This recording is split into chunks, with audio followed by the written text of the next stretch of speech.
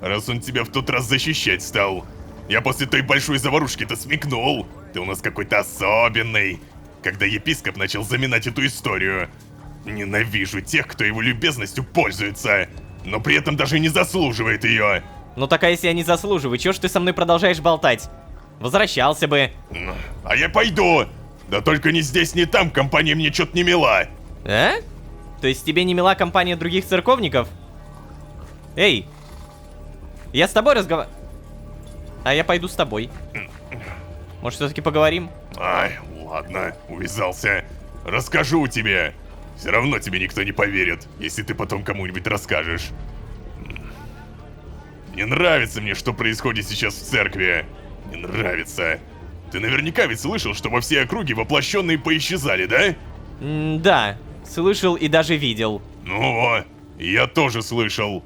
Был недавно на городской стене, вся стража только об этом и говорит. Даже к охотникам ходил, расспрашивал этих. А церковь все молчит и молчит. Ни проповедники ничего не говорят на мессах, ни нам на собраниях ничего также не говорят. Я решил задать этот вопрос Лукию, сейчас. А он на меня так странно посмотрел и говорит: «Ничего такого нет, тебе показалось, наверное. Сейчас дождей давно не было, а воплощенным тоже нужна вода. Они ушли к рекам». А я с охотниками говорил: «Нет никого на реках, нет никого в топях, вообще нигде никого нет». А как может быть такое, чтобы нигде никого не было, а? Куда поисчезали воплощенные? Что это для нас-то значит? Почему, все церковники молчат? Слушай, я знаю, что вас ждет. Чё? Знаешь? Да, я за этим и приходил поговорить с Лукием. Но, кажется, он не тот, за кого я его принял. Так расскажи! Ты мне не поверишь. Расскажи! Я не выдам тебя! Прошу, у меня семья! Если семья в опасности, то... Оу, семья? Что-то тебя это не смущало, когда ты сжигал дом той женщины в переулке? Ну так она же неверная, и... Ай, ладно. Сейчас я, кажется, начинаю что-то понимать и начинаю видеть... ошибки церкви. Ее ложь. Прошу, расскажи мне. А ты у нас, смотрю, необычный парень, да? Возрадуйся, грядет очищение. На город планируется большое нападение. Я не буду тебе ничего рассказывать. Блин, ну на самом деле он мне уже тоже много всякого рассказал, что обычно, не свойственно инквизиторам, на город планируется большое нападение. Нападение? Да, я думаю, армия воплощенных придет с координированной атакой. Не-не-не-не-не, что ты такое говоришь? Это невозможно! Воплощенными никто не может управлять. И куда же тогда они все подевались? Я говорил, что ты мне не поверишь, так что... Ладно. Что же это такое-то? Ладно, я готов к очищению. Я готов, я чувствую это, но черт! Жена, сыночек, они же... Послушай, нам нужно быть готовыми. Всем нужно быть готовыми. Только так мы сможем выжить и дать общий отпор. Помочь друг другу, понимаешь? Понимаешь? А может быть, ты врешь мне? Может быть, ты ошибаешься? Сейчас я говорю тебе просто правду, которую сам знаю. Ладно. В любом случае, лучше быть готовым к тому, чего не будет, чем не быть готовым к тому, что будет. Да, я понял. Я подумаю над твоими словами, еретик. Не... Лол-ложка, зови меня просто Лол-ложка. Хорошо, Лол-ложка. Пожать руку. Да будет так, еретик Лол-ложка. Встретимся позже. Сейчас мне пора. Давай. Кто же мог подумать, что все повернется таким образом? Мне повезло, что инквизитор попался с головой на плечах. И с семьей, которой он так дорожит. Теперь есть хотя бы минимальный шанс, что удастся подготовиться к грядущей атаке. Так, ладно. На самом деле, то, что сказал нам инквизитор в самом начале, это самое важное. Луки сегодня особенно не в духе. Да, то есть, получается, его наша информация с GDH немножечко так подкосила. И я так понимаю, что GDH более чем подозревает епископа Лукия, но при этом также понимает, что в этой истории, опять же, есть кто-то другой, с кем идет общение. Но я тут подумал, раз уже 3 серии подряд говорят о каком-то нападении, то, наверное, вот этот меч надо бы использовать. Так, нам нужна сила 16. А ну-ка. Хотя стоп! А где мне монстров найти? Ну ладно, может быть в лесу Морибор все-таки кто-то остался? Если даже тут никого нет, то это трэш. У меня 3000 спарков, и все, это конец. Ну, то есть, вот эти 3000 спарков, это мои последние спарки, которые мы можем потратить. Тогда, наверное, возвращаемся в сон. Раз уж здесь мне все равно делать нечего, и я пофармить все равно не могу, то тем более переместиться, измерение переместиться. Так, здравствуйте. Блин, как же все-таки они грамотно орудуют моим настроением, моими эмоциями. Я вижу вот эти клинки Мэрк игры Штраклара, и я понимаю, что вот никак не нафармить. 0 монстров. Так, О, Невер. Ты чё это там сидишь? Поговорить? О, Ророшка, я поговорить с тобой хотел. А, да? О чем это? Хотя нет, я уже передумал. Да... Подожди, ты сейчас серьезно? Подожди, ты реально серьезно? У меня тоже этот вопрос в голове. Что? Подожди. Алло! В смысле? Какого черта? Never! У меня такой вопрос. Могу ли я реально как-то с помощью червячка фармить много-много спарков? Вот сейчас у меня есть, по идее, где-то гнилая плоть, да? Так, погоди, у меня была гнилая плоть, я уверен, но... Неужели я ее выкинул? А, ну, кстати, у нас есть тыковка. На! Ну-ка. 300 спарков, хорошо. Вот, кстати, хоть какой-то фарм да есть. Надо не забывать про это. Так, а на мастерской у меня, кстати, вообще что-нибудь по... Ой. Внимание, вам доступен новый рецепт. Метательный нож. А, спасибо. Но я хотел сундуки посмотреть. Здесь ничего не появляется. Ау! Что это было, бляха? А, это пила! Не пугайте меня так. Ничего в этом не понимаю. Это create мод, я... Не шарю за это. Что-то тут, короче, крутится. Но, если, кстати, тут что-то крутится, мы, смотрите, что делаем. Необработанная крупица скинта. Сюда пошел процесс. И мне кажется, нужно заточить вот этот добротный двуручный меч. И на все про все мне нужно примерно, ну, наверное, 16 крупиц. Сейчас вот как раз оно доделается. Ой. А, бумага кончилась. Ладно, 14. Окей, 14, надеюсь, будет достаточно. А, у меня еще 4 здесь. Все, супер. Мне сейчас очень интересно сравнить вот этот меч плюс 3 и вот этот меч, который станет плюс 3. Такс. Бам. Бабам. Ба-ба-бам. Итого у нас тут за каждую силу дается 0,48, а тут за каждую силу 0,83. Тут 47 плюс 8, тут 40, почти 50. Плюс 13. Но при этом здесь прибавится еще, когда мы прокачаем силу до 16, видите? Требования. Так, а вообще у меня какой-то метательный нож открылся, ну-ка. О, прям так просто? Железный слиток и палка? Хочу, попробуем. Так, здравствуйте, палка, здравствуйте, верстак. Объединяем, и вот оно. Урон 10 плюс 12. Улучшается от ловкости. И что, он прям реально метается? Ну-ка. А, у него еще и перезарядка. И можно драться, прикольно. Я думаю, мне надо это сделать, потому что, возможно, кого-то надо будет выцеплять издалека. Типа, знаете, какие-нибудь лучники. Да, их надо будет вот так вот атаковать. Железа надо только побольше. У меня тут переплавлялось, отлично. И, собственно, готовка полным ходом. Знаете, у меня складывается ощущение, что нападение на Эшхолд произойдет... Возможно, уже даже в следующей серии. Монстры явно собраны. Вряд ли они будут тянуть с этим нападением и... Готовимся, ребята. Эти мечи, эти клинки и так далее нам дают не просто так. Ну и, конечно же, не забывайте ставить лайки и подписываться, потому что благодаря всему этому сезоны живут, каналы живут, да и в целом русскоязычная комьюнити продолжает хоть как-то выживать. Да, типа алгоритмы Ютуба сейчас вот последние 2 месяца после замедления Ютуба прям поломались. Поэтому я прям настоятельно...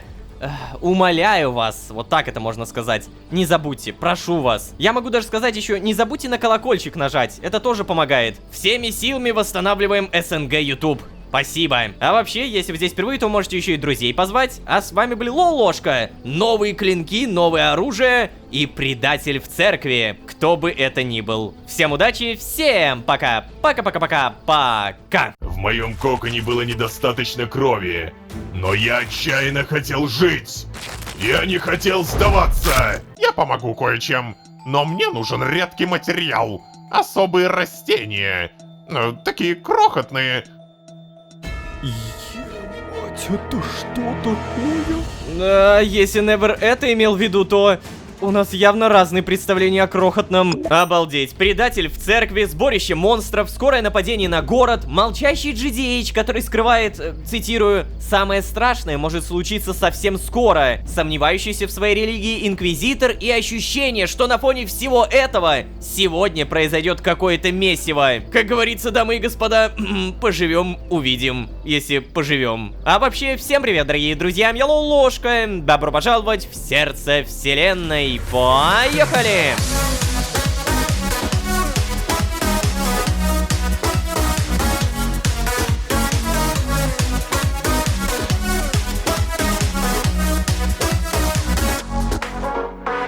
И снова всем привет, дорогие друзья, я Ложка. Добро пожаловать в сердце вселенной, сезон, в котором мы информационно готовы. Да, нам очень четко дали понять, какая-то важная информация о мироходцах, о зарождении искры, скинтах, спарках, да даже о том, почему слабеет GDH и, возможно, Ложка, все это информационно где-то около религии. Мое мнение покажется очевидным, но да, я свято верю, что религия здесь скорее ширма, которая за своими проповедями скрывает достаточно важный кусок истории. Об этом можно думать долго, гадать тоже долго, но о чем точно не нужно гадать, так это клинки Мркгрштраклара. Теперь с предыдущей серии мы можем купить их у Багряника за 100 тысяч спарков. Как же я, черт возьми, хочу их. Но, кстати, мы купили новое оружие, и это добротный двуручный меч. Требование сила 16. У меня пока что сила 13.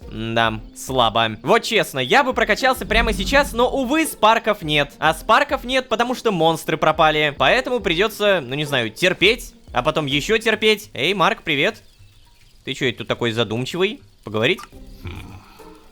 Ложка, вот скажи, ты когда-нибудь задумывался о том, насколько все-таки удивительна наша жизнь? Марк, ты чего это? Все-таки согласился попробовать пойло Беренгария, что ли? Нет, просто сегодня... ладно, я думаю, можно сказать. Ложка, если считать по времени багряников, у меня день рождения. Ого! Марк, получается, это с днем рождения? Знаешь, а ведь это первый раз, когда меня поздравили. Ладно. Мне нужно кое-что сделать в мастерской. Первый раз? Ого, это, блин, не знаю, звучит даже как-то грустно. Ну, типа, я понимаю, что это багряники, у них это не то чтобы, наверное, принято, и он задумался об этом только сейчас, но все-таки первый раз.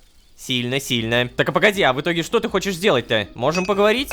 Нет, только торговать. Ой, вот оно. Клинки Мркгрштраклара. Как же я хочу, черт возьми. Поножи мироходца. Мне все, что угодно здесь купить сейчас, это дорого. Потому что денег тупо нет. Я не могу фармить новые. На всякий случай забежим к Неверу. Здесь... О, Гимлин? Так, простите. О, ну не знаю, Гимлин. Птицы гордые. У нас не сохранилась информация о наших ошибках. Ну, хоть в чем-то мы с тобой похожи. В итоге что получается? У нас хранятся подробнейшие записи ваших проступков. Угу. А у нас ваших. Ну, о, смотри-ка. Привет, Ложка. А мы вот, смотри-ка, с Невером пытаемся восстановить историческую справедливость. Я устал, что мы все время ссоримся, блин. Я не привык к такому. Дома должно быть комфортно. Ух ты, дома? Гимлин, рад слышать, что ты считаешь это место домом. Да не, ну не то чтобы, но выбора-то особо нет. Короче, Ророжка, вы сравнивали, что говорится об одних и тех же событиях у нас и у дворфов. Так, и к чему вы пришли? К тому, что наши предки были редкостными говнюками. О, вот это словечки, Невер. Не ожидал от тебя такого. А вообще... так, ну ладно. Я там это печь зажжённую оставил. Пойду, наверное, посмотрю там, не прогорело ли. Давайте, ребятки. Все понял. Да, мне, наверное, надо поговорить. Не понимаю, почему он пришел со мной говорить? Что ему надо от меня? Ты чё, Невер? Он же просто хотел, наверное, поболтать. Ну, подружиться. Нет, он явно что-то затеял. Да? То есть тебе не понравился разговор? Ой, да ладно тебе, Невер, ну не молчи. Тебе не обязательно оставаться таким сердитым и скрытным все время. Еродивый, никогда не говори мне, что делать. Но, наверное, я не против, если этот коротышка заглянет поговорить снова. Ну вот, я рад это слышать, Невер. Кстати, я недавно поговорил с церковниками. О, нет, Рорушка, не надо. Мне не очень интересно слушать пересказы церковных бредней. Да нет, про это я не собирался говорить. Да? А что тогда? Невер, кажется, близится нападение на город. Знаешь, один инквизитор поделился со мной кое-какой информацией и... Нападение, я не удивлен. Этого стоило ждать рано или поздно. Только вот, раз это все-таки началось, то... Ты сам понимаешь. Да, очищение, как они называют, близко. Верно. Но в любом случае, возможно, я уговорил того инквизитора готовиться к обороне города. О, Рорушка, будь с ними осторожен. Церковникам не стоит доверять. Но если тебе действительно удалось найти кого-то, кто прислушался к тебе, какими бы отвратительными они там все не были, поддаваться этому дурацкому пророчеству нельзя. Нет, нельзя. Тебе и твоему дурацкому двойнику тоже нужно быть готовыми. Понятно. Все-то у тебя дурацкое и отвратительное, да? Не надо. Короче, Рорушка, я помогу кое-чем, но мне нужен редкий материал. Ты уже вроде как бывал в топях, да? Одно время мы выращивали там особые растения. Найдешь? Смогу помочь. А ты ведь мне говорил, что любишь растения, точно. Я тебя понял, Невер. Как они выглядели? Такие крохотные, с ярко-голубыми плодами. Сами стебли и листья светло-зеленые, почти белые. Не знаю, выжили ли они после стольких лет, но надеюсь, что да. Так, задание сбора урожая обновлено. Окей. Подожди, а в итоге... Что? Про подготовку к монстрам, я не совсем понял. Я, возможно, уговорил того инквизитора готовиться к обороне города. Да, это правда, он там засомневался, начал думать, окей. А вот то, что мне и дурацкому двойнику нужно быть готовыми, я более чем согласен. Помогу кое-чем, но мне нужен редкий материал. Окей, в итоге что это за материал? О, господи, сколько заданий. Так, вот, сбор урожая. Значит, белые, то есть почти белые растения с голубыми плодами. Я не видел ничего подобного в прошлые свои вылазки. Невер сказал, что может использовать эти растения для какой-то помощи. Попытаться найти точно стоит. Все равно я не смогу сидеть сложа руки. Да? Окей. Так, получается, мне нужно в топе. Невер, поговорим еще. Расширение владений, здесь ничего нового. Здесь тоже, до свидания. Так, на всякий случай, прежде чем куда-то идти, используем сферу желаний. Она придаст мне больше спарков, больше выносливости. И уже после этого телепортируемся в топе. Вообще, на самом деле, топе я не то чтобы осматривал в предыдущий раз. Типа, да, я немного побегал, но это было мало. Окей, переместиться. И, как говорится, здравствуйте. Был бы хоть какой-то путеводитель, типа налево, направо, там какие-то белые цветочки с какими-то зелеными стеблями. Но при этом, если я найду какого-то монстра, с которого пофармлю спарки, я буду более чем доволен.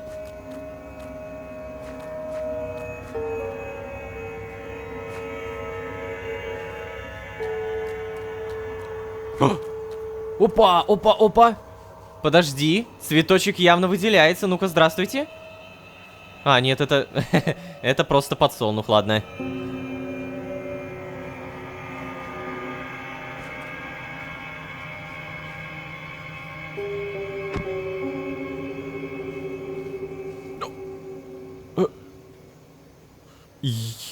Мать, это что такое? Это что, мать его, такое? Погоди, это какая-то деревушка. Если Невер это имел в виду, то у нас явно разные представления о крохотном. По сравнению с этим гигантом, крохотный скорее я.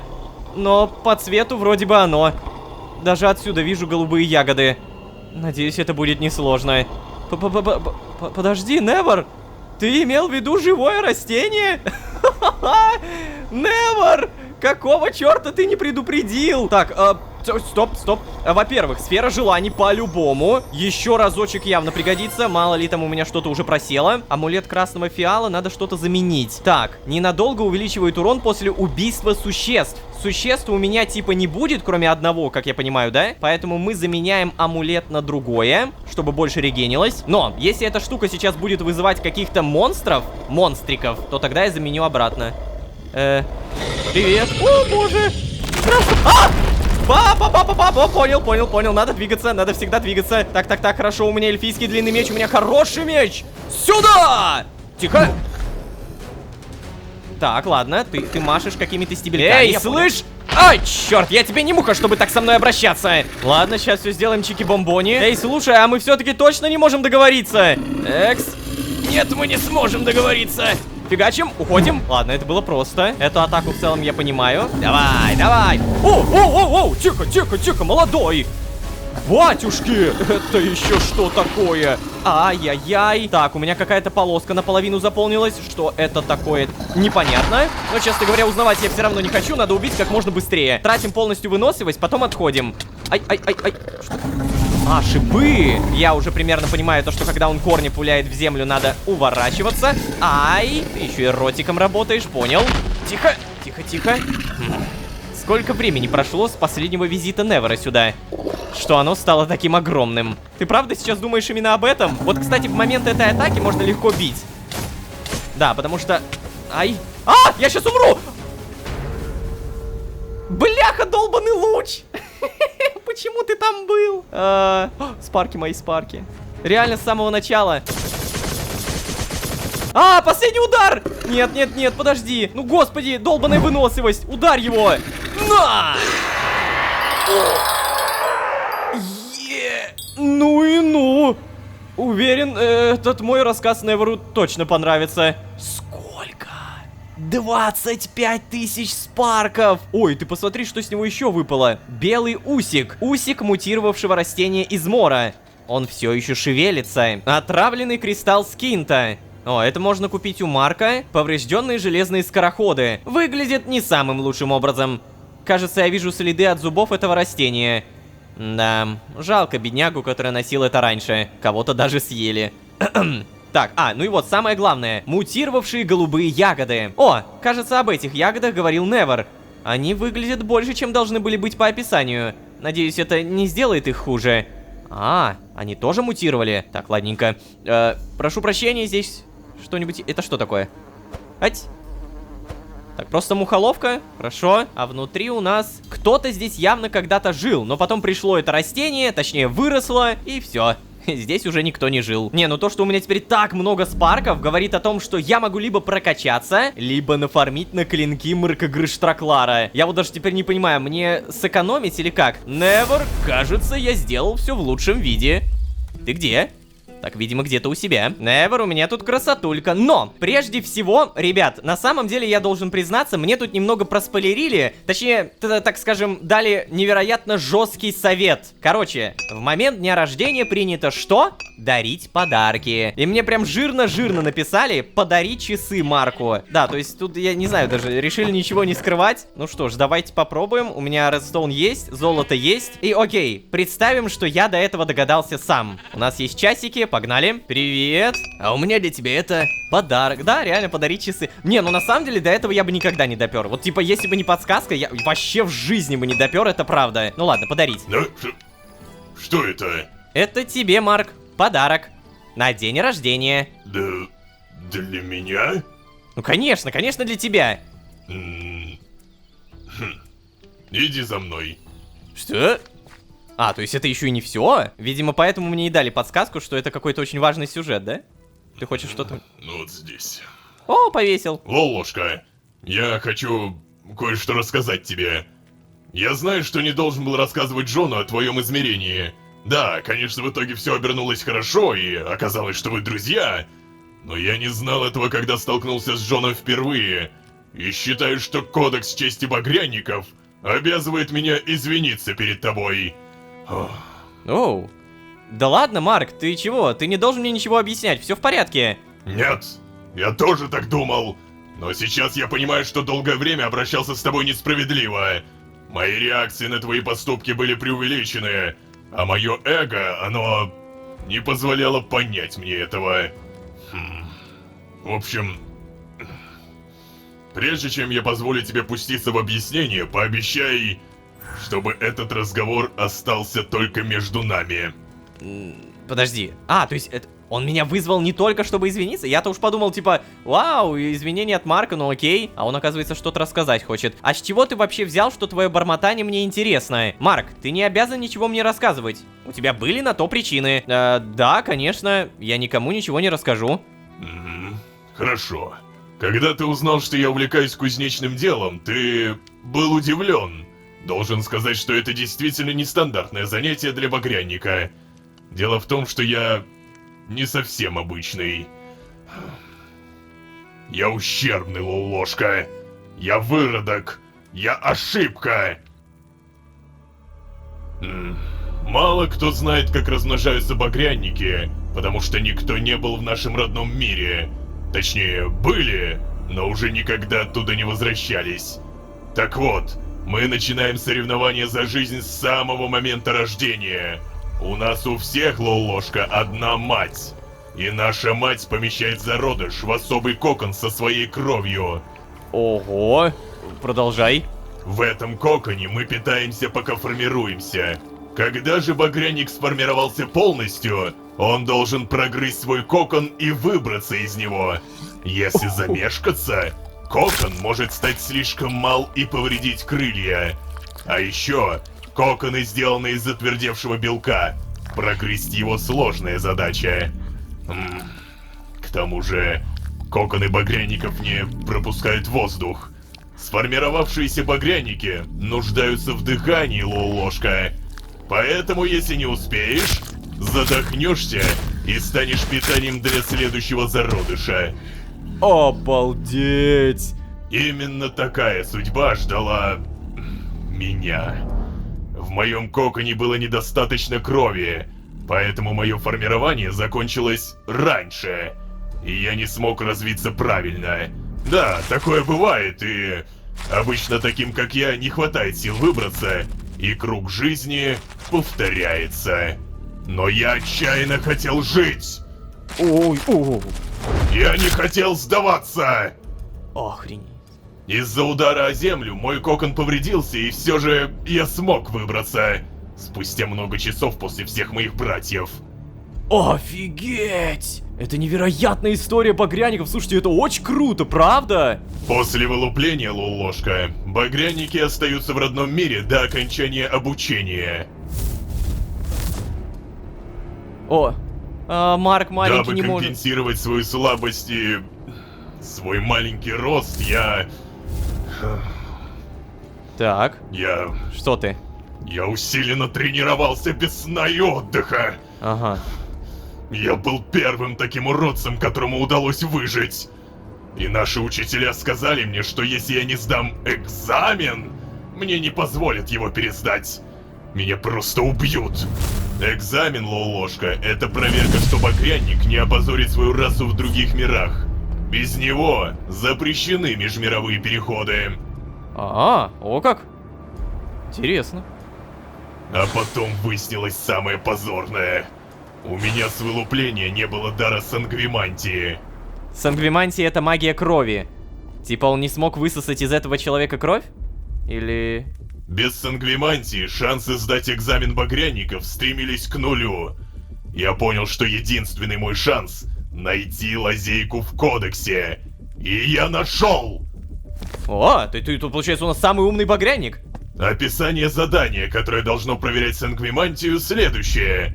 Багряник должен обескровить свою жертву быстрее, чем упадет последняя песчинка в ритуальных часах.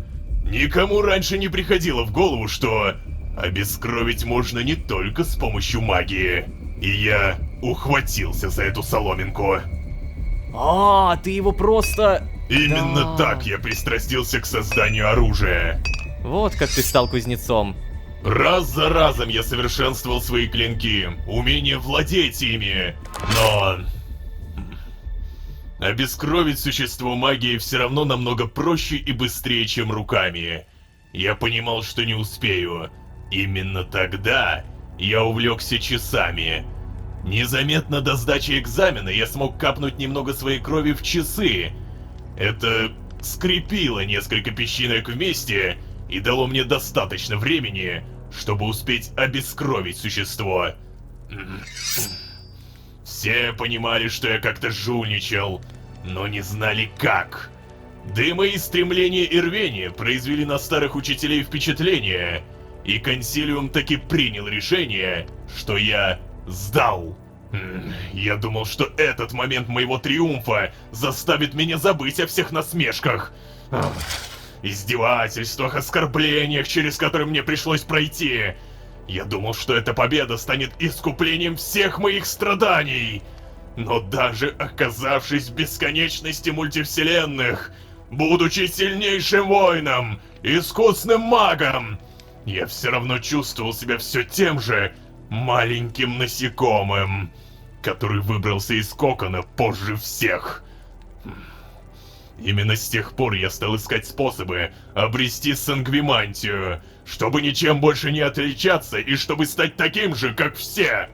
О, сколько бы я ни скитался, сколько бы я ни пытался найти, никто не мог мне помочь. Но я знал, ответ должен быть. Как я и знал, что не умру в коконе и не позволю убить себя после экзамена. И в итоге я нашел этот ответ, Лолошка. Древний ритуал, который привел меня в этот забытый всеми мир. Мир, из которого нельзя уйти. Мир, где есть отец столь сильный, что он может исполнить любое мое желание. Марк, подожди. То есть ты веришь в очищение, потому что считаешь, что оно... Именно, Лолошка. Мои усилия, моя праведность и верность позволят наконец-то получить магию крови. Да, но ты же должен понимать, что большинство религий построены на надежде, которые почти никогда не сбываются. Нет, молчи! Здесь все не так! Путь сюда был слишком сложным. Жизнь здесь слишком полна лишений, чтобы все это оказалось зря. Но в любом случае Джон понял, что я не обладаю сангвимантией практически сразу, и стал угрожать мне. Жизнь багряника Лолошка с момента вылупления — это борьба, постоянное соревнование и постоянный конфликт. В этом плане я, наверное, самый истинный багряник из всех. Знаешь, я ведь раньше никогда не сталкивался с концепцией дружеского соседства. В наших сотах, где мы росли, всегда нужно было следить, чтобы тебя не убили. И я никогда ни с кем не общался просто... так. Ты был первым, кто дал мне это. Я не хотел, чтобы Джон рассказал тебе о моей слабости, и чтобы ты разочаровался во мне. Впервые я почувствовал, что я сильнее с кем-то, нежели в одиночестве. Ага. Подожди, то есть ты подумал, что я засмею тебя? Не, на самом деле, вот чисто моя такая зрительская симпатия, я считаю, что вот топ-1 по силе это скорее GDH, а на втором месте скорее Марк. Потому что, ну, из него как-то, не знаю, пылает эта сила, причем буквально пылает. Ты был прав, что не рассказывал мне. Твое нытье даже хуже, чем стенание Невера. Марк, я и сам уже догадался. Просто ждал, когда ты мне расскажешь. Спасибо. Эй, Марк, ты чего? Как я могу считать тебя слабее, когда ты столько всего преодолел? Там, где другим доставалось легко, ты выгрызал свои успехи. Ты намного сильнее своих братьев. О, я никогда не пойму, как ты можешь так рассуждать. Мои слабости, Лолошка, не делают меня сильнее. Это противоречит банальной логике. Да, но все же я благодарен тебе за поддержку. И за то, что открываешь для меня новые виды взаимодействия. Ну и, конечно же, за часы. Это прекрасный подарок. Спасибо. Не забывай, ты пообещал, что эта история останется только между нами. А теперь я таки займусь своими клинками. Ага. Ха-ха-ха!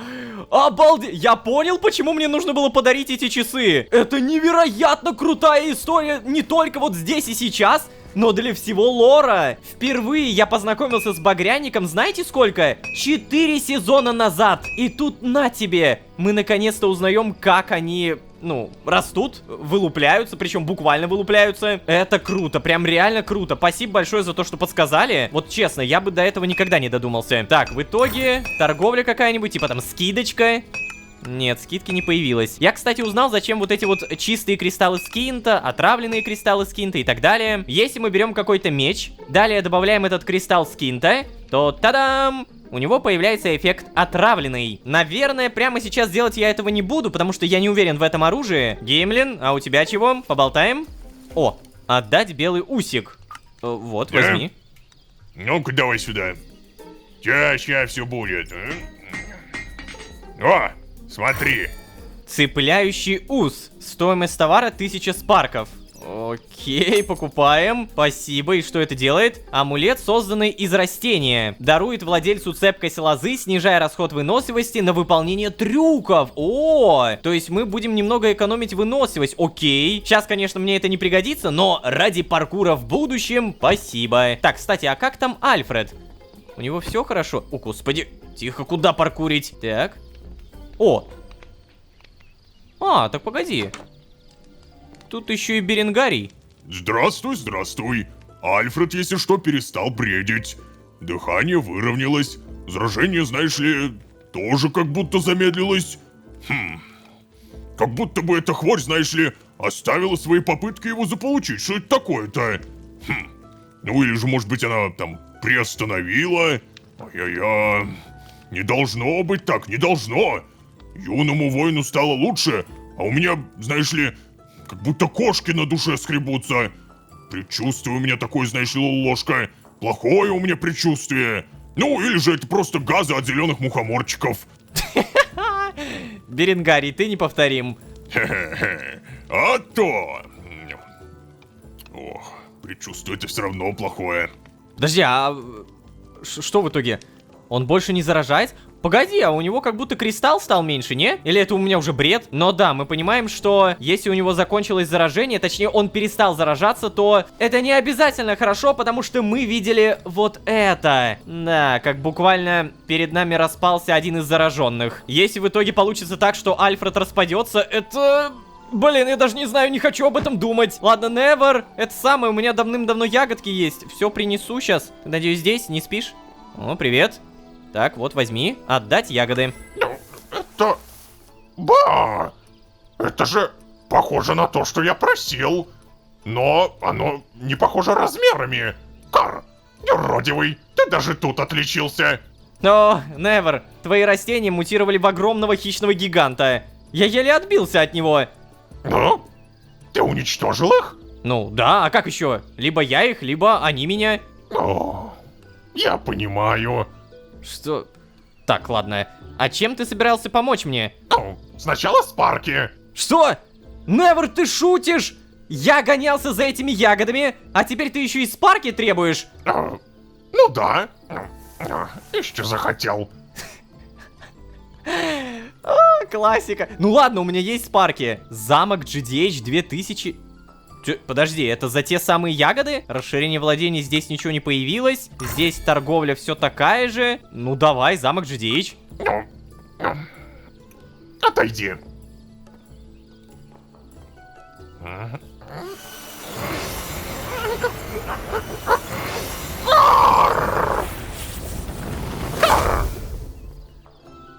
Так.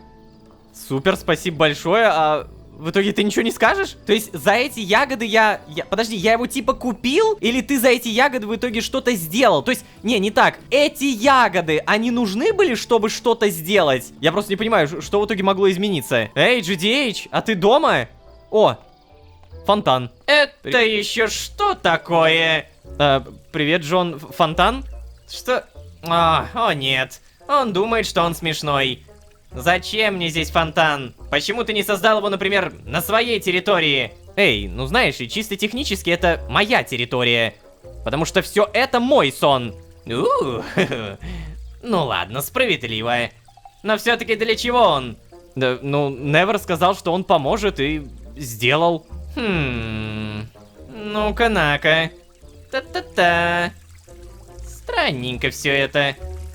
Что, водичка? Что? Кажется, я понял.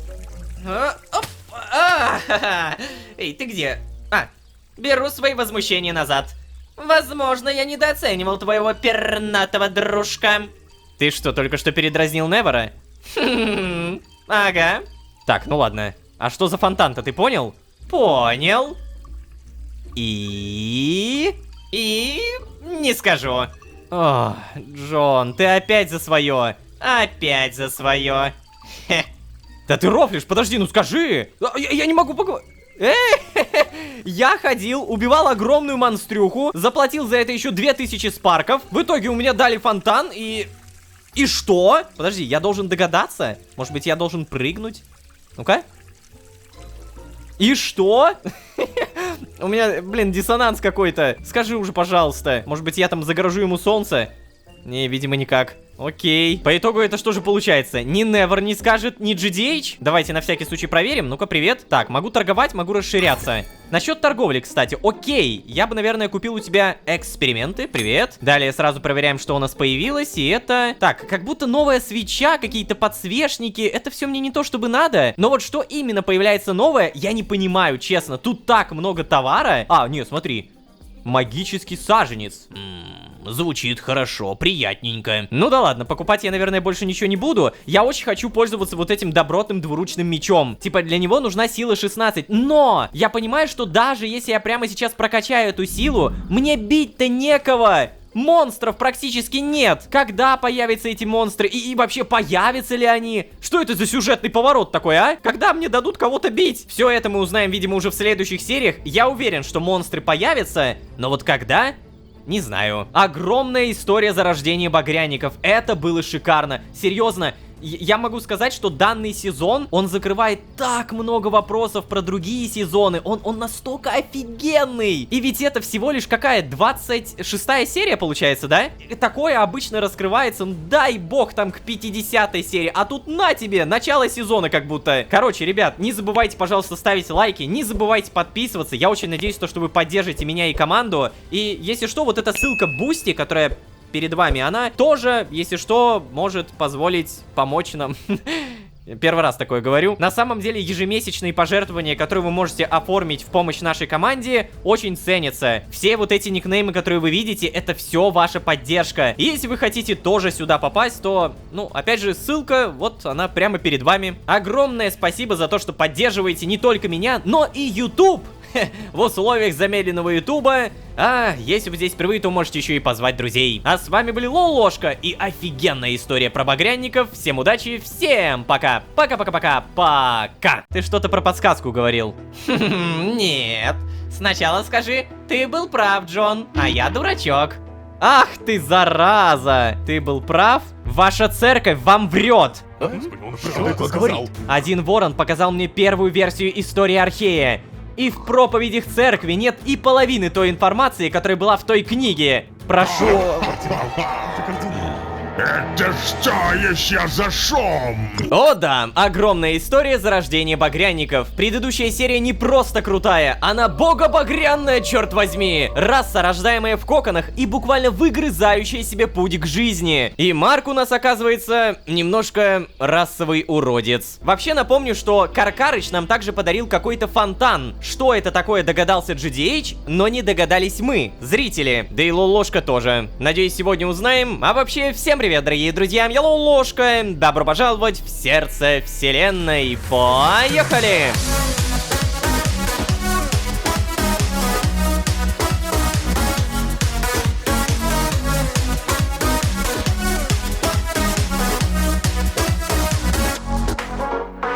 И снова всем привет, дорогие друзья, я Лолошка. Добро пожаловать в сердце вселенной, сезон, в котором все хорошо. Багряник, который делится своей историей, Невер, который дарит непонятный фонтан, способный чем-то там якобы помочь, и даже Альфред, у которого спадает жар и заражение неожиданно замедляется. Казалось бы, круто, но алхимик Беренгарий говорит, что у него от этого замедленного заражения какое-то нехорошее предчувствие. И честно признаться, я ему верю. Мы уже видели, что происходит с существами, которые полностью достигают пика заражения. Они испаряются. Так, сразу, заранее немного инвентарь почистили. И прямо сейчас я вижу, как Невер и GDH о чем-то болтают. Это надо, кстати, узнать, как продвигаются дела у того Инквизитора.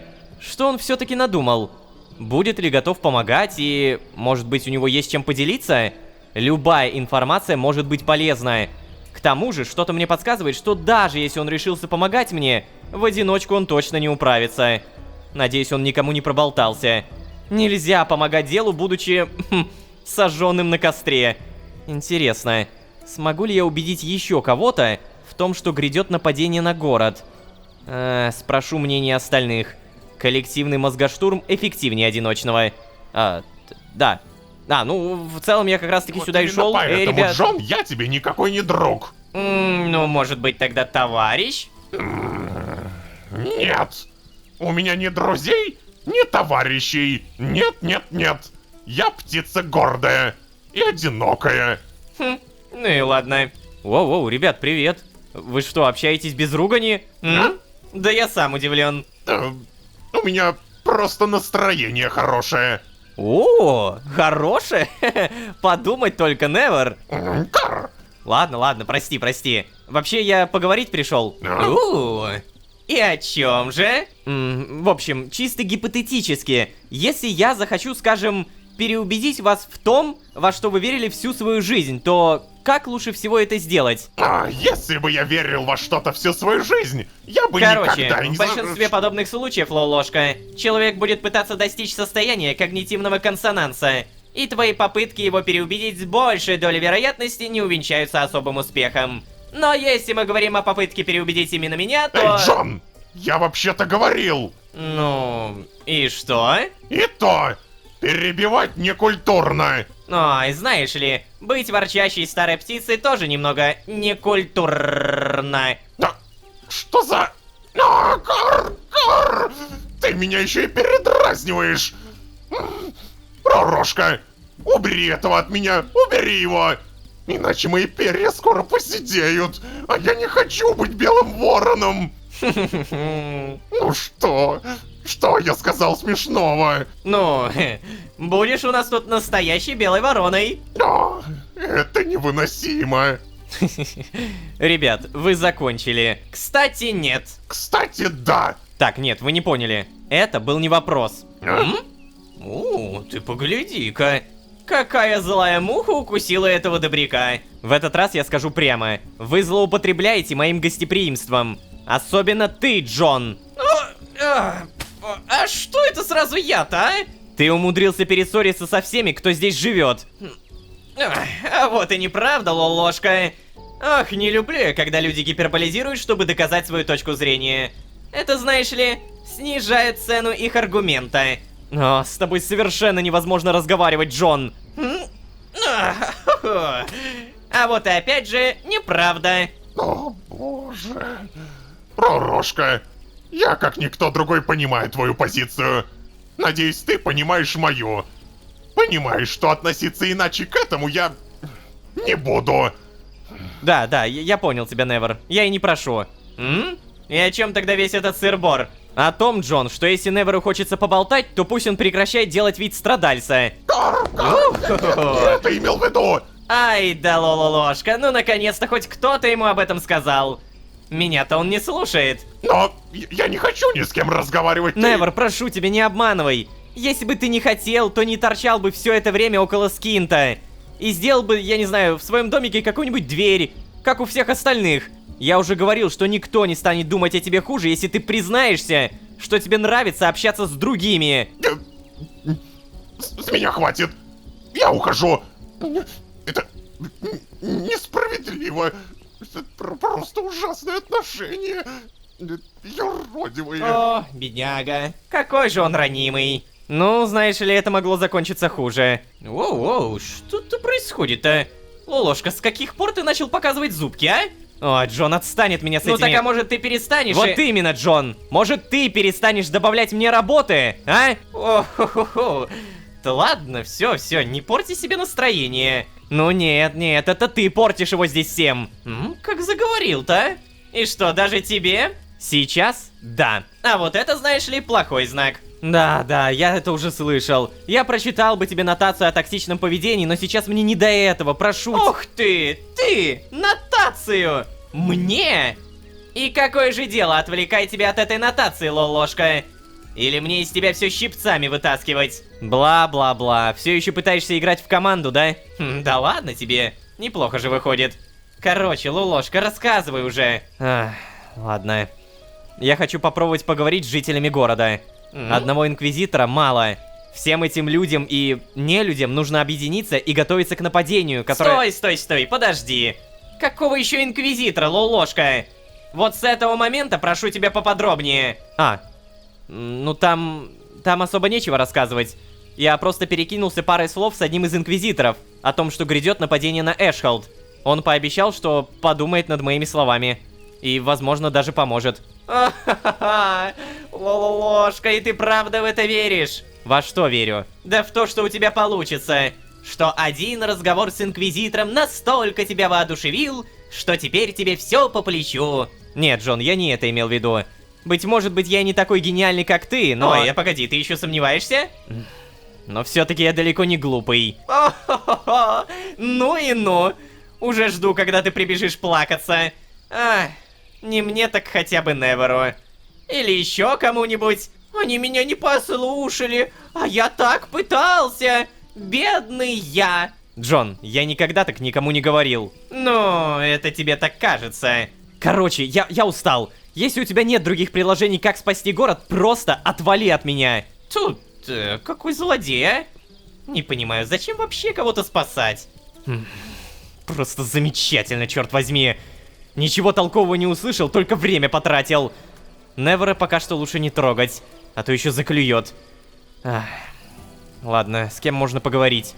Так, слушайте, у меня такое ощущение, что какой-то Лолошка нервный становится, когда рядом Джон. Вот это прям ощущается. Так, давайте, допустим, с Багряником. О, поговорить? Я сейчас не в настроении. Мне нужно подумать о своем. Поговорим позже, Лолошка. Ага. И о чем же ты, интересно, думаешь? Еще. Вот кто-кто, а Марк, он бы мог помочь с моим вопросом. Но доставать его сейчас точно не лучшее решение. Так, ладно, я понял. У него в целом торговля все такая же, скидок никаких не появилось. Немножко обидно, конечно. Но, да, с предыдущей серии, когда Багряник со мной поделился, и я его за это не осудил. Ну, то есть, я не осудил его за то, что он, скажем так, неправильный Багряник. Видимо, после этого у него появилось некое переосмысление. Геймлин, у тебя как оно? Поговорить? Что? О, Лолошка, здорово! Привет. Стукнуть кулачком. Вот это по-нашенски. Ты чё, по делу какому-нибудь или так заскочить? Да, на самом деле по делу, Гимлин. Ну, давай, рассказывай. Спасибо. Слушай, вот чисто гипотетически, Гимлин, предположим, тебя кто-то пытается переубедить в чем-то, во что ты всю жизнь веришь. Как бы это можно было сделать, а? Странно, ну, слушай, смотря в чем переубеждать. Если ты мне начнешь какие-то сказки рассказывать, что, там, не знаю, например, трава голубая, а вода какая-нибудь черная, то, ну, ясен-красен, я тебе не поверю. Даже если ты будешь очень убедительным. А ежели мы про, ну, не знаю, что-нибудь такое спорное, то тут все от аргументов зависит твоих и слов правильных. Ты сам знаешь, ко всем свой подход нужен. Ребенку нужно объяснять все детскими словечками, а если ты ко взрослому с такой манерой ты подойдешь, он тебе сразу в шею прогонит. Слушать не станет, так еще и оскорбится. Это справедливо, Гимлин. Хотя и очевидно. Ладно, спасибо. Да не за что. Вообще, спасибо, это действительно очевидные слова, но мне это все равно помогает. Знаете почему? Мне нужно правильно подбирать слова. А так как в этом сезоне есть выбор, ну, в любом сезоне есть выбор, когда у нас вот просто есть какой-то диалог, и мы выбираем среди нужных слов, скорее всего, здесь мне нужно будет прям четко выбирать какие-то вещи. Меня, скажем так, подготавливают. Так, я, наверное, не пойду к Беренгарию, он не самый лучший советчик, но вот проведать Альфреда стоит. Ну, да, ладно. Беренгарий, чё, как оно? Поговорить? О, здравствуй. Я вот не отхожу от него почти. Боюсь чего пропустить. Спасибо тебе, Беренгарий. Ты правда делаешь многое. Да что уж ты, мне не сложно. Мои травки, конечно, совсем не могут его излечить, но буду делать все возможное. Да, спасибо еще раз. Ты только не перенапрягайся. Не хватало нам еще одного заболевшего. Да ты ж чего, не переживай, Лолошка. Я в полном порядке, правда. И отдыхать тоже успеваю. Да и чего тут работать-то? Сижу просто вот, наблюдаю. никакого переутомления. Ой, сижу. Да, надеюсь, Альфреду станет получше. Если бы я только знал о заражении больше. Одно можно сказать точно. Если у меня не выйдет переубедить горожан, таких пострадавших, как Альфред, станет куда больше. Нельзя этого допустить. Нельзя. Задание «Спасти утопающего» обновлено. Так, а ну-ка, давай-ка сразу прочитаем. Боюсь, одного разговора с Инквизитором было недостаточно. Я уже выяснил, что пропавшие монстры не более чем затишье перед бурей. Надо поторопиться и подготовить как можно больше людей к... битве? Обороне? А если обороне, то как обороняться-то? Так, ладно, стратегия потом. Сейчас главное достучаться до горожан. Так, найти способ донести правду. Ну, чё, Лолошка в целом может. Он всегда доносит правду. Он такой молодец, красавчик. Но перед этим я забыл по тыковке ударить. Сейчас быстренько это сделаем. Здравствуйте. Опа! Сюда, немножечко дали спарков, спасибо. Ну и, кстати, заранее руду заберем. Приветствуем. Здесь прокопаем. Уберем. И, скорее всего, в Эшхолд пойдем. О, погоди, желание. Новенькое что-нибудь появилось? Нет, все то же самое, повышение уровня. Я чисто теоретически, если сегодня найду монстров, если кого-то найду, то есть с кого можно будет фармить спарки, прокачаю силу до 16. Сколько? То есть, погоди, с 18 уровня по 19 стоит уже 2700, потом 2900, и потом 3200. Обалдеть, с каждым разом реально так дорого и дорого. Ну, как говорится, мы еще успеем, это правда. Где тут у нас Эшхолд? Переместиться. И вновь здравствуйте. Так, ну давайте думать, догадать, с кем бы нам поболтать. Горожане, кто-нибудь. О, девушка. Вы что, смелая самая здесь? Одна единственная стоит. Чего тебе? Здравствуйте, я хотел узнать, Я что... занята. Иди отсюда. Давай, проваливай. Ага. Так. Что-то как-то не получилось, как будто переубедить. Может быть, кто-нибудь еще? О, погоди, стоп, я знаю. Помните кузнец, которому мы помогли? Там дворф. Эй, кузнец? Кузнец? Так, здесь не пройти. Нет, кузнеца никакого нет. Стоп, а это кто? Крыса! Что за... Воу! Чумная крыса, у нее маска чумы. Я уже заметил то, что в этом сезоне постоянно везде разбросаны крысы. Я прям четко понимаю, что это не просто так. Одна крыса здесь, другая крыса на площади. Давай, кстати, мы сейчас даже это узнаем. Мы туда подойдем и проверим. Эй, крыса, ты все еще там сидишь?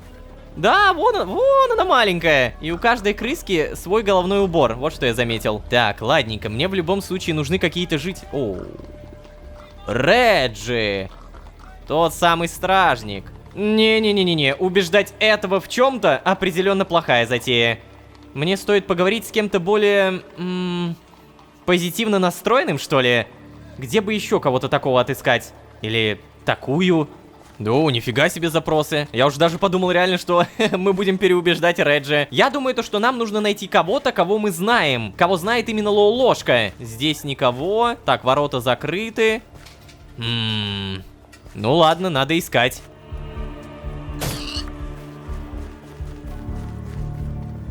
Опа-на! Здравствуйте. А это тот самый инквизитор, который поверил нам, да? Привет. Ну с этим я уже разговаривал. Хотя вдруг он мне что-то посоветует. А вот это действительно правда. Может быть и посоветует. Поговорить? Снова ты? Ты чего-то хотел? Да, поговорить. Ты подумал над моими словами? Ой, да, подумал. Так, и как оно? Ну, ты же помнишь, что я тебе в прошлый раз рассказывал? Все стало только страшнее. Я не знаю, нужны ли тебе подробности, но... думаю, не нужны. Главное, что я принял решение довериться тебе. О, это радует. И как продвигается подготовка к нападению? Да, чё тут, не могу сказать, что успешно. Искать тех, кто сомневается в церкви, как-то, знаешь ли, тяжеловато. Ой. Жители почти не высовываются из домов. Заметил, как пусто стало, а? Ну знаешь, в Эшелде как будто всегда было пусто. Это правда. Но теперь еще хуже стало. За любой косой взгляд же казнить могут. Вот и боятся все. А деяний моих боятся. Меня как видят, что я поговорить к ним иду, сразу как-то, ретировываются. Короче, сбегают они. А если кто и остается на разговор, так это те, кто считает, что им бояться нечего. А с такими особенно осторожными надо быть. Ежели не то сам ляпну, первым сожгут на всеобщую потеху. Ой. Вот если бы кто за меня выступил перед людьми, а я бы там, не знаю, народ собрал, было бы как-то попроще. О, погоди, точно! То есть хочешь сказать, что ты справишься? Да с чем? Ну, сбором людей. Ты же сам сказал, тебя пугаются. Ну да, сказал. Ну тогда давай, иди, собирай. Если что, буду говорить я. В случае чего смогу убежать. Только на всякий случай, семье своей скажи в хижине охотников быть, за стеной. Чтобы если все будет плохо и на тебя подозрение падет, им ничего не угрожало. Монстров там сейчас нет, так что безопаснее скорее там, нежели в городе. Ну хорошо. Годрик. О, твое имя Годрик, пожать руку. Знаешь, это немного странно. Что странно? Да просто столько раз пересекались ведь, а нормально так и не представился тебе. Так, короче, будь на главной площади через... Киав. Киав. Я забыл, Итак, подведем итоги. Разговор с Джоном, ничего дельного. Разговор с Гимлином, тоже ничего дельного. С Невером и с Марком я вовсе ничего не обсудил. А разговор с Годриком... Не то, чтобы он дал мне какую-то информацию, или что-то конкретное, за что можно зацепиться, зато он мне дал шанс донести хотя бы часть правды. Не знаю, поверят ли мне, но попытка лучше бездействия. Жаль только, что я далеко не такой специалист в ораторском искусстве, как хотелось бы.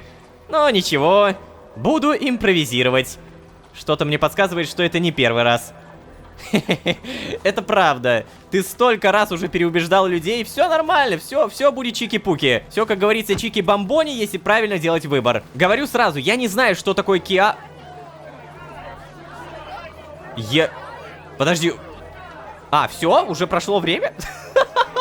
Я думал, что надо было, типа, очень много подождать. А сколько Киав, ребят, сколько длится Киав? Я сейчас специально пересмотрю серию, погодите. Киав 14 минут. Вот что нам говорил Джон. Ребятушки, я оратор. Я поболтать пришел, собственно. Здравствуйте, здравствуйте. Приветствую. Так, мне, наверное, инквизитор нужен, да? О, вон он. Инквизитор. Поговорить? Ну что, готов? Да, конечно. Как говорится, буду начинать. Мне нужно еще немного времени. Знаешь, я передумал. Ну да, буду начинать. Ну начинаем тогда.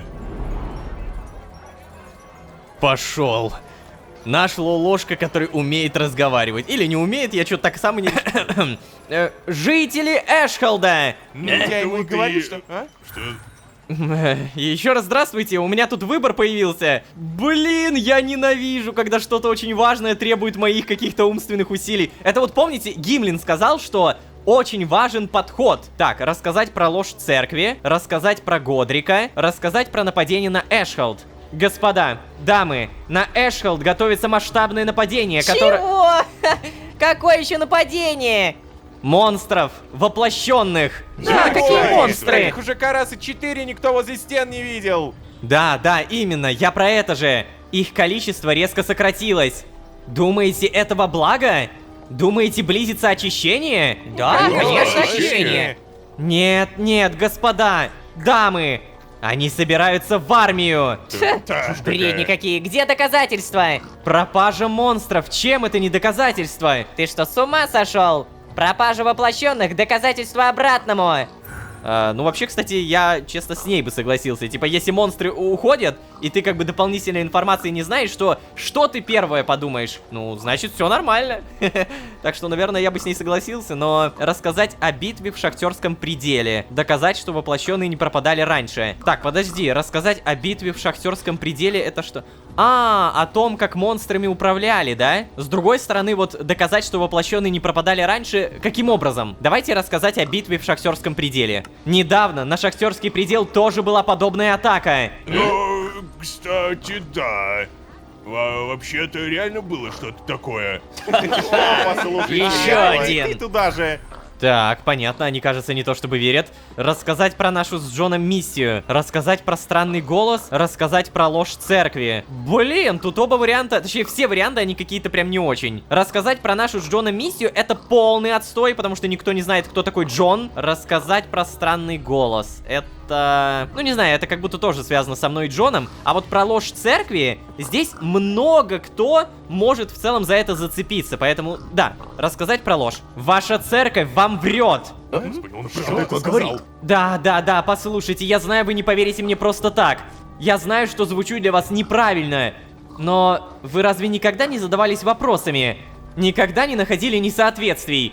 История церкви по-настоящему огромна. Но знали ли вы, что то, что вы зовете воплощением, на деле заражение? Мутация, осквернение. Синонимов придумать можно много. Все с чего-то начинается. Начиналась и церковь. Что? Но церковь была всегда. Не верю. Нет, это ложь. Ложь, которую вам умело преподнесли. То, что вы зовете скинтом, на деле его зараженная версия. Неправильная, нечистая. Посмотрите на зараженных. Выглядят ли они счастливыми, а? Выглядят ли они радостными? Да нет, конечно. Мой друг прямо сейчас мучается на моих глазах. Заражение меняет его, убивает в нем личность. Разве таким должно быть очищение? Разве стали бы воплощенные бездумно нападать на всех вокруг, если бы были счастливы? Кстати, В этом что-то дело есть. говорит. Да, друзья, я видел подлинную историю. Один ворон показал мне первую версию истории Архея. И в проповедях церкви нет и половины той информации, которая была в той книге. Прошу. Это что еще за шум? Я не говорил ничего смешного, кардинал. Я не с тебя смеюсь, еретик. Я с вас всех. Неужели слова этого еретика действительно заставили вас задуматься? Как вы могли позволить себе усомниться в церкви и в наших догмах? Но в его словах была логика. Молчать! Ну разве вы этого не видите? Посмотрите, этот чужак появился здесь совсем недавно.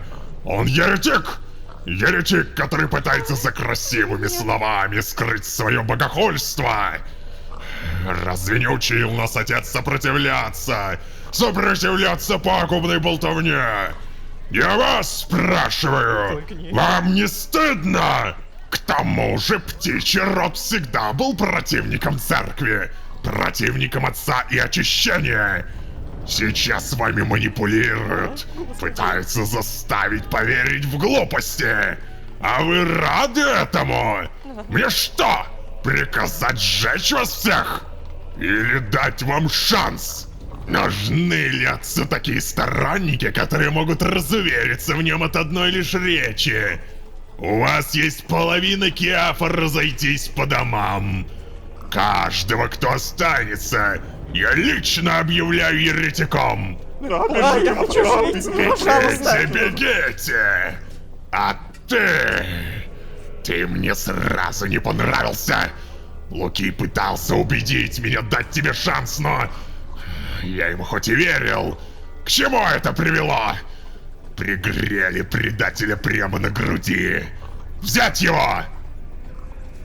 Ой, Лолошка, беги, ты же можешь, да? У тебя же кристальчик, я правильно понимаю? Подожди, куда ты?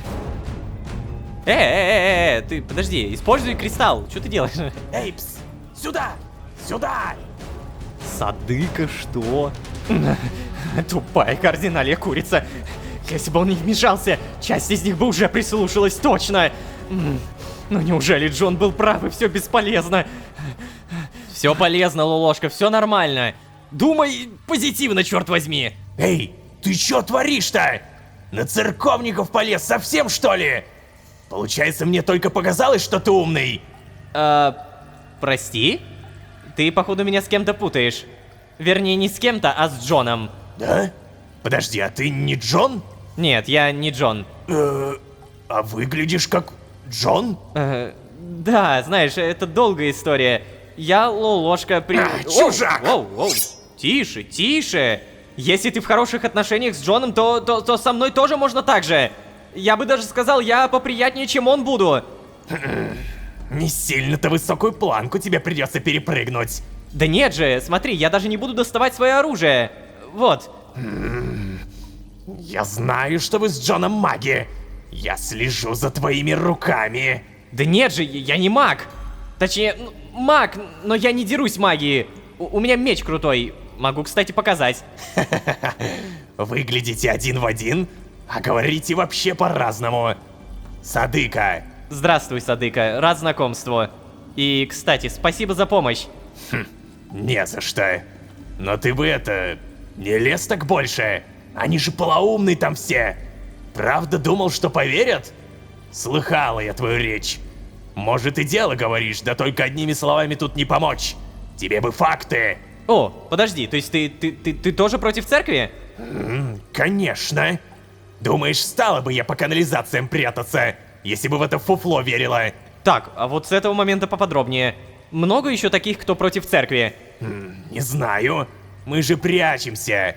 Нет у нас возможности на лбу себе написать «Я против церкви». А вы? Да. Многие только делают вид, что верят, а дома между собой обсуждают. Кто-то ведь даже на проповеди их ходит. Как таких вычислить, а? Ну, знакомство все равно есть, конечно. Я знаю нескольких. А эти несколько знают еще нескольких. И так далее. А ведь тех, кто уже настроен против церкви, убедить будет явно проще. Я не опущу руки, пока есть хоть Эй, ты какая-то чего надежда. Слушай, да, прости, у меня к тебе есть кое-какая просьба. Какая просьба? Еще нормально не познакомились? А ты уже с просьбами обращаешься? Да, я просто не успел толком рассказать на площади. На город готовится нападение. Не спрашивай, откуда я это знаю, прошу. Я хочу защитить жителей, иначе город падет. Ты можешь собрать всех, кого знаешь? Я не очень хороший переговорщик, но попробую. Если что, попрошу Саймана. Саймана? Друг мой. Эшхелд мой родной город. И пусть я сейчас живу в канализации, он мне дорог. Я расскажу всем, кого знаю, что планируется нападение. Скажу быть готовыми. Так и быть, попробую выполнить твою просьбу, но на многое не рассчитывай. Ладно, хорошо. Хотя бы так. Спасибо тебе. А когда нападение-то хотя бы будет? Вот этого я не знаю. Знаю только то, что скоро. Так я и думала. Передавай привет Джону. А вообще ты действительно приятнее в общении, чем он. Хе-хе-хе. Хоть и глупее, раз полез толкать речи против церкви на площади. Бывай. Ага. Блин, круто! Я рад, что Джон очень похож на меня. Это, наверное, тот самый момент, когда это меня скорее прям жестко выручило. Так, в итоге я могу наконец-то теперь как Лоу-ложка здесь бывать, да? Не поговорим. А Сайман, что насчет Саймана? Напомню, Сайман это тот самый... как это сказать, контрабандист, который продает какие-то вещи. Получается, мы знаем, что есть те, кто не верят церкви. Но это, знаете, это было очевидно. Типа, это... До этого только самый глупый человек в мире мог не догадаться. По-любому есть те, кто не верят. И мне сейчас как раз-таки эти люди нужны, потому что на них, скорее всего, не подействует вот этот вот выкрик кардинала. Типа, а ну все по домам, разбегайтесь. Так, ладно, наверное, надо вернуться, потому что подниматься в город я явно не хочу. И... Здравствуйте. Так, меня никто не ждет? Ух ты. Меня... Правда, никто не ждет. Окей. Обычно с кем-то можно было бы сразу поговорить. Так, Гимлин там что-то мастерит. Здесь у нас действительно наблюдение. Ничего нового не появилось. Ладно. Вопрос. Могу ли я обсудить свою вылазку с Джоном? О, привет, Жидеич. Да, привет. Ну как оно? Получилось? А тебе какая разница? А я говорил. Не вышло, да? Ладно. Не всем же быть такими умными, как я, верно? Хочешь подсказочку дам? Джон, не будь таким самоуверенным. Кто тебе сказал, что у меня ничего не получилось? Не понял? А что, я не прав? Садыка передавала тебе привет. То есть это твоя команда по спасению Эшхелда, да? Да за спиной этой девчонки старик Сайман, который всю битву проспит. Да мальчишка на побегушках. С такой армией ты точно всех разгромишь, будь уверен. Ах, ладно. Ты что-то про подсказку говорил. Нет. Сначала скажи, ты был прав, Джон, а я дурачок. Ты что, надо мной издеваешься сейчас? Ну нет, конечно, что ты. Лучший способ запомнить какую-то информацию — произнести ее вслух. Я тебя обучаю, Лолошка. Ну же, говори. Ах ты, зараза! Ты был прав, Джон, а я дурачок. Ну ты тварь. Ну ничего, тебе это еще аукнется. Ладно, подсказку можно. Ты был прав, Джон, а я дурачок. Тварь. Все так. Подсказка, Джон. Да-да-да, точно. Как и обещал, да. Давай. У тебя есть живое доказательство того, что их вера — сказки. Все. Попробуй поговорить с ним, когда он будет в хорошем настроении. Если вытащишь его и дашь рассказать свою историю, то может быть, только может быть, тебе поверят. Но опять же, я ничего не гарантирую. Удачи. Кстати, вот вроде мое приключение не было абсолютным провалом, но Джон, он заставляет меня чувствовать, как будто было. Чувствую себя очень злым. Ой, как же меня бесит эти никчемные глупые горожане. Какие же они ведомые и запуганные. Ладно, надо отвлечься и отдохнуть. Угу. То есть все-таки Лолошка это действительно злит. Я знаете, что заметил? То есть это уже не первая серия такая, но Лолошка, когда рядом с Джоном, вот заметьте, только тогда, когда рядом с Джоном, он злой. У меня начинает складываться ощущение, что это не просто так, и это как-то будет обыграно сюжетом. Давайте так, я в это уже начинаю свято верить, потому что это начинает показывать слишком интенсивно. Я понимаю, что у Джона тоже все не просто так. Джон тоже бесится, потому что когда мы играем за него, он тоже злой. Потому что, во-первых, он тоже многое не понимает, но делает вид, что понимает, и типа отыгрывается на Лолошке, и при этом, напомню, он все еще теряет силы. Следовательно, Джон скрывает, что злой, Лолошка, ну, он как бы тоже скрывает, потому что это его мысли, тоже отыгрывается на Джоне. Оба злятся друг на друга.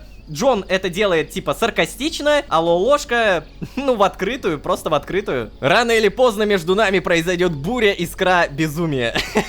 Иначе у меня нет объяснения. Ай, так, короче, он явно говорил про Невера. Типа, если Невер расскажет свою историю о том, как он был воплощенным и развоплотился, то, возможно, мне поверят. Мне, кстати, знаете, что интересно проверить? Помните, я сказал Инквизитору, чтобы он всю свою семью взял в хижину охотников. Насколько проработана деталь? Могу ли я чисто прийти и такой увидеть здесь какую-нибудь семейку? Я сразу об этом подумал. И в итоге... Реально. Прикольно. Я, честно говоря, я думал, что я никого не увижу. Ой. Простите, простите. Подожди, если я снова подойду... Прошу, не убивайте. Прости, ладно. До свидания, видимо. Не буду вас беспокоить, сидите. Короче, мне дали кое-какую подсказку про монстров. Типа, да, они где-то собираются, но при всем при этом еще не все собраны. Ну, типа с намеком на то, что каких-то монстров я все равно еще могу найти. Я помню, вот здесь была толпа. Ну-ка. И... толпа, пожалуйста. Нет. Поэтому, скорее всего, пока что довольствуемся вот этим. 22 тысячи. Тратить их на уровень я пока не буду. Мало ли что-то надо будет купить сюжетное. Я, как бы, не дурачок брать и тратить все подчистую. Но напомню, мне надо поговорить с Невером. Надо как-то вызволить его отсюда. Впервые, начиная с первой серии, а это уже 27-я серия, Невер выйдет из этого сонного измерения. Обалдеть. По крайней мере, я сам на это надеюсь. Может быть и не выйдет, но мы попробуем уговорить. Точно так же, как не забуду уговорить вас подписаться и поставить лайк. Пожалуйста, не забывайте то, что все ваши клики на лайки, подписки, колокольчики, комментарии, все это позволяет постепенно восстанавливать алгоритмы Ютуба. Я очень часто говорю про эти алгоритмы, но это правда. Любой ютубер, который видит эту самую статистику у себя, подтвердит.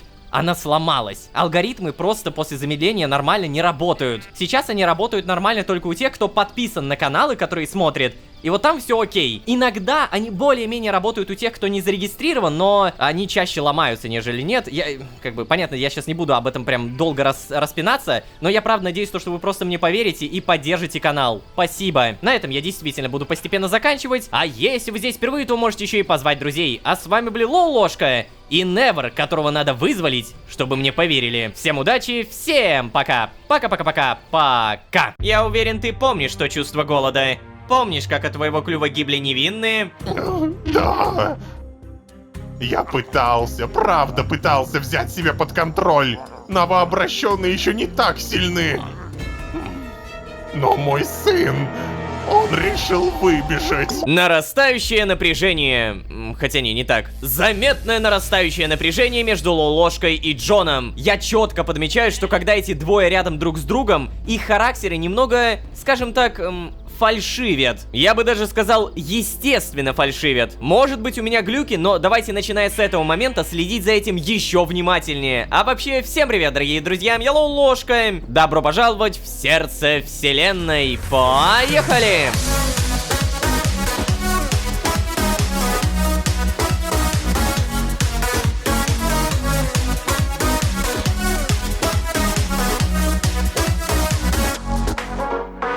И снова всем привет, дорогие друзья, я Лолошка. Добро пожаловать в сердце вселенной, сезон, в котором мы ссоримся. Да, ссоры между Лолошкой и Джоном становятся все заметнее и заметнее. Они явно взяты не из воздуха, но сейчас мы за этим можем что? Только наблюдать. Так и самое главное, что в предыдущей серии мы наконец-то совершили попытку собрать людей города и рассказать про церковь, про нападение монстров и даже немного про историю зарождения Скинта. Увы, привлечь людей не получилось, но зато Лолошка наконец-то познакомился с подпольем. Ощущение, что с этими ребятами будет попроще. Также напомню, мы немного подумали и поняли, Невера надо привести к людям, чтобы он рассказал про свое заражение и про восстановление. Так будет явно лучше. Эй, Невер, я надеюсь, ты как обычно где-нибудь здесь? Я не понимаю, откуда во мне столько непонятной энергии. Я не понимаю, куда ее деть. А еще эта энергия, она превращается во что-то похожее на злость. Хотя нет, скорее раздражение. Я начинаю срываться на других. Зачем-то наговорил всякого Неверу. Подожди, что? Неверу? Он сказал, помните, если Неверу хочется поболтать, то пусть он прекращает делать вид страдальца. Ну да, это было жестко. Продолжай, Лолошка. Я, конечно, ему нигде не соврал, сказал правдивые вещи, но, кажется, мои слова его немного задели. А мне еще надо как-то убедить его пойти со мной в Эшхолд. Интересно, он умеет пользоваться путеводным скинтом? Ну вот как раз мы сейчас это и узнаем. Эй, Невер, спишь, да? Поговорить? Невер?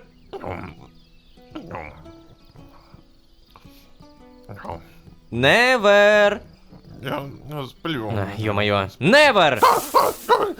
Что? Лолошка? За что мне эти мучения?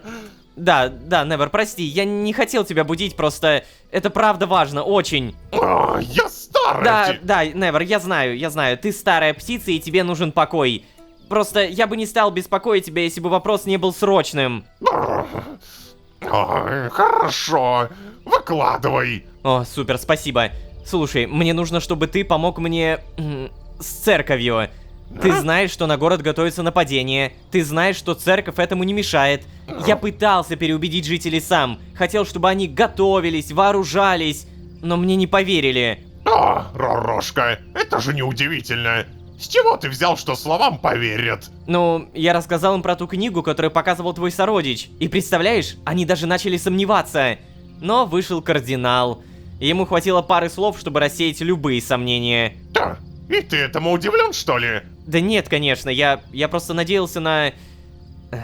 Я, в общем, просто надеялся. Ого, Лолошка. Когда во что-то веришь всю жизнь, сложно от этого отказаться. Даже если ты умный и адекватный ворон. А теперь представь, каково глупым людишкам. Тут, знаешь ли, нужны железные доказательства, а не просто слова. Вот именно, Невер. Именно поэтому я и пришел к тебе. Что? Но у меня же нет доказательств. Да, но тебе не нужно их иметь. Ты сам доказательство. Живое и говорящее.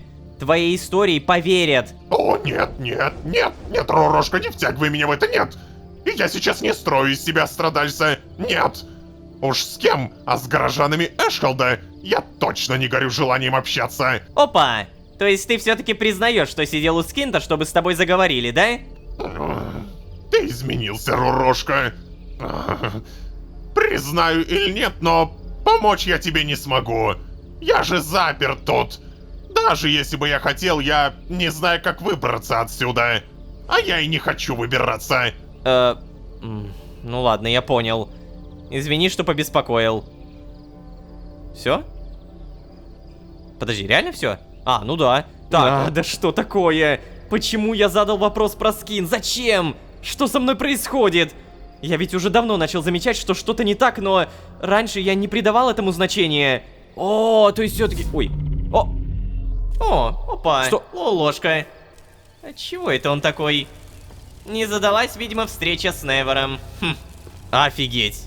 Внезапный переход. Да, то есть все то, что я говорю последние 2-3 серии, это правда. Лолошка действительно становится более напряженным. Я это прям реально начал чувствовать. Но, оказывается, мы поняли самое главное. Невер не может отсюда выбраться. Офигеть. Это...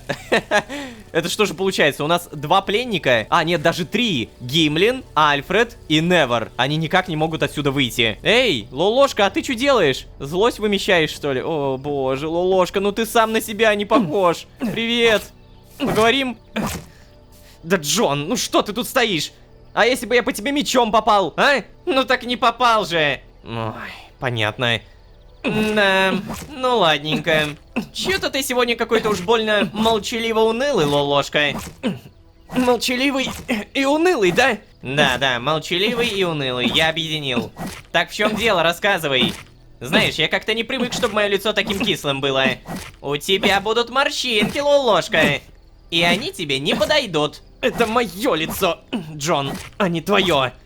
Мы идентичны на 99,7%. Так что мое утверждение никак не конфликтует с твоим.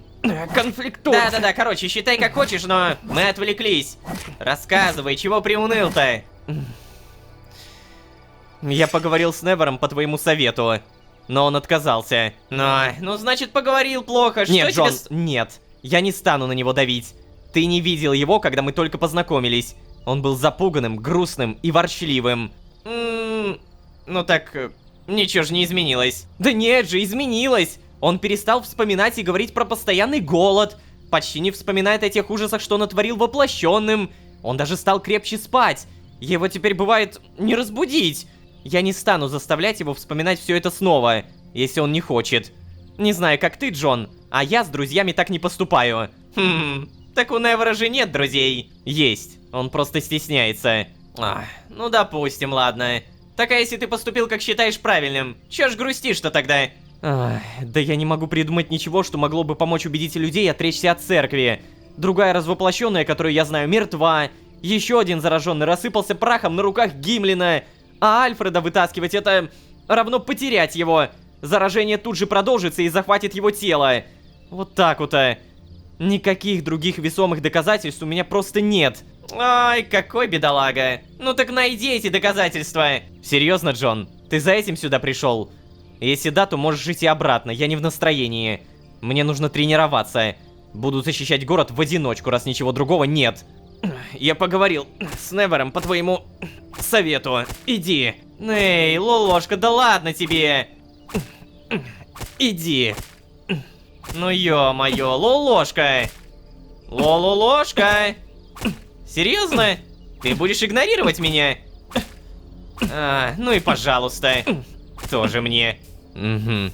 Действительно, тоже мне. Блин, я сам своего персонажа не узнаю. Но это так прикольно. Я понимаю, что Лолошка сам по себе фундаментально, он не поменялся. Просто в нем есть вот эта какая-то частичка раздражения. То есть в нем реально появилось некое ядро злости. И теперь даже непонятно, что в этот момент ощущает GDH. Что-то мне не по себе.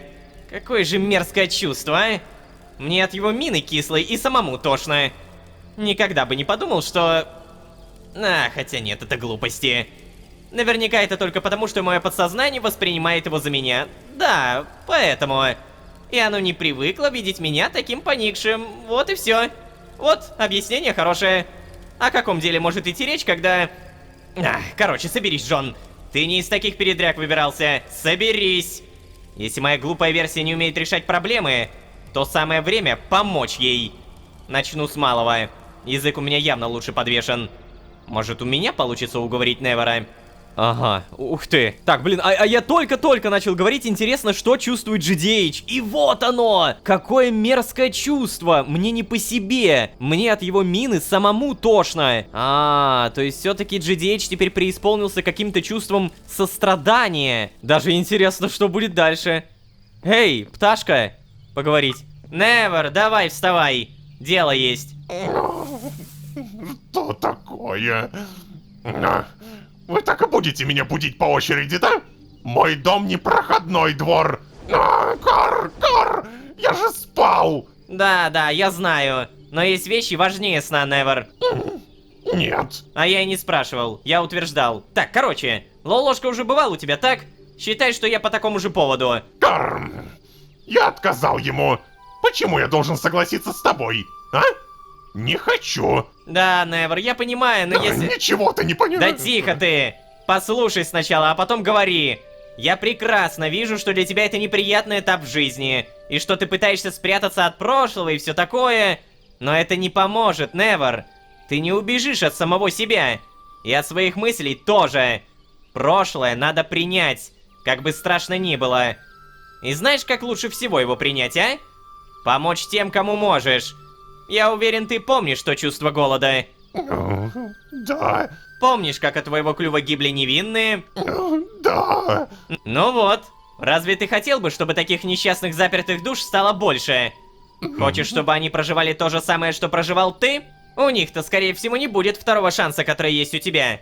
Знаю, ты всем рассказываешь, что тебе плевать на остальных, но... Невер. Эшхолл — самое безопасное место Архея. Взрослые, дети, мужчины, женщины. Участь вечно голодного монстра настигнет всех. Так ли важно твое личное отношение, когда на кону судьба чуть ли не последних выживших? А?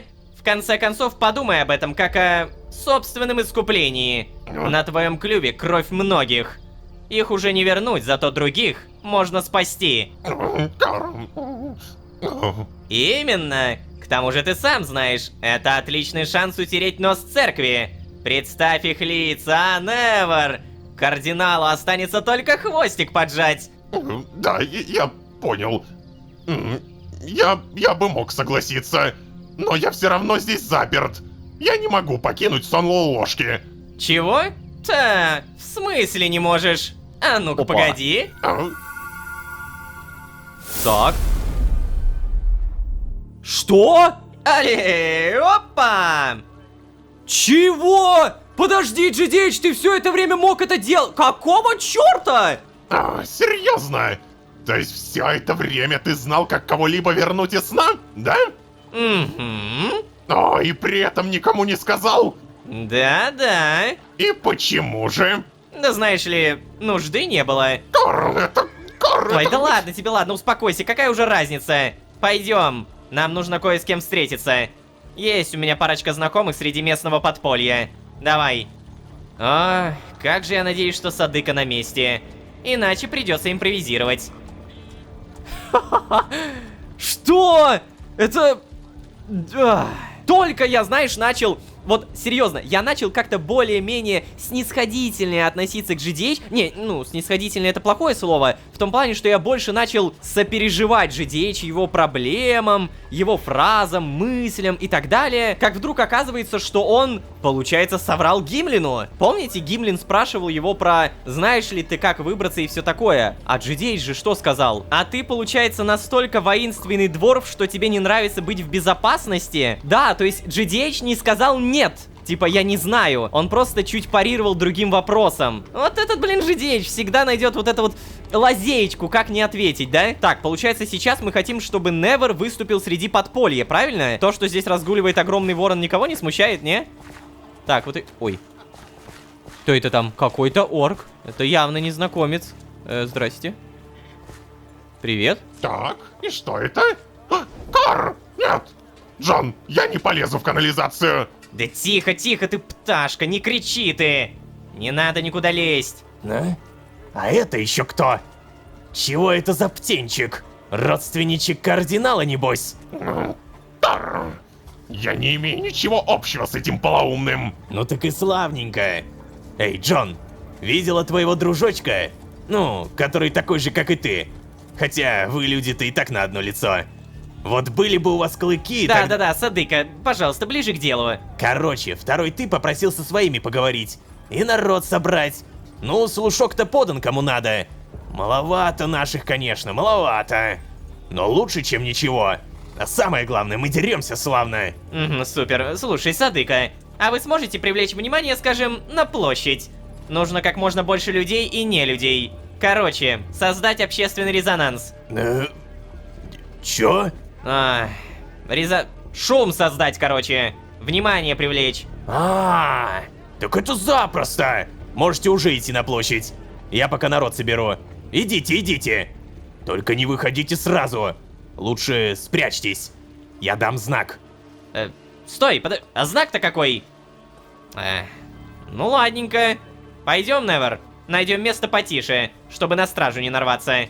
Что-то думается мне, что после неудачи нашего дорогого Лолошки наше лицо здесь не очень-то любят. Это, кстати, правда.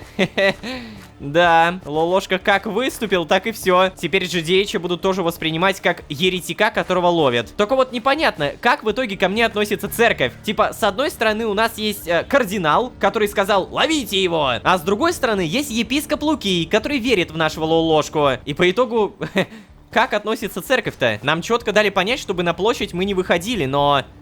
Куда же мы... Вот здесь, вот тут можно спрятаться. Вот так вот. Прячься. Ах, да ё-моё. Где здесь можно спрятаться? Хоть какое-нибудь нормальное место. Может быть, вот здесь? Да, слушайте, вот здесь как будто тоже хорошо. Нормально? Ну и сколько нам ждать? А мне-то откуда знать? Я слышал ровно столько, сколько и ты. Мне все это как-то не нравится. Чё, боишься, что ли? Я? Нет. Я смелая птица. Да боишься. Волнуешься. Называй это как хочешь, но суть одна. Знаешь, будь я Лолошкой, то сказал бы: ничего плохого в этом нет, Невер. И обязательно бы приободрил тебя. И даже успокоил. Но я не Лолошка.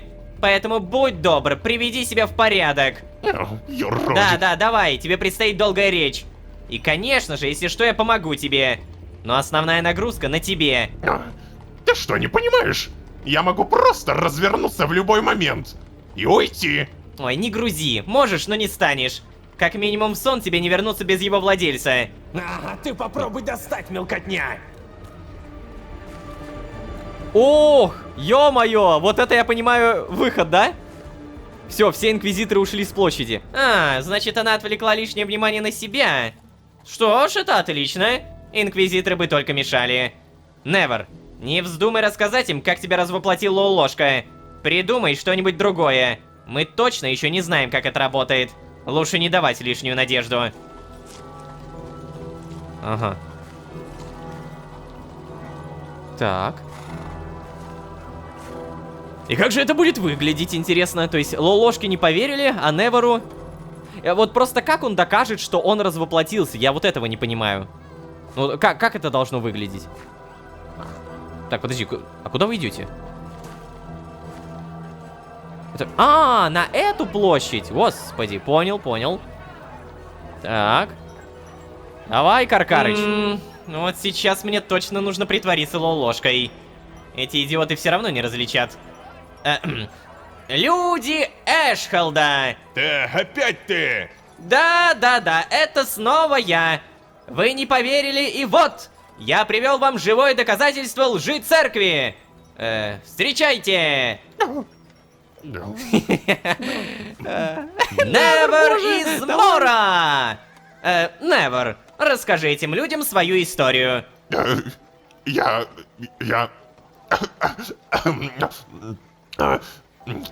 О том, что церковь врет, вам уже сказали, но не сказали, как врет. Дело в том, что я уже был подвергнут тому, что вы называете очищением. Чего? Может быть. С чего бы нам верить тебе? Да, ты же вообще ворон. Все знают, как любят Вашинские наговаривать. Да, ваше право мне не верить. Но хотя бы выслушайте. Так. Я начну издалека, но все же буду краток. Мое племя жило на красивых территориях, невиданно плодородных. Те, что вы сейчас знаете как гиблые топи. Но однажды мы были вынуждены бежать. Так. Мы помним, что люди затопили эти топи, да, и... Раньше они не назывались топями. Так Когда что мы сбежали, я и моя семья еле спаслись.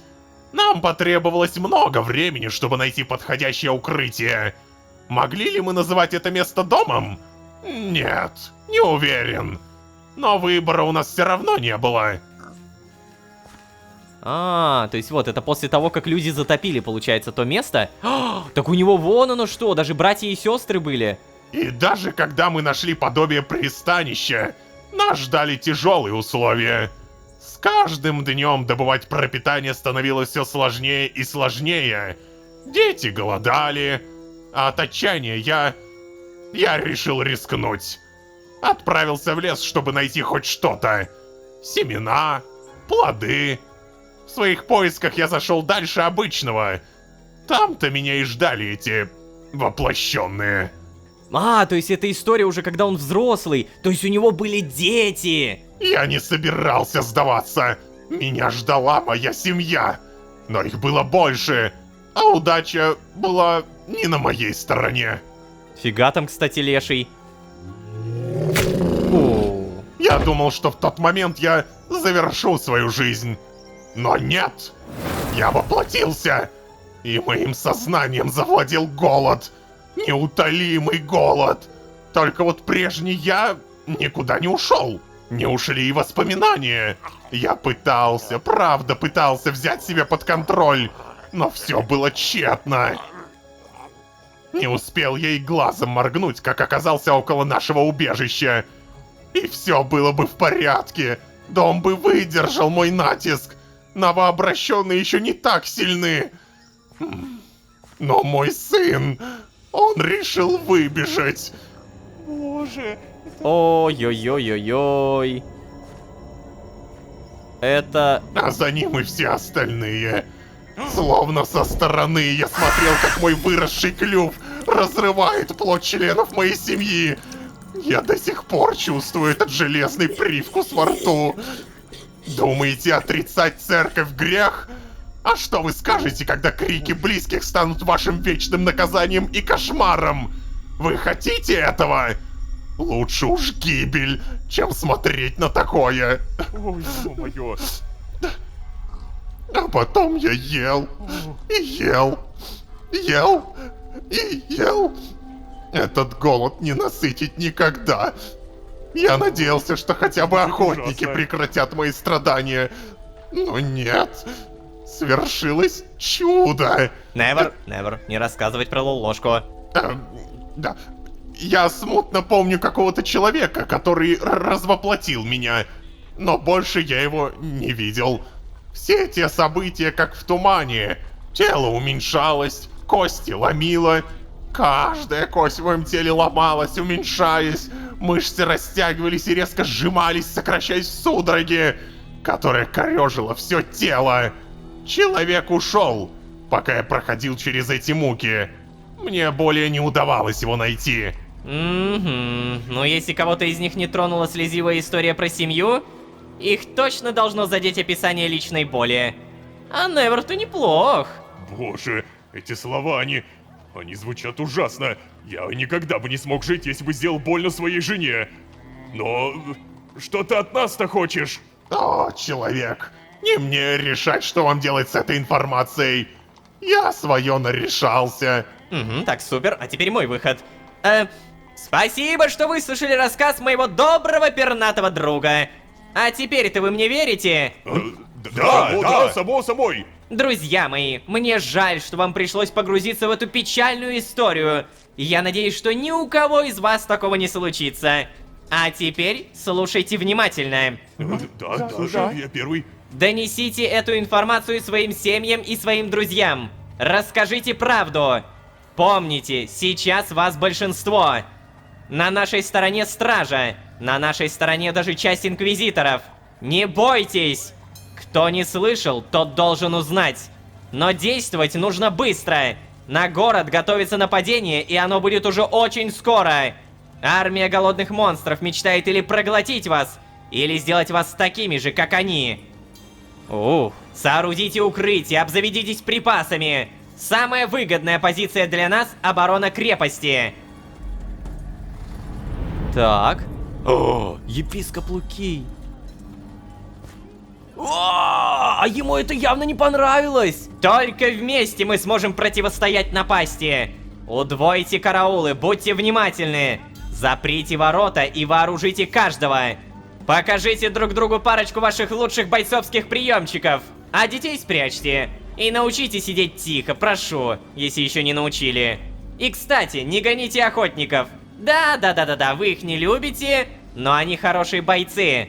Нельзя списывать их со счетов. А теперь давайте, марш готовиться! Я первый. Я все понял. Вау. Я все понял. Интересно, что их сильнее зацепило?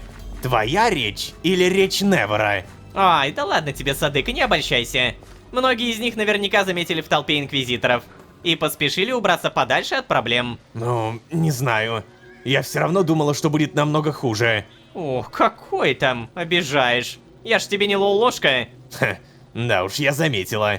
Наглости тебе не занимать. Да и ума, кстати. А также невероятной, почти магической притягательности. Да, жаль, места для скромности не осталось. Бла-бла-бла, скромность — удел тех, кому нечем хвастаться, Садыка. Так, а вообще, Невер, кому-то пора возвращаться домой, пока ты не начал с кем-то ссоры. Подожди, а он не поможет нам? Я слишком стар для сражений. Да, Садыка. Давай я лучше отправлю его и вернусь сюда с лол-ложкой. Мы вам поможем. Хорошо, напарник. Ты протянул мне руку? Серьезно? Ну да. А чё не так-то? Ну ладно. Может быть и... Черт, ты аккуратнее! Мне этими руками еще сражаться. Ну я же не виновата, что вы мелочь чувствительные такие. Да, иди. Так, а теперь ты, Невер.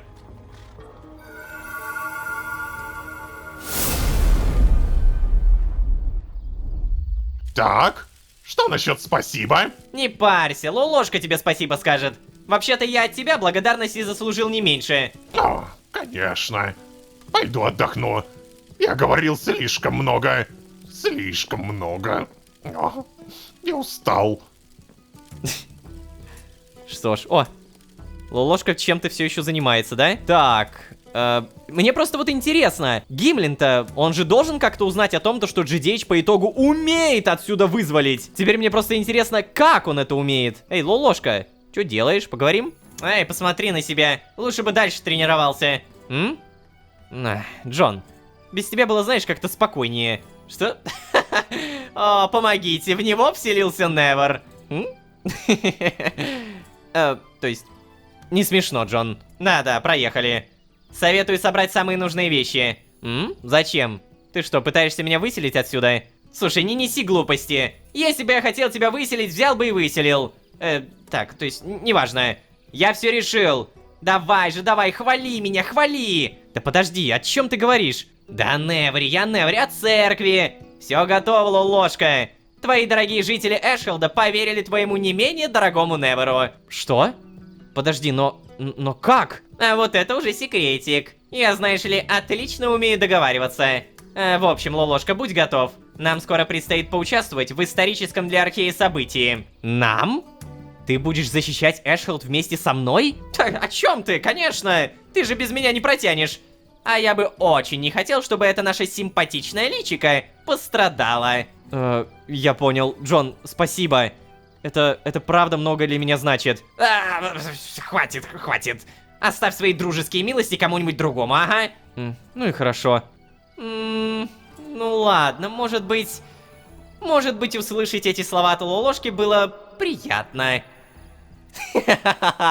Блин, мне так нравится, когда я слышу все вот эти вот мысли от каждого персонажа по отдельности. То есть мы, как зритель-то, видим полную картинку. А GDH, он явно не понимает некоторые мысли Лолошки, а Лолошка, наоборот, не понимает некоторые мысли GDH. То есть вот чисто вот представьте, если бы мы не знали, что думает Лолошка и что думает GDH. Мы бы сейчас, играя за Лолошку, не знали, что GDH как минимум приятно. И при всем при этом мы бы не знали, что по ходу, ну, у меня такая, знаете, микродогадка, какая-то часть GDH переходит к самому Лолошке. Помните, вот он сказал про энергию в самом начале? Да, он сказал это как про злость, про раздражительность, но у меня складывается ощущение, что частичка энергии, которая ослабевает у GDH, переходит куда? Правильно, к Лолошке. Так что да, что-то мне подсказывает, что в скором времени мы увидим двух GDH-лошек.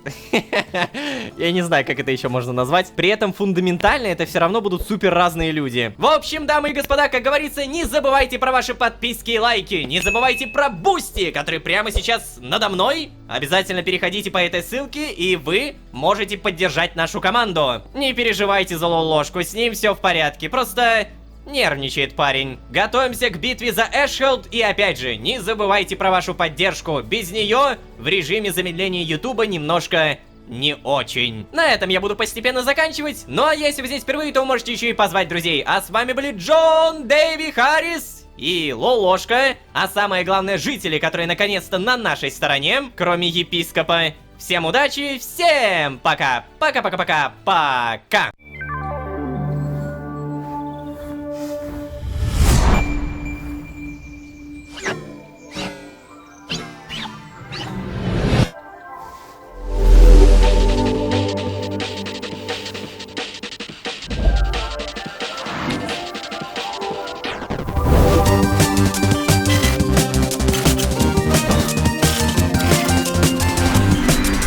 Приобретай новую коллекцию мерча Мироходец на сайте мироходец.ру. Эксклюзивные виниловые фигурки ждут тебя!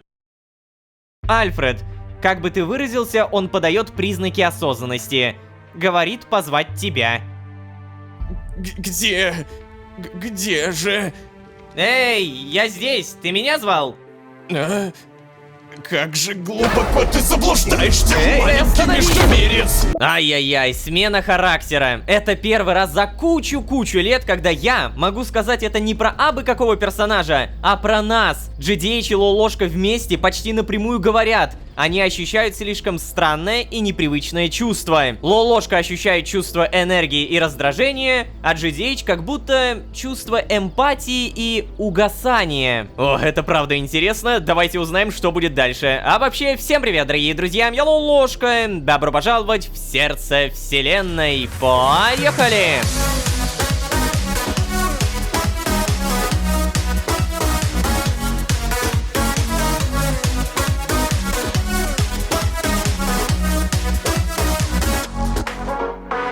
И снова всем привет, дорогие друзья, я Лолошка. Добро пожаловать в сердце вселенной, сезон, в котором мы меняемся. Да-да, смена характера — это очень крутая и сильная тема, которая невероятно раскрывает не только главных персонажей, но и является отличным катализатором раскрытия всех важных тем. Например, GDH при помощи Невера и некой появившейся эмпатии к этому Неверу на фоне предыдущего заявления Лолошки таки смог уговорить жителей, уговорить поверить, что на город грядет нападение монстров. Нам четко дают понять, Лолошка и GDH больше не могут работать порознь, только вместе. И влияет ли на это как-то вот эта аномалия искры? Надеюсь, скоро узнаем. Тем временем напоминаю, прямо сейчас у нас идет тотальная подготовка к нападению...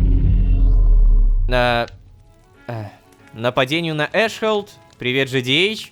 О, стоп, что это? Взять волна пустоты. Это вот этот вот листочек, что ли? Так, а ну-ка. Угу, супер. Надо будет проверить, получилось ли у меня создать хорошее заклинание для осады. Хотя, что это я? Конечно же получилось. Это ведь я его придумал. Кстати, интересно, как там Альфред? Ugh. Это же во мне сейчас исключительно научный интерес говорит, да? А если нет, то... так, ладно, заткнись, Джон.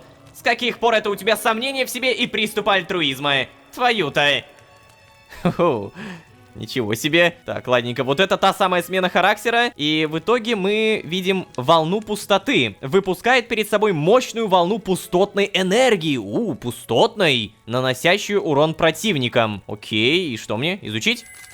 Да, действительно. Изучено новое заклинание. Блин, жалко то, что я здесь не могу их использовать. Перед этим нам, получается, сейчас еще Альфреда нужно проверить. Воу-воу-воу, куда это ты? Стоять! Что? Я говорю, не подходи ко мне. Джон, я же просто... Да что у тебя опять все просто, да просто. Да ё-моё, Джон, у тебя правда что-то случилось? Даже не знаю, как ответить тебе на этот глупый вопрос.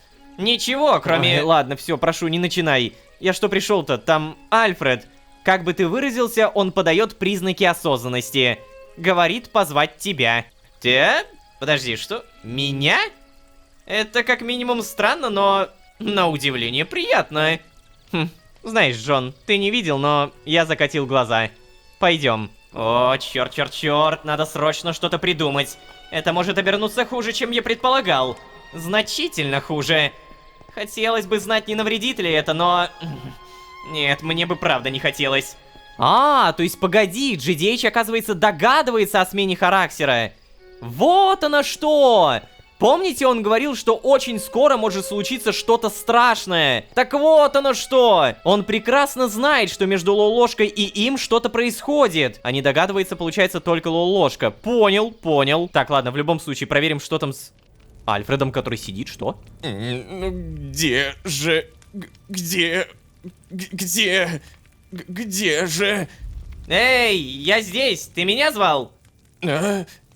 Как же глубоко ты заблуждаешься, остановись! маленький междумерец!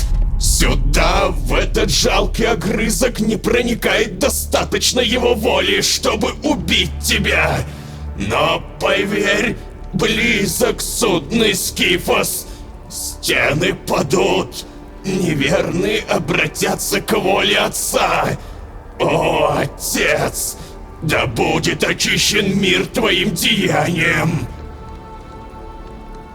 Я, как чистый рыцарь, принесу очищение врагу твоему и совершу над ним я свое мщение во имя твое. Батюшка, держи его! Тише, Альфред, тише. Охудеть. О, вот это... Спасибо, Лолошка. Да не за что, симпатяга. Так, Лолошка, скажи-ка мне, ты сейчас специально это сделал? Ой, нет, кстати, не специально. Черт, так я и подумал. Эй, Джон, а что происходит? Ну, вот не знаю. Может быть, берешь лучше от...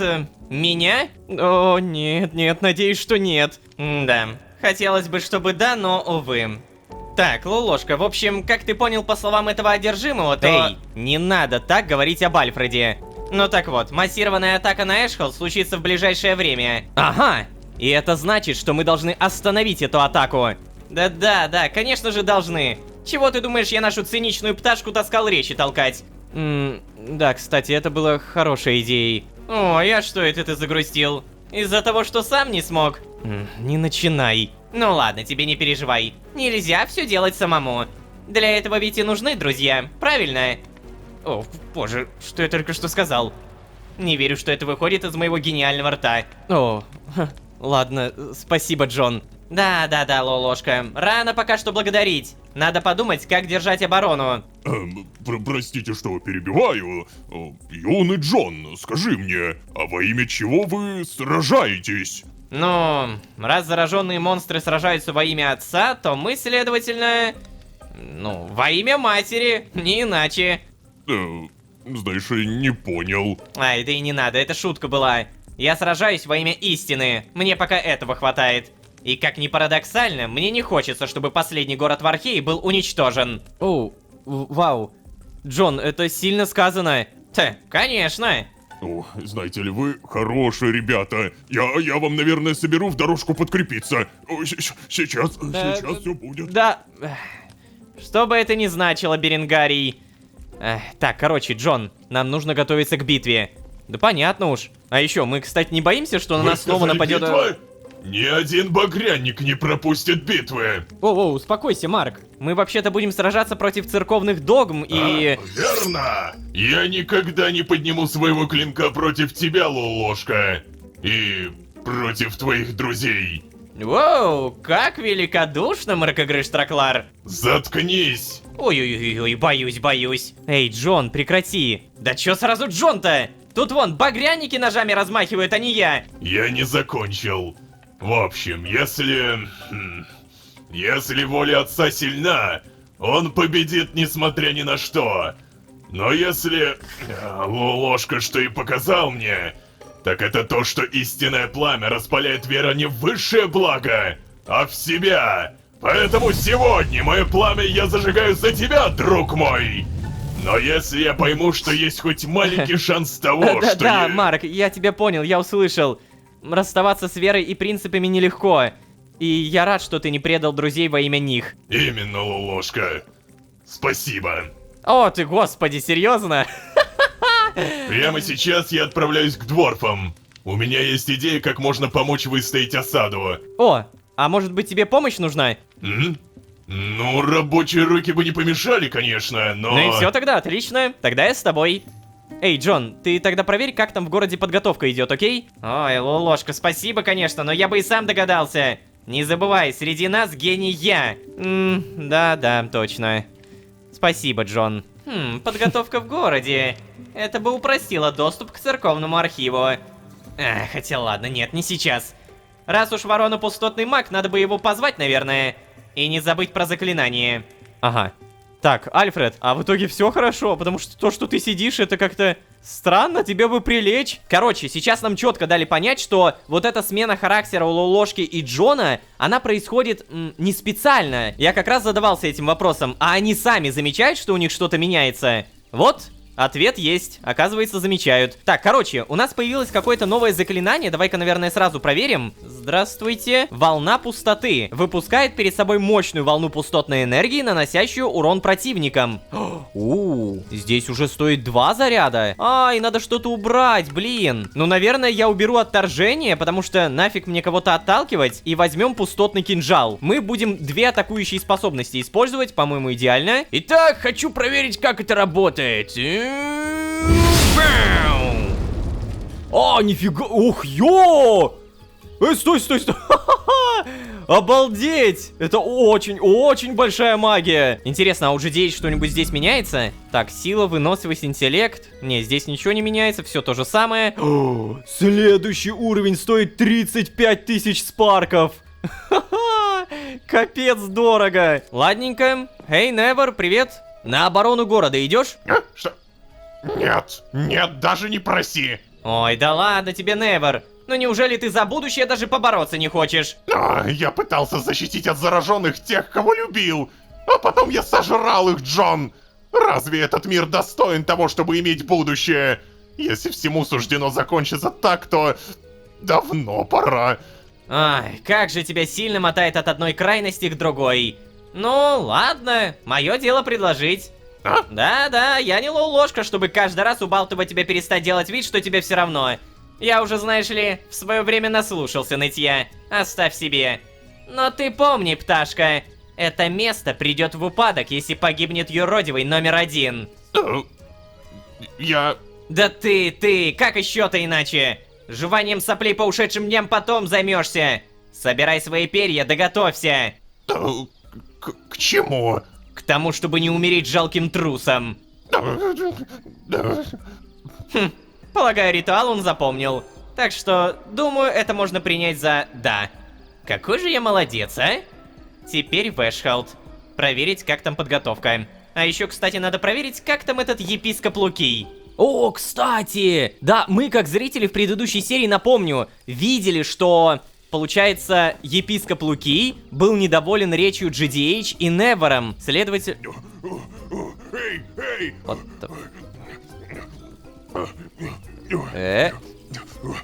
Ой, погоди! Ой... Стой! Ой, вот!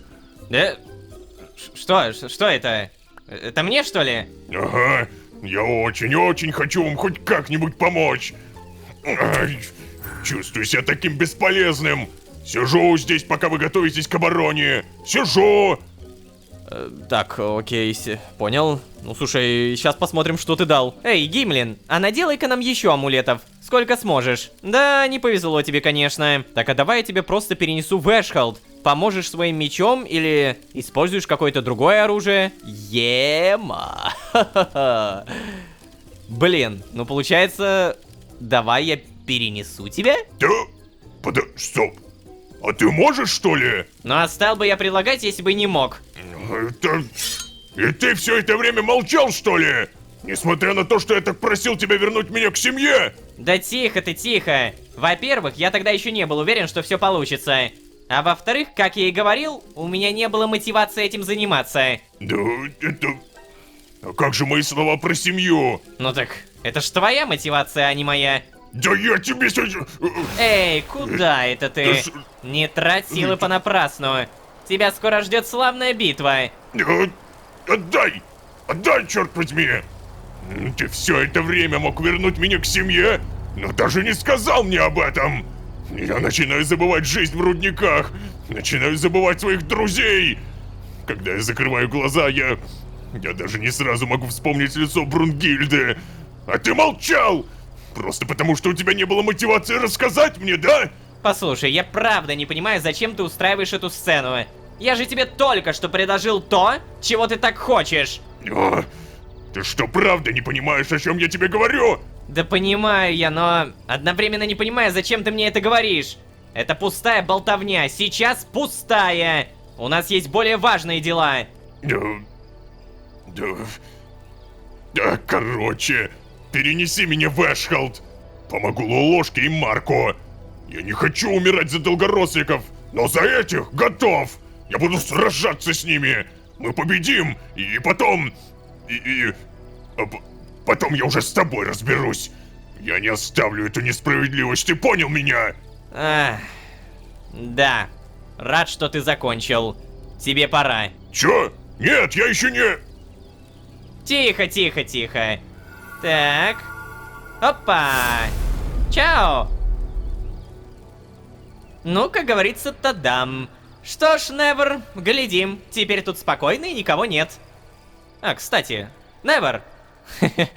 Да, действительно, Невер, ты же собираешься или нет? Так, только перед этим амулет пустоты, слот амулет. Небольшая монета с изображенным на ней гербом школы пустоты. Усиливает пустотные заклинания владельца. О, фига, конечно, надеваем. Тут как будто очевидно. Так, ну конечно, кто бы мог подумать. Так, погоди, а куда... Невер, а ты куда делся-то? Я не понимаю, он спрятался или... Или он все-таки как-то телепортировался? Вот...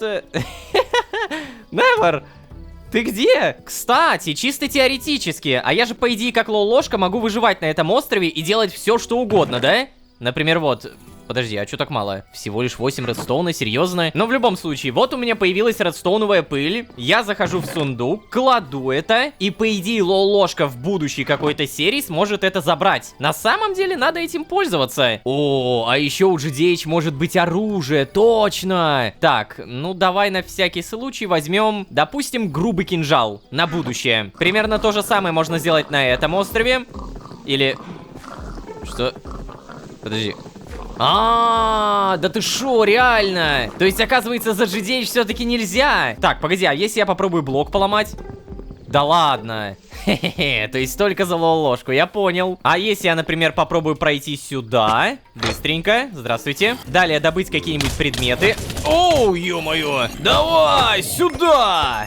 Ха-ха! Супер! Далее эти предметы убираем в шкаф и тадам! У нас получается более-менее половинчатая игра за Лолошку. Так, тыковка, здрасте. Чё, нет? Понял. На всякий случай надо бы еще, наверное, вот здесь проверить. Мало ли Невер куда-то сюда убежал. Эй, Невер!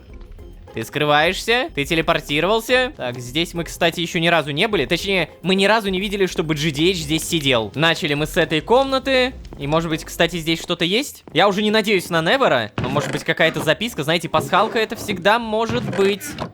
Нет.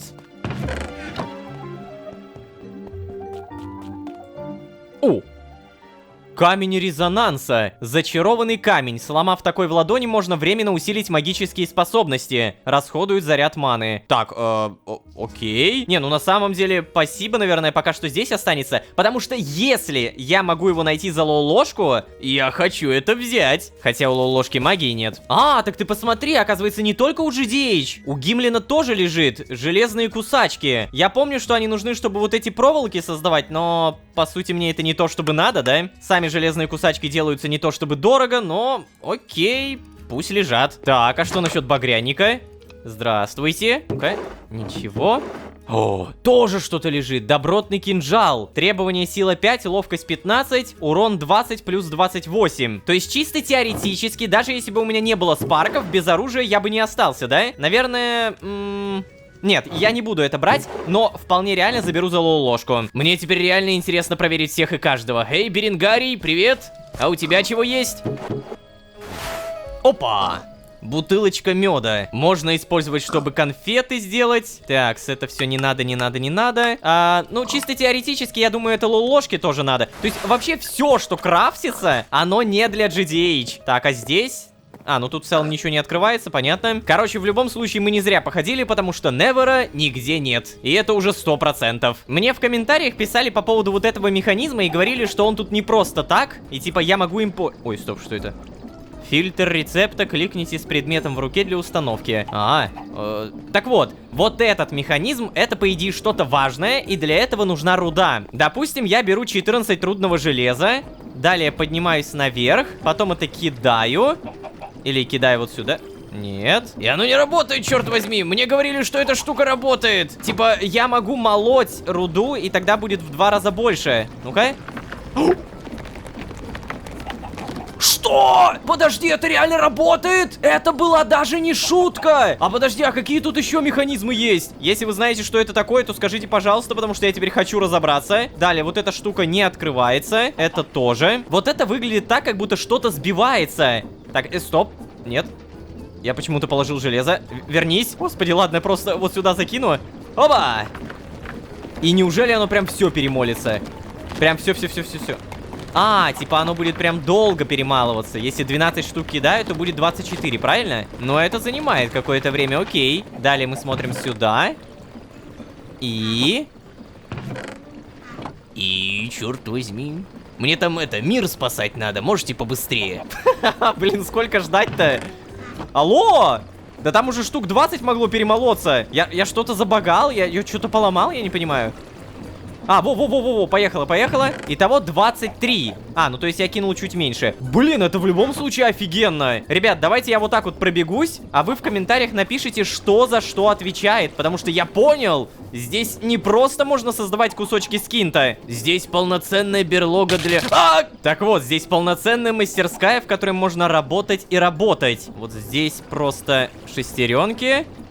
Что это, я так и не понял, но уверен, вы мне поможете. Так, Гимлина, получается, нет, Марка нет, лол-ложки... Вау! Это, кстати, по-моему, первый раз, когда на острове практически никого нет. Ну, то есть, Беренгарий есть, Альфред есть и Джон. На всякий случай я, конечно, еще вот здесь проверю. Но у меня, знаете, складывается ощущение, что Невер просто запомнил заклинание. Потому что, по сути, любой пустотный маг может использовать это заклинание, просто увидев, как оно используется. А так как Джон показал его нашему Каркарычу, то... Ну да, типа неудивительно. Я, конечно, на всякий случай опять же проверю. Так, тихо.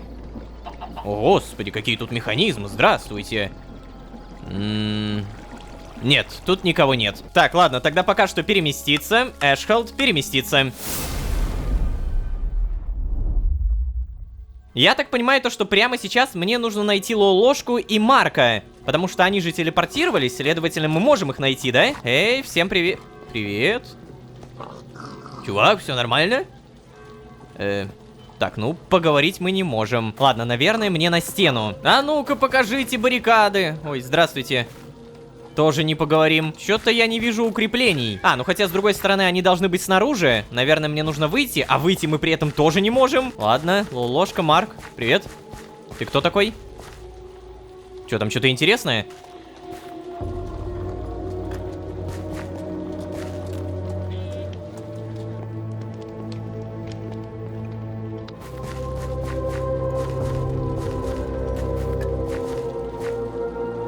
Так, здесь мы, по идее, можем просто подняться, но мне вряд ли туда нужно... Опа. О-о. Крыса. Подожди, Невер! Невер все-таки пришел. Ай да красавчик. Эй, Невер! Хочу сказать, спасибо. Да, продолжаем. Так, подожди, а что ты делаешь? Что? Чё? Так, он показывает правой рукой. Они делают правой рукой. Он показывает вверх. Они делают вверх. Что происходит? Ну... Что ж, ладно. Поговорить мы все равно не можем. А людей-то ты посмотри сколько. Ой, даже на стенах. Ё-моё, как это круто! Здесь не поговорим. Очень много людей вышли на защиту города. Обычно, знаете, там пару людишек встретишь и уже кажется много. А здесь прям, о, десятки. Привет. Чё там, что-то есть? Все-таки пока что мне непонятно, где находится Лолошка и Марк. О, епископ Лукий. Проповедь. Да простит Отец наш простых людей, да снизпошлет Он нам очищение и не оставит заблудших душ во мраке. Да будет очищен мир Его деянием, и да воплотится же Его идея во плоти нашей.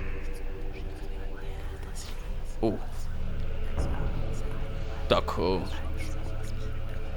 Что ж. Понятненько. Да, ну и цирк. Ладно, надо проверить, как там стена. Так, ладно, проверить, как стена. Ну, в целом я как раз там и был, не? Невер все еще обучает, здесь мы уже пытались с кем-то поговорить. Вот там, кстати, человек, поэтому... Сейчас, погоди-ка, вот как-нибудь вот так вот, здравствуйте. Поговорим? Не поговорим. А здесь у нас что? Эй, Это что? Эй, срочно помогите! Что происходит? Мы везли камни для стены! Эй, там, сверху! Помогите! Ох ты ж, черт возьми! Эй, чудище! Йо-йо-йо-йо-йо, где-то я уже это видел. Так, я понял. Ну что, твари, получай! Кажется, пора использовать супер-мега заклинание. Так, тихо, не зажимать меня. Обалдеть, сколько я снес! Так, сейчас. У меня в целом техника GDH есть. Так, сейчас еще раз давай. Сюда! Вот это я понимаю. Ой, а это кто такой? Застрял, чувак. Ну, по крайней мере, я почти его убил. Так, проверяем атаку. Понял. Примерно на это рассчитывал. Наверное, убью я его даже без потери магии. То есть все, что мне... О, нет! Хорошо. Тихо. Без потери магии. Да умришь ты, зараза. Хорош. Я все сделал. О, спасибо вам. Да не за что. Нужно город отстоять. Вперед! Да, точно. Ребят, взялись. Ух ты. Фига. Пошел процесс, ребятки, пошел. Так, получается, баррикада здесь строится. А что насчет ворот? А ну-ка, пойдем проверим. Я же правильно понимаю, то, что где-то баррикады уже готовы, и мы можем даже посмотреть. Етить. Бляха! Крыса! А ну, иди отсюда! Твари, вы что тут забыли, а? Вас тут не должно быть, мне кажется! Шли вон! Так, ладно, GDH, конечно, силен, это правда, но все-таки выносливость тратится. Блин, испугали. Ты погляди, какие баррикады. Ты погляди, монстры. Не, ну подготовились, красавчики. Так, с этим я, наверное, все-таки разберусь. Ну, кстати, здесь неплохо поработали. Монстров не остановит, но явно задержит. Что сделает их хорошей мишенью сверху. Надо возвращаться. Походу, скоро начнется. Надеюсь, Лолошка и 7 гномов, а также злой погряник успеют. Ты думаешь, они не успеют? Они же раньше тебя вышли, не? Капец, Джон, у тебя 8000 спарк. Что это? Это катапульта! Я хочу посмотреть на это. Ух ты! Надо же! Средневековое осадное орудие. Ну теперь-то мы точно спасены. Не, ну а чё? По-моему, Да, прикольно. Марк, я прекрасно понимаю, это тяжело, но... Нет, ты не понимаешь, Лолошка. Но это и не нужно. Хорошо, спасибо. Да. Все эти существа объединились сейчас не во имя веры, не ради Отца или очищения. Они сражаются за свое будущее, которое Он хочет отнять. Сегодня я не отрекся от веры, нет. Я обрел ее. О, Марк, я рад, что ты... Что? Срочно! Срочно! Они идут! Эй, Джон! Джон! Да, что? Краткая экскурсия. Мы собрали катапульту, которую можно заряжать огненной магией Марка. А, ух ты, то есть это не просто катапульта. Хорошо. Так и чего же мы ждем тогда? Действительно, о чем мы ждем-то? Так, вижу, Лолошка и Джон начали подниматься. Ох, и что же будет? Что же будет?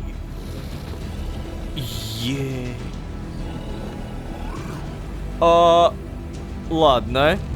А с такой толпой, подождите, можно справиться? А, мы поднялись, чтобы катапульту зарядить. Их что, несколько? Пошел процесс!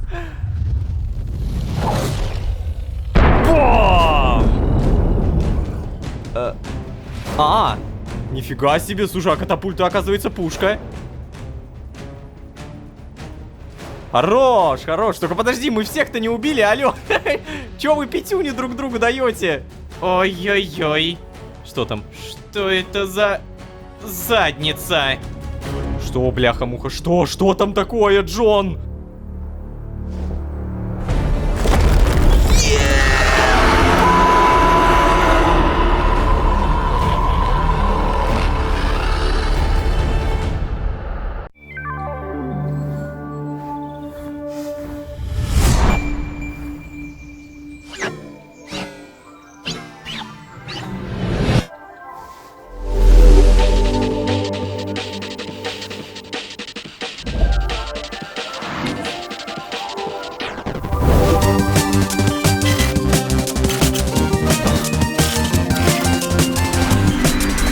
Приобретай новую коллекцию мерча Мироходец на сайте мироходец.ру. Эксклюзивные виниловые фигурки ждут тебя! Джон, подожди, а где Марк? Оу. Кстати, знаешь ли, я думал, ты его привел. Короче, я пойду за ним. Отлично! Оу. Сюда! Ну вот и все. Господа, приготовились. Ой. О май гад! Ой-ой-ой, осада города, куча монстров и... задница. Огромная и летающая в виде дракона. Именно на этом и продолжение следует закончилась предыдущая серия. Да, друзья, сегодня будет жарко, и да начнется великое очищение. А вообще, всем привет, дорогие друзья, я Лолошка. Добро пожаловать в сердце вселенной. Поехали!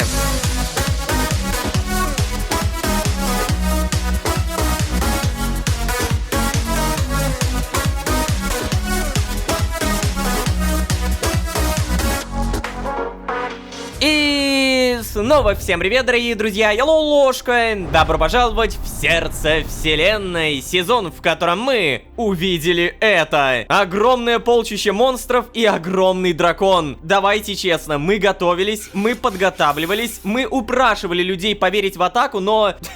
Знаете, у меня ощущение, что все, что мы делали, оно такое бесполезное. От этой ситуации, когда на тебя идет орда монстров и летит огромный дракон, а GDH при этом впервые пугается, веет некой безысходностью. Напомню, серия закончилась игрой за Джона. Вместе с Лолошкой мы активировали катапульту, увидели дракона и бам, продолжение следует. Что будет дальше? Ну, честно говоря, страшно представить. Но узнаем мы через 3, 2, 1.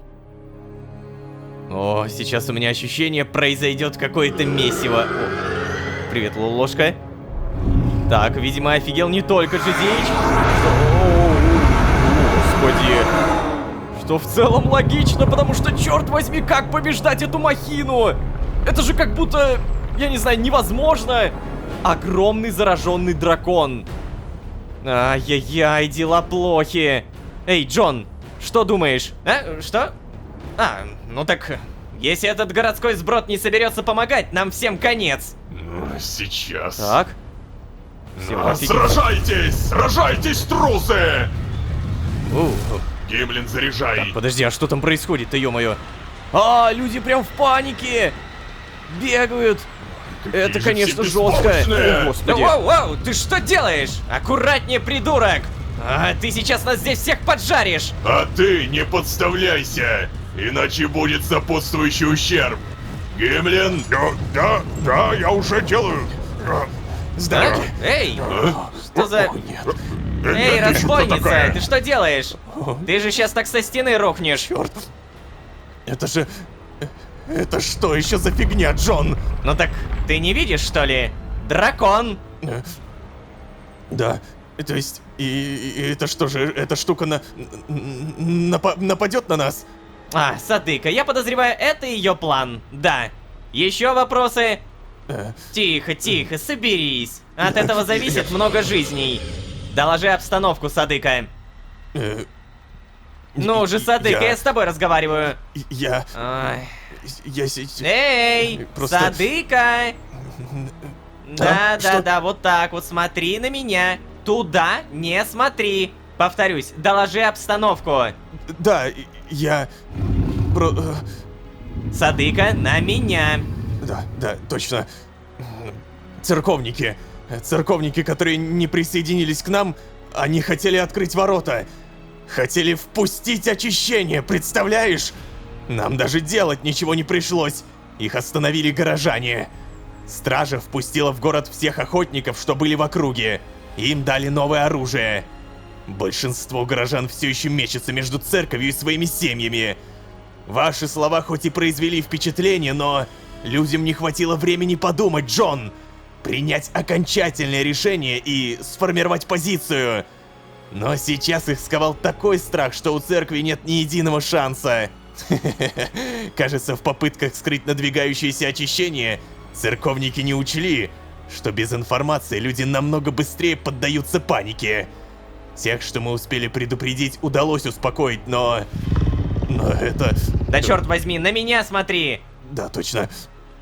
Короче, Джон, увидев эту тварь, люди, они же просто разбегутся. И дворфы, и орки. Я никогда ничего подобного размера не видела. О, нам не выстоять против такого, Джон, не выстоять. Ох, красавица. Ждал я от тебя чего-то такого, чего не мог увидеть своими глазами. Эй, Джон, а если все-таки серьезно? Ты думаешь, мы не справимся или что? Я думаю, что нужно организовать эвакуацию города. Да.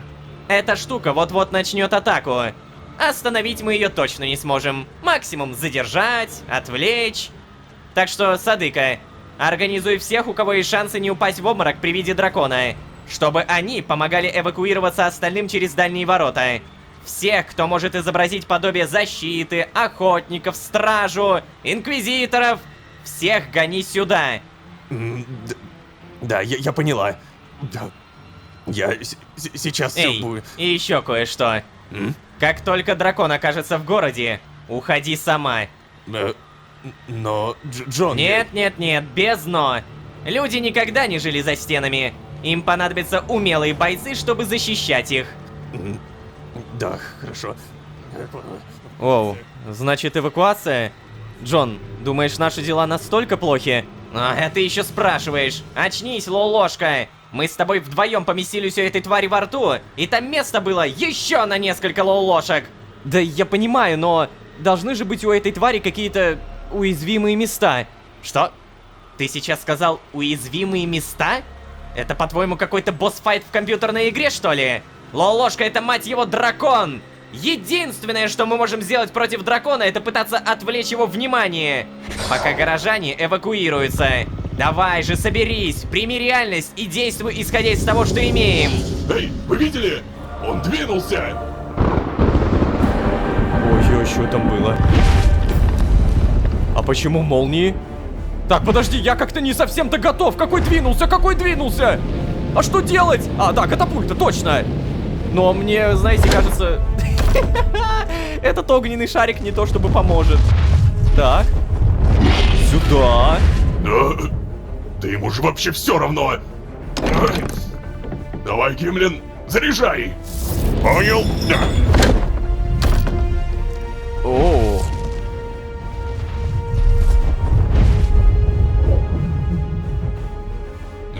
Точно. Ну хотя бы этим тварям будет не сладко. Это вам за разрушенные мечты, твари! О, Марк, да уж. Видимо, монстры действительно во всей округе исчезли. Никогда не видел столько. Их было меньше даже тогда, когда мы разворошили старое кладбище. Согласен. Но ведь так только интереснее. Мы... Ну вот и все. Господа, приготовились. Так, ладно, приготовились. О, тихо, тихо! Ну давай. Сейчас мы Ой! Ой! О май гад! Господи! Черт возьми, у меня мурашки по коже! Тихо, тихо! Так, погоди, этот дракон застрял или что? Он застрял? О, господи! Боже! Какой огромный! Громадина сожрет нас! Граждане, прошу внимания, пожалуйста, не паникуйте! Тихо, да, тихо. Кто может, оставайтесь и сражайтесь. Помогайте тем, кто не может справиться сам. кстати. Мы все здесь, чтобы дать время остальным уйти. Подумайте о ваших женах, детях и друзьях. Возможно, именно благодаря вам им удастся спастись. Ой. Ой-ой-ой. А эта штука не будет нас тут жрать, нет? А, черт, черт, черт, черт. Что же мне теперь с этим делать-то? Эта тварь, кажется, застряла, да-да-да? Если она освободится, откроется проем для остальных монстров. Эй, Лолошка, мы можем попробовать ослепить эту тварюгу. Что? Джон! Где ты? Рядом со стеной с другой стороны от башки дракона, я полагаю. Но как я слышу тебя? Тут так шумно в округе, Черт, Лолошка, это сейчас не имеет значения. Раздобудь лук и стреляй по глазам. Кожу тебе не пробить. О, как ты со мной разговариваешь? Тут столько всего за секунду произошло, что у меня просто нет даже понимания, где этот лук достать. Ребята, лук! Срочно! Так, лук. Это у меня? Нет, у меня лука нет. Я не понимаю, где мне его Лук! О, а ну отдай сюда. Извините, я одолжу у вас ненадолго лук, хорошо? Так, видимо, кстати, да, хорошо. Взять. Так, и что, мне прямо по глазам? На! Точно в цель! Сюда! Получай! Минус 3 глаза! Тихо, тихо, тихо! Ху-ху-ху. Ну что ты можешь теперь, а? Надеюсь, Лолошка справляется. Ну что же, самое время расчехлять пустотные кинжалы. А, пустотные кинжалы, я понял. Так, все. Ну что, тварина? Посмотрим, кто тут в доме хозяин. На! Так, минус 1 глаз. На!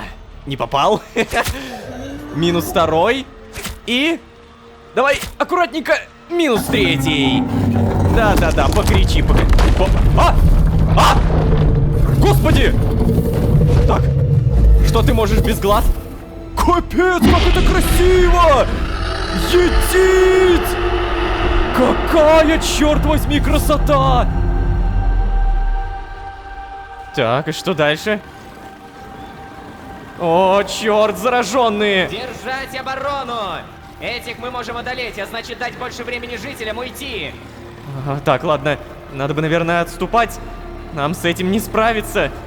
Черт, что же делать, что Эй, же... Лолошка! Ну чего ж ты замер-то, а? Разделимся! Соберем всех, кто еще живой! Я направо, ты налево! Что? В смысле? Так, я направо, ты налево, я тут налево, я понял. Так, а подожди, я могу с парки-то... Помогите! Что? Помогите! Кто кричит? Вижу, понял! Получай, тварь! А ну отстань от этого! О, спасибо! Я думал, мы все. Я думал, мы... Что происходит? О, черт, чувак. Прости. Что ты наделал? Тихо! Тихо, ты что, хотел, чтобы она пообедала ребенком? Нет, но я... Ну тогда заткнулся, взял свою дочь и шевели ногами. Да, слушаюсь. Молодец.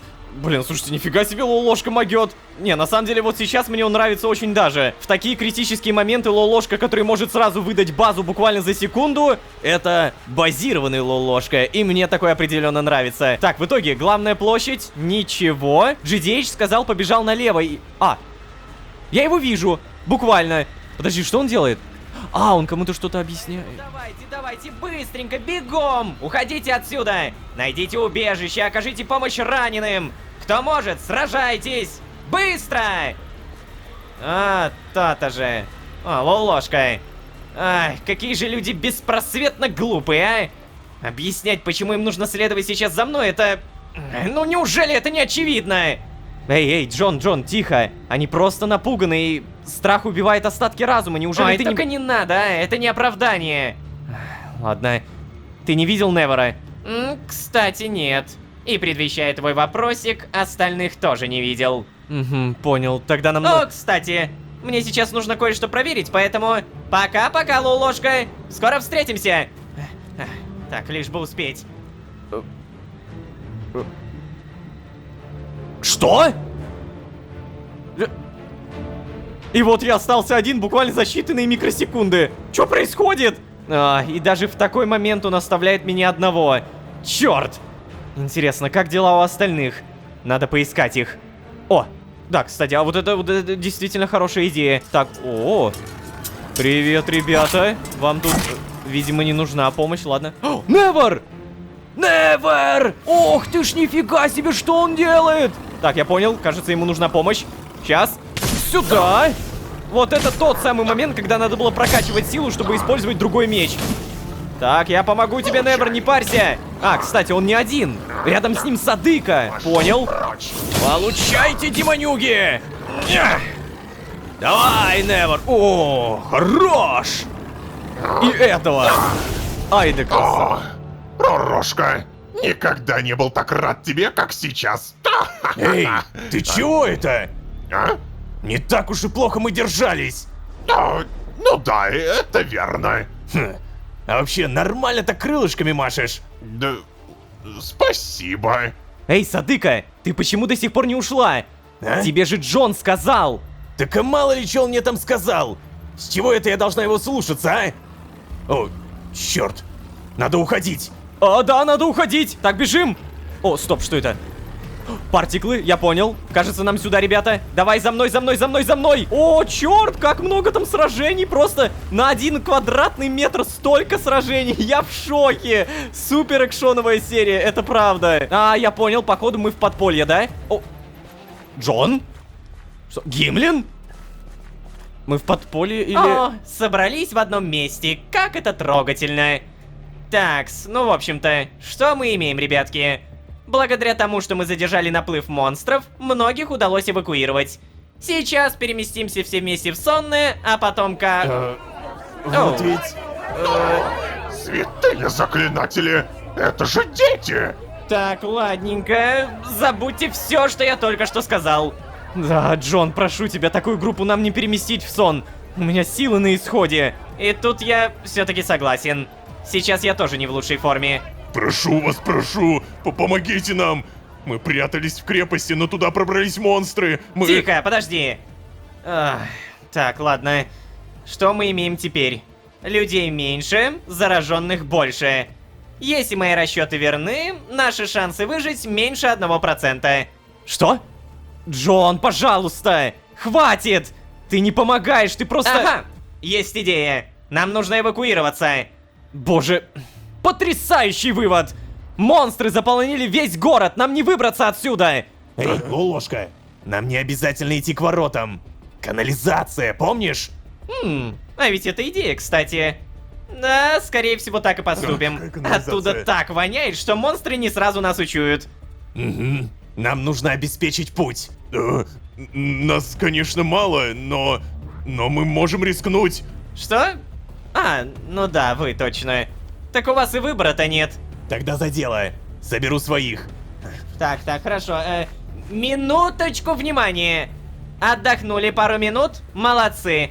Потому что сейчас придется снова побегать. Побегать? Это еще зачем? Да, тут же безопасно. Зачем куда-то бежать? Моя дочь еще не... Бла-бла-бла. Я не спрашивал вашего мнения. Я констатирую факт. Садыка вас проведет. Да черт возьми, кто такая Садыка? Это я! Почему? Почему мы должны верить какому-то орку? Да, реально, они же грязные мерзкие животные. Согласен, она или оно сожрет так же, как воплощенные. Кто это сейчас сказал? О, боже. Слушай, ты тупой, а? Так, ребятушки, успокоились. Все же хорошо, да. Осадить толпу, переключить внимание, молча наблюдать. Черт, я... осадить толпу. Эй, вы что делаете? Вы неужели действительно собираетесь ругаться в такой ситуации? У нас за спинами полчища голодных тварей. Количество выживших можно пересчитать по пальцам. Или вы думаете, что воплощенные ваши не ходят на определенные улицы? Да у вас максимум полчаса, у всех вас! Чё? Чё у нас? А если проще, он сказал четверть скифоса примерно. У вас четверть скифоса. О, как мало. Да, у вас мало времени! Господи, я не понимаю, почему я вам, идиотам, должен объяснять такие очевидные вещи! Воу, что происходит? Красавчик, ты чего так разошелся? Джон, заткнись! Не перебивай меня! Ну, тише. Я понял, ладно. Молчу. Вот и молчи, спасибо. Бегом собрались и выстроились в колонну! Кто не успеет, пеняйте на себя! Жертвовать остальными ради вашего спасения и спасти зараженных никто не будет! Надеюсь, я всех предупредил. Ладно, я кажется понял. А, черт! Что это сейчас было? Я же никогда ни с кем так не разговаривал. О, стресс явно на меня плохо влияет. Мне следует лучше следить за языком. О, хорошо, что это хотя бы сработало. И мы не потратили время. Я сейчас вообще в шоке. Ложка. Так, значит вы все сейчас дружно и быстро спускаемся вот сюда. Идем бесшумно и идем быстро. Идем за мной. По сторонам не смотрим. Дышим нечасто. Носы зажимаем. Ножками шевелим. Тихо идем. Если что, вас защитят и проведут. Сейчас не время для распри, понятно вам? Хорош, Садыка. Вот В общем, такие повторю моменты. еще раз. Дружно, быстренько спускаемся. Быстро, бесшумно. Эй, Лолошка. За мной. Да, что такое, Джон? Знаешь ли, я все еще шокирован твоей мини-речью. Нет, прошу тебя, я не собираюсь сейчас это обсуждать. Ну что ж, ладно. Знаешь ли, мы так похожи. Я тоже так умею. Садыка, в канализации воплощенных еще нет. Уводи их быстрее, чё ж ты встала-то, а? Хорошо. За мной, ребята. Так, Лолошка, слушай внимательно. Сейчас мы пойдем с замыкающими, вместе с Невером и Гимлином. Поэтому... Стоп, Невером и Гимлином. Джон, подожди, а где Марк? Оу. Кстати, знаешь ли, я думал, ты его привел. Да, но я могу сказать то же самое и про тебя. О, замечательно. Но у нас нет времени. Да нет, Джон, ты не понимаешь. Наверняка он все еще там, на стене. Ведь ни один багряник не откажется от битвы. Короче, я пойду за ним. Заодно возьму часть монстров на себя. А вы следите за эвакуацией. Не-не-не, Лолошка, так и не... Джон, я сейчас не спрашивал. Вы отлично справитесь и без меня. Да. Невер, Гимлин. Что? Да, я вас позвал. Проследите, чтобы все безопасно вышли, а затем возвращайтесь. Есть! Зачем? Невер, без лишних вопросов. У меня нехорошее предчувствие. Да, ладно. Пойдем, конечно. Ну давай, Лолошка. Пойдем искать нашего маленького багряника. Он мне еще понадобится. Ох, Джон, неужели Да ты... тихо ты, тебе он тоже нужен. Мечи ковать, помнишь? Ах, давай, пойдем. Ты погляди. Ваша хваленая катапульта приказала долго жить. Так, подожди, а где монстры? Сейчас это не важно. Разделимся. Я пойду по стене туда, а ты... постарайся, чтобы эта личико не пострадала. Я этого не вынесу. Эй, что такое? Ты за меня переживаешь, что ли? Ты чего это? Я просто не хочу видеть свое прелестное лицо с кучей шрамов.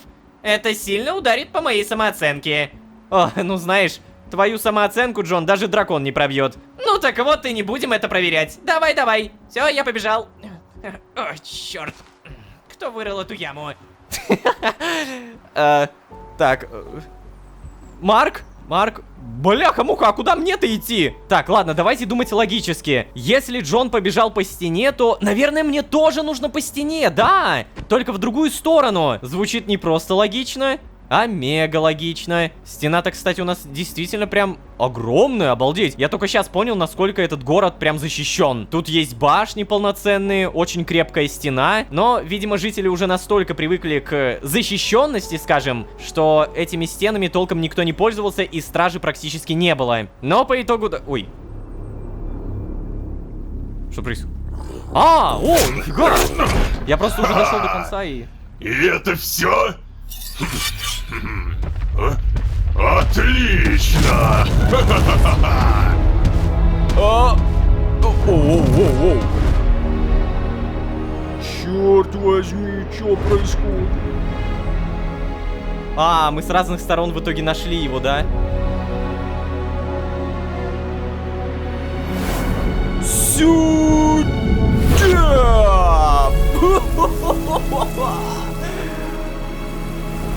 Вот это мы крутые. Ой! О, черт! Так. Нет! Нет! Нет, пожалуйста, нет! Нет, Марк! Что за... Марк! Да, действительно, что за... Рожка! Что? Юродивый! Кар! Держись! Слышишь? Ты меня слышишь? Держись! Кар! Очнулся! Кар! Живой! Тише, Невер, да тише ты! Им нужен отдых, не видишь, что ли? Кар! Подожди, мне страшно нажимать «встать». Что случилось? Господи! Ай, как остальные? Беренгарий, Невер. Мы нашли вас уже без сознания и притащили сюда. Город Пауро, Рожка. Да, Невер, я знаю. Где Джон? Нет, еще не проснулся. Погоди, но... Я отчетливо видел, что я и Джон были одно целое. Что происходит? Ну, знаешь ли, храпел он, будь здоров, конечно. Хорошо, а что насчет Марка? Он же... Не продолжай, Даро, Рожка. Он воплотился. Ой-ой-ой. Так, ладно. Черт. А что это было? Последняя битва в человеческой истории Архея, очевидно. Да нет, я не про это. Как мы с Джоном... А я почем знать должен? Да нет. Никогда не видел ничего подобного. Да, черт. Знаете, что-то мне нехорошо. Черт. Да, выглядишь ты действительно нехорошо.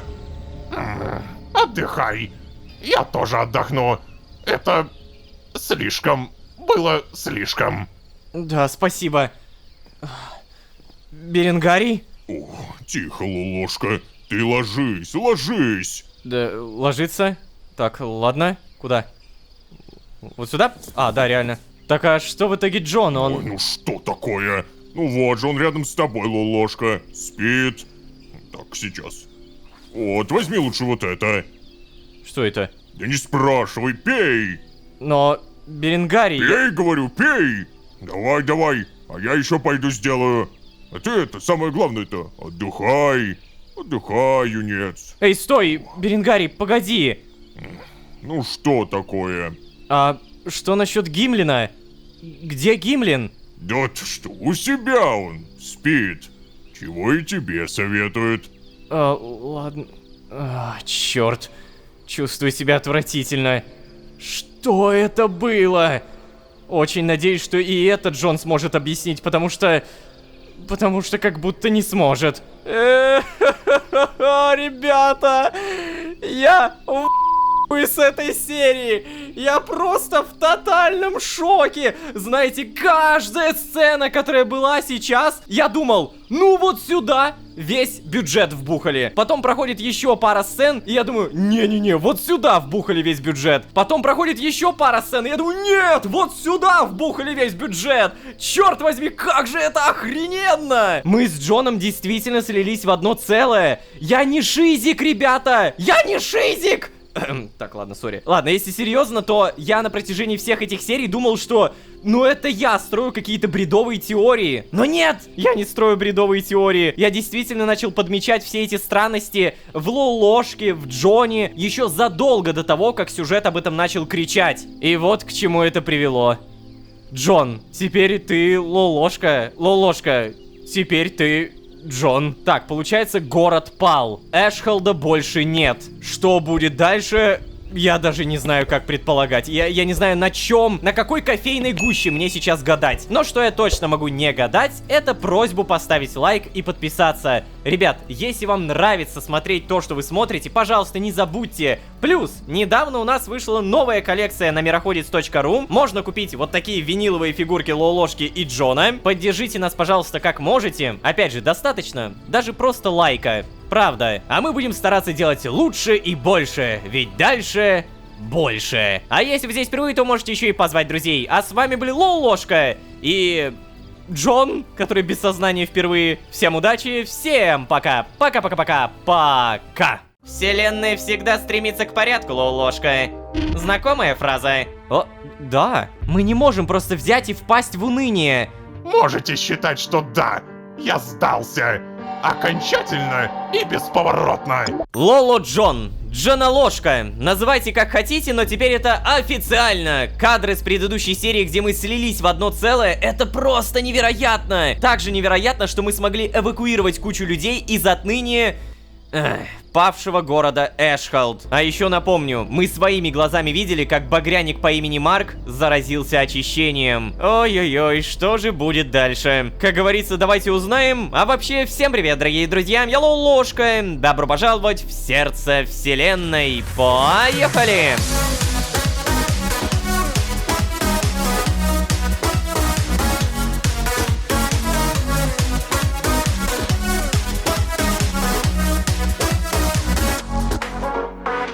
И снова всем привет, дорогие друзья, я Лолошка. Добро пожаловать в сердце вселенной, сезон, в котором мы одно целое. Ага, Лолошка и GDH десяток серий менялись в характере, замечали это, но не понимали, что происходит. Предыдущая серия хоть и не поставила точку в этой теме, но точно дала понять, у этих двоих очень крепкие связи, очень. Также напомню, нападение на город Эшхолд завершено, и, увы, не в пользу человечества. Монстры, в том числе огромный зараженный дракон, превратили некогда крепчайший оплот человечества в руины. Надеюсь, вы понимаете, тот, кто управлял монстрами, никуда не делся. Более того, он даже запугивал Джона, вселяясь в Альфреда. Так что данная история только разогревается. И чтобы найти в этой истории хоть какое-то умиротворение, наверное, надо покормить Ваму. Привет, вот. Ох. Сразу, знаете, так спокойно на душе. Спасибо. Короче, мне уже сказали, дабы начать данную серию, надо просто поспать. Поэтому просто берем и спим. Да, о. Ой.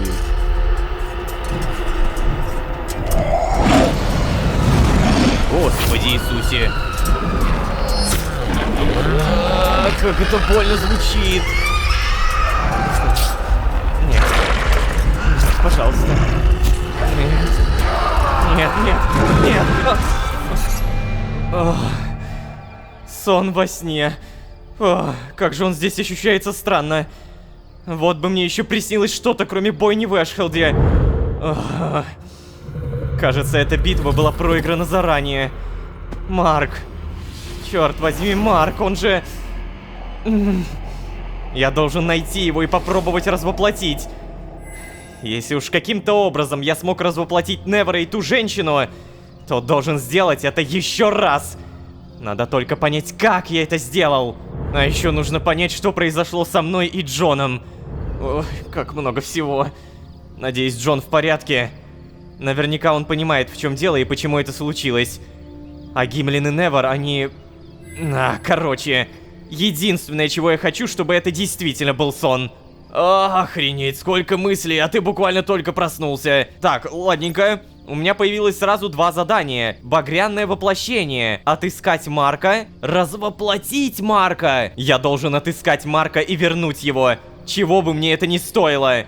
Так, ладно, Лолошка, я запомнил. Так, и вот оно. Последний из Эшхолда. Обсудить с Джоном слияние. Узнать, как дела у Невера и Гимлина. Поискать выживших после сражения в Эшхолде. О, то есть я могу туда пойти? Окей. Ну, очевидно же. У нас не было ни единого шанса на победу. Я боюсь даже представить, что сейчас происходит в Эшхолде. Надеюсь, Садык и остальные выжившие смогли уйти в безопасное место. Надо отправиться в Эшхолд и проверить это. А еще кое-что уточнить у Джона. О, по поводу слияния, да? Ну что, поговорим? О, Джон, ты все-таки очнулся. Ай, Лолошка, какой ты яркий. Сейчас, погоди. Вот, теперь можно и... О, черт. Слушай, а у тебя 12-й позвонок случайно раньше не болел, нет? Да... Нет, Слушай, а как ты себя чувствуешь? Опа! Опа! Оп. Ха, да лучше не бывает, знаешь ли. Что, реально? Звучит обнадеживающе.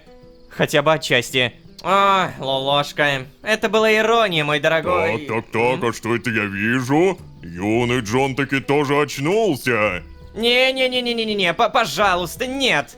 Сейчас я даже придумывать ничего не хочу, просто сгинь отсюда. Ну, знаешь ли, в любом случае, вот, это тебе. А ну-ка. Ну что ж, это было очень кстати. Спасибо, Беренгарий. Ну вот, это совсем... Да, теперь я прямо-таки настаиваю. Оставь нас. Да что ж такое, ну я разве мешаю вам? Беренгарий, слушай, прости, но у нас правда есть один маленький неотложный разговор. Ай, да что ж это, вам уход нужен, отдых, а не какой-то... Короче. Эй, ты что это делаешь? Ты что это делаешь? Забавно, да? Вполне, Джон, но ты же мог просто... Ой, да ты-то не начинай. Я же 2 раза попросил, заметь. Ну да, и то верно. Короче, с ним все окей. Что же насчет нас? С нами все не очень окей. О, и вот с этого момента по порядку, пожалуйста. Что мы сейчас имеем? Значит, первое, потенциально стертое с лица архея человечества. И второе, подтверждение моей гипотезы о порядке. Нельзя сказать, что нами была проведена какая-то серьезная научная работа. Особенно тобой. Но результат все-таки есть. И он отнюдь неутешительный, Лолошка. Ай. Руку. Да. Поздравляю, Лолошка. Ты стал частью важного открытия. Это все, конечно, здорово, Джон. Но сейчас я вообще не могу этому радоваться. Или вообще чему-либо радоваться. Ну вот, к сожалению, я разделяю твои мысли на этот счет. Ты же понятия не имеешь, что произошло, верно? Да, но я понимаю, что мы на какое-то время стали одним целым. Ага, и неужели ты раньше не замечал ничего странного? На самом деле, даже для тебя странно это не заметить, Лолошка. Уверен, ты должен был заметить изменения как минимум в собственном поведении. Я ведь неоднократно это подмечал. Да, я понимаю, о чем ты. Но я списывал это на стресс и переутомление. О, ну конечно же стресс, как я не подумал. Лолошка. Господи, ты так переутомился, что слился со своим альтер-эго из параллельной реальности. Ой, да что это я? Обычное дело. Всегда так делаю. Хотя... Я ведь, кстати говоря, тоже... Короче, это все не важно. Вселенная всегда стремится к порядку, Лолошка. Знакомая фраза? О, да. Я помню ее. Ее часто повторял Джо. Да. Короче, нахождение 2 альтернативных версий одного субъекта в одной реальности — это не порядок, Лолошка. И ты понимаешь, Вселенная пытается восстановить этот порядок. То есть она считает нас одним объектом. Оп! Эврика! Кстати, насчет Эврики. В своей реальности это я придумал это слово. Так вот, продолжаем. Как же можно было догадаться раньше? Ты, например, Лолошка, стал более резок и прямолинеен. Скажу честно, в такие моменты было неприятно.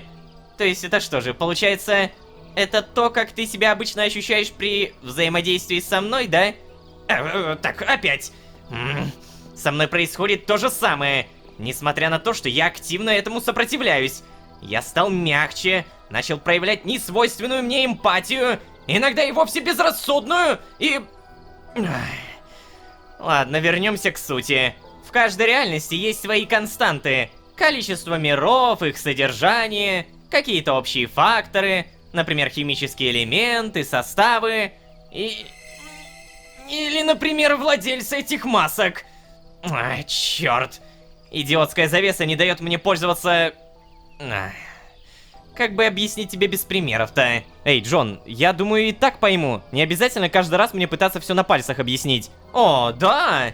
Ну и кто же мы такие с тобой? Как думаешь? О, так, выбор. Это ты меня проверяешь на логику или что? Ну, если скажу, что мы мироходцы, в целом не ошибусь. Владельцы масок, междумирцы, не знаю. Ну, мироходцы? И на что же я надеюсь, когда задаю тебе эти вопросы? Так, ладно, Джон, не надо, не начинай. Я понял. Нас двое в одной реальности, и это как-то ломает реальность. Так? Проблема именно в этом? Вот именно, наконец-то! В 993 вселенной, как и в любой другой, Лолошка всего один. Ты. И получается, сейчас нас двое, и вселенная пытается это исправить. Да, верно. То есть, подожди, значит, в конечном итоге мы окончательно превратимся в одну личность? Не-не-не-не-не-не, я не знаю как тебя, но меня уж такая перспектива совсем не устраивает. Именно поэтому мы должны справиться с нашей миссией раньше, чем это произойдет. Именно поэтому, Лолошка, я не просто отправился в твою реальность. Я поменял нас местами. А, так вот оно что! Вот зачем ты отправил меня в тот самый портал! Господи, как же это все взаимосвязано! Ребят, напомню, в финале сезона 13 огней, когда мы только впервые увидели GDH, он меня, Лолошку, выкинул в портал. Этот портал привел меня в его реальность, и там мы пробыли весь сезон «Последняя реальность». Опять же. То есть ты это реально продумал настолько заранее? Это просто невероятно, правда. Мне так нравится, как все эти детали скомпоновываются друг с другом. В общем, признаюсь честно, я планировал разобраться с задачей пораньше, если бы только твои друзья не вертелись рядом. Возможно, слушая их, я невольно засомневался в изначальном плане, ведь не могут же они так волноваться о каком-то бесполезном придурке.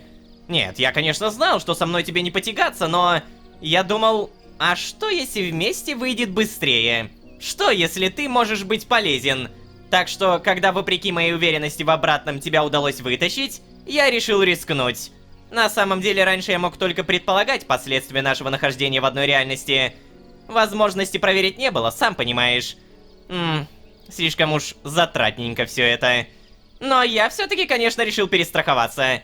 В любом случае, наше слияние, Лолошка, это плохой знак, очень плохой. Этот знак говорит о том, что время у нас крайне ограничено. И нам, по-хорошему, нужно держаться друг от друга подальше. А, то есть ты поэтому так часто уходил? Не, конечно нет. С тобой просто скучно. Лучше бы не спрашивал. В нашей ситуации дистанцирование не даст особых плодов, даже если мы находимся в разных мирах. Мы могли бы разойтись обратно в своей реальности, используя портал Раи, но выбраться из Архея мы не можем. Никак. Поэтому, либо мы справляемся с нашей задачей до точки невозврата, либо мироздание потеряет такого гениального меня. О, не-не-не, мы же этого не хотим, правильно? Эй, вообще-то знаешь, у меня тоже есть мнение. Я тоже не горю желанием становиться тобой.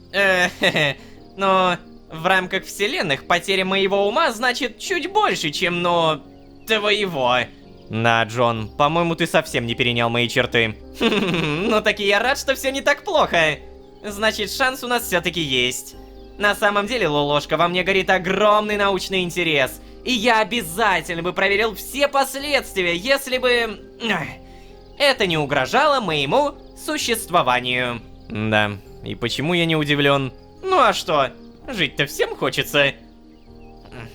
Так, задание обновлено. Так, а ну-ка проверим сразу. Обсудить с Джоном слияние. О, появилось новое. Да, разговор с Джоном прошел как обычно. Добавились новые вопросы, а ответы на старые я в полной мере так и не получил. Я, правда, не совсем понял, кто же такие эти владельцы масок. Ну ладно, мне сейчас это не особо интересно. Ведь тут-то маской все равно нельзя пользоваться. Надо побыстрее решить загадку Архея. Я не горю желанием становиться Джоном. Ну не знаю, слушайте, он умный. Хотя, с другой стороны, таким самовлюбленным челиком, который всех презирает, я бы тоже не хотел становиться. Так, в итоге не поговорим. Получается, прямо сейчас мне реально нужно Эй, Эшхолда. куда это ты? Что? Куда ты вечно собираешься? Я хочу проверить остальных. Ну так и я с тобой тогда. Настолько? Вау! По сути, мы сейчас управляем 2 лоу-ложками. Кстати, да, насчет того, что я Джона иногда называю лоу-ложкой. Напомню, просто небольшая информация по лору. Когда-то давным-давно Джон называл себя лоу-ложкой. Это подтверждает фраза GDH в финале 13 огней, когда он сказал, что давным-давно отказался от этого имени. То есть, да, его звали лоу-ложкой, но он решил называть себя Джон Дэйви Харрис. Окей. И он реально будет ходить за мной. Так, ну, на всякий случай, давай, наверное, заглянем к Гимлину. Он, получается, все-таки вернулся в сон. То, что нет Марка, это, конечно, пипец. Ну, то есть, я теперь буквально не могу... Ничего?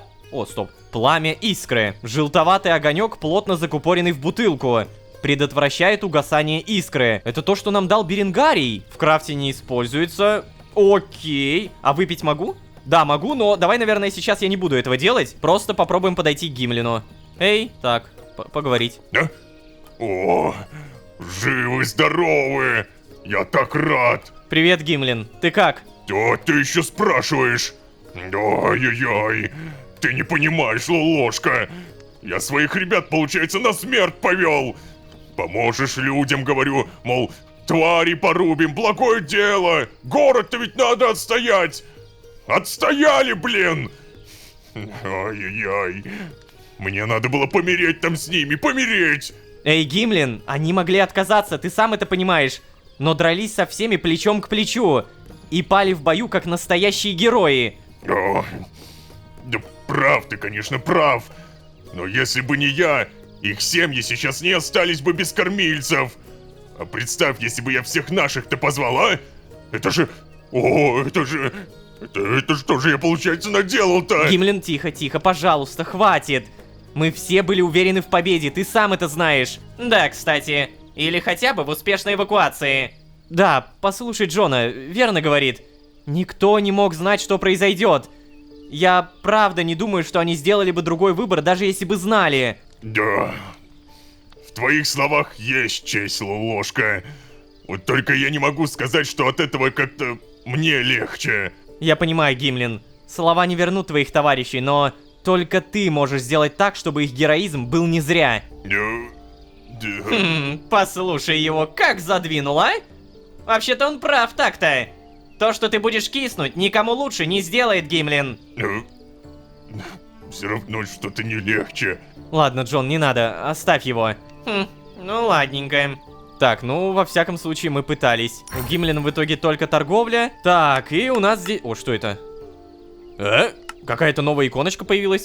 Погоди, а может быть у Невера будет? Так, GDH за мной. Вперед, вперед. А ну-ка, здравствуйте. О, ё-моё. Чисто пластом валяется поговорить. Невер? Невер, ты ведь не спишь, да? Ай, я не в настроении, Ророшка. Ай, да ты же всегда не в настроении. А сейчас особенно. Невер, мы просто пришли узнать, как ты себя чувствуешь.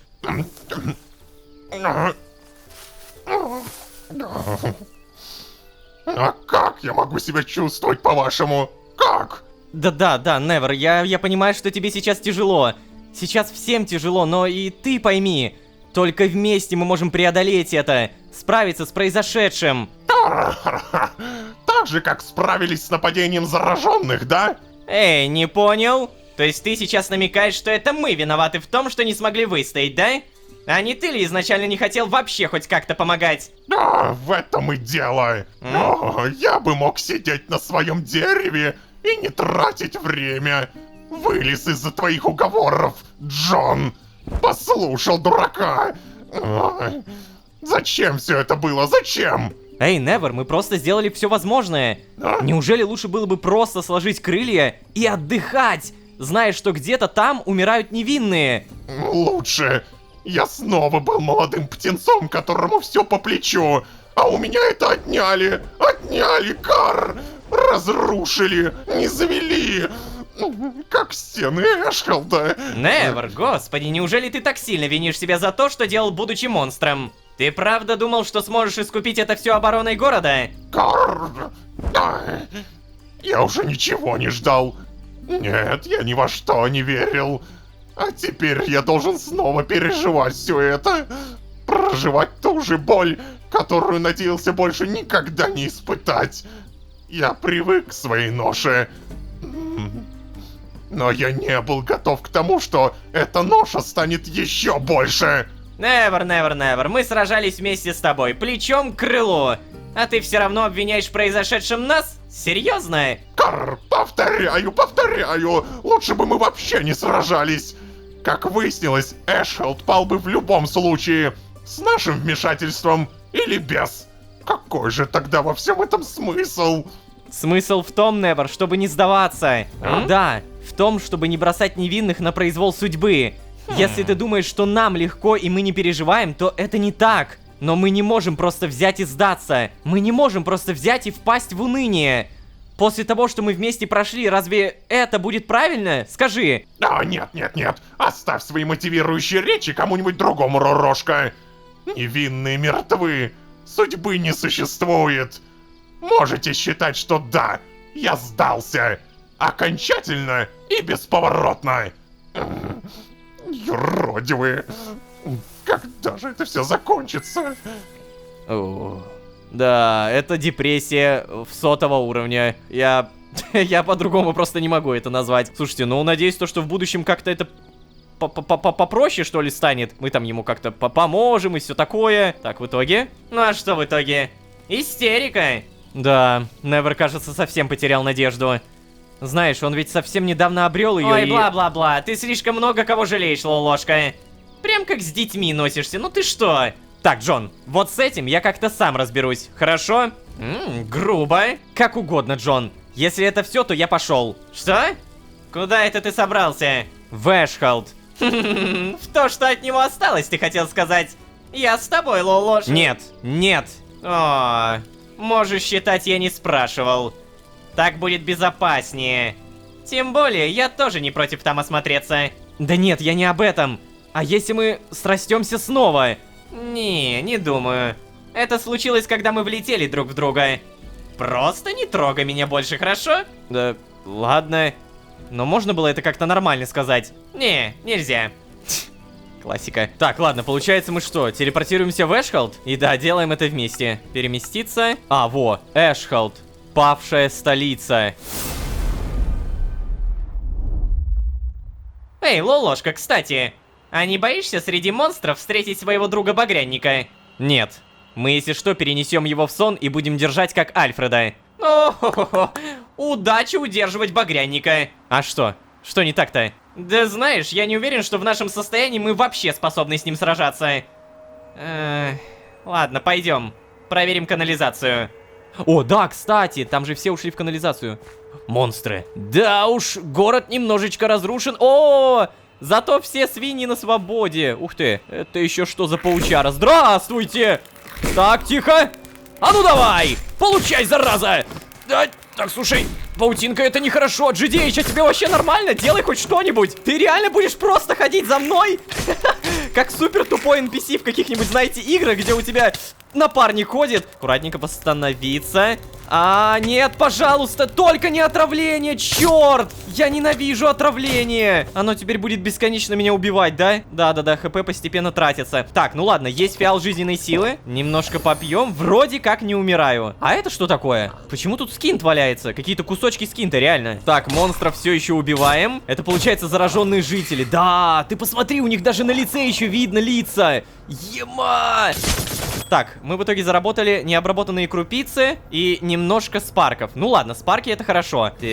Такс, вижу там еще какого-то человека зараженного. Наверное, сейчас они мне не нужны. Пойдем сразу в канализацию. А, блин, забыл то, что у меня сфера желаний. Смотри, вход закрыт. Может быть, там кто-то прячется из выживших? Теория, конечно, интересная, но меч все-таки не убирай. А, ну да, точно. Так. Ты откроешь? Понял. О, господи. Что-то у меня ощущение, что там все-таки будут монстры. Давай, спускайся, спускайся. Так, лоу! Как-то уж больно тихо.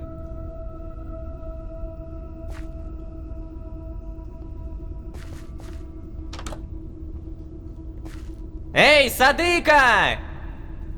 Сайман! Ну... Как минимум, следов драки или трупов вроде как нет. Значит, нормально отсиделись или прошли дальше. Пойдем. Что-то прям совсем тихо. Меня прям напрягает эта тишина. Эй. Кто-нибудь есть? Да слушайте, звучит и выглядит все как-то, ну, умиротворенно. Как будто монстры действительно сюда не пробрались. Поэтому все окей? Я правильно понимаю? Здесь, получается, были какие-то сборы. Мы видим то, что костер разжигали. О! Нифига себе! О, ты погляди-ка, путеводный Прокс. Так вот почему Сайман тут обосновался. Забавно. Он же зараженный. Что? А, зараженный скин. Я сначала думал, Сайман зараженный.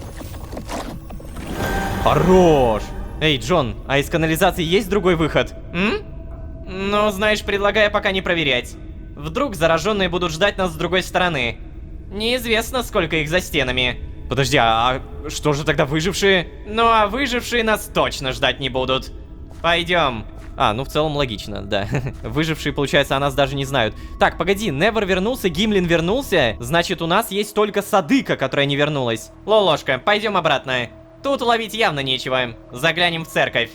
Да, кстати, мы же теперь, наверное, можем пройти не просто в церковь, а под церковь. Помните, где артефакты были? Давай, зараза! Что происходит? Думаешь, я позволю тебе убить меня? Ой-ой-ой, батюшки! Живой! Это же друг Альфреда, я помню! Так, получай, зараза! О, Скотт, здорово! Спасибо. Не ожидал увидеть вас здесь. Не-не-не-не, подожди. Твое появление здесь куда более неожиданно, чем наше. Зачем ты сунулся сюда, если издалека ясно, что здесь тебе не сильно обрадуются? Тут ты, блин. Да мне и раньше тут рады не были. Теперь хотя бы молчат. Что случилось-то? Ну дай подумать. Ах, да точно. Огромная армия монстров во главе с драконом разнесла Эшхолд в щепки. Ну, больше вроде бы ничего. Да. А инквизиторы, стража? Где все были-то? Скотт, мы пытались отбиваться, но безуспешно. Понятно. Тогда за дело. Что, какое еще дело? Зачем тебе это, охотник? Скотт. Меня зовут Скотт. Работа у меня такая. Успокойся, Скотт. Тебе за нее больше никто не заплатит. Я не хочу, чтобы все вот так вот погибало. Мое дело монстров убивать. Пускай за спарки, пускай по найму. Но я этим всю жизнь занимаюсь. Я продолжу, пока дышу. Вы-то мне поможете. Ты что, серьезно? Ты думаешь, у нас больше дел нет, а? Да нет же, я заплачу. Какой толк мне от спарков, если это единственный город? И он пал. Не нужны мне теперь эти спарки. Все, что я раньше покупал, могу теперь забрать из уцелевших домов. Вроде бы никто не против. Понятно. Мародерствуй сколько влезет, но мне спарки точно не нужны. У нас есть другие дела, Скотт. Эй, Скотт, не слушай его, не надо. Мне нужны спарки. Считай, что я согласен. Что делать? Ну, для начала я бы хотел где-то безопасно обосноваться. О, в канализации никого не было из зараженных, так что... О, я понял. Мне подойдет. Да что же происходит-то, черт возьми? Я в этом участвовать точно не собираюсь. Пока-пока. Развели тут, а? Эй, Джон, стой! Эй, подожди, а где канализация-то? Веди давай. Так, ладно. Эй, Джон, ты серьезно просто уйдешь? А ну-ка. А, он просто... Нет, он не просто сел. Показалось. Так, ладно, получается, канализация в целом неподалеку. Это что такое? О, господи, подожди! Это мутировавшие орки! Скотт, слушай, пройдем за мной, подожди. Надо срочно кое-куда зайти. У меня складывается ощущение, что если я прямо сейчас не посижу у этого скинта, то без заряженного фиала у меня явно ничего не получится. Все, немножко посидели, молодцы, далее встать. Так, ну ладно, у меня вообще лук и стрелы есть, может быть это как-то поможет? Оп. О, подожди. Ну, в целом, чисто теоретически, это отстойная идея. Не, я так точно не убью, там по 7 хп сносится. Так, так, так, хорошо. Тихо, тихо, тихо. Молодые. Застрял, мой маленький, ты погляди-ка, а. Все, сколько с тебя падает? Йоу! Кстати, я забыл, блин, надо сферу желаний использовать. Так я явно заработаю больше. Черт! Еще и выносливость прибавляется, я реально позабыл. Так, Скотт, ты что делаешь? Ты зачем через это здание пошел? Скотт! Алло! Так, все, я его в итоге вызволил, но в итоге орков придется убивать заново. Черт! Хотя ладно, новые спарки я в целом не против. А, так погоди, ты тоже будешь с ними драться? Мочи его! Сюда, Скотт! О, да красавчик! Ты погляди, как он его мочит! Обалдеть, он сносит ему хп! А я тут реально в одного сражаюсь и думаю, как же сложно! Давай, Скотт, хорош, 55, 55, 50, 45. Ай да молодец! В одного! О, а ты хорошо сражаешься. Кстати, как там Альфред? Не хотелось бы остаться последним охотником. Или хуже того, последним человеком. Не волнуйся, Скотт, Альфред пока не воплотился. Но он без сознания. Ну, понял. Так, в итоге канализация. Ой, Скотт какой-то странный. Жутко и неловко одновременно от того, как он себя ведет. Скотт, кстати, ты собираешься остаться здесь, получается? Ну, да, пожалуй, да. И что ты будешь делать? О, сейчас. В этой книге один очень хороший охотник записал все виды монстров. Я продолжу ее вести, но для этого мне нужно как минимум жить. А, я понял. И чтобы я жил, я как только обустроюсь, буду платить тебе за спарки, за... А, я понял. Сбор данных, верно? Да, точно, да. Сбор данных, вот это. Спасибо тебе. А пока что вот, держи. Это счастливый кинжал и красивый красный камень. Ладно, спасибо. Осколок жизненной силы, счастливый кинжал. Маленький кинжал идеально лежит в руке. Ну и ну. Ха. Спасибо, Скотт. Да, действительно, спасибо. Так, в итоге больше не поговорим. Ты реально обустроишься здесь? О, так тут же кристалл есть, точно. Далеко бежать не придется. Я надеюсь, что он нормально обустроится, мы потом вернемся, и он будет платить мне. Это хорошо. Всем привет. Джон, ты здесь? Джон? Ладно. Так, слушайте, мне дали осколок жизненной силы. Я помню то, что единственное, где я его мог использовать, это прокачка фонтана, но... Подожди, прокачка фонтана, это же... Вроде как уже прокачано, да? Never. Расширение владений. А, стоп. У меня точно был... Вот тут написано максимальный уровень, не? Так, ну ладно, все равно купим. Зачем тебе это? Never, я не собираюсь сдаваться, ты же уже это понял. Как же мне это все...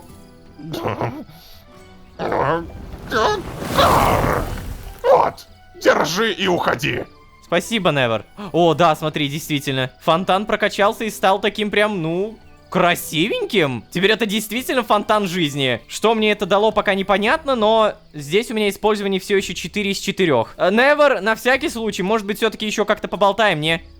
Не, все, встал. А, не. Я помог ему лечь.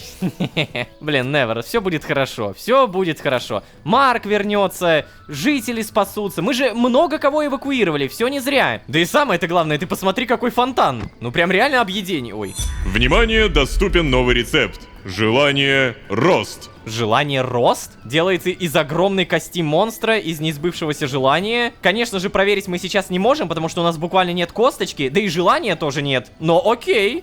Окей. Я могу так сказать, сильно. Все то, что мы сейчас переживаем последние 2 серии, это просто вау. По крайней мере, мы поняли, вселенная стремится к порядку. Вот оно, что это оказывается. Мы действительно совершенно позабыли об этой фразе, а она нас преследовала 3 сезона подряд до этого. Запомните раз и навсегда. Вселенная всегда стремится к порядку, где бы мы ни были. То есть, чем дольше мы живем, тем больше мы сливаемся с Джоном. Окей, как говорится, поживем, увидим, что будет дальше. А вы, конечно же, не забывайте подписываться, не забывайте ставить лайки. Рано или поздно мы также встретимся с Марком Багряником, уж что-то мне это реально подсказывает. И сможем ли мы его развоплотить, опять же покажет время. И моя смекалочка. Надеюсь, вам нравится то, что вы смотрите. Если это так, то опять же лайк, подписка. Бусти, который вот он сверху. Можете поддержать нас донатом. Любая ежемесячная подписка хотя бы на 250 рублей поможет нам создавать все лучше и лучше сезоны. Правда. Я думаю, вы и сами это замечаете. Мы действительно стараемся. Также не забывайте, что у нас доступен новый мерч на сайте мироходец.ру. Ну а если вы здесь впервые, то можете еще и позвать друзей. А с вами были Лолошка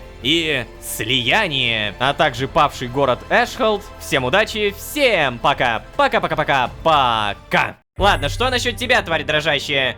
А ну-ка иди сюда. Я тебя сейчас быстро колдовать отучу. О, да ну. Оу, оу! Блин, я даже не знаю, за что зацепиться. Ну, допустим, куда делись выжившие горожане Эшхолда? Что делать с зараженным Альфредом? Кто по итогу управляет огромной толпой монстров? И как быть с тем, что Лолошка и GDH постепенно сливаются в одного персонажа? Это, наверное, самое интересное и трэшовое одновременно. А вообще, всем привет, дорогие друзья, я Лолошка. Добро пожаловать в сердце вселенной. Поехали!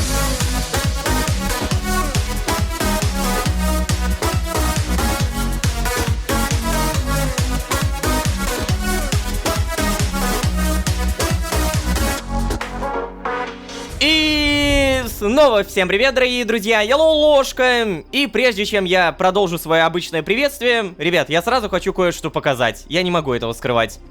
Небо.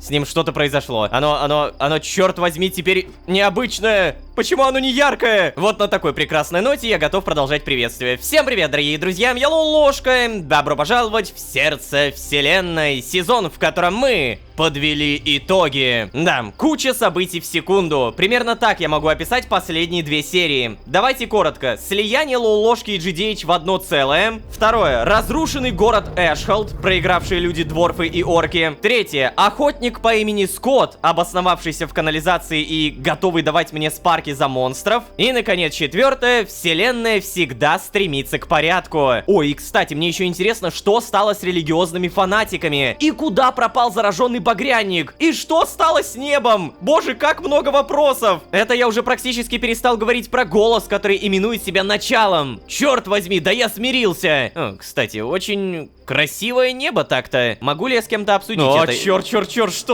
что с небом? Неужели это так влияет мое настроение?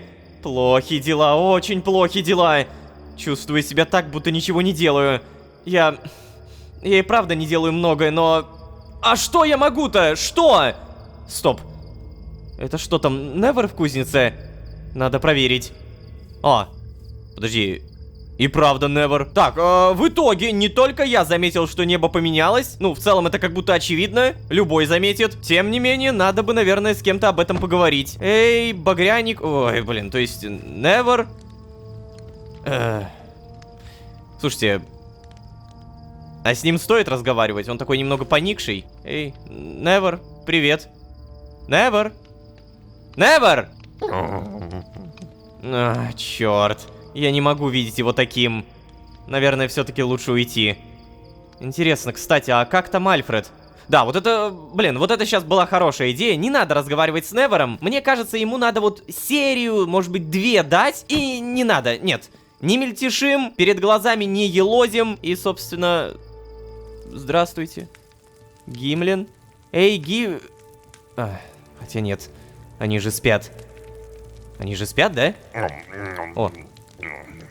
Да, все-таки спят. Ну ладно. Что ж, тогда я попробую что-то сделать. Перво-наперво в Эшхолд. Навещу Скотта.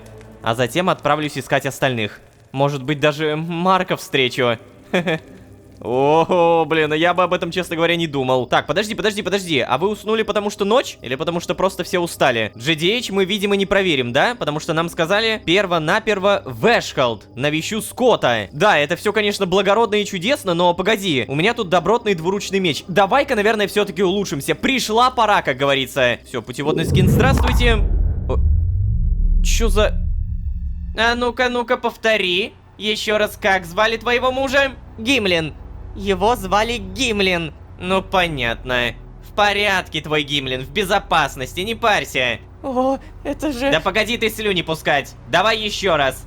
Точно не было никаких нападений на предел в последние карасы? Точно. Уточню, то есть после нападения на Эшхелд ничего, правильно? Нет, ничего. Да уж, это... Что, почему? Да, ничего. Ты давай, возвращайся ко своим. Хорошо. Да, вот же... Зачем этим монстрам было разрушать Эшхелд? Может быть, что-то в архивах? С другой стороны, церковь и что-то непонятное в роли отца вроде как заодно. Ах, как же у меня все не сходится-то, а? Я ненавижу, когда у меня что-то не сходится. Был бы здесь сейчас... What the fuck? Ложка. Подожди, кто еще раз? Кто? А, Саймон Солус? Ну ладно, я не знаю, просто кто-то с... О, Джон, смотри-ка, привет. реально. Я, Ох привет. ты, надо же, кого принесло. Наверняка искал Мракогрыш Траклара и остальных. О, Джон, слава... Эй, не трогать меня. Я рад тебя видеть, Джон. Что это за дворфийка была? Расскажешь? Вау, надо же. Ты можешь их даже отличать? Ой, Джон, это не смешно. Ладно. Где ты был-то хотя бы? Чем занимался интересным? Расскажешь? Я был в Эшхелде и округе. Никого не нашел из выживших. Зато, кстати, Скотт, охотник в порядке. Да, Лулошка, если бы меня кто-то спросил, я бы сказал, что это бесполезное занятие. Но все же, я вот выяснил, что на шахтерский предел никто больше не нападал. О, так ты уже узнал? Не было нападений. Я как раз сюда за этим и направлялся. Слушай, Джон, небо во сне потемнело. Невыносимо видеть всех их Тише, Лулошка. Эмоции, как говорится, надо проживать, а не бежать от них. Что? Знаешь, немного неожиданно слышать это от тебя. Почему это? Между прочим, я доктор психологических наук. Доктор, да? Ну тогда вылечи Альфреда от заражения скинтом. О, Лулошка, ну и ну. Да, ладно, прости, Джон. Я просто пытаюсь разбавить атмосферу хоть какой-то шуткой. И это было неудачно. Может быть, узнал что-то еще важное? О, да, точно. У меня есть кое-что действительно важное. То, что тебе будет интересно узнать. Вот с этого бы и начинал. Короче, я видел кого-то в руинах Эшхелда. Некую девушку Так, в смысле, продолжай, девушку, так. Ну, я ее особо не разглядывал. Она была, знаешь, в капюшоне и очень быстро двигалась. А, все, я понял. Кстати, Лолошка, та дворфийка — это жена Гимлина. Что? Не Так это волнуйся, я уже сказал ей, что с Гимлином все хорошо. Но ты, так и быть, можешь еще с ней немного поболтать. Ну, хорошо, ладно. Эй, Лолошка, а че это ты на меня так смотришь, будто не за информацией пришел? Чего тебе надо? Ой, да меня просто Скотт попросил собрать информацию про горных муравьев. Плюс сюда могли отправиться выжившие, поэтому Ладно, я... все тихо, не оправдывайся. Делай то, что считаешь нужным. И, кстати, Лолошка, если встретишься с Мракогрыш Тракларом, ни в коем случае не делай глупостей. Сразу зови меня. Что, звать? Каким образом? Ну, ты что, забыл? Просто подумай. Полагаю, такой сигнал я смогу почувствовать. Ну, кстати, да, Джон. Спасибо и пока. Давай, чао. Так, говорит в капюшоне, значит. Что ж, Сайриса не упустит шанс вернуть свои наручи. Или что там у нее было? Что-то мне подсказывает, что она может что-то знать. Иначе совсем не ясно, зачем ей рисковать жизнью последнего эльфа в Архее ради какой-то там безделушки. Хе-хе-хе.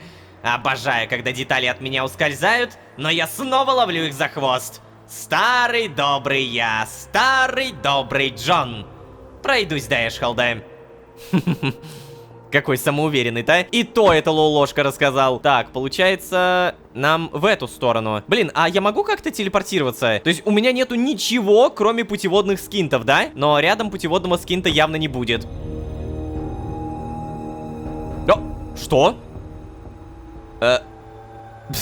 Стоило только сказать, что не будет, и на тебе путеводный скинт.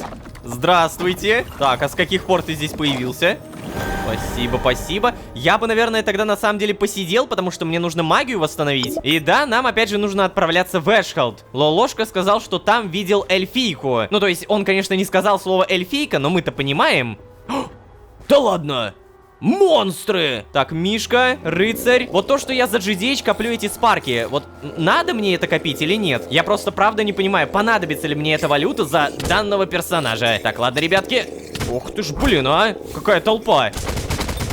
1000 спарков примерно заработали за данную толпу. Так, кто-нибудь еще? Как бы я хотел передавать эти спарки ложки. Господи, это моя мечта. Кстати, не знаю, заметили вы или нет, но Джон восстанавливает себе магию, когда кого-то бьет. То есть не обязательно садиться у Скинта. Вот, допустим, я сейчас буду бить и... Вот, у меня постепенно идет восстановление. Это, конечно, медленное восстановление, но тем не менее... Что это? Печать пироманта? Мне жестко фартануло на новое оружие? Чего? Ой. А что я сделал?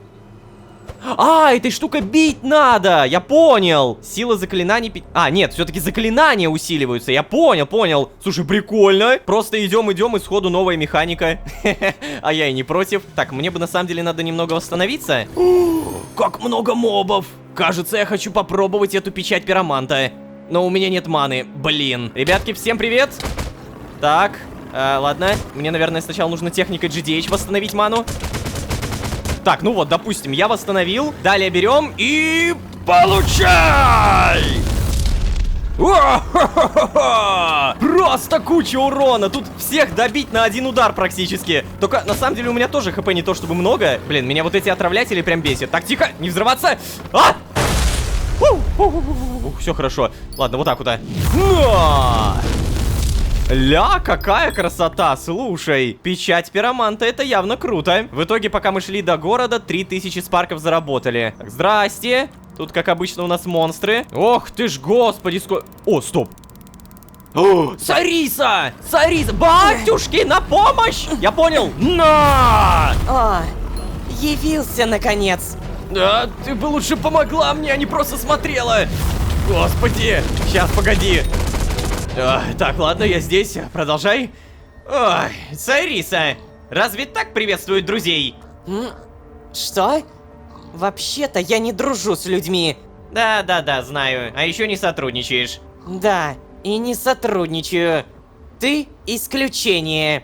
Ну понятно. Что, вход сзади тебя завален, а безделушка где-то там, правильно понимаю? Что?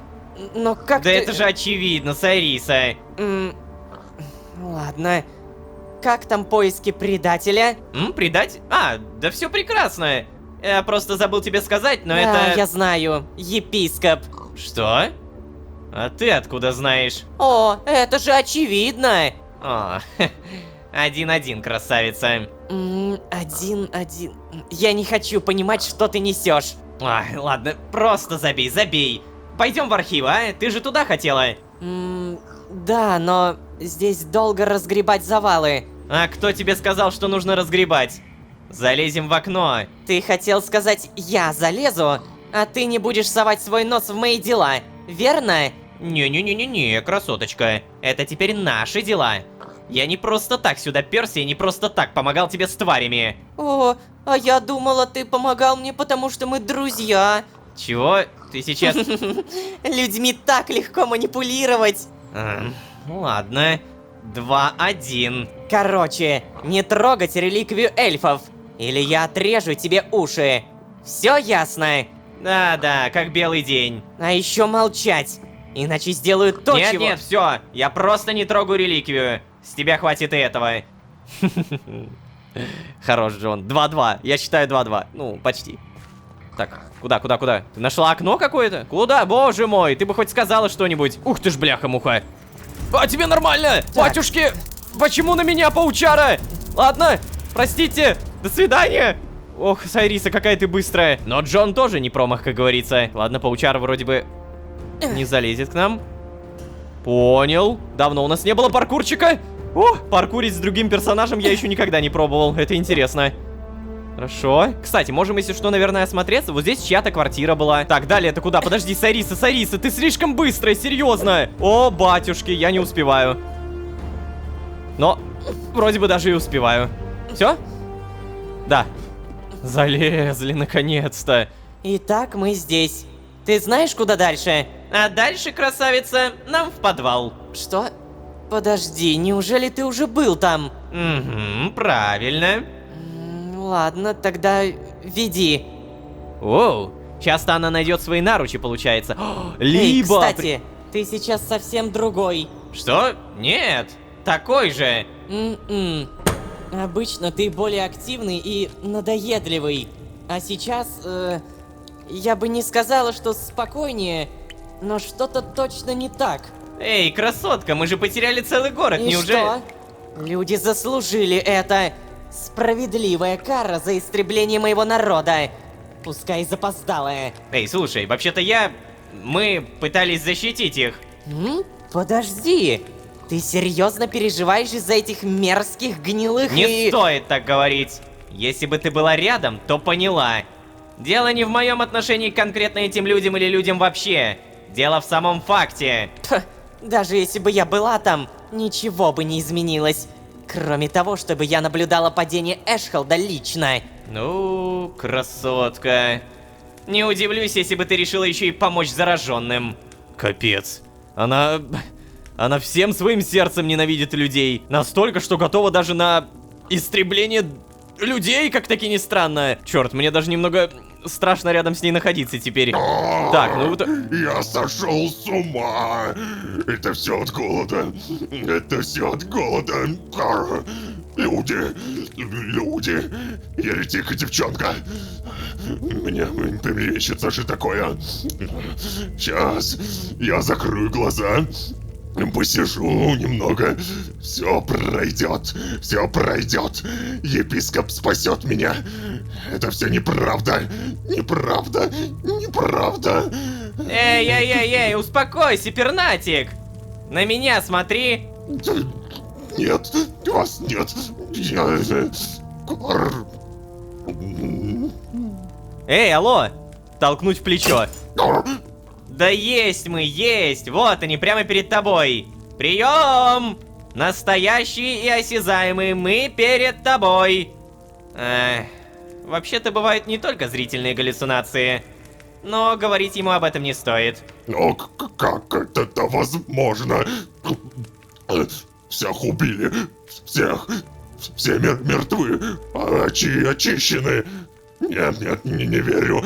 Ой, да, Сариса, он совсем поехал своей крохотной черепушкой. Наглядный пример травматического воздействия на психику религиозных бредней. А чего ты вообще с ним нянчишься, а? Вот вроде ворон, а из церковников.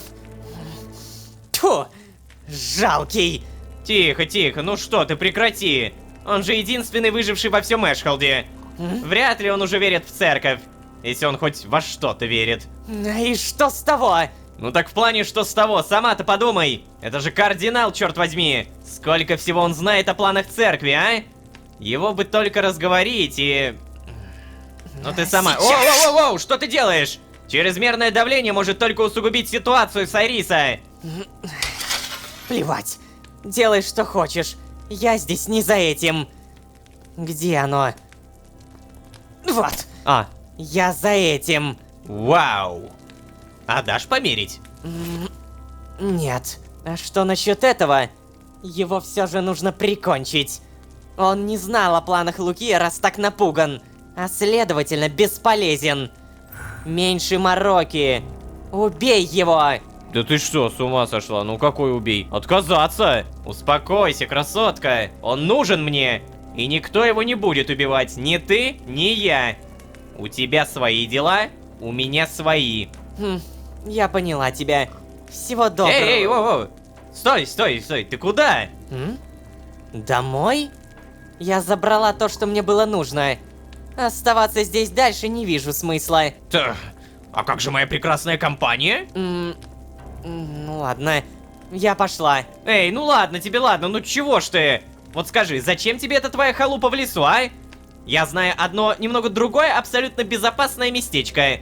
Тебе больше не придется мучиться с добычей еды, выживанием и всем остальным, честно. Ха, глупый. Такого места не существует. А вот и существует. В другом мире. Нет. Что? Что нет?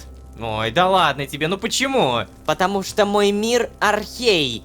Жестокий, холодный, но все же мой. К тому же я последняя, и я не стану позорно убегать и прятаться. Да, я встречу свою смерть здесь, в Архее. На той же земле, где ее встретили остальные. Да успокойся ты, если что, всегда сможешь вернуться сюда. Зачем? Я уже здесь. И поверь, я буду здесь дольше, чем любой из людей. Это все, Джон? Ну вообще нет. Есть еще кое-что. Это по поводу твоих наручей и их истории. Напомню, они уже у тебя. Переживать не о чем. Может, наконец расскажешь, зачем они? Хорошо. Я поделюсь с тобой информацией. Приходи ко мне в Марибор. Разговаривать при этом не стану. Будь он даже без сознания. Ой, да ладно, он же бы все равно ничего не понял. Я ведь- сказала нет. Все, приходи сам. Ну ладно, бывай, красавица. До скорой встречи. Ах. Так, ладно, надо бы, наверное, еще здесь осмотреться. Вдруг помимо вороны еще чего полезного прихвачу. Так, ты еще что-то полезное прихватишь, это хорошая идея. Подожди, а я могу прям все-все забрать? Или у меня... О! О, скин сновидений! Да ладно! А это что такое? И как это попало к церкви? Хотя Архей в таком состоянии давно, я не думаю, что мы с Лолошкой такие уж новаторы. А, то есть ты все-таки понимаешь, что это такое, да? Скин сновидений. Особый кристалл скинта позволяет переместиться в сонное измерение. Имба! Вот это я понимаю, хорошо. Такая же штука и у Лолошки есть. Что можно взять еще? Вопрос. О, свиток. Свиток заклинания Копье Отца. Ого! Заклинание, созданное Церковью Очищения. Призывает с небес золотое копье, пронзающее противников. Вау. Это... Прикольно. Еще свиток, погоди. Свиток заклинания Буран. Создает вокруг заклинателя вихрь ледяной энергии, который наносит огромный урон и замедляет противников. О, что? Сколько заклинаний! Так, а здесь, что это? Не взять, не взять. Вот еще свиток. Да, интересные тут книжки. Но дельного все-таки ничего. И кстати, я не вижу весов и других артефактов в церкви. Ладно, что насчет тебя, тварь дрожащая? А ну-ка иди сюда. Подожди, что ты хочешь сделать? Джон! Ты... Ты что делаешь? А как насчет посоветоваться со мной? Помните, когда был дворф со светящимися глазами? У нас был выбор, типа, убить его, или что там, напасть, переместить его в сон. А здесь даже не было выбора. Просто взял и переместил в сон. Ты что, издеваешься? Так, ладно, мне дали еще свиток заклинания Огненный шар. Создает огненный шар, наносящий взрывной урон и поджигающий противников. Сюда! Хорошо! Далее забрать мы уже ничего не можем. Вот это, кстати, какая-то интересная штука, но, видимо, Джону это не интересно. Понял. Мне сейчас реально интересно узнать, как отреагировали на кардинала. Ну-ка, давай, телепортируемся. Хорошо. О-оу. Так, never. Ты! Сначала ты лишил меня надежды, а теперь насмехаться удумал. Ах, я тебя сейчас быстро колдовать отучу. А, да ну. Оу, тихо ты. Что ты делаешь? Решил организовать здесь новую церковь, а? Да ё-моё, как же ты разошелся? Спокойно, Невер, спокойно, а то я тоже начну. Убери его отсюда, и только тогда я буду спокоен. Что же ты делаешь? Убирайся сам отсюда. Повторяю тебе, успокойся, это не твой сон. Не тебе здесь командовать. Мне все равно. Выбирай что-то из этого или смерть. О, и у меня просто зачеркнуто два варианта. Сам уйду. Ну, получается, Джон не лжет. Он не уйдет, само собой. Ладно, уберу, только прекрати. Я выбираю смерть. Да уж лучше смерть, Невер, чем перечеркивать всю миссию. Но предупреждаю, я буду защищаться. О, ты ж Всем бляха. Что за... У вас всех сейчас 5 секунд на то, чтобы объяснить, что здесь происходит. Лолошка, старая ворона взбесилась и начала нападать на меня. Погоди, Джон. Что тут делает кардинал? И почему он такой? Это... Стой, Невер. Еще раз, Джон сказал, что ты только что напал на него? Нет, я просто... Это была просьба не видеть здесь. этого позорного выродка! Но ты же уже здесь. Джон, заткнись! Так, ладно. Что с этим-то? Ну, я его таким нашел. В архиве церкви. Что? Там бы его и оставил! Короче, дайте объясню, ага. Походу, его психика не выдержала удара, вызванного атакой на город, и долгого заточения. О, да что ты говоришь? Психика? У церковника? Ну да, это ведь была огромная часть его жизни, и все в таком духе. Ну, вы поняли, да? Духе. Короче, ладно, это все-таки сам кардинал, ребята. Уверен, он знает много того, что может быть полезного нам. Только чтобы достать информацию, надо привести его в чувство. А ты не можешь его в чувство приводить где-то еще, а? Ну где, кстати. Невер, где, например? Не здесь. Ну нет, Невер, так не пойдет. Только здесь есть Беренгарий, который просто обожает выхаживать всякую живность. Нет, я все же против. Эй, Невер, ты уж прости, но доводы Джона... Короче, он прав. У кардинала был доступ к той информации, которой не было ни у кого.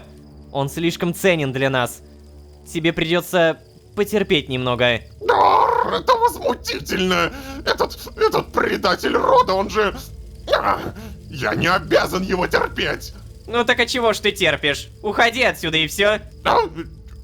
Что? Да, я уверен, ты прекрасно понял, что я сказал. Уходи отсюда. Ладно, скажу чуть яснее. Не хочешь терпеть? Что? Вали! Напомнить тебе заклинание, а? Отвратительно. Надеюсь, он поперхнется отварами старика и сдохнет в муках. Кар. Эй, Невер, ты... Так, ладно. Джон, ты слишком жесток к нему. Жесток? О, вовсе нет, Лолошка. Просто поставил на место. Тем более, что я не соврал. Он действительно напал на меня. Никуда бы он не ушел, ты сам это прекрасно знаешь. Давай не будем поднимать эту тему. Самое простое, Невер уже просто некуда идти. Твой сон — это буквально единственное место, где он может быть в полной безопасности.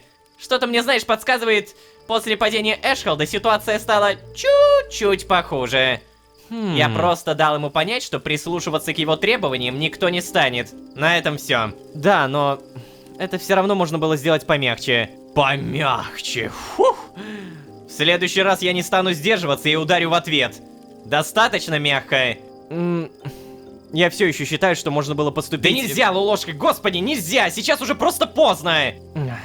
Ладно. Короче, стой здесь. Я схожу за Беренгарием. Эй, погоди. А ты чего это раскомандовался, а? Ну, знаешь ли, поступаем мягче. О, боже.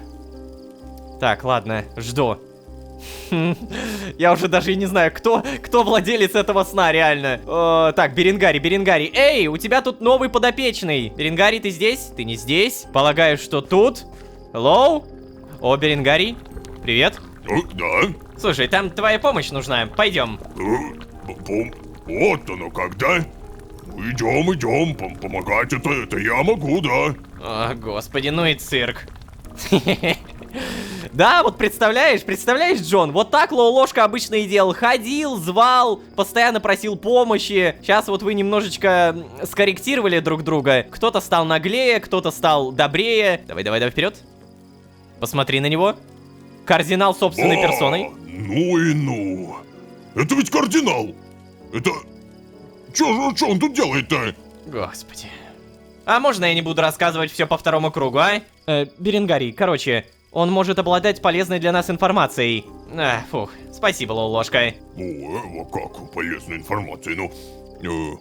Здравствуйте, кардинал. Чем болеете? Это же ты. Я же тебя казнить велел. Да, точно. Я правда умер. Да, понятненько. Значит, головой тронулись, понятненько. Ну, оно ясно, значит, тяжелая у вас работка, кардинал, да. Что ж, результата сразу же не гарантирую, честно говоря. Сами понимаете, время понадобится. Да, но чем скорее, тем лучше. Постарайся там, ну не знаю, приготовить что-нибудь сильно действующее, нет? Транквилизаторы? Не, танкозавров нет, такое не знаю. Ну, я все-таки постараюсь помочь ему. Мы все же люди, да? Эй, ты, давай, идем. Это все нереально. Да, конечно, нереально. Это все, знаешь ли, чепуха несусветная. А мы с тобой пойдем там, где настоящее все настоящее будет. Правда? Конечно, правда все. Там и тепло, и безопасненько, и супчик наливают. Если правда, я тебя даже казнить не буду. Вот спасибо, удружил. Ну, давай, пойдем. Это так странно. Недавно кардинал грозно ругался и отчитывал, а теперь еле плетется и с ужасом смотрит на все вокруг. Это... Да, Лолошка, это психика гуманоидов. Она, знаешь ли, сложная штуковина. О, поверь. Я знаю, Джон. Что, был подобный опыт? Ну, не то чтобы как у кардинала, но да, был. Расскажешь? Нет, не хочу. Может, когда-нибудь потом? Давай, пока. Ну и ладно. Хорошо, в любом случае что-то начинает проясняться. Кстати, тот фонтан. Если в него бросить скин, то он должен напитываться магической энергией. Мне очень пригодится это с моим обновленным арсеналом заклятий. О, что? Да ладно! Ты все-таки наконец-то... Точнее, нет, хоть как-то мы узнали о том, что этот фонтан для чего-то нужен. То есть, погоди, я кидаю крупицу скинта, и оно... Мана скинт! Крупица скинта, наполненная магической энергией, восполняет 1 заряд магии. Давай, наверное, сразу побольше накидаем. Не буду, наверное, прям все тратить. Но ты погляди, мана скинт! Какая удобная штука.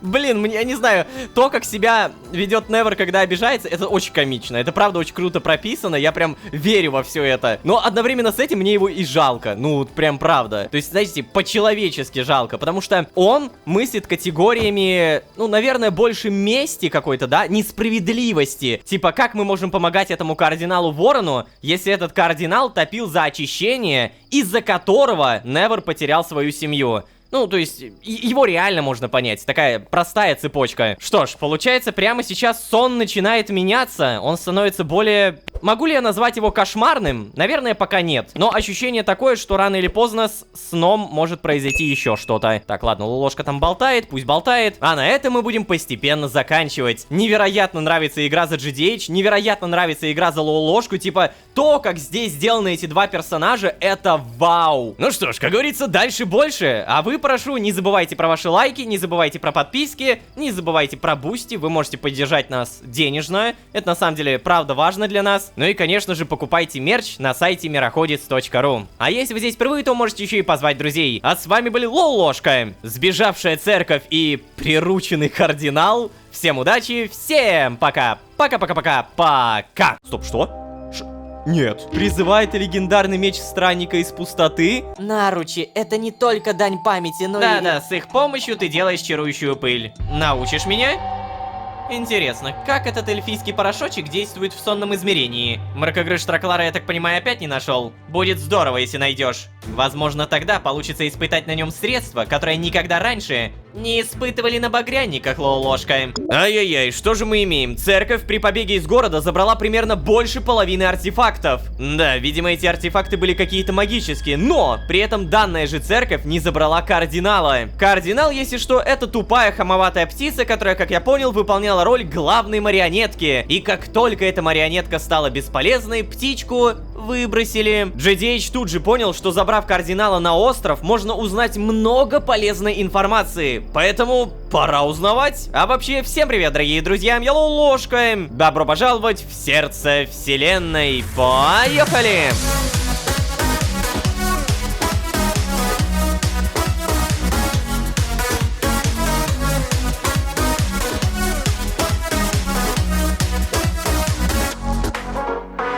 И снова всем привет, дорогие друзья, я Лолошка. Добро пожаловать в сердце вселенной, сезон, в котором мы создаем свою религию. Как вам название лолофарианство? А? Ладно, если серьезно, то у нас из-за GDH на острове действительно появился церковный кардинал. Нам он явно нужен не для религии, а про религию. Эта птичка точно знает много тайн, которые помогут, например, узнать, кто такой отец, что за голос, и, может быть, кардинал даже видел, куда убежал зараженный багряник? Надо выяснить. О, и, кстати, насчет артефактов церкви. Эльфийка Сайриса сказала Джону, что сможет поведать историю золотых наручей. Следовательно, наконец-то мы сможем узнать, зачем церкви нужны артефакты. Ой. Зачем нужны артефакты? О! Так, а погоди, это же то, что мне сейчас надо! Я как раз хотел поиграть за Джона. Найс! Так, получается, здесь ничего не поменялось. Стоп, что? Нет. Свиток заклинания меч путешественника призывает легендарный меч странника из пустоты, на время материализуя его в руке заклинателя. Обалдеть. Это явно не то, чего я ожидал, но... Йоу, погоди! Тут надо, наверное, объясниться. Ребят, меч путешественника — это вот этот меч, который мы впервые получили еще в сезоне «Голос времени». У него еще даже вот такая текстурка была, немного несуразная, но тем не менее. Далее этот меч перекочевал в сезон 13 огней. А уже в финале 13 огней мы узнаем, что это не Лололошкин меч, а GDH. После, в предыдущем сезоне «Последняя реальность» мы его ни разу не видели. И вот оно! Спустя 2 сезона! Ты что, издеваешься? Вот так резко появляться? Так, ладно, бам. Изучено новое заклинание, хорошо. Надеюсь, я все еще неплох, хотя бы в создании заклинаний. Погоди-ка, что-то темновато здесь. Ты что, серьезно? Только сейчас заметил? Бляха-муха, я хочу попробовать. Да, небо действительно такое себе. Ах, Лолошка, Лолошка. А что, Лолошка-то сразу? Что? Ты в предыдущей серии видел это небо? Почему тогда не прокомментировал? Ну да, немножко меняется. Может быть, ты что-то об этом знаешь? Это мы, конечно, все проверим, но перед этим, погоди, путеводный скинт? Я хочу попробовать. О, сколько тут появилось. Подожди, а где? А где меч? Меч, огненный шар, буран, волна. Не понимаю, меча нет. Может быть, он потом появится? Или он как-то появляется немного по-другому, нежели это заклинание? Ладненько, это мы еще узнаем. Эй, Лолошка, ты здесь? Так, Лолошки нет. Все, понял, где? Сидит там что-то с Беренгарием, наверное, разговаривает. Или с кардиналом. Гимлин все еще там. И, кстати, а что с Невером? В предыдущей серии он так плаксиво и грозно улетел, что мне его даже немножко жалко стало. Эй! Невер. Да, Невер, конечно, забавный, но нет. Устраивать очередной скандал не очень хочется. Вряд ли Лолошка будет благодарен мне, если я нечаянно пообщипаю его любимого ворона. Лучше сконцентрироваться пока что на другой птичке, более полезной делу. Ну да, хорошо. Только в итоге мы ничего не узнаем. Блин. Ну хорошо, Невер. Сидит, немножко грустит и немножко злится. Напомню, Невер жестко негодует и жестко злится на GDH за то, что GDH привел кардинала сюда. Невер категорически ненавидит очищение за потерю своей семьи. Блин, меня вот так вот Гимлин напрягает. Постоянно смотрит и смотрит. Я хочу узнать, что он думает. Ой, почему это мне не по себе, когда я смотрю на эту пустую кузницу? Какое-то неприятное ощущение. Ну и все тогда. Значит, не буду смотреть. Вполне логично. Вполне логично. Эй, Гимлин, может, все-таки поговорим? Да. Здорово, Джон. Ну и заварушку ты тут устроил с этим кардиналом, конечно. Невер очень недоволен. Очень. Да, я знаю. Как и всегда, впрочем. Ну, это тоже верно. Кстати, Гимлин, тебе тут женушка привет передавала. Ой. Бруня? Да, она? Не знаю. Я не запоминал имя. Кстати, ты мне тогда такой допрос устраивал о возможности вернуться в Архей, что... Я не понимаю, что происходит. Неужели после Эшхолда расхотелось? Нет, вовсе не расхотелось. Я просто... Да не твоего ума дело это, ясно тебе? И вообще, тут помощь еще нужна моя. Лолошка запросил много амулетов вообще-то. Ладно, как скажешь.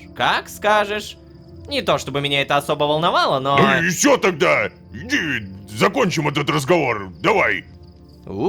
Подожди, а что реально происходит-то? Ну, типа, он ведь правда очень хотел вернуться. Я как-то даже и не задумывался, что он вернулся и больше не лезет обратно домой. Давай-ка, наверное, побеседуем. Вот это, ну, конечно, такая напасть, да. Ну, ничего. Быть может быть, отоспится маленько, в себя придет. Я понял, то есть все-таки есть шанс, что он снова станет адекватным, да? Ну то, знаете ли, может и станет, а может и не станет. Так я ж тебе говорю, Лолошка, оно-то того самого. Работа у кардинала сложная. Любой башкой бы поехал от такой работки-то. Не, Беренгарий, ты не прав. Скорее всего, это у него от глубокого эмоционального потрясения. Да, состояние острого психоза называется. Ну ладно, а как думаешь, когда он начнется? Ну, да мне-то откуда знать, Лолошка? Ну, да проснется, как проснется, это... Кардинал! Очищение. Эшкол.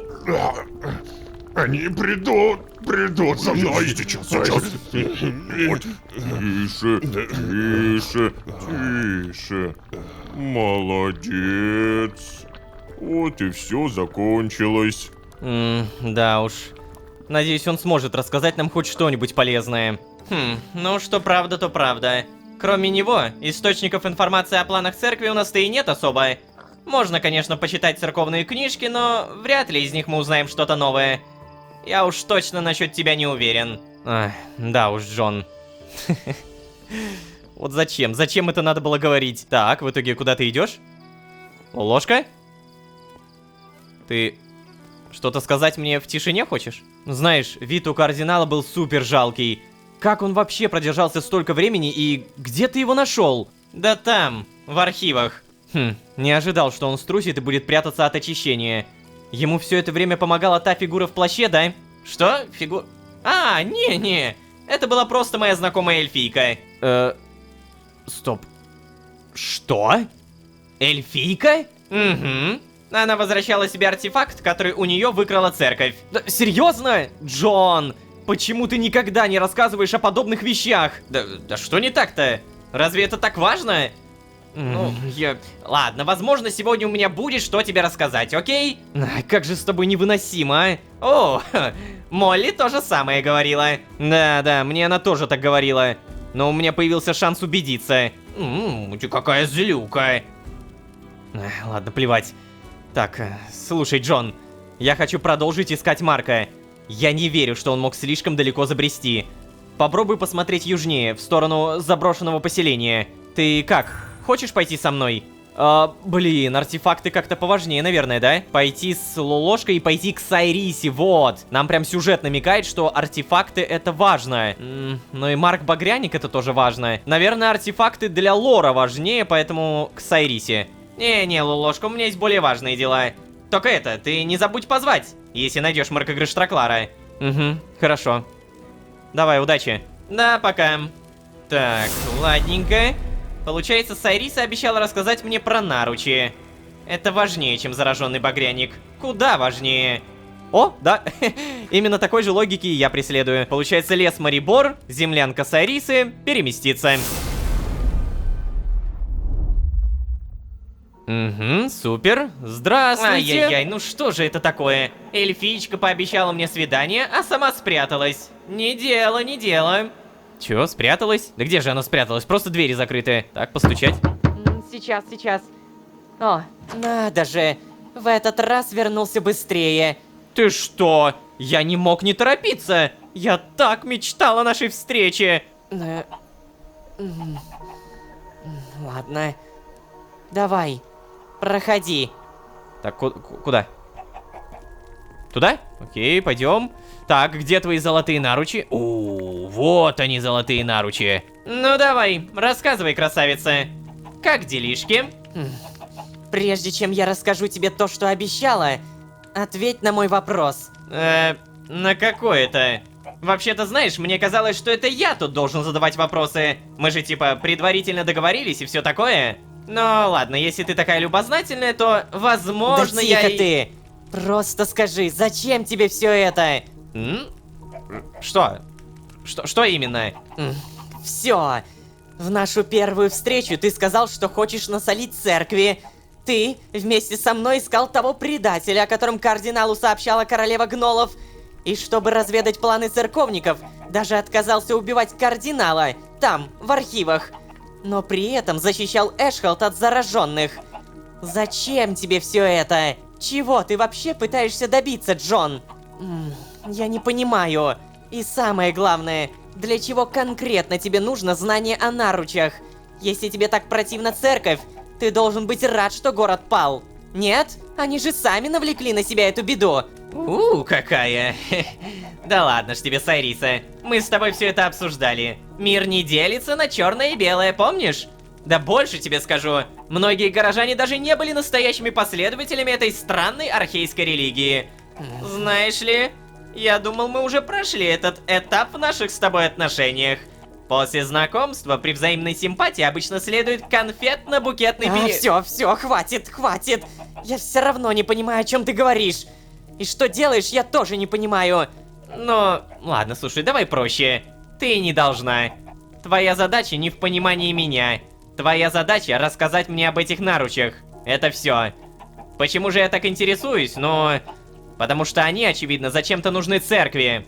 А значит, ты либо что-то скрываешь от меня, например, истинное их применение, либо сама о чем-то не догадываешься. Именно это я и хочу понять.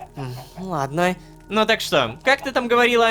Враг твоего врага твой друг, да? Да. Ну так неужели ты все это время не веришь, что данная церковь как-то, ну, не импонирует мне, нет? Нет. Ай, красавица, какая ты сложная, а? Уверяю тебя, если бы я был действительно церковником, ты бы здесь уже не стояла. Да и как минимум, я помог тебе найти твою безделушку, нет? Ну, возможно. Но мне не нравится, что ты не раскрываешь всю правду. Я такое не люблю. А вот в этом мы с тобой, дамочка, похожи. Так что давай выкладывай. Что там за историю этой вещицы? Ладно. Присядь. Надо как следует поговорить. Так, ладненько. Сесть. Ай, Давай. Хорошо. Так, слушай, мне правда приятна твоя компания и все такое, но время у меня несколько ограничено, поэтому давай, пожалуйста, быстрее. Во-первых, что ты знаешь об эльфах? Ну, все, что ты рассказала о них. И больше ничего? Так, Сайриса, еще раз. Я понимаю, что тебе здесь одиноко и хочется с кем-то поболтать, но поверь мне, я хоть и рад этому, но давай говорить о существенных вещах, прошу тебя. Вообще-то, мой народ был одним из наиболее развитых в Архее, Джон Дэви Харрис. И я считаю, что ты должен услышать его историю. Хотя бы потому, что это ответит на многие твои вопросы. Если не из уважения ко мне. История эльфов. Ну-ка. Так. Я не солгала тебе. Наручи — это действительно единственный артефакт, который остался от моей расы. Но их было намного больше. Многие наши реликвии были утеряны из-за постоянных гонений.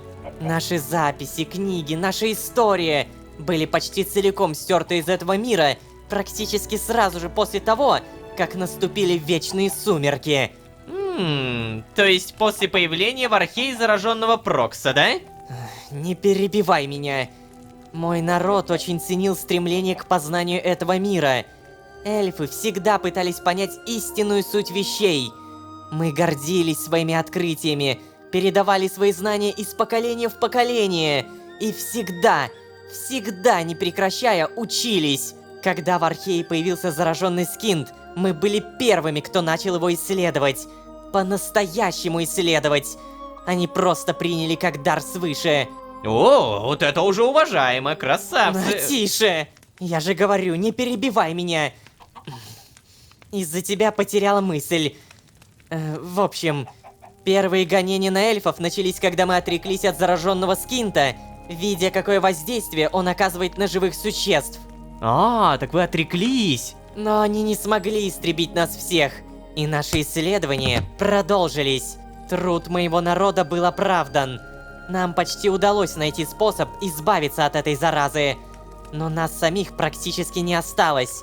Моя семья была последней. Мы вечно находились в бегах, прячась от последователей церкви отца.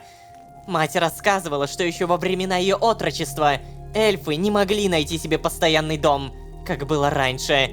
Епископ убил ее родителей, когда она была ребенком. А потом и ее саму, когда у нее появились свои дети. Но она успела передать нам свои знания. Моя сестра, которая отдала свою жизнь, спасая меня, была одной из тех, кто посвятил свою жизнь попыткам найти способ обезвредить зараженный Скинт. Она обучила меня некоторым вещам, которые... Стоп, подожди, вся твоя история... А сколько тебе лет? Что? Сколько мне... Что? А, ну да, я имею в виду, сколько ты живешь. Что? Я, по-твоему, считать это должна? Да ладно, тебе что, самой не интересно? Прошу тебя, дослушай.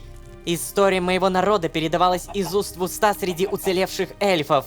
Мне ее рассказывала моя мать, а моей матери ее мать. Ладно, это все не важно. Я хочу сказать тебе, Джон, что наручи — это не только дань памяти, но и... Да-да, с их помощью ты делаешь чарующую пыль. Я уже понял. Да. А чё ж ты раньше-то это не говорила? А все тебе расскажи. Особенно, когда ты сам практически не затыкаешься. Оу. Иди сюда. 1-0 в пользу Сайрисы. Так, я здесь. Давай, рассказывай, как они работают. Я не просто так ставлю охотничьи ловушки. И не просто так запираю в клетках больных животных.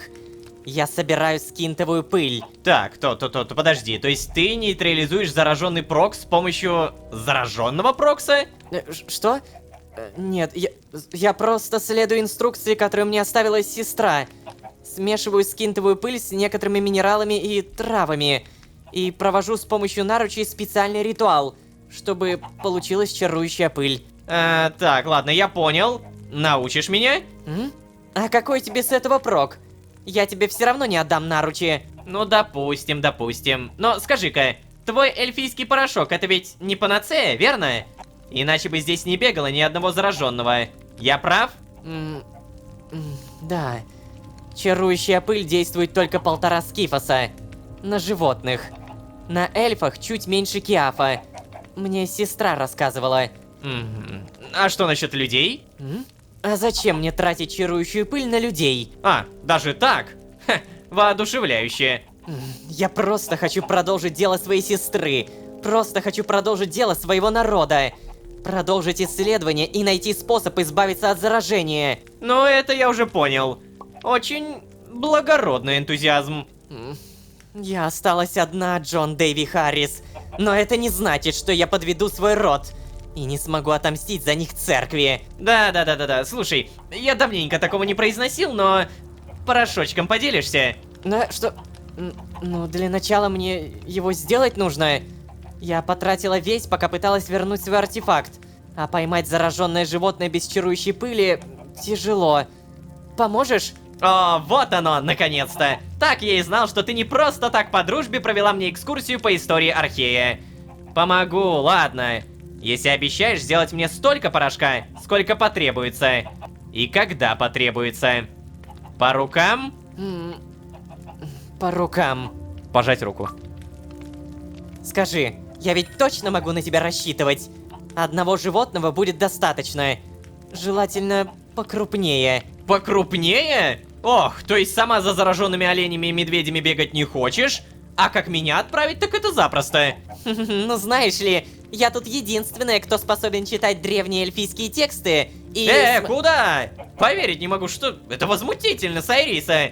Ты сомневаешься в моей способности расшифровывать ваши летописи, да? Поверь мне, красавица, я расшифровывал и не такое. Но я помогу только потому, что у самого нет времени возиться с этим химическим производством. Ну и ладно. Задание ловец-овец. Вообще да, кстати, Джон, наверное, смог бы прочитать эти записи, потому что он мироходец. Все мироходцы, они благодаря своему органу подстраиваются под любой язык. Поэтому мироходцы могут понимать всех и вся. Так, вообще, подожди, задание получается вот. Ловец-овец. Привести в загон Сайрисы одно зараженное животное. Ути, господи, эльфийка боится заморать ручки и не хочет ловить зараженных зверушек самостоятельно. Ладно. Если этого не сделать сейчас, то чарующий эльфийский порошочек, усыпляющий зараженных, придется добывать слишком долго. Да, хорошая логика. Только вопрос в итоге, кого мне надо привести? Hello! Кто-нибудь зараженный? Никакой наводки, просто вот непонятно, куда идти в итоге.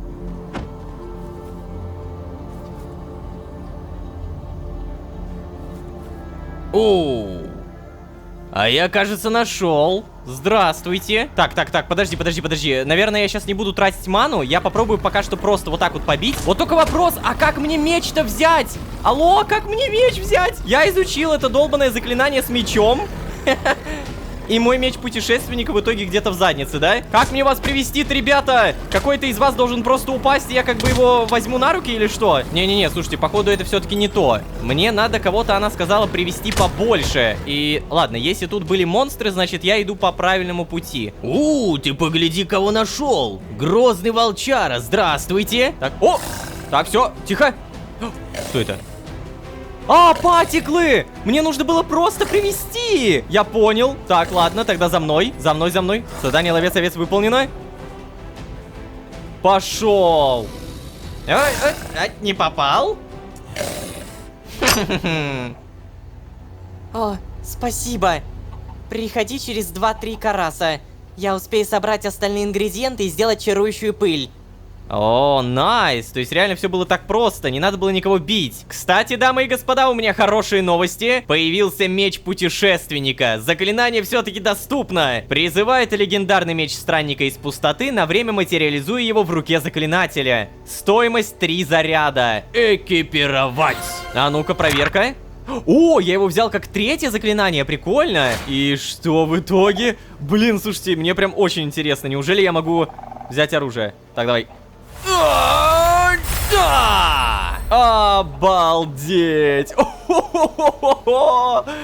Ты погляди, какая красота! Он, смотри, он немного прозрачный. Да. Он, получается, материализовался, но это не настоящий меч путешественника. Сюда! И чё, ты настолько сильный? 105 урона! Причем, смотри, у него изначально 0 урона, но за каждый интеллект плюс 2. Если мы прокачаем еще интеллект, то будет еще больше урона. Но за GDH прокачивать что-либо — это грех. 35 тысяч спарков на следующий уровень. Супер дорого. А ну-ка дайте мне монстров. О, они снова заспавнились. Ребятки. Привет. На! Сюда! Ха-ха-ха-ха! Имба! Погоди, а как у меня тут работает суперудар? Как работает? Ой, стоп, что? Меч исчез! Нет! Блин! Я хотел попробовать суперудар. Короче, немного посидим. Нам Сайриса сказала, что можно вернуться через что-то 2-3 караса. Это, кстати, много времени вроде бы. Поэтому пока что есть идея. Хочу нафармить много спарков и потратить их, чтобы прокачать остров. Да, наверняка многие, как и я, задавались вопросом: зачем мне за Джона спарки? Я тут понял. Я же могу чисто теоретически что-то купить и положить в сундук. Ладно, Сайрису, наверное, ждать это бессмысленно, поэтому просто сейчас телепортируемся. Нафармил я немножко спарков, понял, как работает мой меч. Переместиться, измерение сновидений, переместиться. Эй, всем привет. Эвер? Чё, все? Спустился? Остыл? О, ты погляди-ка, птичка спустилась с жердочки. Оставь меня в покое! Ты мерзкий! Ух ты, вау. Вот так вот сразу? Ну ладно, как скажешь, не буду мешать. Ну блин, ну это было по злому, GDH. Ты, конечно, перенимаешь какие-то черты Лоу-ложки, но тебе еще учиться и учиться. Гимлин там что-то делает. О, здрасте. Так, не поговорим, видимо, я понял. Как там дела у Беренгария, у кардинала? Беренгарий, что скажешь? О, ты таки вернулся. Привет, Джон. Кардиналу, если что, не особо-то все еще и хорошо. Да уж и вижу, я вижу. Обычно фаза острого психоза держится не более чем... Не придут сюда. Они мертвые придут сюда. И увидят они благо его, благо Отца, дарующего нам. Грядет очищение от лица его. Бежало небо и земля, и не нашлось им места. Вот такой вот он у нас. Только и делает, что молитву эту вот повторяет без конца и без конца. Уж у меня даже башка трещит. Ой, я так рядом с ним скоро сяду и так же буду верещать. Слушай, а давай ты просто постараешься сделать так, чтобы он побыстрее пришел во вменяемое состояние. Мне нужна информация, а не церковный хор. Знаешь, у меня даже ощущение, что когда я только-только его сюда привел, он был поадекватнее. Ладно, никто не ценит меня. Все ценят. Все хорошо, Беренгарий. Но, кстати, да, как будто он был поадекватнее. Хотя, возможно, вот этот психоз был вызван тем, что он начал осознавать. Типа, где он, что произошло. Знаете, Лолошка вспомнил про своего больного друга. Интересно, как этот эльфийский порошочек действует в сонном измерении? О, кстати, а вот это хороший вопрос. Типа, одно дело, когда он быстро иссякает примерно в обычном мире, ну то есть не примерно, а в обычном, а в этом-то измерении все замедлено, следовательно, порошок может действовать, наверное, часы и дни. Hello? О, поговорить. Привет, Джон. Да, здорово. Ну что, как дела? Мракогрыж Траклара, я так понимаю, опять не нашел? Нет, пока не нашел, но обязательно найду. А вот это хороший настрой. Будет здорово, если найдешь. Возможно, тогда получится испытать на нем средства, которые никогда раньше не испытывали на багряниках, Лолошка. Что? Средства? Ты о чем? Пока что ни о чем конкретном, не волнуйся. Просто научный интерес. Но если не найдешь багряника, в качестве подопытного будет охотник. Джон, да прошу тебя, прекращай уже. Хватит говорить о моих друзьях как о каких-то объектах исследований. Воу-воу, ты сейчас реально? Эти исследования намного ценнее твоих друзей в масштабах даже этой реальности. Не говоря уже об остальных. Понятно. Эй, да погоди, ну куда ты, ну стой! Стой, Лолошка, остановись ты! Что? Ну неужели тебе не интересно, о каких экспериментах я говорю, а?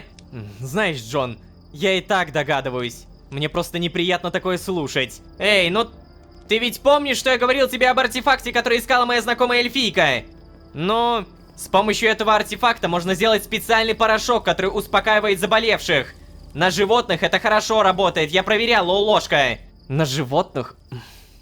Но ни Альфред, ни Марк, ни животные, Джон. Ну, тут бы я, знаешь, фактически Мракогрыж Траклар, он... Джон. Ну ладно, его, конечно, сначала нужно найти, я тебя понял. А это уже твоя работа, кстати. Вообще, кстати, это не самое важное, что я хотел рассказать тебе об этом артефакте. Он был единственный, Лолошка, оставшийся в церковных архивах. Угу. Но так в любом случае нужно понять, что случилось с остальными церковниками. И для чего им все-таки нужны эти артефакты. Ну так, да, это именно то, о чем я и сказал. Спасибо. Ах, как же я надеюсь, Беренгарий приведет кардинала в чувство. Все, что он сейчас может рассказать, это обрывки молитвы о наступлении очищения. А, так ты тоже это слышал, да? Да, это ужасно действует на нервы. Ну, надеюсь, его более вменяемые истории на нервы действовать не будут. Про епископа его, кстати, надо бы расспросить. А то слыхал я тут всякое. Да, само собой, Джон. Расспросим. Угу. Подожди, а про епископа мы слышали, что это он истреблял эльфов, да? То есть, помните, Сайриса сказала, что епископ кого-то убил. Следовательно, епископ у нас не такой-то и здравый, добрый и так далее мужик. Итак, получается, больше мы поговорить не можем, не можем. Эй, кстати, Лолошка. Что такое? Это тебе. Думаю, найдешь применение. Отдать осколок жизненной силы. Кстати, да. Спасибо, Джон. Пожалуйста. Сам себе говорю. Знаете, сам себе говорю спасибо, сам себе говорю пожалуйста. Это все так странно. Так, А могу ли я, подожди, что-то еще отдать? В целом-то могу. У меня тут есть необработанная крупица, еще крупица. Давай, наверное, так и поступим. Вот это сюда.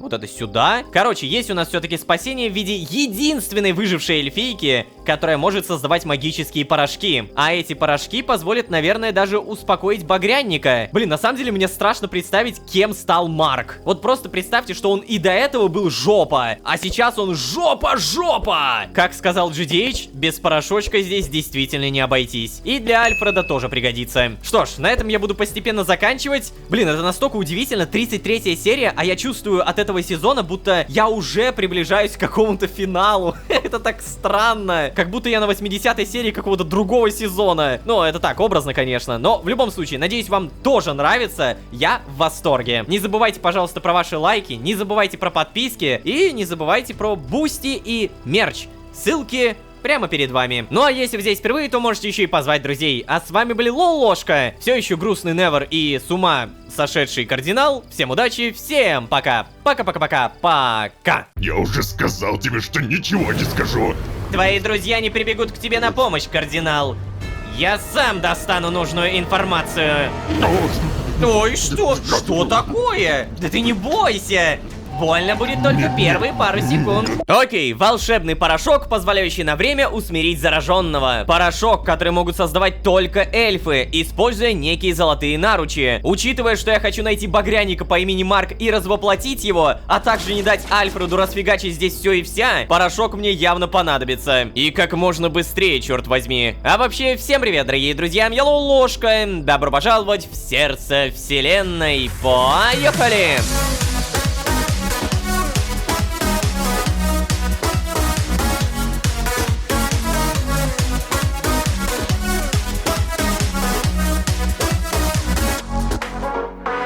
И снова всем привет, дорогие друзья, я Ложка. Добро пожаловать в сердце вселенной. Сезон, в котором мы не лечим, но хотя бы усмиряем. Да-да, порошочек эльфов, способный на время заставить зараженного успокоиться, это круто, хоть и не является панацеей. Вообще, знаете, на острове сейчас атмосфера, когда ощущается, что каждый после битвы за город Эшхолд в какой-то микродепрессии, я не знаю. Как по мне, сейчас самый активный здесь это Ложка. Ложка, которым движет цель не столько узнать всю правду, сколько спасти Марка и Альфреда. Если что, это не мои догадки, я это не выдумал, у нас буквально задание, багряное воплощение. Отыскать Марка, развоплотить Марка. Чего бы это мне не стоило. Окей. Ой, и кстати, до этой серии у меня появилось 3 новых предмета. Какой-то отвар из звездных капель, несбывшееся желание, которое появляется раз в несколько серий, а также осколок жизненной силы, который в предыдущей серии мы дали самому себе, играя за GDH. Наверное, самое интересное это отвар, который, что, выпить что ли? Ну-ка. Нет, не пьется. Я так понимаю, мне это дал Беренгарий или что-то в этом духе. Ой, стоп. О, ты погляди, а там GDH ходит. И кардинал стоит. Так, подожди. В крафте используешься отвар? Не используешься. Возможно, можно зайти в мастерскую, и там что-то откроется. Такое иногда происходит. Ну-ка. О! Внимание, доступен новый рецепт. Желание техника. Спасибо. Только ощущение, что это связано скорее с несбывшимся желанием. Во, техника. Счастливый кинжал. Маленький кинжал идеально лежит в руке. У меня, кстати говоря, такое есть, и получается, я могу соединить прямо сейчас? Нет, погоди. Наверное, пока я не буду этого делать. Короче, предлагаю прямо сейчас сразу пойти к этим. Только еще заглянем на всякий случай к Альфреду. Эй, привет. О, Альфред, бедный. Ему все никак не становится лучше. О, дать Альфреду отвар. Погоди, а описание какое-то есть? Нет никакого описания. Я так понимаю, это реально дал Беренгарий. Ну ладно, если я могу, то... Держи. Черт. Надеюсь, это ему действительно хоть как-то помогает. Кстати, а может быть тот порошок, о котором говорил Джон, это... Нет, сейчас важнее всего сконцентрироваться на кардинале. Только от него зависит наше продвижение к главной цели. Альфред выздоровеет, если мы устраним источник болезни. И нам не понадобится никакой порошок, Ложка. Это точно. Ага, ну, ладно. Я-то в целом согласен. Если не будет болезни, то и лечение не нужно. А с другой стороны, если у нас сейчас Альфред возьмет и превратится в огромного зомби, это тоже ничего хорошего. Может быть, порошок и нужен. Эй, привет, ребята. Что тут обсуждать? Джон, он пришел-то в себя всего лишь пару киафов назад. Ну чего ж ты? Бла-бла-бла, мне все равно. Он уже явно в состоянии отвечать на мои вопросы. Это не значит, что я буду. Ну, Джон, да погляди же на него, ну ты подождал бы лучше, ну чего ж тебе все так не терпится, да не терпится, это же... Да потому что у меня нет времени. Нет, не так. У нас нет времени, Беренгарий. Поэтому будь добр, не мешай. Иди вон, свари себе суп из корня. Не суй свой нос куда не просит Ника. Окей? Я ведь всего-то Скифос подождать прошу. Ну неужели тебе не терпит, ты же... Единственный, кто здесь терпит, так это я. Чтобы не начать решать вопрос силой. Но я держусь, как видишь. Будь добр, не испытывай мое терпение, Беренгарий. Эй, простите, Джон, Беренгарий прав. Ты. Да, я, Джон. Зачем ты начал сразу с допроса? Ты посмотри, он же выглядит неважно. Ой, серьезно? Он всегда так выглядел, насколько мне известно. Он же... К вашему сведению, это оскорбление. Нет, стоять, заткнулся! Если ты не собираешься отвечать на вопросы. Юный Ложка, скажи-ка мне, как там Альфред? Да все как обычно, Беренгарий. Я дал ему еще одну порцию отвара, как ты и просил. Ну, чудненько. Спасибо тебе, Лолошка. Уважил старого, руку помощи протянул. У меня-то их всего 2 как-никак. Ну, я знал одного мастера, который создавал настоящие шедевры всего лишь одной рукой. О, Эва, как это? Хотел бы я с таким-то познакомиться, это же... Нет, Беренгари, боюсь, это невозможно. Очень Так, жаль. ребята, клуб веселых и находчивых, прием! Да, Джон, чего такое? Надеюсь, вы там закончили? Теперь-то мы можем вернуться к более приоритетной задаче. Ай, ложка, если ты не планируешь помогать мне, то хотя бы не мешай. Ваша болтовня меня отвлекает. И, видимо, не только меня. Да, кардинал? Что тебе от меня нужно, еретик? Даже не знаю. Может быть, рецепт тыквенного супа твоей бабушки? Да как ты смеешь? Да заткнись ты, тихо! Че ж вы все резкие-то такие, а? Мне нужна информация, кардинал, просто информация, не суп твоей бабки. Какая еще информация? Ой, ну давай подумаем вместе. Какая же информация мне может быть нужна? Про церковь, разумеется, про нападение на Эшхолд, про очищение, про Лукия. Это... Нет, даже не проси. Я не стану этого говорить. Ты не понял меня, кардинал. Я не прошу. Я требую. Я вытащил тебя из архива, перенес тебя сюда. И мне не составит труда вернуть тебя обратно. Тот факт, что ты до сих пор живой, прежде всего моя заслуга. Так что давай ты не будешь просто так злоупотреблять моим дружелюбием, окей? Ты можешь говорить что угодно и сколько угодно, еретик. Твои странные красивые слова ничего не изменят. Я уже сказал тебе, что ничего не скажу. Ни тебе, ни другому тебе. Оставьте меня в покое, иначе церковь покарает вас. Да что ж, ну ты... В чем же смысл твоего упрямства? Эшхолда больше нет, ровно как нет инквизиторов, епископов, прочих священников. Ты действительно думаешь, что нас осталось кому покарать? Да и тем более мы даже не в Архее, птичка. Никто тебе не поможет, если мне надоест с тобой любезничать. Понимаешь? Эй, Джон, кажется, ты немного перегибаешь. О, правда? А ты, видимо, знаешь как лучше, да? Ах. Ладно, выйдем, Лолошка. Окей, давай. Ну ты прям реально какой-то перебор устроил. В общем, Лолошка, ты слышал когда-нибудь про клишированную тактику совместного ведения допроса? Хороший полицейский, плохой полицейский, что-то в этом духе, а? Ну да, немного было. Ну так вот отлично. Не будь идиотом и подыграй мне. Ладно. И каким же полицейским я буду? Серьезно? Ладно, я понял. А делать-то что? Что нужно? О, ну здесь все просто. Делай, что ты обычно делаешь. Любезничай со сбродом, сопереживай на любую мелочь, думай в первую очередь о других и после... Ладно, Джон, я понял. Хватит, пожалуйста. Вот и договорились. Я продолжу давить, а ты продолжишь его защищать. Расколем птичку, напарник. Ну так что?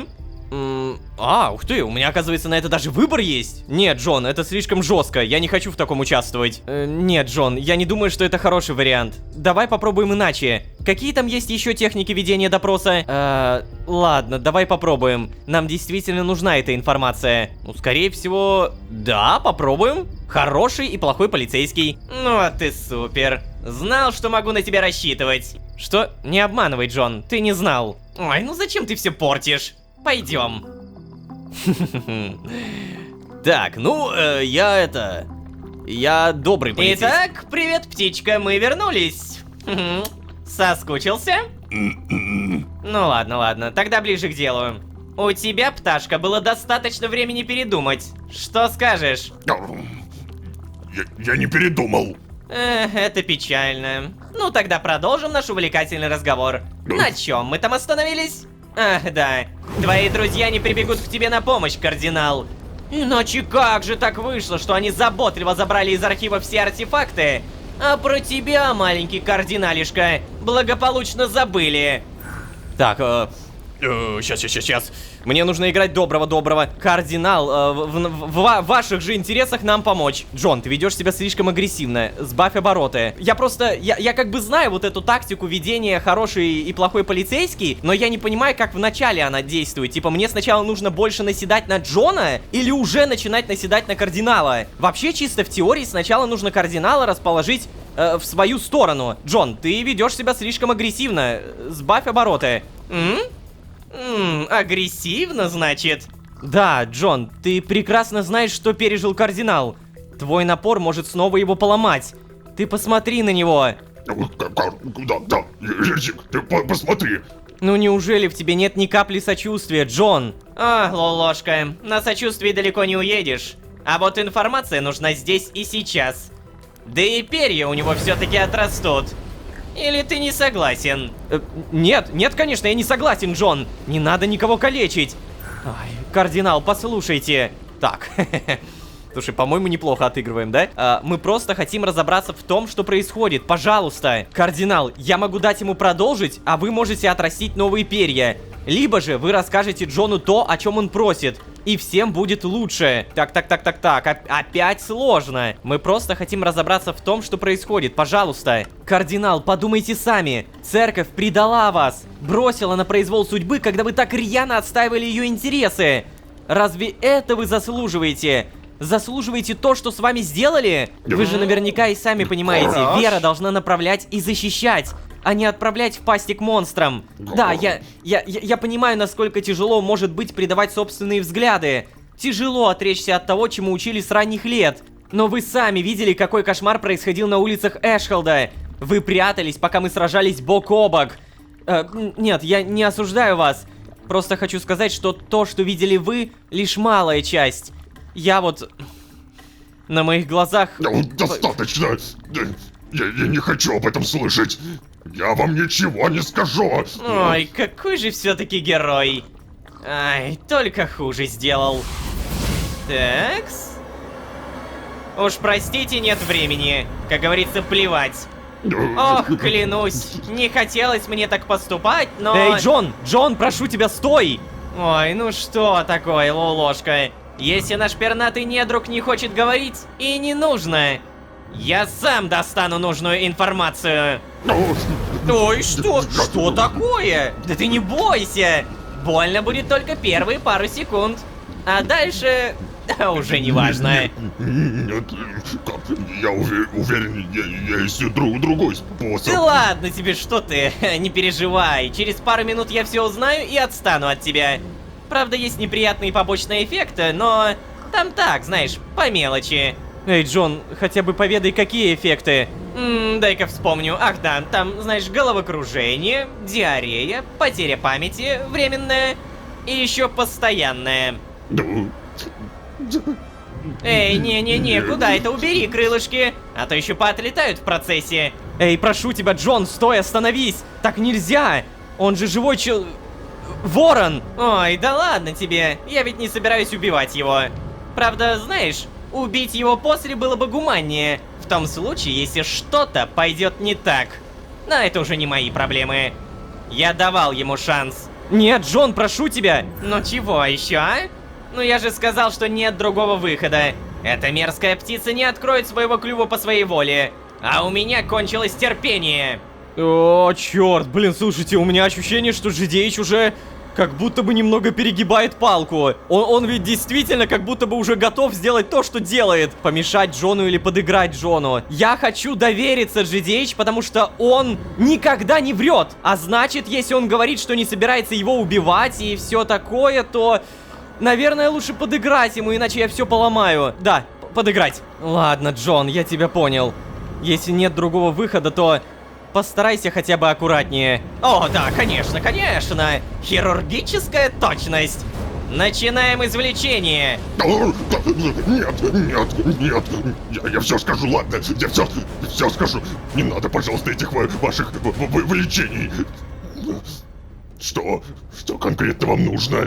Наконец-то, слушай внимательно. Церковные архивы содержали множество артефактов, когда мы побывали там впервые. В последний же визит там были только наручи, да так, парочка бесполезных безделушек. А еще ты.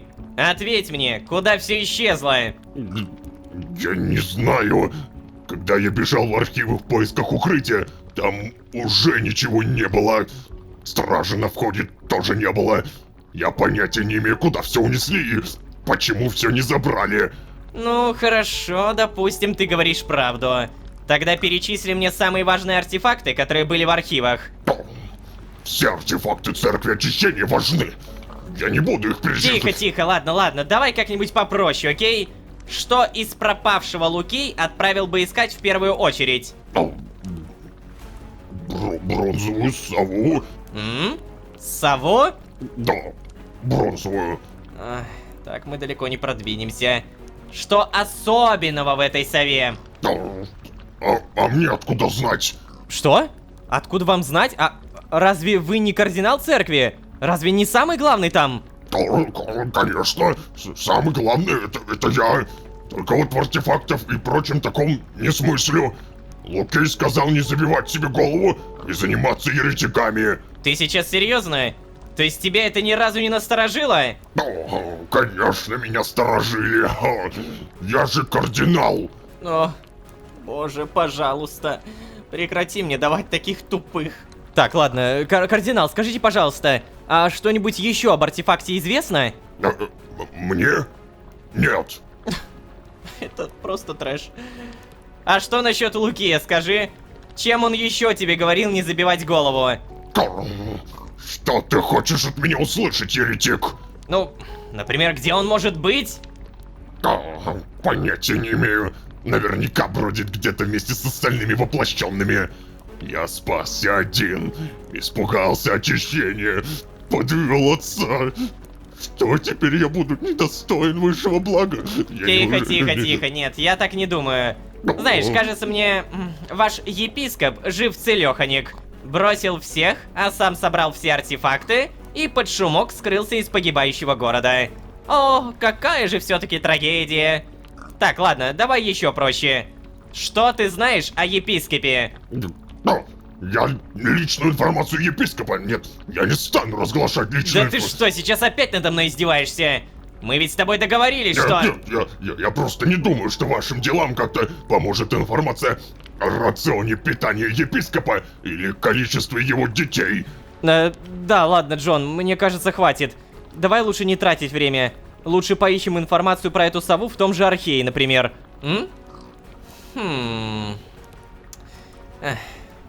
Пойдем. Спасибо за информацию. Да, тоже мне. Да.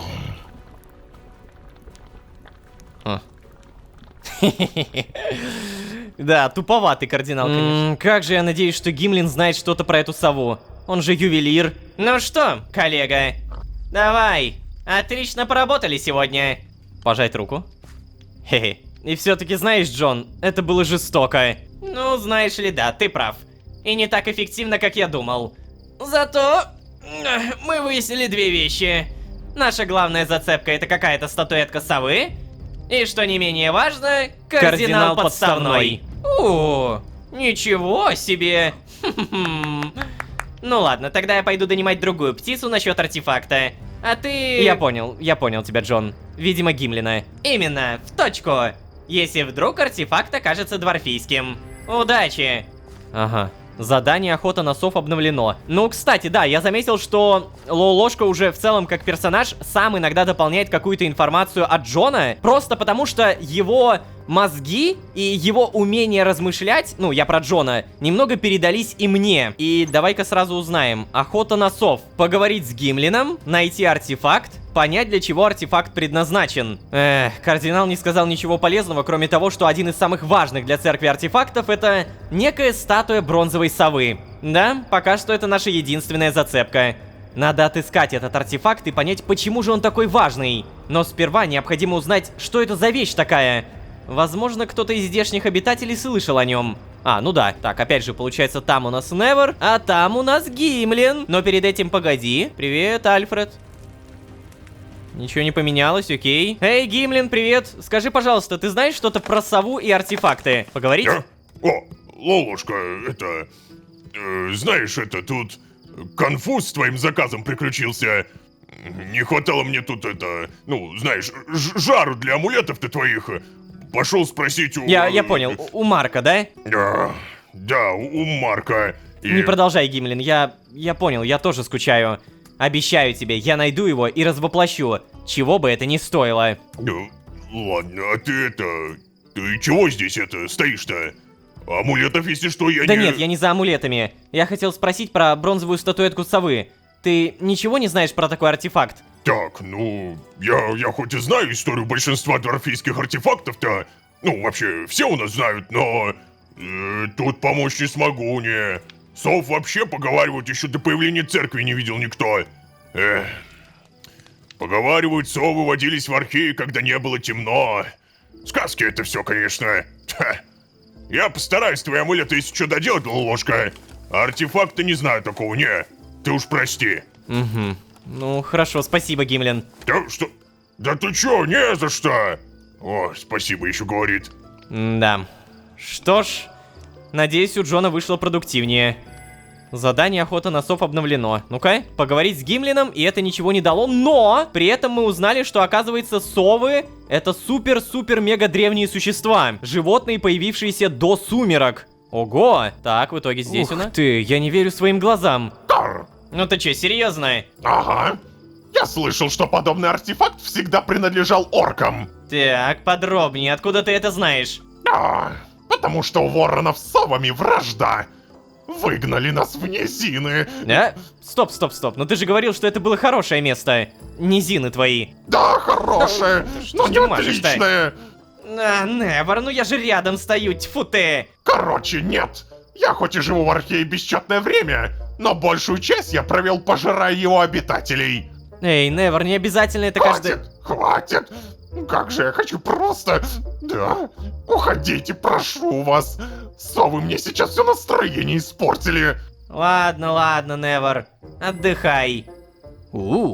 Это было миленько. Вот это отдыхай. Так, погоди, в итоге что у нас еще поменялось?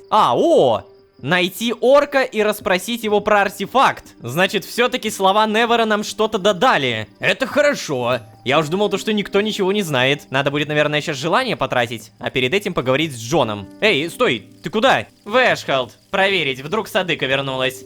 Она орк, если ты не забыл. Я понял. Тогда я с тобой. Окей. Задание охота на сов обновлено. Да сколько можно обновлять-то, ё-моё? Найти Садыку и расспросить про артефакт. Ну вот, да, это хорошо. Только подожди. Давай-ка, наверное, несбывшееся желание мы действительно поменяем на желание техника. Проверяем, как это работает. Наверное, богатство мы оставим. Уберем выносливость. То есть дает плюс 20% к запасу сил на 10 минут. Мы убираем. Меняем на технику. Будучи заключенным в сферу желаний, улучшает мастерство владения оружием. Уникальные атаки не расходуют заряды умений в течение 30 секунд. Что? Уникальные атаки не расходуют заряды умений. Это как? Подожди, я... Встать. Честно говоря, я не понял. Какие еще умения? Типа, это вот это справа снизу? Типа, если я буду это тратить, то оно не будет тратиться? Ну, очевидно, сейчас я не могу это испробовать, потому что у меня ничего не заряжено. Но окей, допустим, будем иметь в виду. А теперь переместиться, и нам нужна, я так понимаю, канализация. Вот, да, канализация, переместиться. Здравствуйте. Эй, здорово. О, здорово. Тебя большая женщина искала. Ну надо же. Первый раз хорошие новости. Да, это Садыка. Она сказала, через Карац вернется и что дела плохи. Да, нужна помощь. Ну, чудесно. Спасибо, Скотт. Да, не за что. Джон Дэйви Харрис. Что? Подожди, как еще раз? Ай, ладно, забей. Ну ладно, так. Ну что, Лолошка, Ой, так, стоп. Хотел тебя по плечу похлопать, но вспомнил, что лучше такое не трогать. О, вот и спасибо. Да не за что. Так, ладно, я тогда пойду, пожалуй. Есть у меня еще кое-какие дела. И куда? Расскажешь? Да так, прогуляться и подумать. Мы с тобой явно что-то упускаем. Хорошо, тогда Так, я... Лолошка, главное приглядывай за подставным кардиналом. Выпущу его, как проверим информацию про статуэтку. Садыка вернется, узнаем у нее, заодно узнаем и про выживших. А пока. Пока. Так, в итоге ты просто реально прогуляться? Так, ну хорошо. Джон явно выглядит обеспокоенным. Вернее, он не выглядит, но я чувствую. Интересно, как здесь Скотт? О, я как раз хотел узнать. Так, но вообще, получается, Джон прямо сейчас идет узнавать какую-то информацию. И я догадываюсь, какую информацию. Скорее всего, он пошел к эльфийке, к Сайрисе. Так, Скотт. О, взять задание, что? А? Сейчас я охочусь за тварями из топий, крокодилами. Будет славно, если поможешь. Задание охота мор обновлено. Погоди, реально? То есть я могу теперь так фармить спарки? Сейчас, где? Охота мор. Убить 10 крокодилов. Очередное задание от Скотта. Классическое ремесло охотника. В этот раз мне нужно отправиться в топе мора и поохотиться на крокодилов. Вот это на самом деле то, чего не хватало еще, наверное, серии 10 назад как будто. Так, получается использовать. И мне нужно в топе мора. То есть у меня есть просто вот гиблые топи и, видимо, сюда. Так, приветствую. Ох, нифига! Кажется, я понял, кого мне нужно убивать. Ща, погоди. Сфера желаний. Сейчас там, по идее, что-то у меня прибавится, да? Далее снова используем сферу желаний. Я уверен, что она уже откатилась. И здравствуйте, мистер Крокодил! О-хо-хо! Это тот самый крокодил, которого мы когда-то били. Только в этот раз, я так понимаю, будет сильно проще. Из-за того, что он приблизился к скинту, он откатился, да? Я понял. Так, в итоге сколько я сношу? Вроде бы все хорошо. Это вроде бы тот же самый крокодил, который с теми же самыми атаками. Поэтому, ё-моё, не переживаем. Да ладно! Это невероятно сложное задание. То есть мне нужно убить 10 таких крокодилов? Слушайте, это издевательство, потому что это как будто невозможно. Я могу, конечно, вот так его из-за дерева бить, но он тоже меня может из-за дерева бить. Да чего? 10 крокодилов? Вы что, шутите? Я же одного не убью, буквально. О, господи. Еле-еле убил одного, ребят. Реально еле-еле. Короче, то, что я не прокачивался уже серии 10 подряд, начинает давать мне те самые плоды, когда я просто отстой. Итак, мне нужна явно сила. Я прокачиваю ее до 16-го. Повышение, супер. И после этого, по идее, наконец-то, я могу использовать, та-дам, добротный двуручный меч.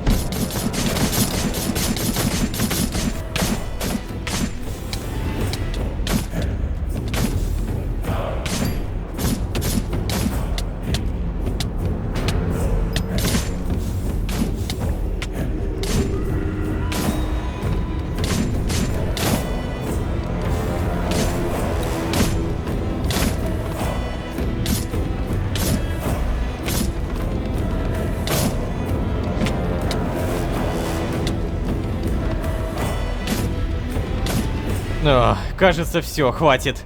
Пора возвращаться. О, наконец-то.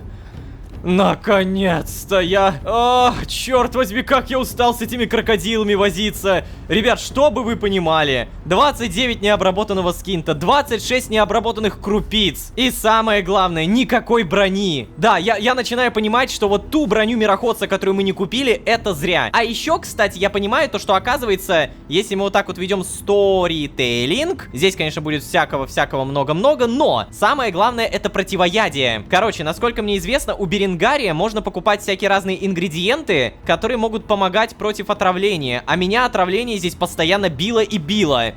Ты посмотри, что тут есть. Заряженный кристалл скинта. Кусок скинта. О, так, ладно, мы себе немного спойлерим. Короче, я, наверное, у Беренгария что-то докуплю. Надо будет реально понять, как это работает, а то отравление меня раздражает. Значит, переместиться. Здравствуйте, я все сделал. Сдать задание. Да? Ну-ка. Ну давай, рассказывай. Да, все. Информацию про крокодилов записал, благодарю. Как говорится, дело Годфри будет жить. Спасибо. Держи. О, и еще, вот это тоже держи. Что это? О, прокачка! Прокачка червяка! Да ладно! Большой кусок живой плоти, поросший искаженным скинтом. Выглядит аппетитно, если бы я был плотоядным червем. Ручная бомба. Опасная мини-бомба в нерабочем состоянии. Благодарю. Слушай, хорош. Не зря выполнил задание. Слушайте, я настолько настрадался, пока убивал этих долбанных крокодилов, что уже думал, нафига я это делаю. Но нет, теперь я понимаю, что все не зря, все не зря. Так, и на самом деле супер важно. Вы поглядите, сколько у меня спарков. 55 тысяч. Эй, Гимлин. Так, ладно, спит, но, кстати, поторговать-то я все равно могу. Я вот думаю, а не купить ли мне амулет меча? Что он... А, тут можно прочитать. Слегка увеличивает урон от одноручных атак. От одноручных. А, ну это бред. Не-не-не. Одноручные это типа вот этот меч. А мне-то хочется вот с этим ходить. И в то же время я понимаю, что если у меня сейчас этот меч заточен на плюс 3, я могу сделать плюс 5, а то и плюс 6. У меня очень много скинта. Ща все забабахаем в самом лучшем виде. Это, пожалуйста, отдайте. Спасибо. Прикрепляем бумажку. Далее закидываем необработанный осколок. И, по идее, сейчас получим много-много. Мне нужно примерно 10. И спасибо. Далее запоминаем, сколько у меня сейчас. 49,7 плюс 16. Я это затачиваю, потом еще затачиваю, потом еще затачиваю. 59 плюс 19. Обалдеть! Вы посмотрите на моем эльфийском 50 плюс 21. То есть, да, добротный двуручный меч реально добротный. Он прям крутой. За каждую силу я получаю плюс 0,99. Ну, то есть, короче, плюс одну атаку. Можно так округлить. И сколько у меня сейчас стоит прокачка, интересно? Так, давай сразу узнаем. Повышение уровня. И это будет стоить... плюс 3000. Если я хочу, например, прокачаться уже там на 33, то каждый уровень будет стоить плюс 6000. Ну да, реально дороговато. Само собой, мы всем этим займемся, мы даже успеем покормить Ваму, но все это уже в следующей серии. Добротная битва получилась, добротное задание и добротное количество спарков. Надо качаться все больше и больше, а также понять, что это за бронзовая статуэтка совы. Пока что это наша единственная зацепка на поиски епископа Лукия. И самое главное, секретов церкви. Спасибо большое за просмотр, не забывайте, пожалуйста, про ваши лайки, не забывайте про подписки. Давненько я не произносил, ребят, ваши подписки это сейчас супер, мега, офигеть какой буст к работающим алгоритмам Ютуба. И если вы подпишетесь и поставите лайк, вы как минимум поможете немного выровнять эти поломанные алгоритмы. Правда, спасибо вам большое. Ну и самое главное, подписывайтесь, чтобы просто не пропускать будущие серии. А если вы здесь впервые, то можете еще и позвать друзей. А с вами был Лолошка, и в скором времени прокачанный Ваму. Всем удачи, всем пока. Пока-пока-пока. Пока. О, господи. Уходите. Уходите. Сайман. Сайманка. О май гад! Боже, я тут первый раз. Хотя, казалось бы, с первой серии здесь проходили. Здесь кто-нибудь есть? Hello? Привет. Та-та-та. Получается, бронзовая сова, по словам кардинала, имеет самое ценное влияние на заражение, епископа Лукия и церковь. Бронзовая сова — это артефакт, некая ценная орочья статуэтка. Какие магические свойства она имеет, неизвестно, и до сих пор непонятно, зачем церковь собирает эти артефакты. Давайте узнавать, что стоим-то. А вообще, всем привет, дорогие друзья, я Лолошка. Добро пожаловать в сердце вселенной. Поехали!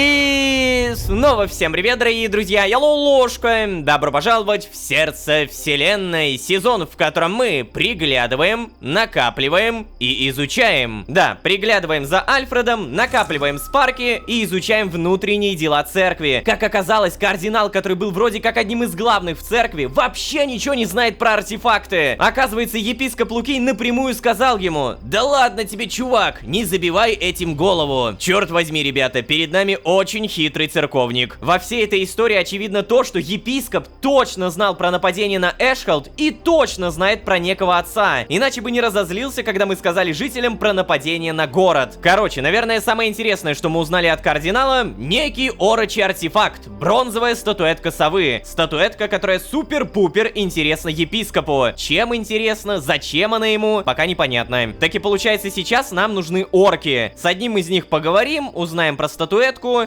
и... Беренгарий? О, отлично. Сразу узнаю, как дела у Альфреда. И не придется контактировать лишний раз с кардиналом. Он... неприятный тип. Ага. Так, ладно, сейчас поговорим, но у меня тут кое-какой эксперимент, ребята. Прямо сейчас я наконец-то покормлю Ваму, и покормлю я не просто какой-то едой, а зараженным скинтом. Держи. Угу. Так. Ну? А, подожди. Ты не вырастешь? А, черт! Тебе реально нужно больше еды, ну ё-моё. Но у меня нет больше зараженного скинта, сори. Короче, вот какой эксперимент. Оказывается, если я дам ему кое-какую плохую еду, то он даст мне мало спарков. А если я дам ему хорошую еду, то он даст много спарков. И давай-ка мы это проэкспериментируем. Сейчас у нас на конце 94. Я даю ему эту самую плохую еду. И... он дал мне сколько? 8. А теперь я даю ему, например, жареную свинину, прям самую крутую. И он дает не 8. О, а 32. Хорошо. Также надо будет не забыть про тыковку. Вот так вот. Спасибо. И не забыть про Беренгария. Давай поговорить. О, Лолошка, приветствую тебя, приветствую. Да, привет, Беренгарий. Слушай, ты был у Альфреда, да? Как он? Ой, да, знаешь ли, все так же, все так же. Неспокойно мне за него, Лолошка. Вы это, раз уж решили лекарства искать, то вам бы лучше поспешить. Я перепробовал много отваров и смесей, но нет, нетушки. Ай-яй-яй, никакой реакции. Да, я понял, Беренгарий. Мы обязательно постараемся ускориться.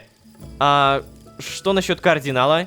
Как у него дела? Ой, да какие у него там дела-то? Ест грибочки, получается спит, просыпается, снова ест грибочки.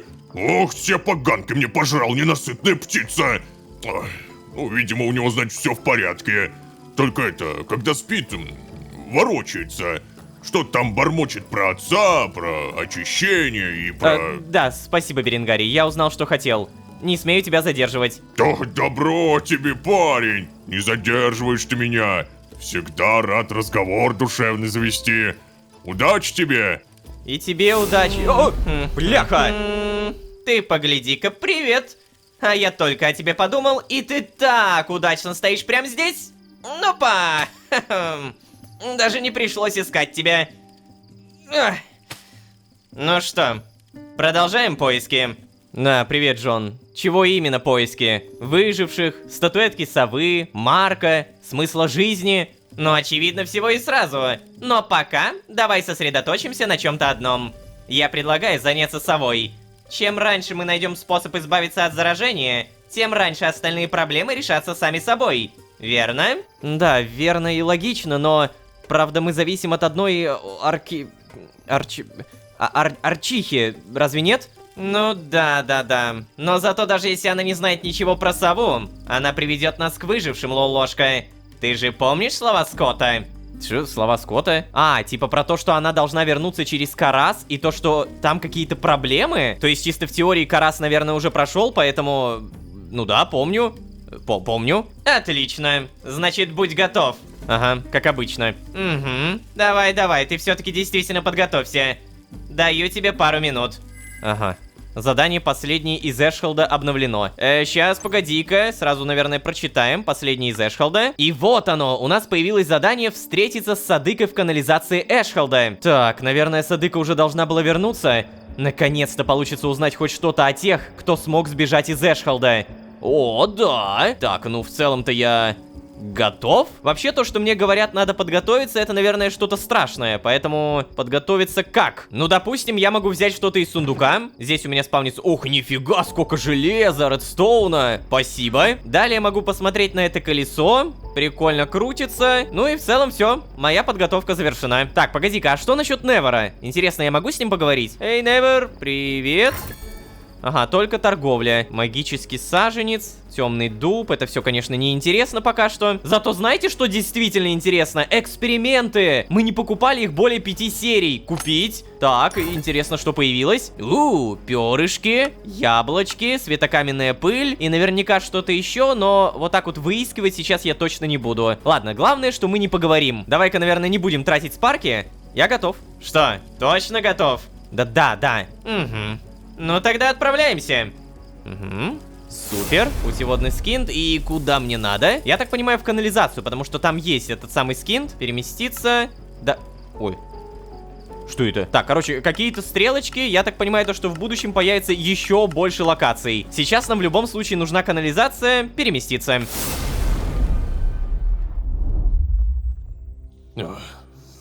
Эй, Садыка, что у тебя произошло? Эй, Садыка, что это? Ты ранена? Да, нет. Мне просто нужен воздух.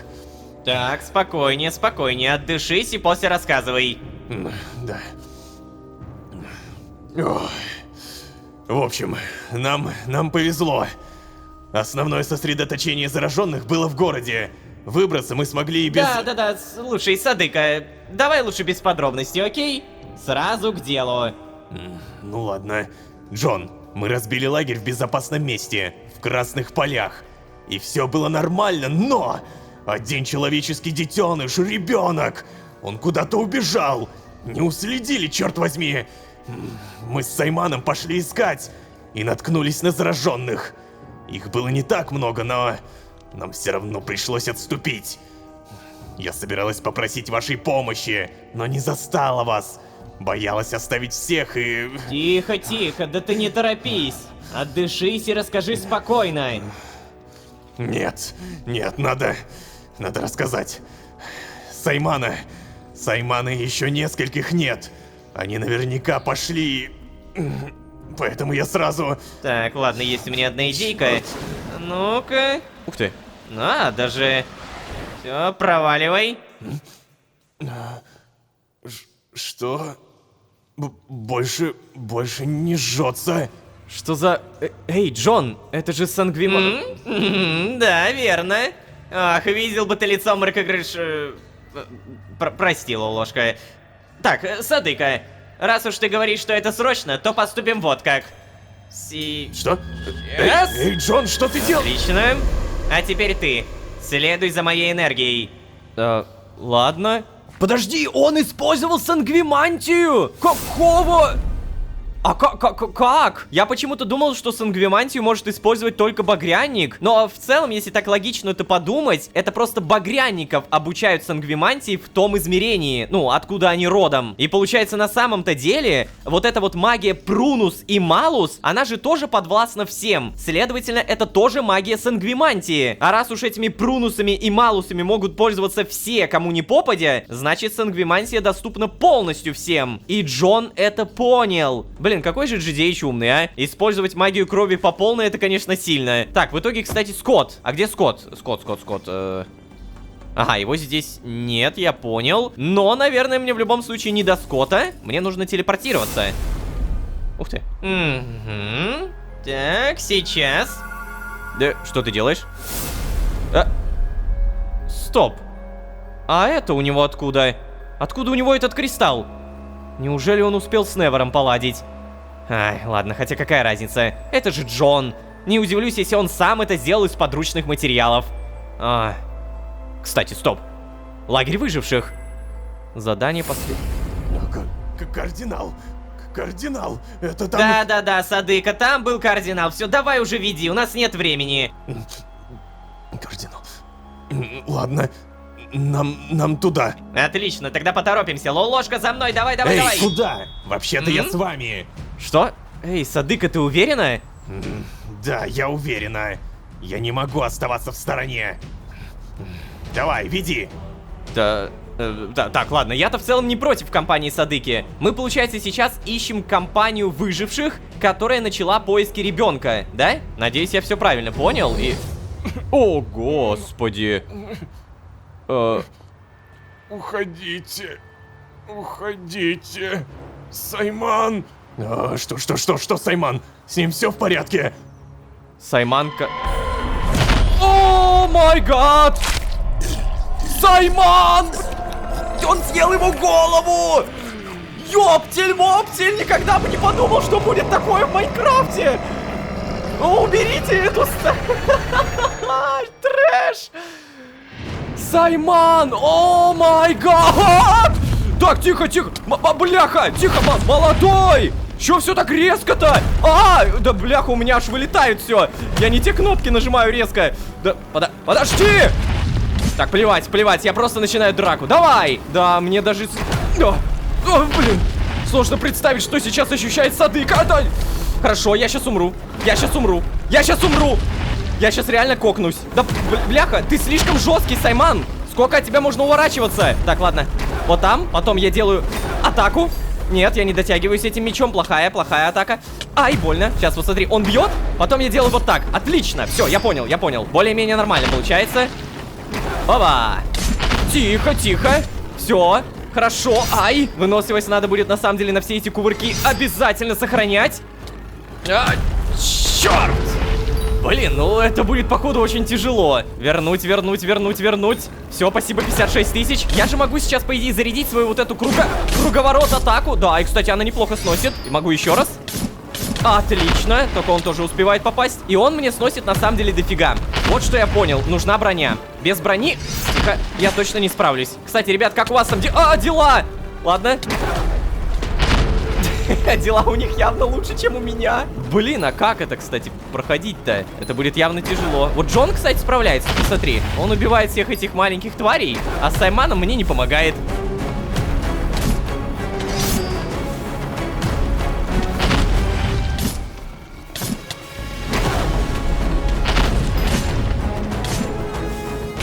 Бляха-муха, четверть хп могу лишь снести. Ладно, я начинаю понимать, что... кажется, на этом сюжет заканчивается. Ребята, на этом мы не проходим дальше.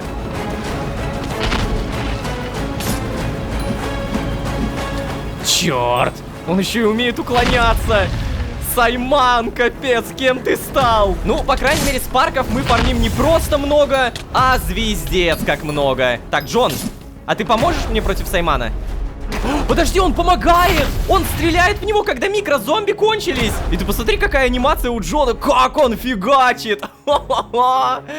Хорош! Сейчас он прыгнет, потом еще прыгнет, потом я удар и уворотик. Половину хп снял! Я снял половину хп! О боже! Неужели из этого что-то может получиться? О, что? Катсцена? Нет, вторая фаза! Пожалуйста, только не вторая фаза! Батюшки, да я тут еле-еле до нее дошел! Кажется, ехала... О, я играю за GDH. За GDH, наверное, будет получше! Ложка, давай, ты справишься там в одного. Ай! Тихо. Все хорошо. Так, я могу в целом стрелять по нему, но у меня не так много маны. На, получай! Хорошо, что-то снял. Это вроде бы простая атака, от нее уклониться изи. Да, от этой атаки тоже изи уклониться. А почему у GDH так легко? Блин, я не успеваю взять меч. Это трэш. Так, сейчас он будет замахиваться, и я успею. Сейчас, вот сейчас успею. Да, все, у меня получилось. Немножко залагало, но все-таки получилось. Получай! О, да! Это приятненько. Мечом реально сносится много. Сейчас, короче, когда он прыгает, надо атаковать. Вот в такие моменты прям хорошо. Давай! Да! О, сори, эмоции. Да. О! Сайман! Живой!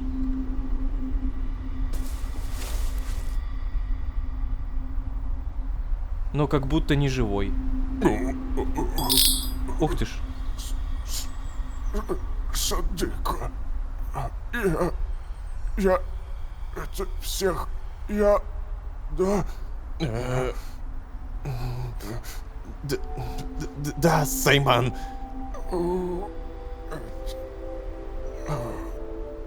Прости.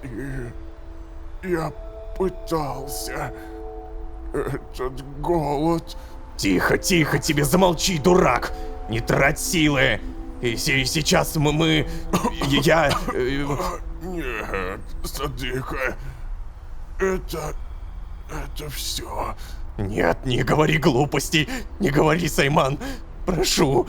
Чего вы встали-то? Помогите же! Так, да, точно. Черт. Я боюсь, его раны несовместимы с жизнью, Садыка. Не говоря уже о тех изменениях, что оставило воплощение. Я даже не могу помочь. В его теле почти не осталось крови. Нет, ты же маг! Прости, Садыка, нет, я не могу. Я почувствовал что-то странное перед тем, как Сайман развоплотился. А еще Джон, он что, знает сангвимантию? Но как?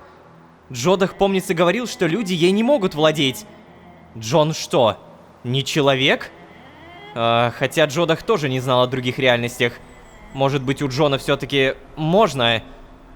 Черт, как же у меня путаются мысли. Позаботься о себе, Садыка, и о беженцах, оставшихся беженцах. Нет, Сайман, я... Замолчи. Для меня было честью быть твоим другом. Я прожил хорошую жизнь. Эй, Джон, нам нужно узнать у Садыки, что... Стой, Лолошка, дадим ей немного времени. Ха-ха. Походу, конец человечества все-таки мог наступить. Неостановимый пиршество Саймана. Давай уберем остальные тела, иначе они привлекут зараженных.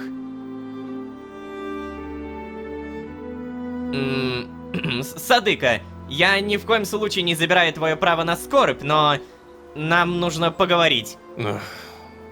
О чем, Джон? О, кстати, подожди. Прежде чем он скажет о чем, я только сейчас заметил, что у меня меч путешественника. Это просто визуальный баг, да? Да, это просто...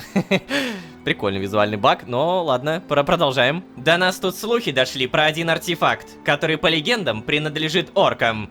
Сова такая, знаешь, бронзовая. Тебе что-то известно о ней? Да, я знаю. Слишком хорошо знаю. Оу, да даже так? Прям хорошо? Эй, Садыка, пожалуйста, это правда очень важно. Расскажи все, что можешь. Да. Мы не сказать, что друзьями были. Просто орки вместе держатся. Ну, по возможности. Мало нас, Джон, мало. Он был охотник за артефактами Так, и... подожди, Садыка, не путайся. Кто он? Орк. Балсмик. Был охотником, пока с катушек не слетел. Отправился за совой этой... Какую-то легенду услышал. Говорил, 2 совы, одну найду, ко второй легко приду. Хотел 2 артефакта одним махом и подороже продать. А как вернулся, ничего не рассказал. Вообще поменялся, закрылся. Вечно твердил одно, да потому... Что? Так, я не понимаю, что ты говоришь. Да виновен, вот что он говорил всегда. Он начал воровать и... Сайман, он же... Садыка, не о Саймане, пожалуйста. Продолжай. Да нет же, Сайман, он поймал Балсмага как-то за воровством. Из тайника нашего воровал. Сайман его тогда прогнал, вот он и убежал. Бормотал только что-то про то, что наконец будет наказан в горах, где замок Ингентав. Все, больше мы его и не видели. Это было около 20 карасов назад. Так, ладно, а что за Ингентав? Древнее название, Джон, я не знаю. Угу. Ну, хорошо, спасибо, Садыка. Это вам спасибо. Одна бы я точно не справилась. Пойду, провожу товарища в последний путь. Да, давай, Садыка. Так, Лолошка, если мы не хотим, чтобы... А мы, кстати говоря, не хотим... Что? Подожди, Джон, о чем ты? Чего не хотим? Да и о том, что мы потеряли очень много времени, Лолошка. Поэтому сейчас мы разделимся. Ты отправишься в тот замок на юге. На моей памяти единственный замок в горах. 20 карасов это примерно месяц. Вдруг тот Балсмак еще живой. А если нет, то наверняка вторая сова там же. А почему ты так уверен, что это именно вторая, а не та же, что у Лукия? Не, я не уверен, но будто бы Лукий не особо высовывался из Эшхолда. А охотники туда, по твоим же собственным словам, Лолошка, попали в первый раз туда не так давно. Я понял! Так это же отлично! Это наш реальный шанс, все. Да, я знаю, я крутой, я молодец. Давай не терять время.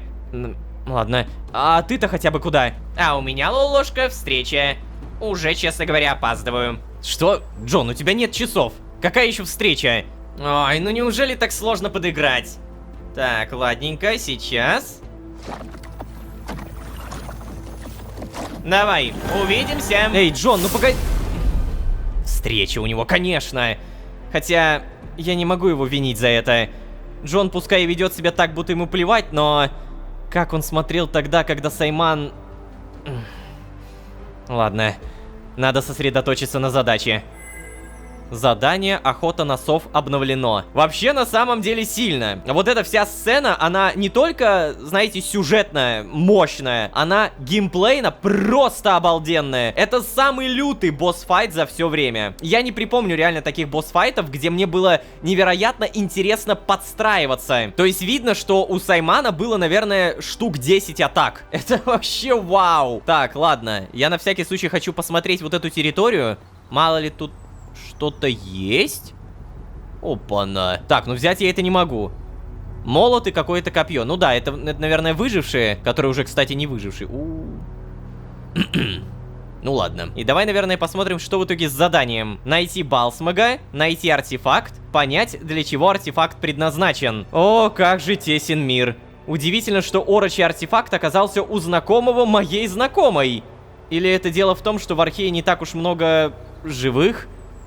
Короче, надо изучить горы вокруг замка Ингентав и найти, где прячется этот орк, если он еще живой. Если тот глупый стишок про одну найти, ко второй прийти правда, то у нас появляется возможность найти Лукия. А, вот оно что! То есть, активировав одну сову, нас приведет ко второй. Слушайте, прикольно. Ну, вообще, на самом деле, я примерно понимаю, о каком замке речь. Измерение сновидений, вот, заброшенная долина. Дорога к замку. Мы здесь, получается, были, но не все исследовали. Переместиться.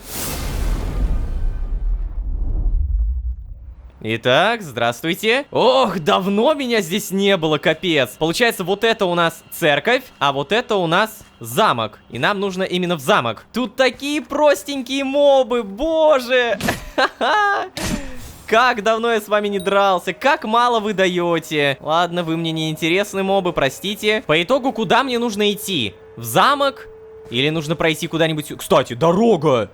Что? Тут все это время была дорога? Обалдеть, так тут, оказывается, можно было подняться. Шахта. Так. Здравствуйте. Не, подождите, я не помню этой дороги, реально. Я не помню, чтобы она была. Я бы точно ее не проглядел, если бы она существовала. А так она прям привлекает внимание. Боже, я тут первый раз. Хотя, казалось бы, с первой серии здесь проходили. Здравствуйте. Здесь кто-нибудь есть? Hello? Привет. Совы пришли за мной. Тише, тише, успокойся. Я не сделаю... Я вино. Так, ладно, он потерял сознание от истощения, это точно. Вокруг много пыточных инструментов. Неужели он настолько считал себя виновным? Но почему? Бляха-муха, страшно представить, почему. На самом деле, вполне реально, что такой эффект дает сова. Типа, знаете, тот, кто использует сову, на него накладывается некий эффект... я не знаю, принуждение самого себя к пыткам. Даже не то чтобы пыткам, а скорее к бесконечному раскаянию. Так, слушай, чувак. Чувак. Это как бы... здесь пусто. Ой, что? Пусто? А, ну да, я понимаю. Вряд ли у него что-то было бы в руке. Так, о! Бочки могу открывать. Ай, да шикарно. Необработанная крупица скинта. Ой, кстати, смотри, мне, оказывается, с Саймана что-то выпало. Амулет контрабандиста. Амулет, который можно было встретить у элиты черных рынков древности. Вызывает уважение у торговцев, за что они готовы сделать скидку. О, прикольно. Сломанный клинок. Требования к характеристикам сила 22. Ни хрена у него урона! Это невероятный клинок, я хочу его использовать. Подожди, а как он используется? Двуручный? Он двуручный, это то, что я хочу. Да, слушайте, искали медь, нашли золото. Так, здесь у нас мешок, песок, порох, сундук, метательный нож. В целом, конечно, можно взять, но метательный нож, он не такой прикольный. Зараженная скинтом плоть, хорошо. Даже не обработанная крупица скинта. Здесь много годноты, это правда, даже железо есть. Следовательно, обязательно изучаем и обязательно забираем. В итоге здесь только орудие пыток и сгнившая еда. Никакой совы, черт. Ладно, надо бы забрать орка в сон. А там его Беренгари быстро на ноги поставит. Кстати, ну да, справедливо. Хорошо, что мы знаем этот ритуал. До свидания. Как тебя там? Как его зовут, кстати, я забыл. Балсмик вроде бы, да? Что-то в этом духе. Задание охота на... Опять! Это еще кто? Привет, Невер. Это Балсмик. Карр! Да меня не имя интересует, не имя! Это... Орк, Невер. Я понял, что не сова. Что он тут делает? Почему ты продолжаешь тащить сюда кого ни попадя? Играешь в героя, да? Поздно играть в героя, поздно! Опять? Это никогда не закончится. Никогда. Ну да. Невер, ты Я даже не Итак, помню, мы господи. здесь. Итак? Да. Отлично работала, ложка. Дохлый и измученный орк. Нет, он не... Он еще живой, Джон. Да, что впечатляет даже меня. Ой-ой-ой, что это такое? Еще один больной! Я не болен. Я приказываю... Так, птичка, слышь? Давай-ка ты по-добру-поздорову отсюда сгинь. Я тебя прошу. Один раз прошу. Молчать, еретик! Я приказываю выпустить меня из этого ужасного... Пошел прочь. Ну, что это наделал? Ему же ведь покой еще требуется. Ты куда это его? Это самое, это ты... Покой ему точно обеспечен. Эй, блин, Джон, куда ты отправил кардинала? Он не выживет в Архее один. Ай, да расслабься ты, лолошка. Я отправил его в свой сон. Что? Да, я никогда не вру, помнишь? Так, короче, разберемся с этим. Это тот самый, да? Да, это он. Но ты с темы-то не слезай. С кардиналом точно все будет в порядке? Да, конечно, жить будет. Мой сон помрачнее твоего, но там безопасно, я уверен. Еретики! Еретики! Выпустите меня отсюда, еретики! Выпустите! Поэтому давай ближе к делу. Вот. Смотри. Сайриса поделилась чарующей пылью. У нее уже прилично так наготовлено. О, так ты все-таки реально навстречу к ней шел. Сейчас, погоди, мне нужно выкинуть всякое говно, а то у меня прям реально навались. Жареная свинина, до свидания.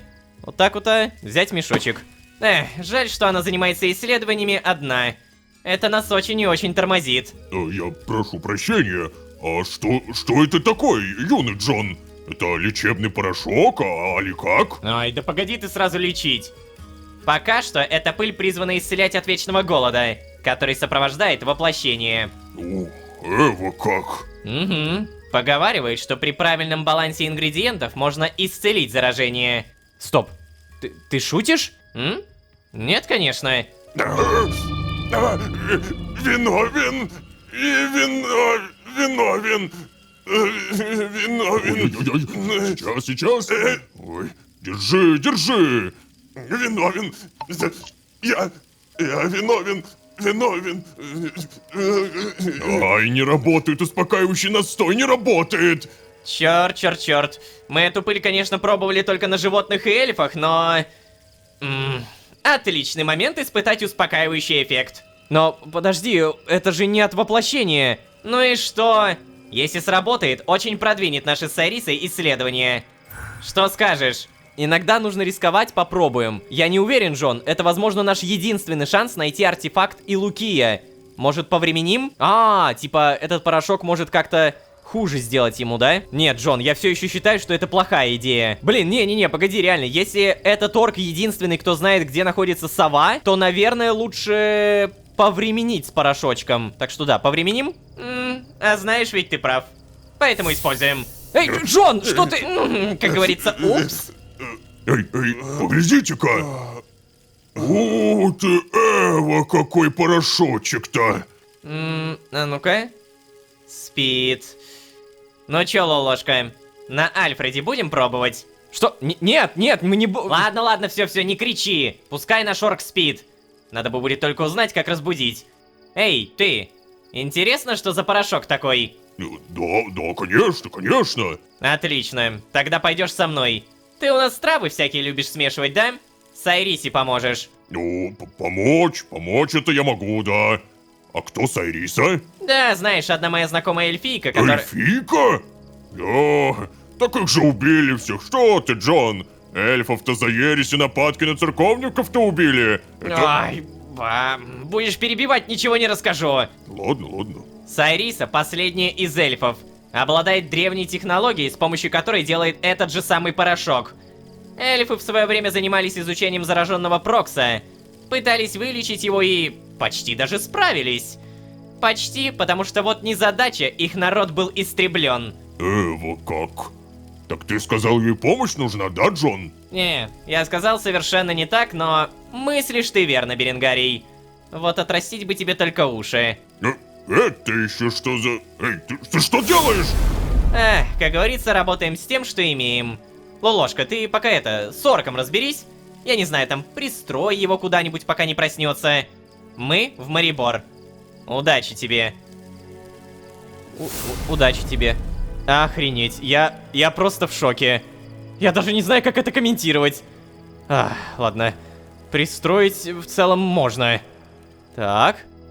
Как его еще раз, Балсмак зовут? Да, Балсмак. Орк Балсмак. Куда я его пристрою? К Беренгарию. Я-то думал к Марку. Знаете, пока дом Марка пустует. Так, ладно, пусть здесь полежит, поспит. Опасности он все равно не представляет. Ой, вообще бы поесть хоть что-нибудь. Тут у Беренгария такое наготовлено, что только невероятно голодный захочет есть. Мне нужен отдых. 100%.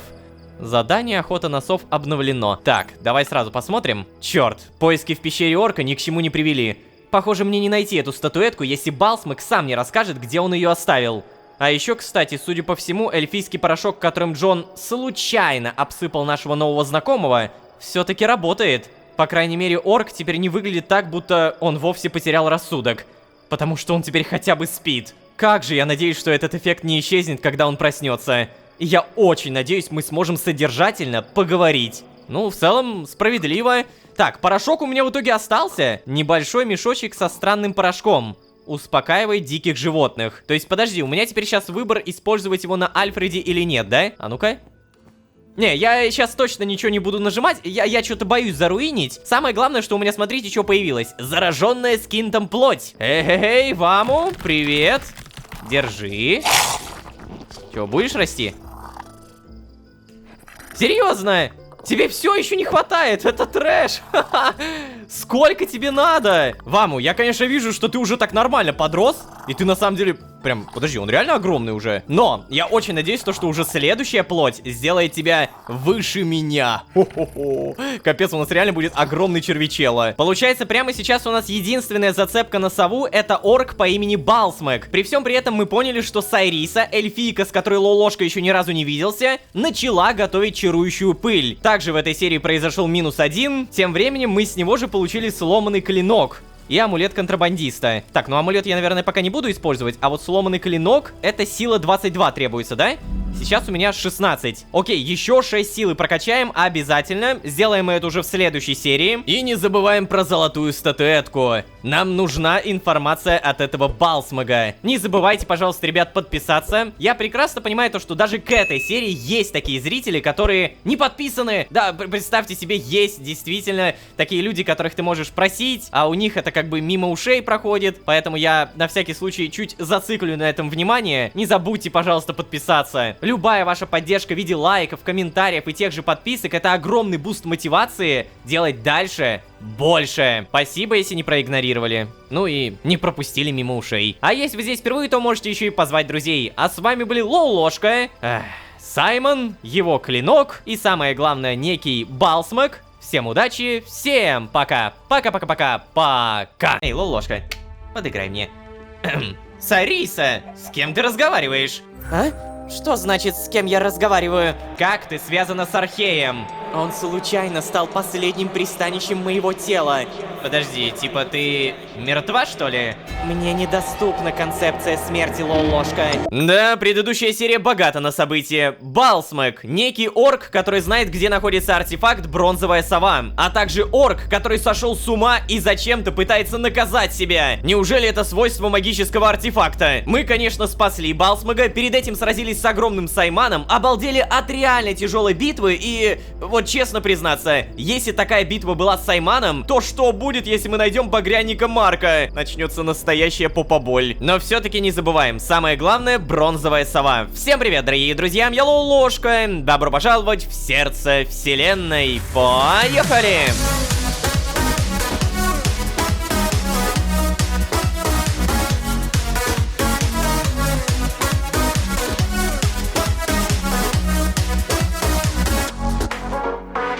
И снова всем привет, дорогие друзья, я Лолошка. Добро пожаловать в сердце вселенной, сезон, в котором мы развязали кулаки. Да-да, одновременно играя за Лолошку и Джоном, мы победили поистине тяжелого противника, зараженного Саймана, того самого друга Садыки и некогда того самого предводителя черного рынка. Эта драка была не просто тяжелой, а мега невыносимой. Смерть, смерть, еще смерть, наконец победа, и все ради того, чтобы первое — спасти выживших людей, и второе — встретиться с Садыкой и узнать информацию про некую бронзовую сову, артефакт, которым так печется епископ Лукий. Напомню, всего есть 2 бронзовые совы, и про эти артефакты ходят легенды, нет, даже стишок. Одну найти, ко второй прийти. То есть, если мы найдем хотя бы одну сову, то первая приведет ко второй, а вторая у епископа Лукия. То есть мы найдем и его тоже. Также напомню, что епископ очень много знает про появление отца, очищение, религии и вполне возможно даже про зарождение мироходцев. Короче, все просто. Нам нужно найти всего лишь одну бронзовую сову. И по идее про одну такую знает Балсмак, с ума сошедший орк, который, кстати, вон в том домике. Так, а вообще в предыдущей серии мы получили не только новую информацию, не только получили по жопе, но еще и получили это. Сломанный клинок. Требование сила 22. И вы поглядите, какой урон.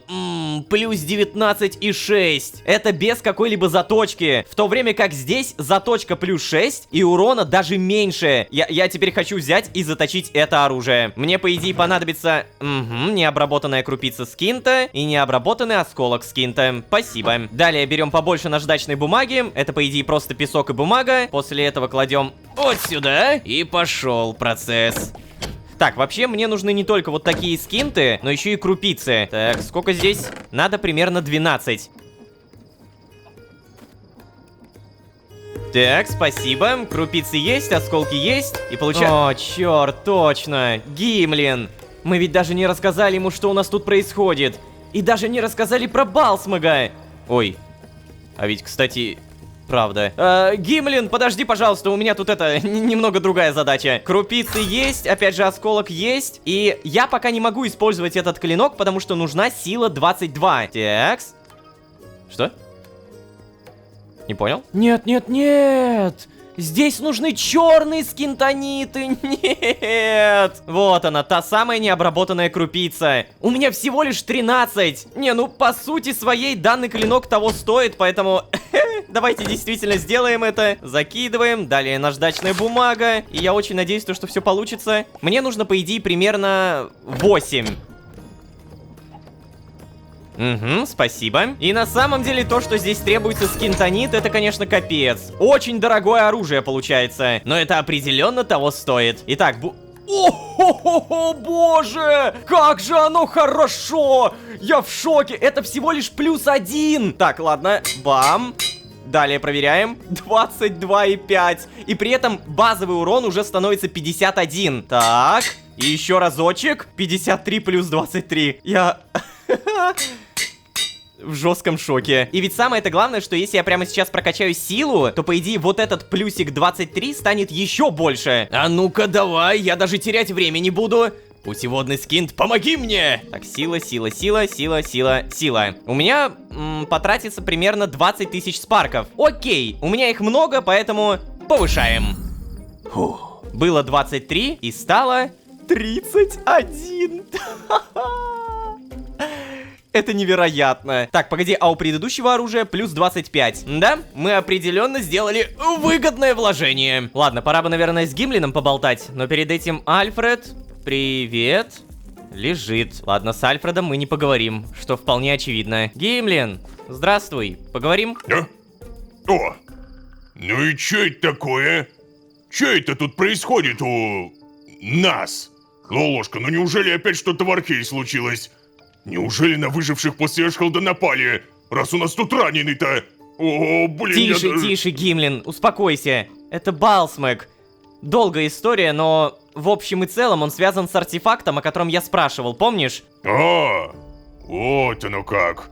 То есть, получается, с выжившими все хорошо, да?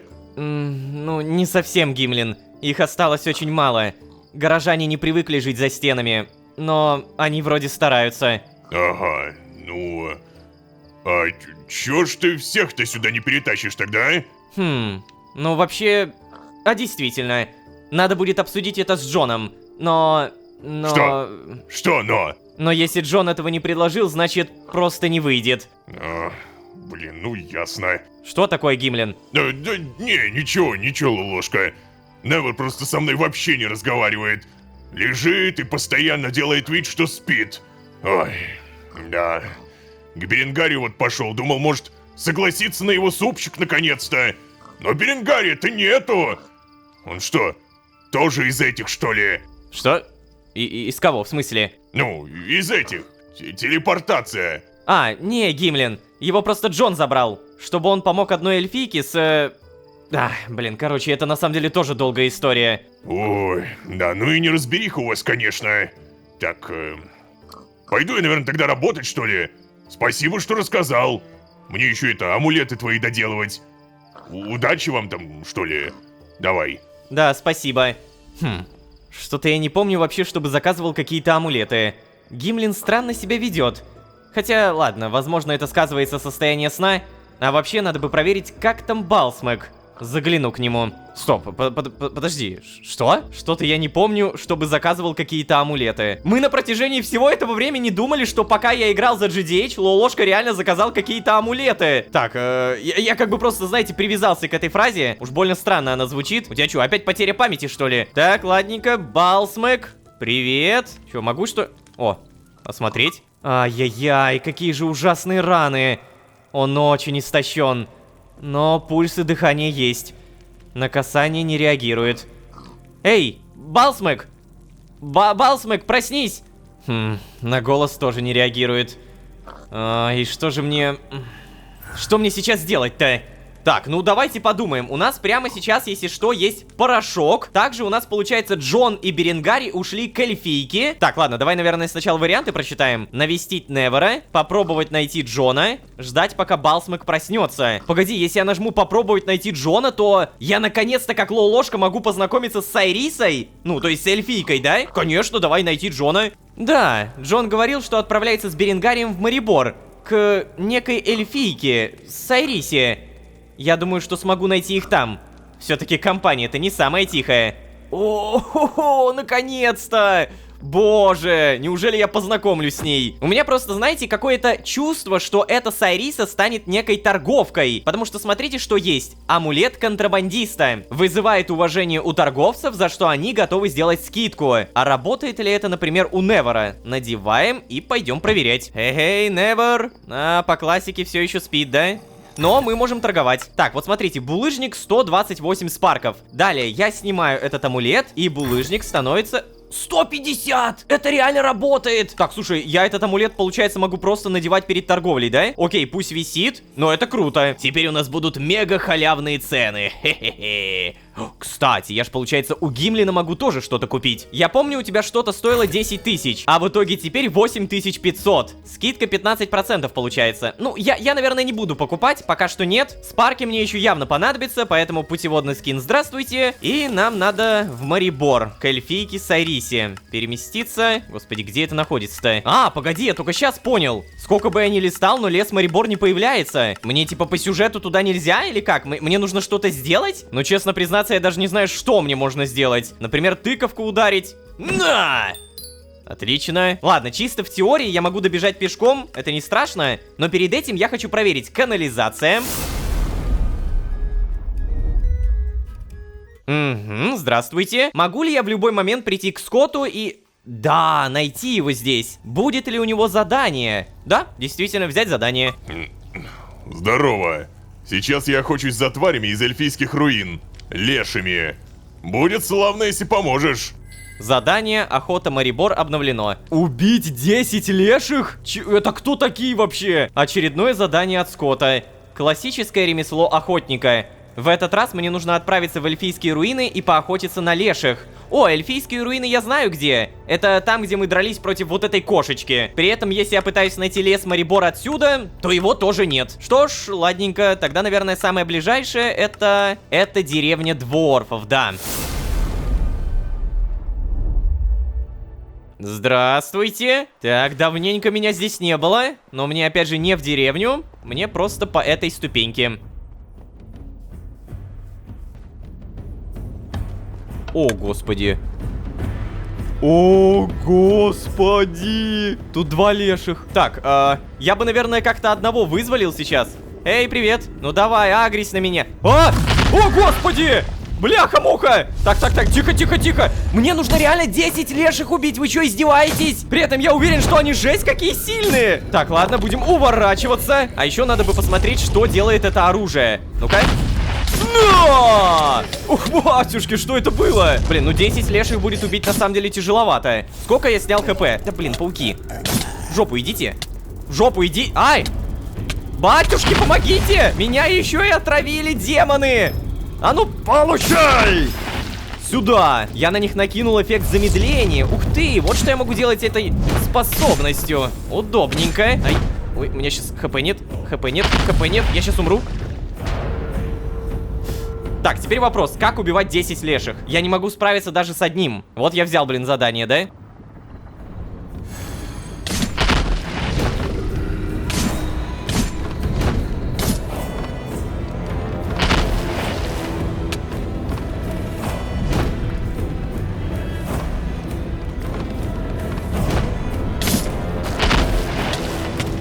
Это трэш, я не понимаю.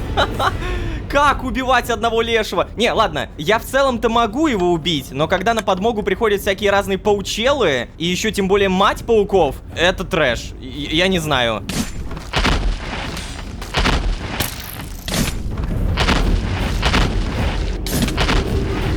Отлично, 2 леших сразу. Не справился с одним, справлюсь с 2, конечно. О, -1! Наконец-то! Так, и по идее вот это тоже почти труп. Да! Батюшки! Ребята, надо убить 10 леших, напомню. О, зато ты погляди, что падает. Необработанный кусок скинта. Это еще круче, чем этот. Блин, то есть я смогу, например, вот это оружие начать улучшать. Но я хочу улучшать это. То есть мне нужны скинтониты черные. Ну ладно, в целом тактику против леших я нашел. Как видите, я смог даже 2 убить. Но главное, чтобы им никто не помогал. Типа пауки какие-нибудь или зомби. А то иначе это невозможно какая-то битва. Ну и, собственно, продолжаем.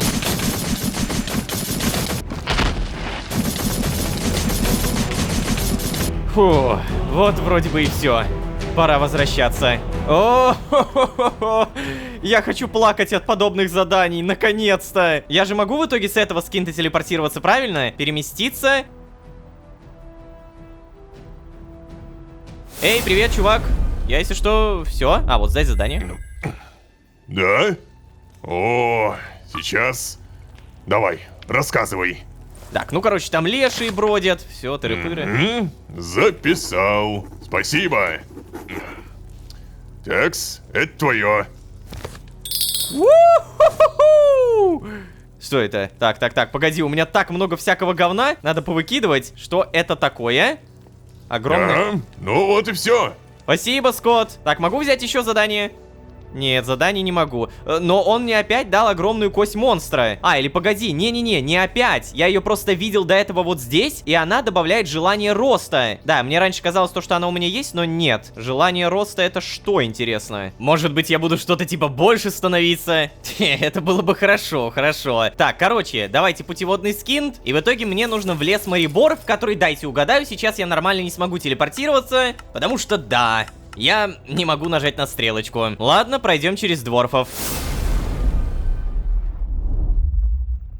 Так, здравствуйте. Хижина Сайрисы, Джон получается... Дэйви Харрис, Ой. ты привел ко мне в дом человека. Я подчеркиваю, человека. ко мне в дом! Ага. Приветствую. Здравствуйте.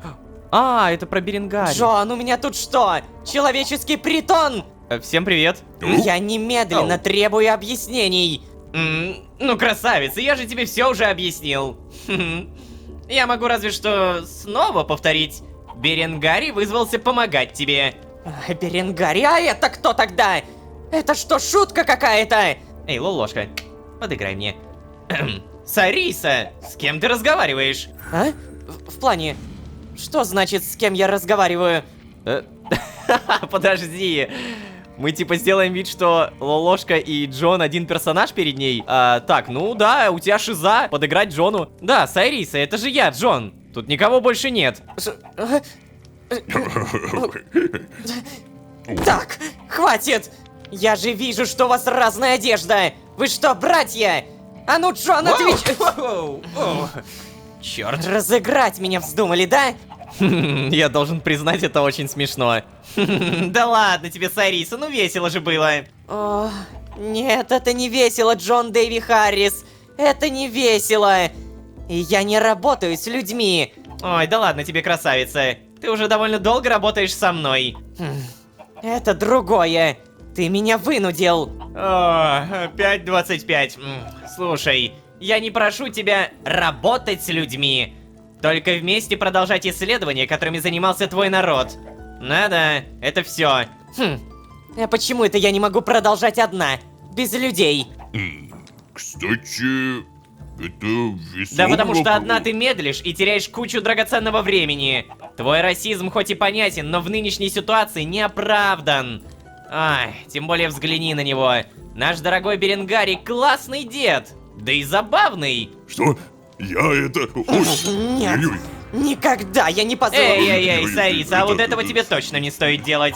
Ха, почему это, Джон? Так, ой-ой, наверное, мне Потому надо... что меня это расстраивает. Ха, и что с того? Потому Ой, что, поверь, когда я расстраиваюсь, происходят ужасные вещи, Сариса. Это означает да, Эй, ты отойди. Сариса. Уф. Ну, по крайней мере, ты вынудил ее это... Типа Да, успокоить. Лолошка, я знаю, я не должен был, но я так... Короче, будет лучше, если ты уйдешь. Чем больше людей, тем ей хуже. Все-таки у нее с нами сложные отношения. Угу. Ну, я тебя понял. Прости, я просто не знаю, что делать дальше, и... Балсмак, если что, так и не проснулся. Да, я понимаю. Я узнаю у Сарисы, когда он проснется. И проснется ли. Эй, Джон! Ну все, не начинай, иди. Ого, Джон, да уж, действительно своенравная девчонка. Но все-таки знаешь, зря ты так с ней, зря. А ты, юный Лолошка, если что, Гимлину привет передавай. Ой, кстати, точно. Сейчас, подожди-ка. Вот, возьми. Что? А, это для Альфреда, да? Сейчас. Ну-ка. Да, все правильно, это для Альфреда. Сейчас. И вот это Гимлину. Гимлину? Подожди, а ему что интересно? Хорошо, Беренгарий, спасибо большое. Угу. Так, Джон, ну что делаем? Давай, Беренгарий, за мной. Так. Лолошка, если что, дождись меня. Ладно, хорошо. По итогу, я не могу никак поучаствовать, да, во всем этом? Меня не позвали на сходку. Блин. Подожди, а если я попробую встрять? Меня выгонят? А, нет, на меня просто не будут обращать внимания, понятно. Так, в итоге что мне дали? Медовуха из грибов. Меня сейчас стошнит. Отвар из звездных капель. Так, на самом деле, кстати, наверное, это Альфреду надо все-таки дать. Путеводный скин. И главное, чтобы я мог отсюда... Джон, попрошу заметить, ты угрожал мне. Да, Сайриса, я знаю, прости. У нас правда нет времени. В следующий раз это недопустимо, Джон Дэйви Харрис. Иначе... Ту-ту-тум. Так. И что же это у вас тут такое? Погоди-ка. Да неужели это Нафаник у вас тут сушится? Эва, как, ох. Это же я про него только в книжках читал. Так, Беренгарий, прошу тебя, только ничего не трогай. Ух ты, Эва, да у вас и новозмарин, и пердольки. Ой, да вы так шатовничек, это ба. Это прям Господи, хорошо. что происходит? Святые заклинатели! Так это же даже зеленый мухоморчик тут! Хорошо. Должен признать, девушка, у вас прекрасная коллекция, прекрасная.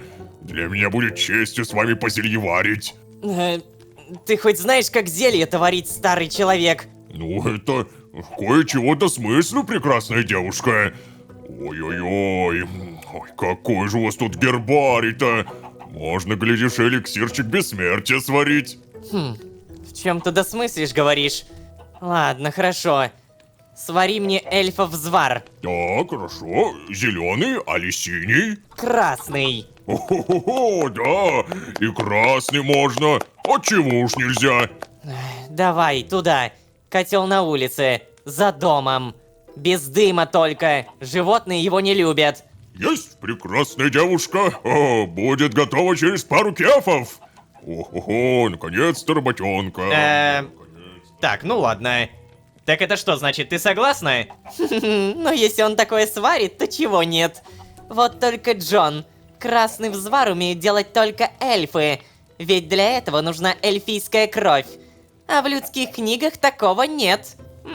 Какая хитрая. Угу, да. Вот ведь черт, а. Попали мы с дедом. Хотя он выглядел достаточно уверенно. Если что, попробую надавить ей на то, что это нечестно. Может, ей хоть понравится, как он с котлом управляется. Так. Мне даже интересно, что он в итоге будет такого готовить. Если это невозможно приготовить без эльфийской крови, то... Реально, что там получится-то? Так. Мухоморчики обязательно, конечно, как без мухоморчиков. Так. А может быть, он знает про эльфийскую кровь и сейчас кольнет ее? Ну, хотя это было бы странно. Это было бы странно. Так. Милая девушка, не одолжите ли капельку вашей крови? Что? Но как ты... Ну так говорю же, смыслю кое-чего, смыслю. Ты знал об этом? Ой, как бы ей... Блин, на самом деле я вообще ничего не знал. Честно говоря, сам в шоке. Ай, ладно, ну и молчи. Сейчас.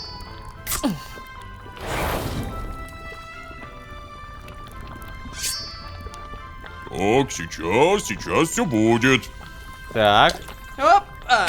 Ну, конечно, Джон. Как же без этого? Блин, ну прикольно, Беренгари у нас оказывается прям крутой чел в этом плане. Он много знает. А Даже ну-ка. то, что не знают обычные люди. Ну, то есть, какие-то алхимики. Ладно, я согласна. Ой-ой, кстати, Чёрт, как ты Джон, это а сделал? вот это тебе. Уж точно да пригодится. Ежели еще надобно будет, так я вон сколько наварил. Вон. Ты приходи, будет еще. Что, подожди, а для чего этот эликсир в итоге? Супер, спасибо. Я не могу понять, Так, каким тихо-тихо, давайте теперь за работу, хорошо? Коллективную работу, Сайриса. Конечно. Я приду позже и проверю, как у вас дела. Если вдруг надо что-нибудь, то, не знаю, напишите списочек там. Отправлю ложку в магазин. Что? Ой, да ладно вам. Чё, не смешно, что ли? Ну, это... Нет, не смешно. Че, скучные вы, ребятки. Плевать. Эй, человек, пошли. Да, покажу тебе, что сама знаю. Если что, меня Беренгарий звать. Зови меня Беренгарий. Ой, да, я слышала. Пойдем. Мне так нравится харизма Беренгария, боже, это просто лучший персонаж. А дедуля-то неплох. Где вообще его Лолошка откопал? А, черт, кстати, забыл про пыль спросить. Про пыль? О, спросить про действие пыли. Что такое? Сариса, слушай, а сколько предположительно орк будет спать под действием пыли? Ну, знаешь, чисто гипотетически. Ну, Скифоса 2, наверное. Понял, спасибо. Слушай, ты вроде сам хотел, чтобы мы работали. Да, поэтому... да, все, у меня больше нет вопросов. Пока. Так, подожди, а 2 скифоса это сколько? Блин, ребята, я забыл, что такое скифос. Так, все, я выяснил. Короче, скифос это примерно час. Следовательно, если она говорит 2 часа, то есть 2 скифоса, то это примерно 2 часа. Но прошло, по идее, сильно больше времени. Это что, получается, этот орк никогда не проснется? Блин, ребят, у меня небольшая паника начинается. В итоге, мы получили некий эльфов взвар. Красный. Красный эликсир, сваренный из множества трав и эльфийской крови. полностью восстанавливает здоровье. О, прикольно, прикольно, спасибо. Так, в итоге, на всякий случай проверю, могу ли я что-то здесь сделать. Здесь ничего, здесь не поболтаем. Тогда погнали обратно в сонное измерение, переместиться. Ух ты ж, ё-моё, как это я вовремя проснулся. Да, наконец-то. Если что, он только-только в себя пришел. Я его сюда перенес, чтобы от скинта сил набирался. Ну так это же здорово, что он в себя пришел, правильно?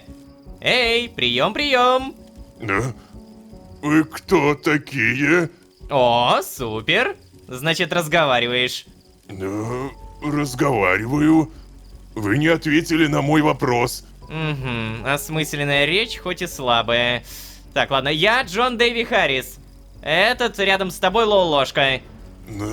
Балсмэк, где я? Да в безопасности, это главное. Ну что, Лолошка, видишь? А ты сомневался. Вон как удачно все прошло.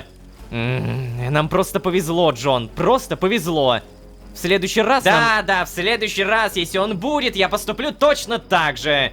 У нас нет времени на сомнения, неужели ты все еще не понимаешь? А, вот как.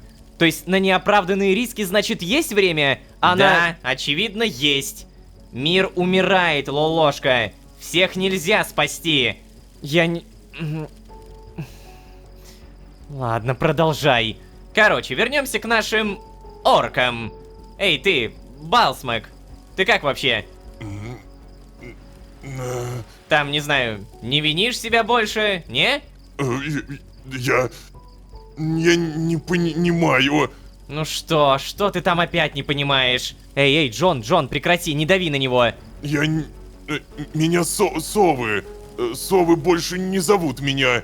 Ну, так это же супер. А теперь говори, где статуэтка. Я... Эй, Джон, ну опять ты начинаешь, он же пришел в себя только несколько минут назад. Ты требуешь от него слишком много. Да, все вы так говорите. Это вы от себя требуете слишком мало, вот что я считаю. А считать я, кстати, умею превосходно.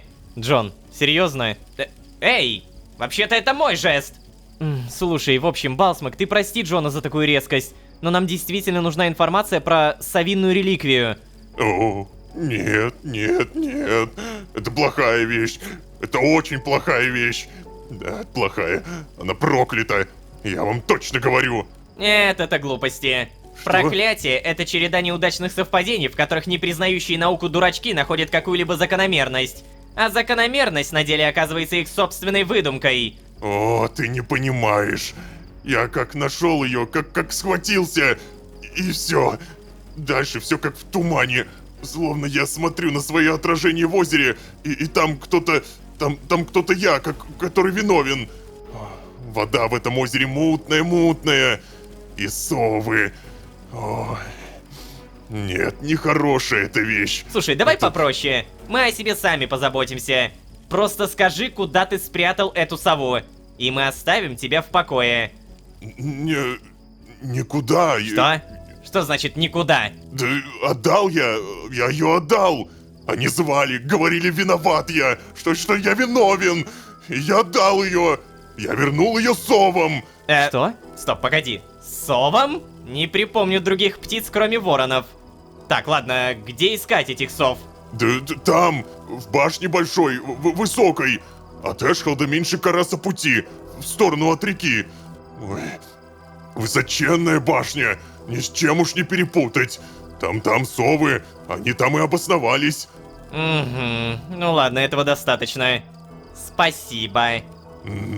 Я больше не виноват. Не виноват. Не виноват. Слушай, Лолошка, дай ему что-нибудь из запасов Беренгария. Силы восстановить. Чего? Я, по-твоему, мальчик на побегушках? Нет. Или да. Короче, я не знаю, мне нужно подумать. Ой, ладно. Самое главное, и не ответил, а Лолошка реально пошел. Знаете, в этот момент я представляю, что у Лолошки, короче, высветилось задание, вот, типа, отвар для орка. Ой, что-то, блин, напрашивается. Что-то... Ой, точно! Что точно? Думай, Джон, эльфийская пыль создавалась для того, чтобы исцелить заражение Проксом. Балсмага она тоже исцелила. Это значит... что артефакта тот же эффект. То есть этот артефакт напрямую связан с отцом. Хе-хе-хе. Хорошо, епископ Лукий. Сыграем в эту игру. Так, идем дальше. Значит, есть обычный прокс, а есть искаженный фиолетовый. Противоположны они или все-таки родственные? Сайриса использует для пыли наручи из чистого прокса. Следовательно... Стоп, подожди-ка. Это странная энергия от Лолошки, которую я чувствовал, когда развоплотился Сайман. Вот оно что! Остается только уточнить. И я даже знаю, у кого. Подожди, я ничего не понял, честно говоря. Что ты хочешь? Куда ты? Что он делает? Что ты делаешь, Джон? Что происходит? Батюшки, какая красота! Он с кем-то связаться хочет? Так. Ты звал меня? О, какая поразительная наблюдательность. Зачем ты позвал меня? Для того, чтобы узнать. Ты преследуешь меня огромное количество лет. Почти всю мою жизнь. Обладаешь информацией, которой, очевидно, не обладает больше никто. Мне нужно больше, чем размытые образы и пророчества. Я бы даже спросил, кто ты? Зачем ты звала меня сюда? Как ты связана с Археем? С Археем я никак не была связана. Он случайно стал последним пристанищем моего тела. Стоп, последним пристанищем? Подожди, типа ты мертва, что ли? Мне недоступна концепция смерти, Лолошка. Так, ладно, что бы это ни значило. Допустим. Так кто ты? Я — это просто я. Ты — моя кровь. У тебя ее очень мало. Ты не сможешь дать мне достаточно, чтобы услышать все, что ты хочешь. Кровь? Погоди, поподробнее. Архей переполнен моей кровью. Так, получается, ты хочешь сказать, твоя кровь это прокс? Да, я могу жить не в каждом, но каждый желает меня. Слышать меня могут лишь первые. Ай, как же ты вечно выражаешься непонятно. То есть вспышка, прокс, все это... Именно, кровь. Значит, это кровь. А искаженный прокс, что тогда это? Нужно остановить. Твои силы на исходе. Торопитесь. Да, и сколько раз я это слышал. Времени мало, я знаю. Что такое воплощение? Кто ты? Расскажи уже! Эй! Эй, расскажи мне! Ты Прекрати угаснешь. меня! Не могу. Черт! Уходи. О, привет, Лолошка. Встать. Не трогай меня. Ой, что-то мне нехорошо. Она просто выгнала меня. Вот же ж... Ой, Джон. Что? А с тобой чего?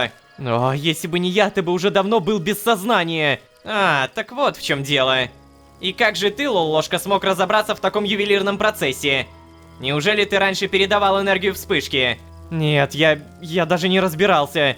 Когда ты упал, я потянулся к тебе и... Я просто... Ладно, не продолжай. Ну и ну. Ох, черт, пойду-ка я, наверное, прилягу. Стой!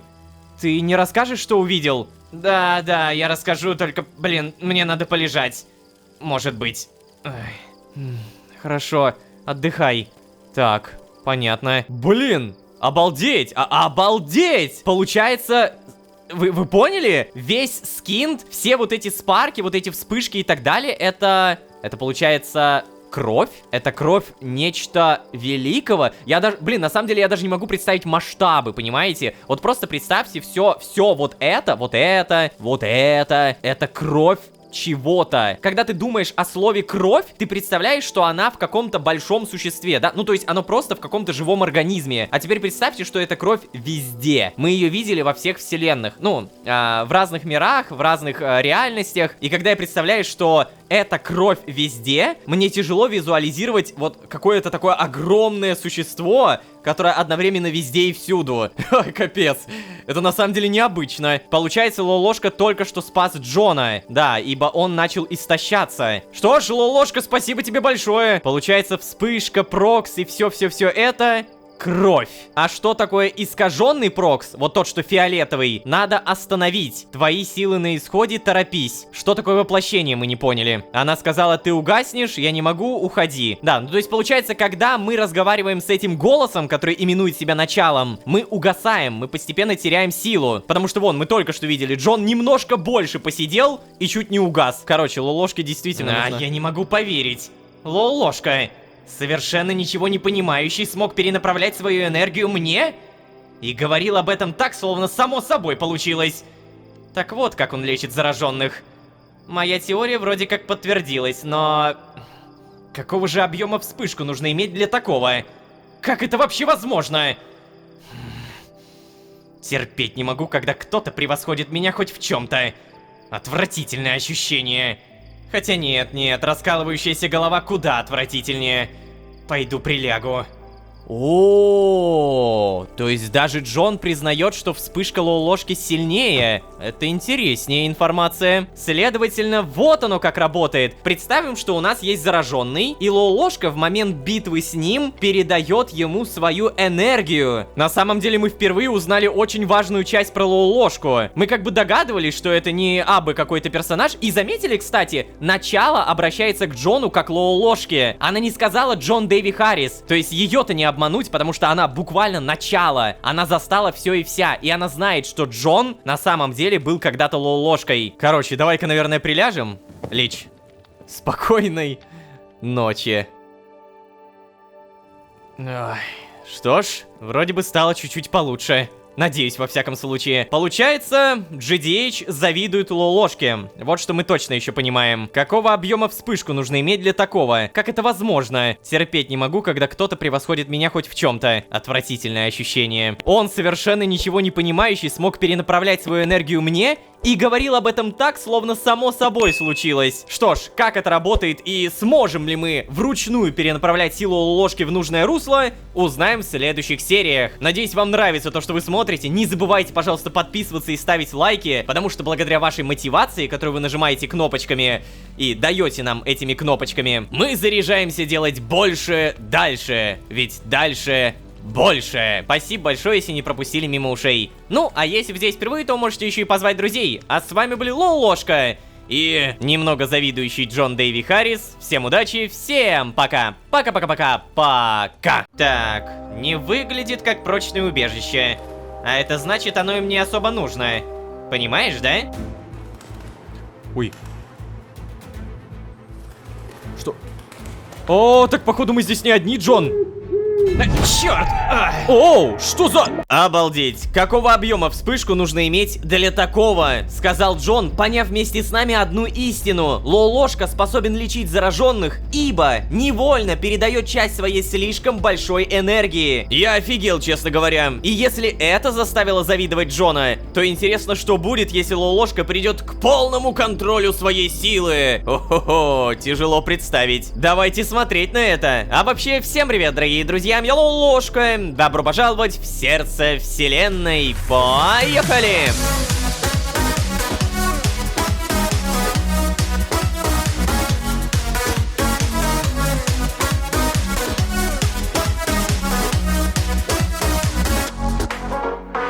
И снова всем привет, дорогие друзья, я Лолошка. Добро пожаловать в сердце вселенной. Сезон, в котором мы... Сила! Магическая сила. Да-да, GDH нашел очень глобальный ответ. Скинт, который мы видим везде и всюду, это кровь некого начала. Того самого женского голоса. Вспышка, спарки, скинты, путеводные скинты. Все это кровь. Учитывая, что этот голос отвечала непонятными загадками и давала нечеткое понимание, Джон пытался задержаться в неизвестном измерении и по итогу потерял огромное количество силы. Если бы рядом в этот момент не было Лолошки, Лолошки, то, возможно, Джон сейчас был бы инвалидом. Да, Лолошка, сам не понимая как, видимо, на эмоциях, передал часть GDH энергию ради спасения. И вот на этом моменте GDH жестко удивился. Он не понял, как Лолошка это сделал, и, цитата, «Он, совершенно ничего не понимающий, смог перенаправлять свою энергию мне?» Да, Джон, тебе. Признаться честно, во всей этой истории меня не покидает очень важный вопрос. Прям реально важный. Как эта девушка, ну то есть вот это начало, есть везде и всюду. Не знаю, заметили вы или нет, но спарки, скинты, мироходцы, как таки ни странно, они же есть везде. Они разбросаны по всем мультивселенным. Этот голос сказала, Архей стал ее последним пристанищем. А еще она сказала, что ей недоступна концепция смерти. Видимо, потому что она во всех мироходцах сразу. Вот только почему она сказала, что Архей стал ее последним пристанищем? И почему Джон говорит, что она зовет его уже последние много лет? То есть всю его жизнь. Кстати, интересно, сколько Джон живет? 100 лет?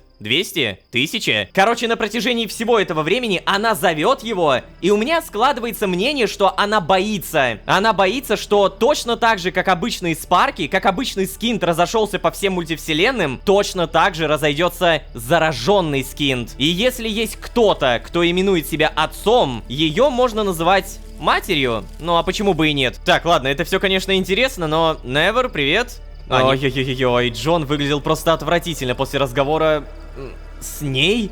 Самое странное, что я чувствовал, насколько ему плохо. В какой-то момент меня даже самого начало подташнивать. Очевидно, времени у нас не так много. Надеюсь, он уже пришел в себя и готов хотя бы немного поговорить. Пойду проведаю. Да, кстати, пойдем проведаем. Я думал, что мне надо с Невером поговорить. Вообще, кстати, все, что я сейчас рассказывал, знает пока что только Джон. И мне интересно, он расскажет это... Лолошке. О, Лолошка. Я всего-то немного прилег отдохнуть, а ты что, уже затасковал по мне? Я, кстати, как раз направлялся к тебе. Неужели мои мысли читаешь? Да, привет, Джон. Я не уверен, что в нашей ситуации резонно так шутить. Ай, да брось ты. Я не уверен, что наша ситуация вообще резонная. Но вот, мы здесь. Да, здесь. Ведь это ты меня сюда притащил. Ой, ну не начинай. Ты мог отказаться. Пойдем. А ведь действительно мог. Эй, а что она в итоге тебе рассказала-то? Почему ты вообще решил с ней поговорить сейчас? Потому что из тебя очень скучный собеседник, Лолошка. Иди за мной. Ну а если серьезно? Эй, Джон? Не расскажешь? Ну нет, ну пожалуйста, ну ты должен рассказать. Про то, что скинты, вспышка, спарки, все это кровь. Кровь этого начала, ну расскажи, пожалуйста. Ладно, я верю, что рано или поздно мы все-таки тоже узнаем. Ну, в плане как Лолошка. Привет, Невер. Кстати, сейчас. Вот так-то лучше. И? Ты в итоге что-нибудь скажешь? Ну так, ты уже узнал, что это такое, а? Что, ты про путеводный скинт? Я не то, что... Эй, пташка, можешь потише? Ладно. Так вот, Лолошка, это ее кровь. Что? Чего? Да-да, Прокс — это ее кровь. Это... Все в Архее буквально пропитано ее кровью. Кровью? Джон, что это означает? Ну, Архей, судя по всему, это огромный склеп. Она сказала, что этот мир стал последним пристанищем для ее тела. Так, то есть она что, мертва? Подожди, Джон. Кто она вообще такая и как попала сюда? Ну, случайно попала. Случайно? Ой, Джон, да что ты имеешь в виду, неужели... Да что ты начинаешь? Это то, что она мне сказала. Она попала в Архей случайно. Ладно, но она хотя бы сказала, почему. Почему она... Да не важно это, не важно, почему она оказалась именно в этом мире. По крайней мере, сейчас не важно. Лолошка, скажи, ты успел обдумать, что такое вспышка? Хотя бы попытался? Да, я помню, мы с тобой обсуждали, что искра — это паразит, а не орган. Да, было. Вспышка, оказывается, это тоже ее кровь. Теперь у тебя складывается картинка? То есть ты хочешь сказать, что этот голос, она и есть тот самый источник искры? Именно. Я все равно не понимаю, что значит, что скинт — это ее кровь? Как это вообще возможно? Она прокляла Архей, потому что умерла здесь? Поэтому здесь так много зараженного скинта, да? Зачем мы ей? Почему она хочет остановить церковь? Кому церковь вообще поклоняется? Что это за отец? Он убил ее, да? Обладательницу голоса. Туф, ничего себе. Очень интересно наблюдать, как шевелится твой мозг. Похвально, что ты стараешься. Нет, Лолошка, она не проклинала Архей. Она хочет остановить распространение искаженного прокса, что вполне себе очевидно. Вот оно! Это то, что я буквально вот недавно сказал. Можете вот серым экраном показать. Короче, на протяжении всего этого времени она зовет его, и у меня складывается мнение, что она боится. Да, это вот я то самое и сказал, господи, Невер. Он вообще в шоке. То, как распространился обычный скинт, по всей мультивселенной может распространиться и зараженный. О, ну это, кстати, страшно. Продолжай. Да, но подожди, Джон. Зараженный скинт это ведь тоже ее кровь, да? Любой скинт это ее кровь. Что здесь происходит? Невер, тихо. Так в итоге как зараженный Ай, да, скинт? Лолошка, я тоже задаюсь этим вопросом. Я не смог проговорить с ней все, что хотел. Она, черт возьми, выкинула меня. Но теперь я, кажется, понимаю, за кем и зачем именно я все-таки пришел сюда. Она, кстати, просила меня найти ее. А чего ж ее искать-то? Она же всегда с нами. Неужели ты до сих пор этого не понял? Не понял, что? Ай, ладно, короче. Для начала нам нужно разобраться с церковью и с отцом. А значит, отыскать совинные артефакты, Луки. Боже. Давай заниматься этим. Нет, стой, погоди, Джон, я тебя прошу. Ты мне сейчас вот это все вывалил, а потом Да, потом мы просто спокойно продолжаем заниматься тем, чем занимались. Нам нужно остановить Луки и заражение, чтобы исследовать природу вспышки. Потому что, Лолошка, раз уж обычные вспышки и прокс распространились по всем реальностям, то... Я понял. То что это мешает сделать зараженному? О, вот оно! Все-таки да, моя догадка была правдивой. Действительно, если зараженный скинт распространится по мультивселенной, то будет полная задница. Эврика. Так, сейчас. Эй, ты, пташка. Знаешь, как много сов осталось в Архее? Кар? Да, я к тебе. У них стаи большие. Совы. Кар! Скинт! Скинт — это кровь какого-то голоса! Что это значит? Что это происходит? Never. Не забивай такими вещами свой мозг. Прошу тебя. Он у тебя для этого слишком гладкий. Просто ответь на вопрос. Совы. Я не знаю, сколько сов. Я не считал их. Я их ел. Ой, ну вспомни, ну пожалуйста, ну... Что вы сейчас обсуждали? Что? Невер, прошу тебя. Может быть, ты все-таки поделишься какой-нибудь информацией про них, а? Нам это очень поможет. Ой, я уже рассказывал все, что знаю.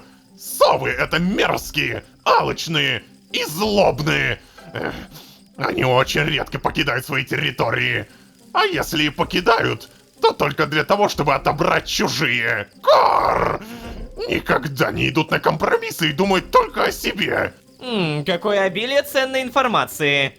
Если там целая орава пернатых, это будет тяжеловато. Да, Джон, ты еще слаб, это видно, поэтому... Эй, никогда. Лолошка, даже в таком состоянии я намного сильнее, чем... Всем привет! А чего вы тут кричите? О! Ворон! Опять! Пособирали здесь всякий сброд! Это просто мерзость какая! Кошмар! Так, ладно. А вы меня когда домой-то вернете? Ой, да хоть сейчас. Ахалай, маха... Эй, Джон, стой, погоди! Ой, ну чего опять? Да ты просто посмотри на него! Он же все еще шатается, буквально! И? Что с того-то? И вдруг, не знаю, вдруг он еще может быть полезен. Балсмак, расскажи, например, про сов, пожалуйста. Птицы как птицы. Морды у них, правда, страшные. Да. Доволен? Да я мало что помню, честно. Они спрашивали, знали я, где вторая статуэтка. Говорили что-то про то, что им нужно спастись от очищения. Потом выбросили за пределы башни. А, подожди, то есть совы не верят в очищение, да? Да, их почти всех это очищение уже настигло. Страшно им. Сов практически не осталось. Это все знают. Церковь давным-давно начала их очищать. Вообще, нормальные они ребята-то. Ну, не очень противные. Морды у них вот только ну, кому-то нравится, наверное. За этот совиный артефакт мне один инквизитор столько спарков обещал. Можно было всю жизнь больше не работать. Не стоять больше у наковальни этой, молотком уши себе не отбивать, безделушками всякими не спекулятрировать. Погоди-ка, то есть ты хотел продать статуэтку церкви? Ну да. Или еще кому, если вы предложили больше. О, ладно, я больше не могу это слушать, хватит. Нам надо идти. Да погоди, я же хотел... Бла-бла-бла-бла, ложка, пошли уже, пожалуйста. Так, все, пока. Вы чё, правда маги? Думал, мне тогда привиделось. Ну, типа того. Слушай, поговорим позже, ладно? Ух ты, сколько заданий, боже! Так, в итоге, погоди, куда ты? Ты куда? Чел? Твой дом там! Эй, ты куда идешь? Гимлин? Слушай, мне даже интересно стало. И в итоге... Ну смотри, реально разговаривают. Так, видимо, у них заведется какой-то диалог. Не сказать, что дружба, но все-таки диалог. Я так понимаю, меня сейчас Джон ждет, но погоди-ка. На всякий случай, Альфред, привет. Мне нечего тебе дать. Что у Беренгария, кстати? У него же наверняка тоже есть что-нибудь, да? О, стоп. А где Беренгарий? Оу. Куда-то делся, ладно. Стоп, Беренгарий же у эльфийки, точно. Он с Айрисой. Так, ладно, тогда использовать... Эй, стоп! А куда мне идти-то? Балсмак говорил, что совы обитают в башне, которая находится где-то рядом с Эшхолдом. Меньше Караса пути. Звучит далеко. О, надеюсь, Джон меня подождет. Стоп, подожди, а куда в итоге реально? Так, нажимаем. И... перемести... Стоп! Я должен был догадаться! О, кстати, стрелочки теперь работают. Это хорошо. Которая находится где-то рядом с Эшхолдом. Так, окей, совы обитают в башне. Не, ну я так понимаю, то, что все очевидно. Мне нужно просто идти в город. Эшхолд, павшая столица, переместиться. Эй, всем привет. Нет? Бляха-муха! Здравствуйте! Ох, как вас тут много-то! Но ничего, ничего, оружие у меня тоже не промах. Сейчас как-нибудь вот так вот... И все резко замедлились. Вот это я понимаю, хорошее оружие. О, инквизиторы! Батюшки, зараженные инквизиторы! Они же и так были сильные! Так, сейчас, погоди, стоп. Стоп. Ладно, они много сносят, я понял. Если с них падает много спарков, это будет просто имба. Давайте, ребятки, на открытой территории. О! Черт. Ладно, возможно, мне с ними лучше не драться. Боже мой, сколько же здесь монстров по всему городу. На самом деле здесь фармить не перефармить, это правда. Привет, ребятки. Так, вы вроде бы простенькие. Тихо. Ладно, урона много сносите. Ладно, кто бы что ни говорил, но вот этот добротный двуручный меч, он хоть и сносит чуть меньше урона, чем этот, но какой же он офигенный по способности. Вот это кручение, это имба. Так, здесь у нас орк. Я просто иду туда, где монстры, потому что монстры обманывать не будут. Они точно приведут меня туда, куда надо. Слушайте, а походу монстры не означают, что мне нужно было именно сюда идти. Капец. Нет! Черт возьми! Так, короче, спустя реально много времени я начал задаваться вопросом, что мне делать. И все-таки я правильно, что шел за монстрами, но оказывается, надо было искать монстров за пределами города. Во всяком случае, так мне подсказали, и вот оно. Тут реально полноценная тропа, здесь полноценные монстры, и это место, в котором я ни разу не был. Ребят, давайте, наверное, драться не будем. Мне сейчас самое главное понять, правильно я бегу или нет. Потому что если я сейчас буду драться, а потом пойму, что я не туда бегу, это трэш.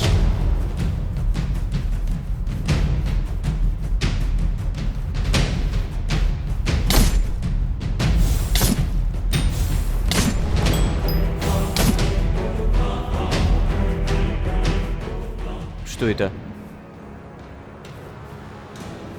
Это какой-то новый монстр? Здравствуйте. Это похоже на какого-то зараженного вора. Ой!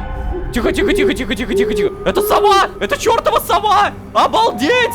Башня! О май гад! Тихо! Так, сова. А ну! Ай, больно. О, я понял, у тебя много хп, ты не за один удар умрешь. Сюда иди, ко мне, моя маленькая миленькая. Ути-пути-пути-пути. Так, все пикирует. Не получилось. На! А как мне тебя убивать-то? У меня даже заклинаний нет. Помогите! черт возьми, все очень плохо. Да. О, совы, оказывается, могут драться. Не, ну то, что мы нашли хотя бы одну, и даже то, что она заражена, это все равно хорошо. Мы реально нашли их пристанище. Да что ж такое-то, а? Так, вот она опять пикирует. Та-та-та-та-та. А я такой, оба! Не получилось. Что происходит? На, вот ты где, ну наконец-то. А ну-ка, получай. О, хорош, Джон. Джон, почему ты меня не подождал? Дождал я тебя, но тебя слишком долго не было. Чего? Меня не было буквально пару минут. То-то-то-то-то. В Архее это называется 30 капель, Лолошка. Я просто немного забежал вперед. Не конюч. Ай, ладно. Кстати, ты как думаешь, совы, они одолжат нам артефакт? Ты говоришь так, будто впервые занимаешься подобными вещами. Скорее всего, придется забирать силой. Но подожди, если совы боятся очищения, мы вполне можем убедить их отдать статуэтку нам. Кстати, а голос тебе сказал что-нибудь еще? Да, сказал. И что? Наличие у тебя вспышки, Лолошка. Недоразумение вселенского масштаба. Эй, ты же только что соврал. Никогда, Лолошка. К тому же, я не говорил тебе, что это ее слова. Уф. Величественно. И тут получается совы, да? Так, не выглядит как прочное убежище. А это значит, оно им не особо нужно. Понимаешь, да? Ну, вообще не факт. Просто от этого уже нигде не спрятаться. Так, страшновато немножко. Слушай, там вообще можно было активировать скинт путеводный. Жалко, что мы этого не сделали, но, видимо, потом. Боже, никакой охраны. Абсолютно никого нет. Какие-то очень величественные ступеньки. И реально просто пусто. Такая, знаете, давящая пустота. Ой. Что? О, так походу мы здесь не одни, Джон. Это совы или... Ну, скорее всего, совы. Это же не вороны. Кто там может так взмахивать? Лоу! На самом деле, чем больше мы узнаем про карту всей этой местности, тем больше понимаем, насколько же Архей на самом деле огромный. Никаких ловушек, куча книг. О. Да кто это там? Алло! Так, а ну-ка, тут еще, смотрите, какая-то башня высокая. Капец! Какая же она огромная!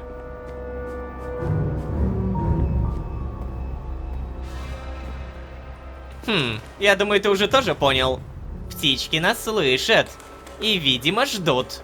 Да, я это уже понял. Звук все отчетливее и отчетливее.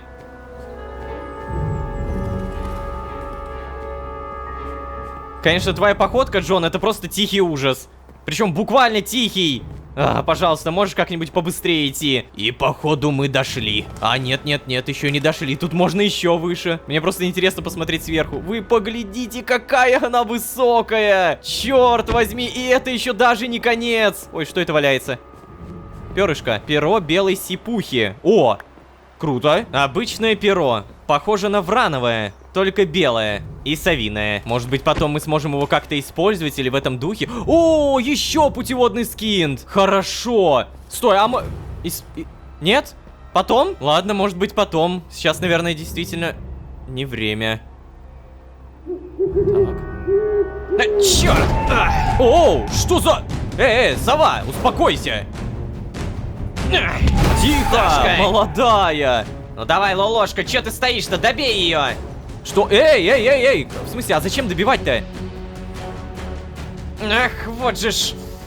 А ну, получай! Зачем? Подожди, мы зачем поднимаем? Мы же не драться с ними пришли. Договориться! Статуэтка! Эй, Да... она не была зараженной, да? Ты рассмотрел? Да, мне тоже показалось обычной. Тогда за ней, Лолошка. Окей. А там это босс-бар был, хпшки. Неужели сейчас будет какая-то лютая драка? О, здорово! Так, слушай, GDH, ты будешь что-то сносить ей? Тихо. GDH не попадает, вот это да. Так, ладно. Эй, да успокойся ты! Да, слушай, может быть, поговорим? Мы тебе не враги! Мы тебе не враги! Мы просто хотели поговорить насчет бронзовой статуэтки! Я не знаю, как с тобой еще разговаривать. Мы пришли поговорить! Получай! Я не могу по ней попасть. Ух ты, Джон-то уворачивается, хорош. Так, ладно, я, конечно, попробую что-то снести, но у меня... ну мы же можем все решить мирно, пожалуйста. Мирно, не мирно, но если она меня сейчас убьет, то это будет не круто. Сейчас попробую, короче, прямо на нее. Прямо вот так вот, сходу, давай. 2 против 1. На. Я не могу попасть по ней. В твоих же интересах сложить крылья, пташка! Но! Наконец-то! Попал! Все, я понял. Когда она летит на меня, можно в целом ударить. Только на самом деле урон, ну, такой себе, честно говоря. Она меня скорее сама быстрее прикончит. Так, вот, хорошо, хорошо ударил. ХП у нее немного, но опять же урон просто колоссальный. Вот так вот. Да ё-моё. Ну получи ты, блин, а. Сейчас я метательный нож, короче, Да понял. успокойся ты уже! Сейчас метательный нож. Давай. А! Батюшки! Метательный нож. О, как он много сносит! Что? Слушайте, я захотел сделать много метательных да мы ножей. пришли поговорить! Блин, если Джон хотя бы раз по ней попадет... О, попал. То было бы хорошо. Но раз попал, то отлично. Значит, мы можем... Ну, пожалуйста, давай решим все мирно.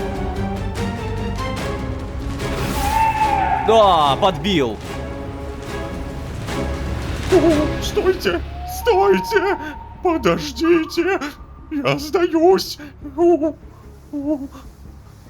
Кто вы такие? Что вам нужно?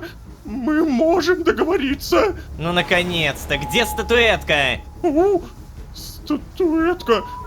Я не отдам вам нашу реликвию! Мы только вернули ее обратно! А, тогда плевать, найдем сами. Так, Джон! Остановить Джона, не мешать Джону. Остановить Джона. Нет, тут не надо. Эй, Джон, стой! Стой сейчас же! Мы можем хотя бы попытаться с ней поговорить для начала. Где ты собираешься искать этот артефакт? Неужели в дырах в стене? Ты что, не видишь, что ли? Она первая напала и отказывается сотрудничать. Вы пришли в мое гнездо. Откуда мне знать? Может, вы хотите предать меня очищению? Ай, ладно, отвечай. Ты здесь одна? Нет. Где остальные? Не скажу. Я в шоке. Слушай, я слишком часто в последнее время трачу свои силы на пустую болтовню. Нам нужен артефакт. И ты либо отдашь его нам, либо мы найдем способ забрать его. Я не могу отдать вам нашу реликвию. Простите, вы же сейчас ищете вторую реликвию, верно? Откуда знаешь? Тебе известно, где вторая? Нет, мне просто известно, что с помощью одной можно прийти к другой. О, опять ты за свое. Этим артефактом могут обладать только совы. На остальных существ он оказывает негативное влияние. Да, владелец начинает винить себя во всех смертных грехах и становится мазохистом. Мы в курсе. Мы это учтем, когда он будет у нас. Это невозможно. Давайте я скажу проще. Нам нужен артефакт, чтобы остановить церковь. Мы не знаем, где вторая статуэтка, но знаем, у кого она. Вы против церкви? Ай, каждый разговор с любым жителем Архея всегда идет по одному и тому же паттерну. Но ты все еще жива, а мы все еще не читаем тебе молебны. Ну? Это не доказательство. Эй, прошу, послушай. Мы правда пришли сюда с добрыми намерениями. Мы хотим противостоять церкви и остановить очищение. Мы знаем, что вторая статуэтка у епископа. И мы знаем, что грядет что-то ужасное, если мы этому не помешаем. Ну подумай сама, стали бы мы просить тебя отдать нам артефакт, если бы он был нужен нам для других целей? Я не знаю, ты слышала про нападение на город? Людей почти не осталось, и мы хотим остановить эту череду смертей, избавить Архей от полчищ монстров, которые здесь обитают. Мне все равно, что случилось с людьми, но зараженных действительно становится больше. В какой-то момент они пропали, и нам казалось, что... Да, я понял. Нет, они не исчезли. И не исчезнут, если этому не противостоять. Фалхтра, возможно, мы сможем договориться. Да, привет, Фалхтра. Я Лолошка, а это Джон. Вторая часть артефакта действительно у церкви. Они забрали ее у нас много-много карасов назад, когда моя стая была большой, а стены этой башни не такими разрушенными. Я не хочу растить сына в этом мире, зная, что Архей обречен. Да, мы прекрасно понимаем это, Фалктра, поэтому ты можешь помочь нам и получить шанс что-то исправить. Либо ты... Кстати, а вы знаете, как действует наш артефакт? А, кстати, вообще будет интересно послушать, если это недолго. Вторая его часть обладает свойством, противоположным первой. Она сводит с ума иначе. Заставляет владельца чувствовать себя самым сильным на свете, способным противостоять любой опасности, заслуживающим все, что этот мир может предложить ему. Интересные у вас, однако, ролевые игры. Целиком артефакт является собой двух влюбленных сипух, наших прародителей. Он выражает единое целое, где каждая из двух частей дополняет друг друга. Вместе они символ бесстрастия и справедливости. Напоминают о том, что совам всегда нужно держаться вместе и не оставлять никого вне стаи. Знаю я одну птичку, которая поспорила бы с тезисом про бесстрастие и справедливость. Так, ладно, вопрос. У тебя же уже есть первая статуэтка. Чего не посмотришь, где вторая-то? Я не вижу. Одна часть перестала показывать вторую, будто бы завеса, и все. Угу. Мы найдем, обязательно. Я обещаю, что мы найдем ее. Напомню, Орк сам вернул вам артефакт, когда тот на него подействовал. Если нам будет в чем себя винить, мы вернем его тебе намного быстрее, чем Орк, поверь. Кстати, да. Поэтому, если мы вернем ее в любом случае, разве тебе есть чем рисковать? Мы возвратим тебе реликвию, либо одну ее часть, либо сразу обе. Ты прав, Лолошка, но у нас не так много осталось. Верять последнюю реликвию людям? Ну, нет. Я не могу на это согласиться. А, подожди, реально? Ты что, такая тупая, что ли? Я-то думал, ты уже согласилась. Предложить что-то взамен, уговорить, пригрозить. Пригрозить в каком плане? Типа, запугать? Пригрозить монстрами? Ну, как будто это сработает, если он говорит о монстрах. Ну, Лолошка, давай. Мы и так много времени потеряли. Я могу позволить Джону закончить начатое, а затем мы просто обыщем башню. Все быстрее, чем убалтывать сову. Ну, ладно, я поняла вас.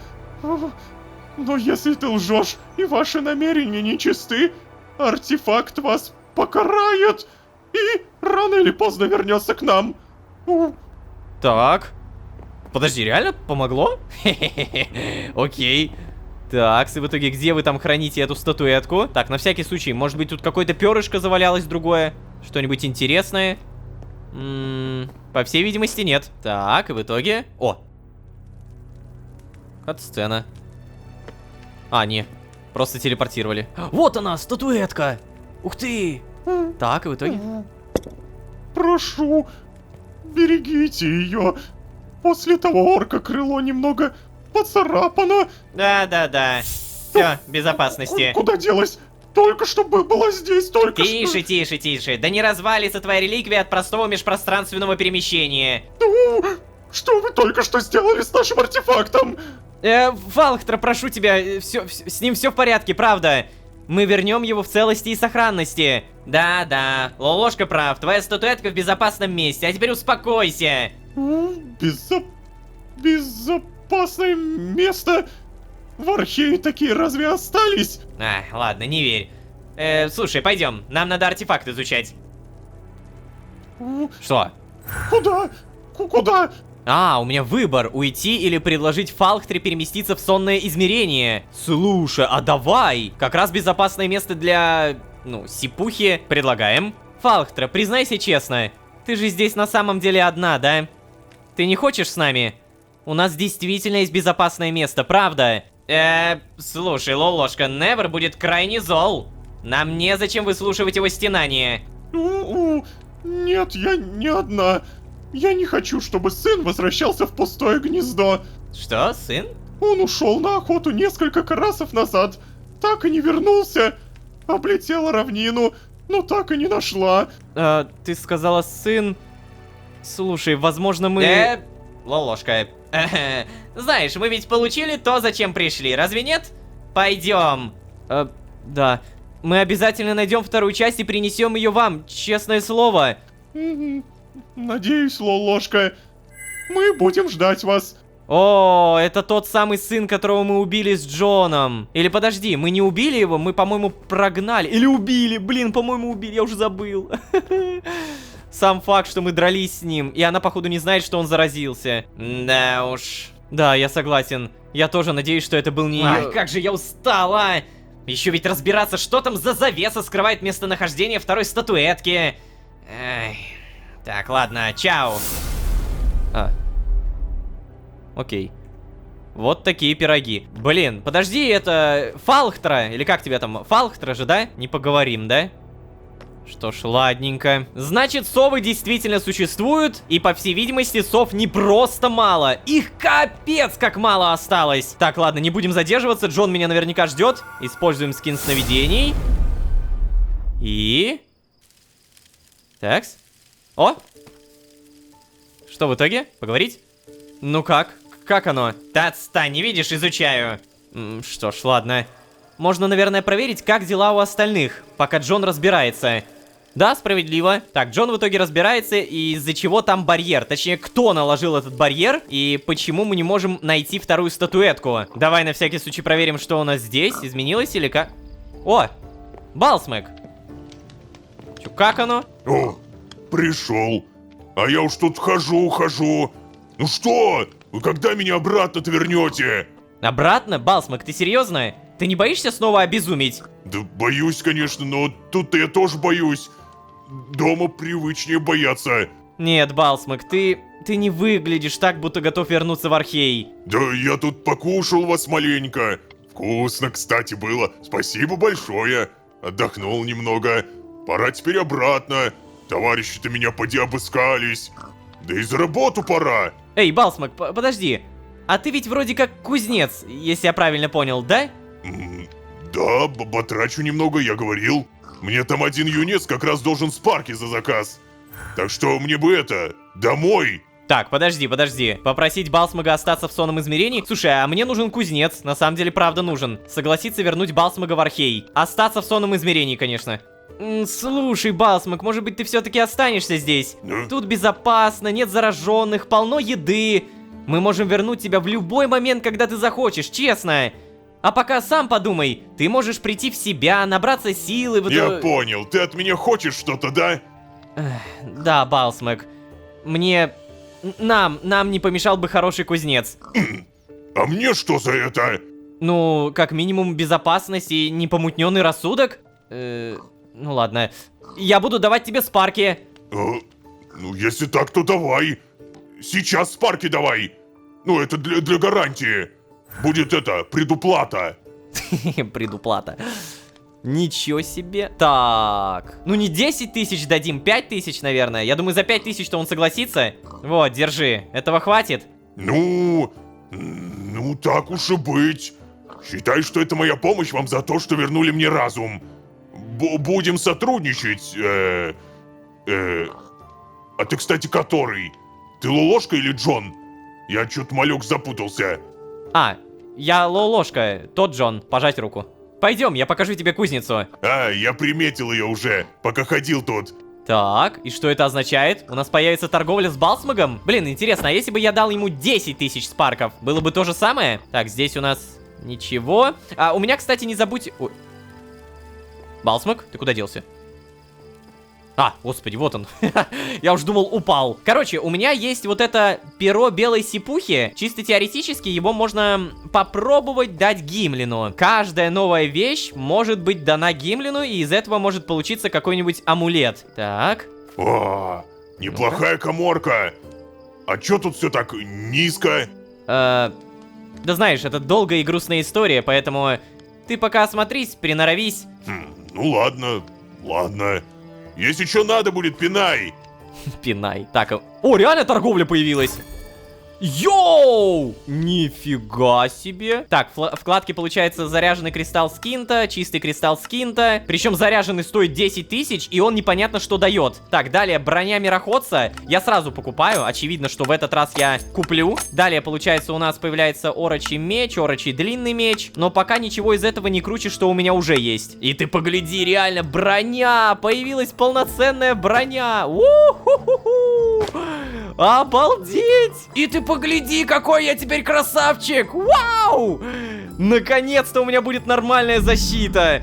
Физический урон 25% защиты. Эй, Гимлин, у меня тут есть перышко. Может быть, поговорим? Ну-ка. Да, дать перо белой сипухи. А ну-ка, это по-нашему, это мы любим. Да, привет. Слушай, я у тебя давно ничего особого не заказывал. Да. Ну вот и заказал. Хорошо. Чай я мигом сделаю. Ты заказывай-то еще главное. Я рад тебе помогать, Лолошка, правда. И, кстати, когда амулет будет готов, я скажу тебе, не парься. Так. А, ты не сразу сделаешь? Блин, ты обычно всегда сразу делал. Ну ладно. О, Джон встал. Так. А, ходит просто. Ну как оно, Джон? Ты понял, где вторая часть? Угу. Он там с какими-то собаками. Кто? Епископ Лукий? У гнолов? Да не знаю, я не знаю. Там просто мне показало каких-то собак и епископа. Через эту долбаную завесу фиг проглядишь. Пойду еще попытаюсь. От путеводного прокса никакого толка. Надо просто внимательнее смотреть. А ты меня не отвлекай лишний раз. Все, я занят. Ага.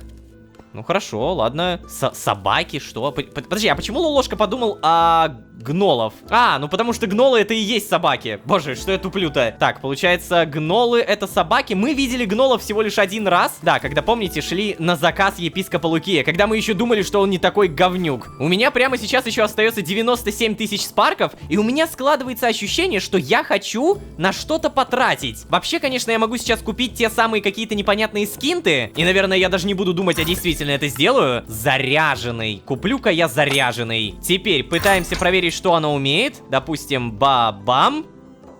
Так, ничего, что ли? То есть я могу это использовать только на те оружия, которые не черные, а те, которые светлые. Блин! Так, в итоге Джон поднялся на башенку и начал разглядывать статуэтку. Ладно, мешать ему не будем. Да и не можем. Что ж, на самом деле у нас достаточно много информации. Фалхтра, которая сова, Балсмак, который кузнец, новая броня, статуэтка, которая наконец-то у нас появилась, и епископ, который таскается с какими-то собаками. Обо всем этом мы будем узнавать дальше. Также не забываем про голос и про то, что все, что нас окружает, это кровь некой началы. Ну, короче, да, некое начало, и все, что мы держим в руках, это ее кровь. Ребят, попрошу вас не забыть поставить лайк и подписаться, если вы все еще этого не сделали. Ваша поддержка, все ваши нажатия — это огромный буст к мотивации. Тот самый буст, на котором живет весь этот канал уже кучу лет. Поэтому, если вы вдруг, ну, вот делаете это, но вот сейчас забыли, такое вот микронапоминание. Надеюсь на вас. Еще раз спасибо. Ну, а если вы здесь впервые, то можете еще и позвать друзей. А с вами были Лолошка и броня мироходца. Вау! А также некая совинная история. Всем удачи, всем пока. Пока. Ой, какой же тоненький след я ощущаю. Но черт возьми, не вижу. Что они делают-то, блин? О! Куда? У нас получилось! Тише, я что-то слышу.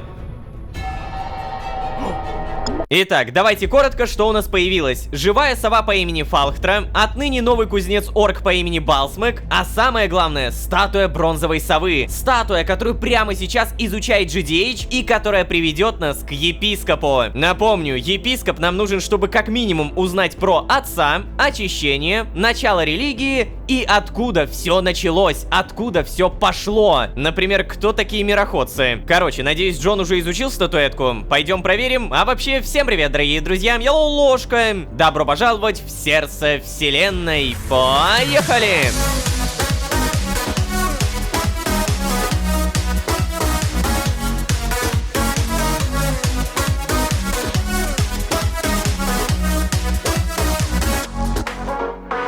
И снова всем привет, дорогие друзья, я Лолошка. Добро пожаловать в сердце вселенной. Сезон, в котором мы одну найдем ко второй придем. Да-да, речь про бронзовую статуэтку совы. Статуэтку, которую мы получили благодаря живой сове по имени Фалхтра. Реликвия прямо сейчас находится у Джона, и именно эта первая статуэтка должна привести нас ко второй, которая находится у епископа. А этот церковник слишком много знает, поэтому он нам нужен, черт возьми. Признаться честно, за этот сезон набралось куча вопросов. У меня, например, штук 20. Но давайте я зачитаю 5 самых-самых интересных. Первое. Кто такой отец? Второе. Что за голос начала? Третье. Где багряник Марк? Куда он делся? Он же не мог далеко убежать, правда? Четвертое. Как продвигается создание лекарства у Сайрисы и Беренгария? И, наконец, пятое. Что будет, если мы затянем время настолько, что соединимся с Джоном навсегда? Короче, давайте честно. Я думаю, что мы еще успеем поиграть за Джоналожку, но все-таки самое главное сейчас это сова, которую, кажется, прошло уже часов 6. Получилось ли у Джона что-то увидеть? О, надеюсь, что да, потому что... в общем, просто надеюсь. Ага. Так, о, Невер! Невер спускается, это что-то значит. По-любому хочет на что-то пожаловаться. Ставлю миллион спарков на то, что это будет какая-то жалоба. Ну, я уверен. Так, поза недовольства. А ну-ка, Невер? А он что, здесь останется, да? И тебе привет, Невер. Да, Балсмак пока здесь побудет, с нами. О, конечно. А почему ты решил отдать ему дом Марка, а? Ну, как это? Потому что нам нужен кузнец Что? и... Нам? Да, ладно, Невер. В основном, конечно, мне, но это же... вот оно! Быстро же ты! Что? Что быстро? Быстро! Я все равно не понимаю, о чем ты. О, кар! Ророжка! Прошло всего несколько карасов, а ты уже нашел замену Марку! И ведешь себя так, словно ничего не случилось! Эй, Невер, ты, мне кажется, немного перегибаешь. Я не забыл про Марка и не пытаюсь его заменить. Я тратил на его поиски все свободное время. Я обошел все в округе по несколько раз. Сейчас же Архею в целом угрожает опасность. Нам с Джоном угрожает опасность. И вероятно... Что, вероятно? Вероятно, угрожает опасность даже всем реальностям. Невер, прошу тебя. Я уже пообещал себе, что найду Марка и способ его развоплотить. Я тоже по нему скучаю. Но нельзя бросить все в угоду одному делу. Как только я что-то узнаю про Марка, я сразу тебе расскажу и... Я не скучаю по Марку. Меня просто раздражает твое поведение. И это торг. Только и всего. А, да? Мое поведение не раздражало бы тебя, не успей ты привязаться к Марку. Это... Ой, только не надо, Невер, ты не можешь этого отрицать. Иначе в твоих возмущениях абсолютно нет никакого смысла. Юродивый. Да, давай, удачи. Не думал, что Невер отреагирует таким образом. Решить, что я пытаюсь заменить Марка? Серьезно? Подобное совсем неприятно было услышать. Или же я на самом деле пытаюсь заменить... Нет, это... Друзей нельзя заменить. Так, ладно, все, я вообще к Джону шел. Интересно, можно ли сказать, что Невер испортил настроение, если оно и так хуже некуда? Да уж, тут на самом деле я полностью согласен с Лолошкой. Это же надо вот так вот просто взять и сказать, что я пытаюсь заменить Марка. Ну обалдеть теперь. Вот реально, я каждую серию вспоминаю, что нам нужно найти Марка. Да я даже в начале этой серии вспоминал о нем. Так, ладно, где там был этот GDH? На башне его нет. На крыше домов тоже нет, окей. Эй, Джон, привет. Ты здесь?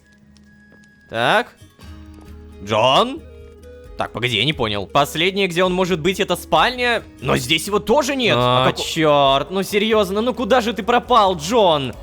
Может, кто-то видел, как он уходил? Или, может быть, там он поделился с кем-то, куда идет? Ай, последнее маловероятно, конечно. Но я бы мог так сделать, так что... Может быть, он и сказал. Кстати, да. Мы же типа с ним постепенно сливаемся, следовательно, он мог поделиться. Так, с кем мы можем поговорить? Наверное... С Гимлином? С Невером я не то чтобы хочу болтать. Или, может быть, даже с Балсмагом. О, привет. Что-то тут конструируешь. Мы... О, поговорим. О, здорово. Привет, Балсмаг. Слушай, я тут Джона ищу. Ты не видел его? Не, тут и не пробегал. Угу, я тебя понял. Слушай, Балсмаг, а может быть тебе нужно что-то? Не,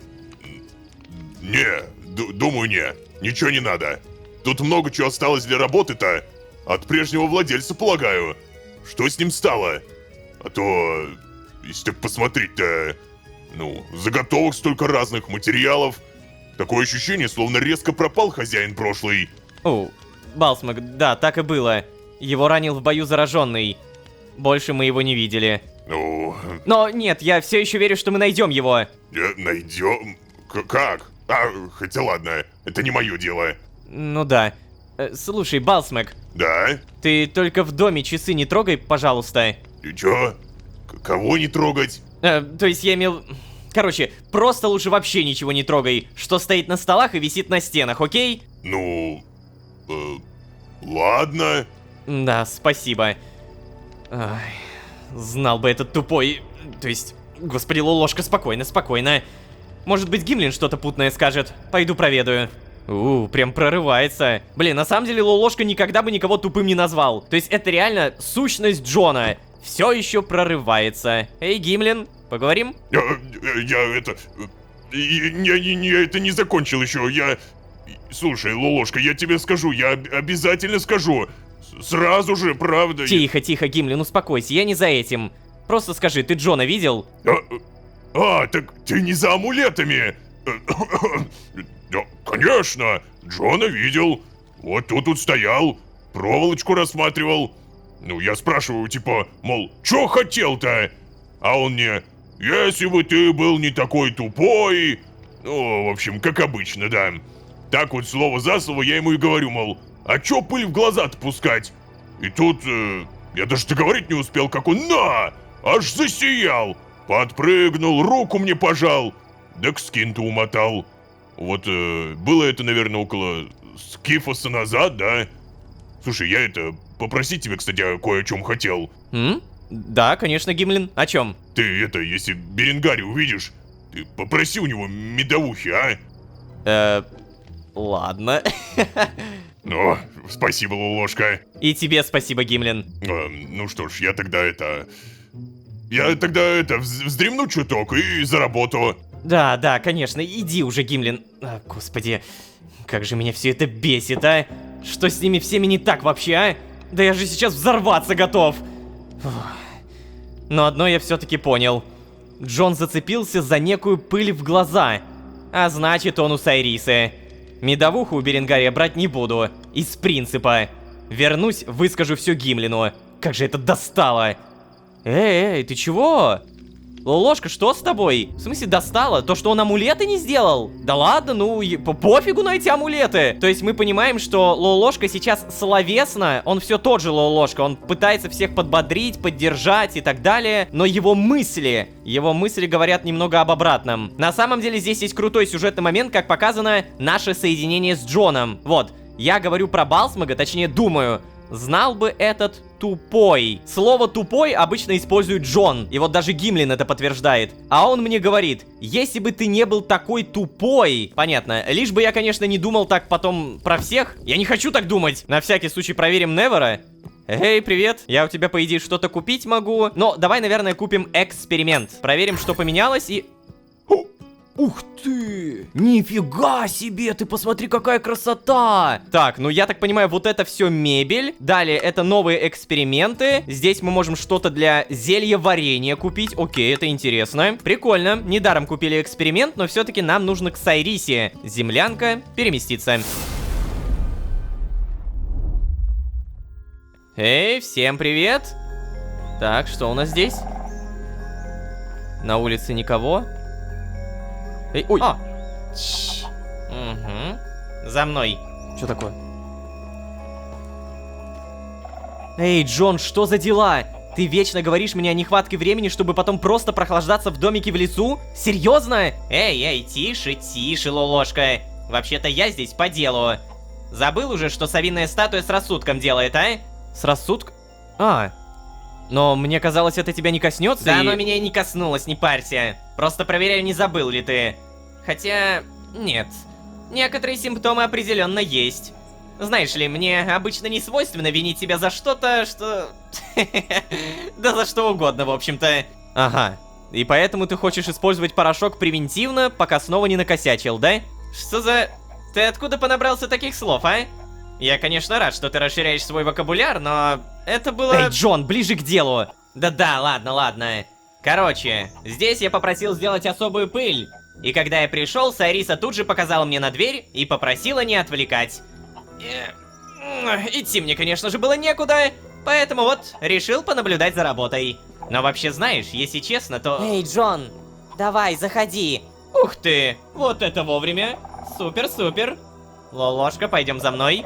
Так, ладно. А в итоге ты получишь эту особую пыль или как? Так, ну, о! Ты погляди, кто, Лололошка! А ты знаешь ли, как раз таки вовремя пришел? Да, давай без любезности, Беренгарий, пыль. Давай сюда. О, серьезно? И вот она твоя благодарность, Джон Дэви Харрис.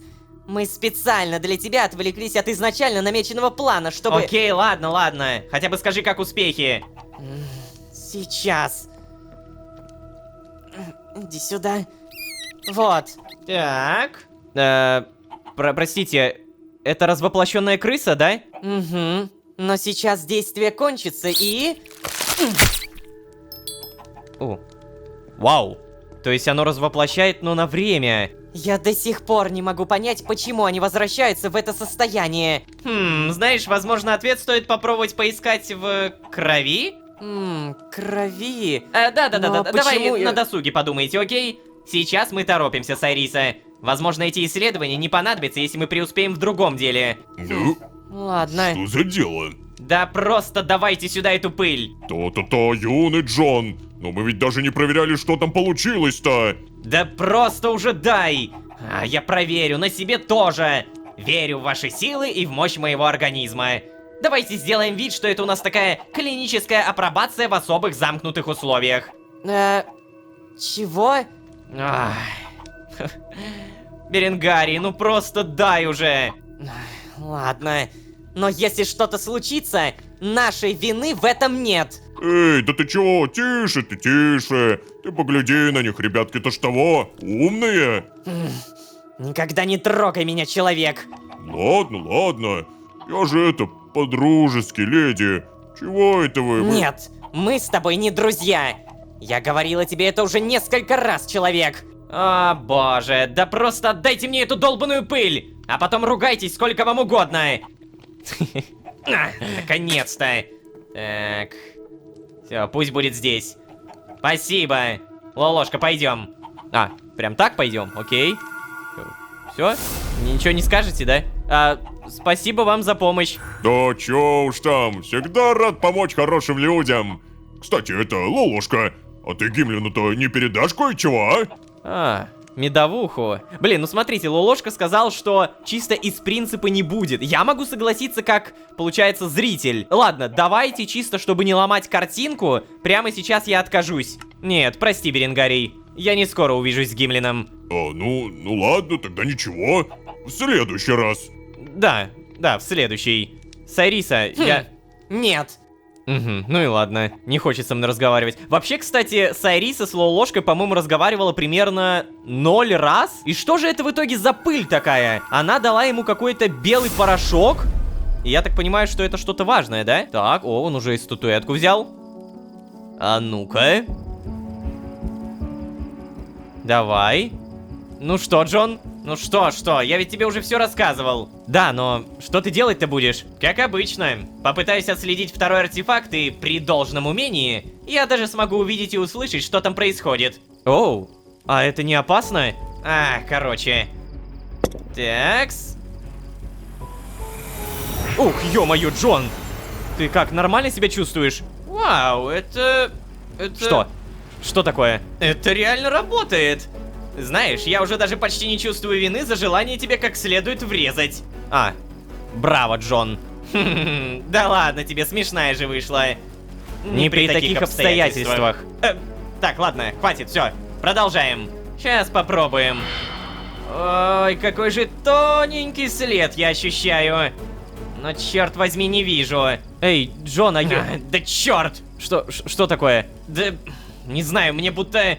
Что, сил не хватает, да? Что ты сейчас сказал? Вообще-то, к твоему сведению, я гораздо... О, черт! Джон, может быть тебе помочь? Давай помогу. Ой, что за... Как же... Давай я помогу тебе, Джон, говорю. Как тогда? Направлю тебе энергию своей искры. А, нет, что нам это даст-то? Не все проблемы мира можно решить объединением сил, Лолошка. Мы с тобой не фэнтези про фей-волшебниц. Да какая разница, даже если ничего не получится, мы ничего не потеряем.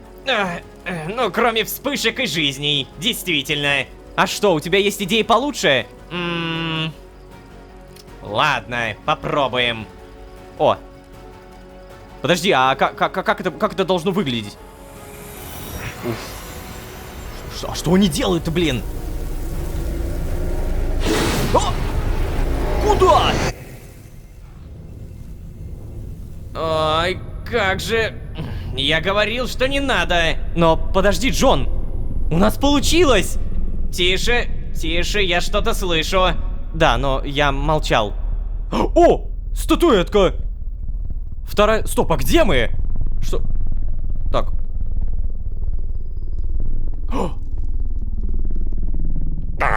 Сейчас как раз будет мясо, епископ. Да, только вот не мясо, сын мой, служба. Ох, как же хорошо, что все движется, как того угодно отцу. Да будет очищен мир его деянием. Ступай, готовься. Я сейчас подойду. Только возьму на складе масло. Да, епископ. Ага, зараженный... Конечно, отец мой. Они все скоро будут у меня. Осталось только избавиться от двух между... А? Что это только что было? Ладно. А, он увидел нас! Подожди, или... Точнее, он наши вспышки как минимум увидел. Ох, что это только что было, Джон? Ну, как минимум не вариант нам в таком состоянии пытаться его схватить. В смысле не вариант? Ты что, их там было-то всего двое? Не-не-не-не-не, это были тоннели гнолов, Лолошка. Их бы там столько набежало вмиг. Да и плюс... Я понял, все, не продолжай. Тебе тоже не понравился этот второй, да? Да, я никогда не видел, чтобы зараженный находился в сознании. Это не характерное поведение. И, кстати, у тебя не возникло чувства, что Лукий знает, что мы там? Да, у меня, признаться, тоже было немного такое. Но он же не мог понять, что мы там были. Да мог или не мог, это не важно. Важно, кто же все-таки такой этот епископ. И почему он сгнул... Сариса! Точно! Что с Айриса? Ай, да погоди, ты, сейчас все будет. Я мигом. Что? Какого? О! Та-дам! Эй, какого... Эй, это не похоже на Сайрису. Они ушли. Они... Ну что, кардинал, добро пожаловать в хороший сон. Они ушли. Да, они ушли. Давай без прелюдий и попыток изобразить из себя жертву, окей?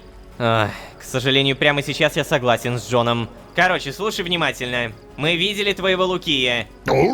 Епископ, он живой? А еще бы! А ты что, удивлен? Нет. Я бы куда больше удивился, если бы он умер. Так, а вот это почему? Продолжай. Епископ пришел ко мне, когда я был еще совсем молод. Рассказал мне про отца, про очищение, про смысл. Таскал меня везде, обучал, прививал мне истинную веру. Погоди-ка, насколько давно это было? Достаточно давно, чтобы сказать, что он не постарел и вообще с тех пор ни капли не изменился. Отец даровал ему долгую жизнь за чистую веру. А вот это интересно. Так, ладно, скажи-ка мне, о чем вы с королевой гнолов переписку вели? А какое твое дело, еретик? Так, ты меня снова начинаешь утомлять. Только ладно, не... ладно, я понял. Только не обратно, прошу, не, пожалуйста. Угу, продолжай. Мы обмениваемся информацией о странных происшествиях среди паствы. Там... Что-то вроде... Ну, когда кто-то... Там, типа, специально что-то портит или... Ага, или... диверсия. Это диверсия называется, да. Ну, типа, да. Она, как глава гноловской конфессии, интересовалась, нет ли чего-то такого у нас. А у нас было? Да, Дакар. Предателей мы так и не нашли, но потом неожиданно прекратились эти пакости. Так, я ничего не понимаю, какого рода пакости? Ну, реликвии церковные пропадали, или пару инквизиторов находили уже воплощенными, когда их время еще не должно было прийти. Ну понятно. Что ж, спасибо тебе за информацию. Пора бы и честь знать, поэтому... Нет, пожалуйста, нет, только не туда, не надо, не надо, нет. А куда тогда? Не подскажешь, дружище?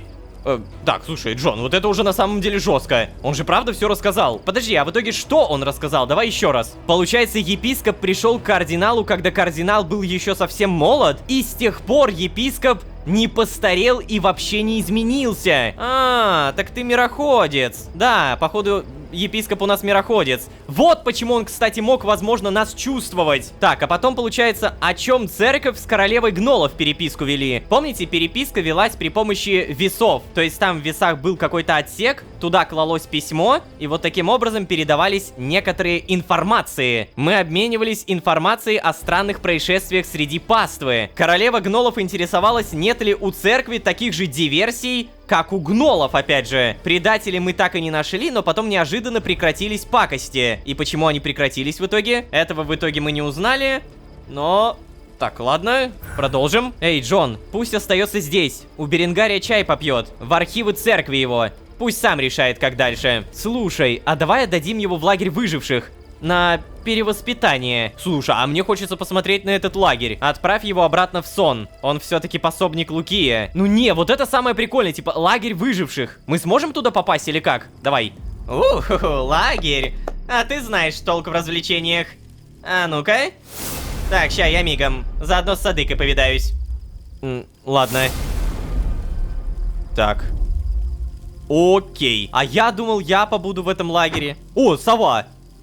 Использовать не можем, да? Ой, кстати, у меня эффект погасшей искры. Мы же чисто теоретически можем его снять при помощи кое-чего. Во, пламя искры. Предотвращает угасание искры. Ну, давай. Сюда. Так, подожди, а я могу это как-то скрафтить, интересно? Пламя... И нет, оно никак не создается. Блин, это обидно. Было бы прикольно, если бы да. Так, получается, прямо сейчас мы... Вернулся. Поговорить. Знаешь, а ведь Сайриса говорила про то, что ее семью убил епископ. Ага, и ты думаешь, что это был епископ Лукий? Да, слишком уж много вертится вокруг него. Слишком. О, нет, Джон, неужели ты думаешь, что он и есть отец? Нет, это вряд ли. Но он точно необычный человек. Возможно, мироходец, как и мы. Но теперь я чувствую себя слегка как-то потерянно. Джон, ты главное не волнуйся, мы разберемся с этим. Мы должны. Конечно, обязательно, Лулошка, обязательно. И надо продвигаться быстрее. О чем ты? У тебя есть какие-то конкретные идеи? Есть одна. Поделишься? Угу. Насчет этого. Сейчас.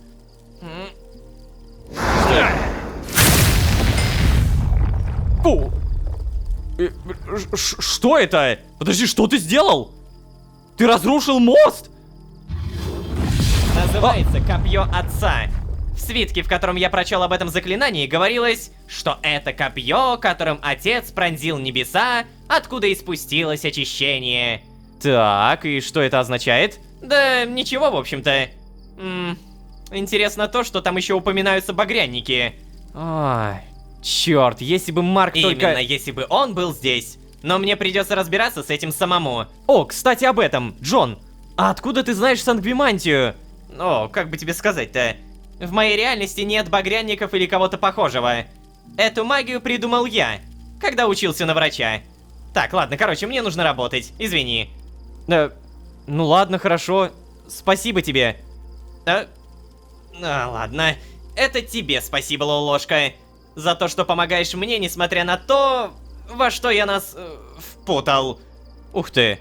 Джон, я должен сказать, это было очень мило. Нет, серьезно. Я ему все простить готов за эти слова. Вау.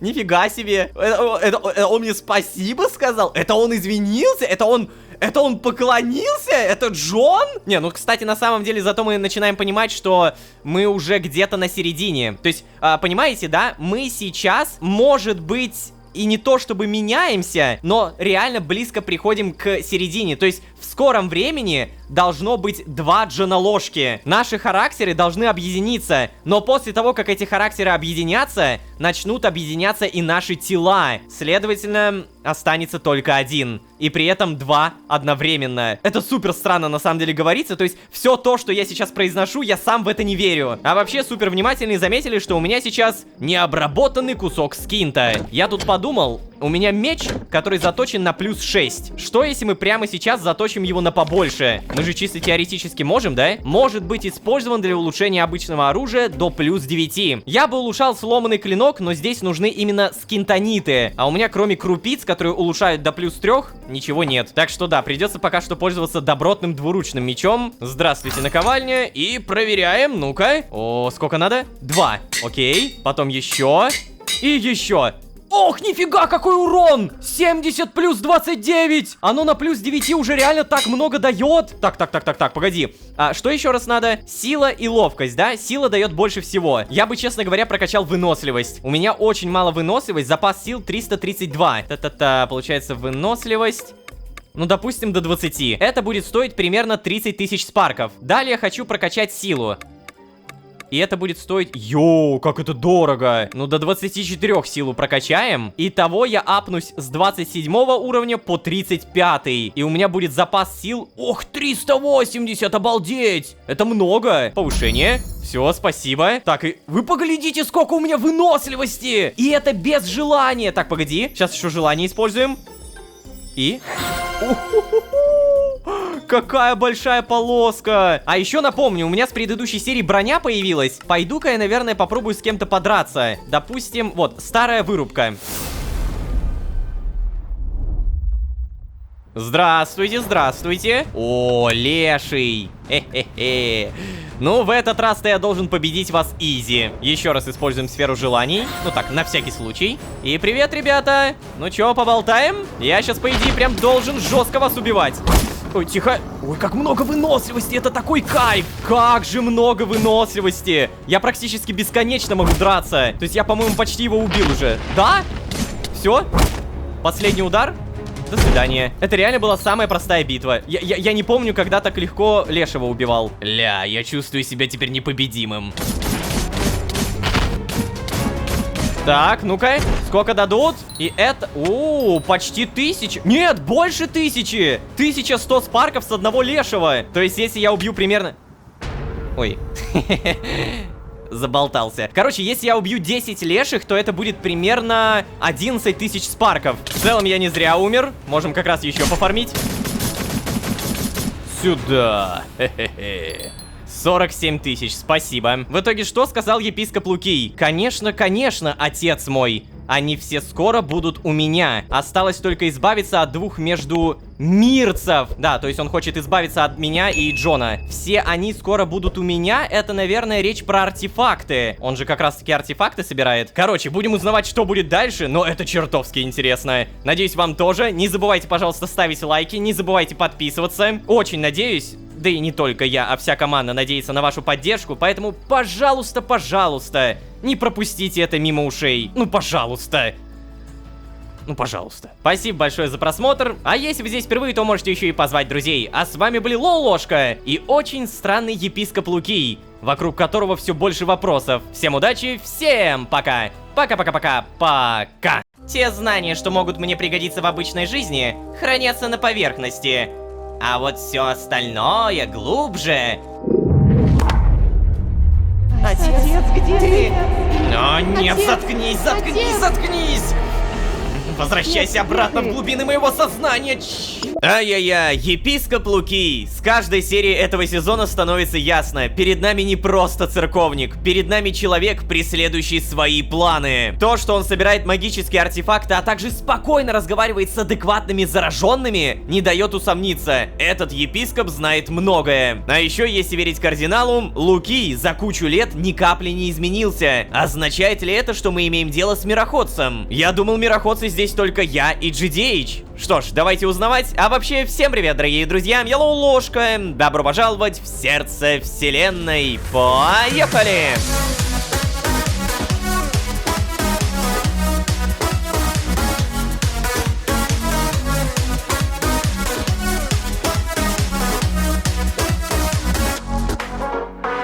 И снова всем привет, дорогие друзья, Yellow Ложка. Добро пожаловать в сердце вселенной, сезон, в котором мы нашли сову. Да-да, напомню, наша изначальная задача — найти одну бронзовую сову, через эту сову найти вторую бронзовую сову, таким образом найти епископа Лукия и понять, где он находится. Мы все это сделали, епископ найден, но увидели мы не церковника, который бежит от зараженных, а скорее наоборот, церковника, который разговаривает с адекватными зараженными гнолами. Чего, блин? Напомню, на бронзовой сове висели мощные чары, которые мы смогли пробить только соединив силы двух лолошек, а также накинув какой-то порошок эльфийки Сайрисы, а еще Беренгария. Вообще, меня в этой истории смущает маленькая деталь. Кардинал сказал, епископ за кучу лет ни капли не изменился. Ну, наверняка первая догадка — епископ мироходец. Но даже если он мироходец, то зачем ему это? Появляется вторая догадка. Вполне возможно, он хочет стать первым мироходцем в мультивселенной, кто заразился очищением. Понимаете, какая это сила? То есть, если он станет прародителем этого заражения по всем мирам, то епископу не будет равных. Но все это работает при условии, что епископ не станет тупым зараженным зомби, а сохранит рассудок. А вообще, кстати, все это, вся моя догадка, может оказаться полным говном, потому что епископ тупо не мироходец. Конец. Поэтому никогда меня не слушайте. Я просто несу бред. Давайте просто идти по тому, что имеем, и, например, проведаем Невера. Эй, Невер, привет. Поговорить? Невер?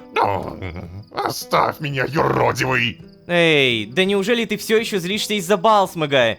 Невер, я же... О, господи. Кар! Стоп, Ророжка, стоп! Ты слишком много общаешься с Джоном! Что? Почему ты так говоришь? Потому что ты начинаешь предполагать, что лучше знаешь что-то про других. Ой, да ладно тебе, Невер, я же...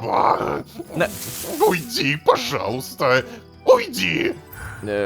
Вот тебе и диалог с Невером. Не, ну я помню, что он злится из-за того, что Марка нет, и на его место встал Балсмаг. А, ну кстати, тут даже выбор есть. Объяснить, что Балсмаг никогда не заменит Марка. Сказать Неверу, что он надоел всем портить настроение, или молча уйти. Но он меня попросил уйти, поэтому... Объяснить, что Балсмаг никогда не заменит Марка. Эй, Невер, послушай. Я понимаю, насколько важен для тебя стал Марк. Тебе сложно привыкать к переменам, а... На этих островках они происходят постоянно. Марк был первым, кто поселился здесь после нас с тобой. Тебе должно быть очень сложно, что его больше здесь нет, но... Я знаю, что тебя сейчас раздражает, что какой-то наглый орк ходит по его дому, и... Знаешь, мне было так больно, когда я увидел огонь в печи рядом с его домом. Первая мысль, что пронеслась у меня в голове. Марк опять что-то кует. Я это к тому, что я тоже очень по нему скучаю, и я не пытаюсь его заменить. Пойми, Балсмагу была нужна наша помощь. Здесь он в безопасности, понимаешь? Он здесь не как новый кузнец, а как тот, кто нуждается в спокойствии и укрытии. Ладно. Невер? А зачем ты тогда притащил сюда реликвию совы, а? Эта дурацкая безделушка вызывает у меня головную боль. Совы мерзкий народ, мерзкий. Ну прям таки мерзкий. Знаешь, мне так не показалось. Да, конечно. Не дай им запудрить тебе мозги, Ророжка. Эти ночные пташки пойдут на все для достижения своих целей. Тот, кто встанет на их пути, превращается в добычу, как полевая мышь. Мораль? Да нет никакой морали. Об этом слове совы и вовсе не слышали. Справедливость для них работает только в их сторону. Как же мне плохо, черт возьми, как же плохо. Мерзкий орк, мерзкий артефакт. Может быть, вы сразу бы притащили сюда сову, а? Вообще-то я... Хотя ладно, пожалуй, не буду рассказывать, что я предлагал Фалктре укрыться в этом сне. Невер, знаешь, я вот подумал, возможно, ты прав. Балсмагу здесь не место. Я прогоню его? Что? Почему тут резко реально появляются такие выборы? Эй, Невер, подожди. Артефакт действительно на тебя как-то действует? Невер, а можешь рассказать про сов? Почему ты их ненавидишь? Подожди, а на него реально действует артефакт? давай узнаем. Ты что, думаешь, я вру, что ли? Да нет, просто у тебя слишком часто болит голова, и... Откуда ты знаешь, что сейчас именно от артефакта? Совиные артефакты сильнее всего действуют на птиц. Не спрашивай меня, откуда я это знаю, не спрашивай. Ты не хочешь этого знать. Ну ладно, хорошо, Невер. Прости, что потревожил тебя. И еще, Ророшка, пожалуйста, пойми. Прекрати пытаться всех спасти. У тебя не получится. Я знаю, Невер, но я не перестану пытаться. Вот так вот. Ну, по крайней мере, торговать мы все еще можем. Так, подожди, в итоге, что еще раз он сказал? Совиные артефакты сильнее всего действуют на птиц. А откуда мне это было знать? Почему ты этого сразу не сказал, а? Вообще, бронзовой совой мы уже воспользовались, поэтому, наверное, она нам не понадобится. Опа, Джон, привет. Как успехи? Лолошка, конкретнее. Ну, я не знаю, над чем именно ты работал. Могу только предполагать, что это связано как-то с Лукием и с совиным артефактом. Пока что это наша самая большая зацепка. И вот в этом ты прав. Лолошка, вот скажи, как ты думаешь, найдется в этом мире электроэнцефалограф? Да, что, Джон, ты опять с артефактом баловался? Он плохо на тебя влияет. Трава. То есть, значит, даже наш бесконечный оптимист считает, что все без шансов, да? Да нет, просто зачем тебе понадобился электроэнцефалограф? Ой, Лолошка, каким прекрасным ты бы мог стать ученым, если бы задавал вопросы, а потом сам начинал искать на них ответы. Ладно, ничего. Я помогу слабенькой версии меня приблизиться к моему величию. Давай начнем с простого. Для чего нужен электроэнцефалограф? С простого? Ты серьезно? Ну, там, наверное, что-то про мозг, про сканирование, ну, в общем, что-то такое. Что-то про мозг это у тебя в голове. Электроэнцефалография позволяет выявить функциональное состояние серого вещества, Лолошка. А если же быть таким умным и крутым ученым, как я, немного поиграть с полярностями, а также настроить прибор не на считывание, а на усиление мозговой активности, то Эй, Джон, прости, но знаешь, все эти разговоры про электроэнцефалографы в средневековом мире у меня вызывают жесткое дежавю. О, я-то понял, почему дежавю. В сезоне «Голос времени» у нас был персонаж ученый, его звали Седрик, и он тоже придумал что-то подобное, нацепить какую-то шапку на голову, и эта шапка усиливает силы мироходца. На самом деле прикольно, что вот эти лорные моменты из сезона в сезон перетекают, то есть самое главное, что про вот эти тонкости не забывается. За это респект. Так, короче, продолжай. Лолошка, я уверен, что нам вчера не показалось, и Луки действительно мог нас увидеть. Не вчера, а раз назад, Джон. Ай, господи, да не занудствуй. Короче, нужные металлы здесь есть. Мы можем попробовать сделать кустарный образец, Стой, но... подожди, Джон, а зачем тебе это? Зачем тебе тратить время на электроэнцефалограф? Объясни мне.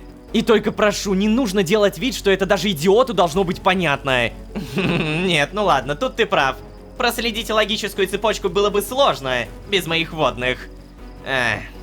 Короче, поскольку Луки нас заметил и почувствовал, наши проекции явно были осязаемыми. А это означает, что при должной силе мы можем переместиться к нему целиком. Как мы перемещаемся сюда. Я понял. То есть ты хочешь использовать электроэнцефалограф, чтобы переместиться к Лукию? Браво, Лолошка. У тебя великолепно получилось повторить то, что я только что сказал. Ой, Джон, прошу тебя, оставь свой сарказм, а? Просто скажи, как ты собрался здесь изобретать электроэнцефалограф?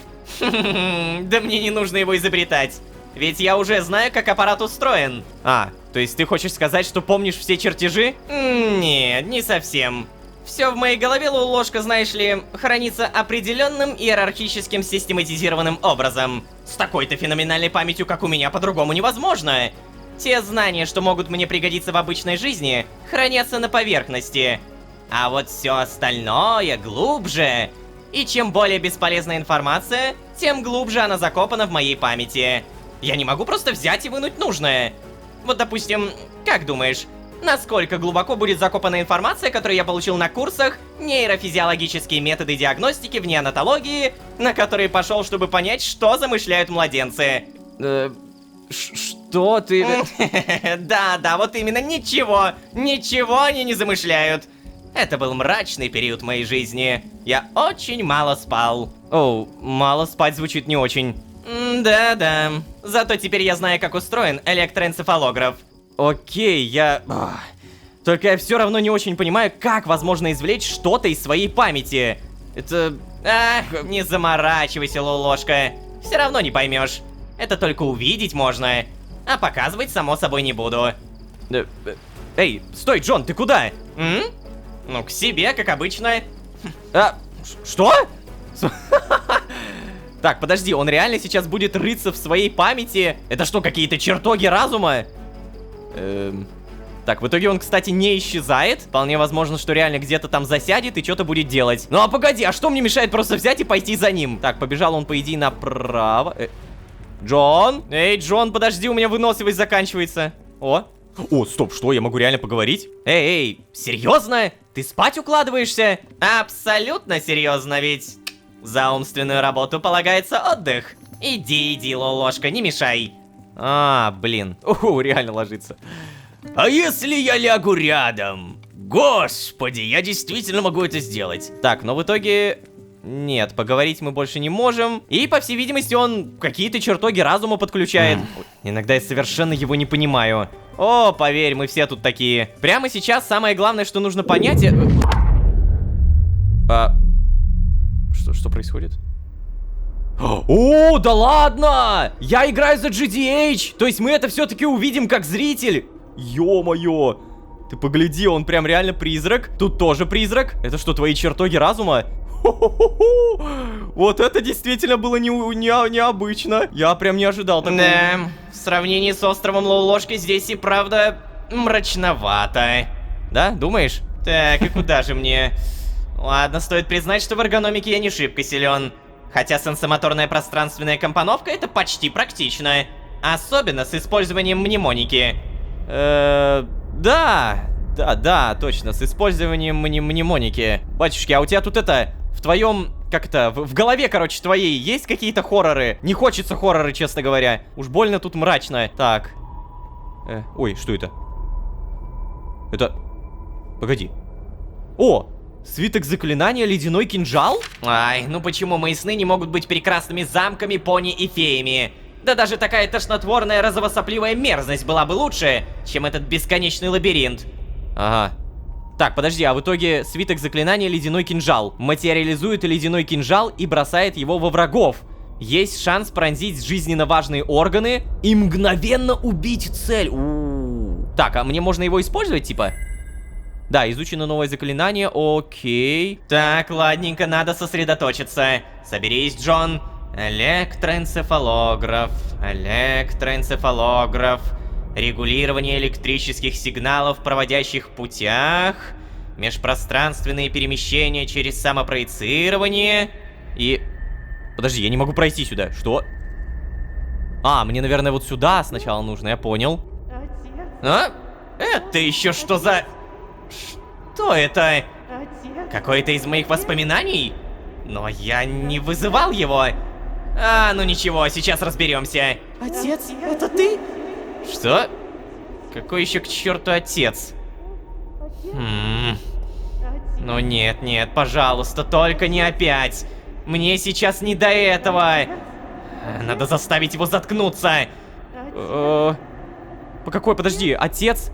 В каком плане отец? Типа, твой отец имеешь в виду? Я вообще иногда даже не понимаю, куда мне нужно... Отец, где ты? О, нет, Отец!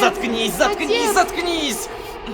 Возвращайся обратно в глубины моего сознания!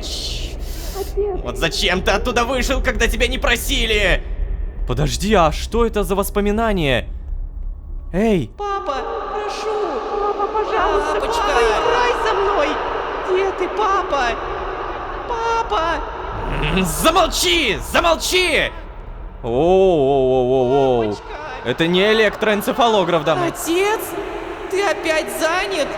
Я обещаю, я не буду тебе мешать. Папа, прошу, я хочу помочь тебе. Черт, я не могу понять. Я не выглядел так в детстве. Тут что-то явно не так. А, то есть это действительно его воспоминания, и это его слова. Я хочу помочь. Папа, пожалуйста. Что за... Какой еще помочь? Простите? Нет, нет, нет, стоп, это точно не мое. Прикоснуться. Это заражение. Ну что опять? Кто разрешил тебе прийти сюда? О, черт. Сколько раз я должен повторить, чтобы ты не приходил сюда и не отвлекал меня, когда я работаю? Какого... Ты такой же, как и твоя мать. О!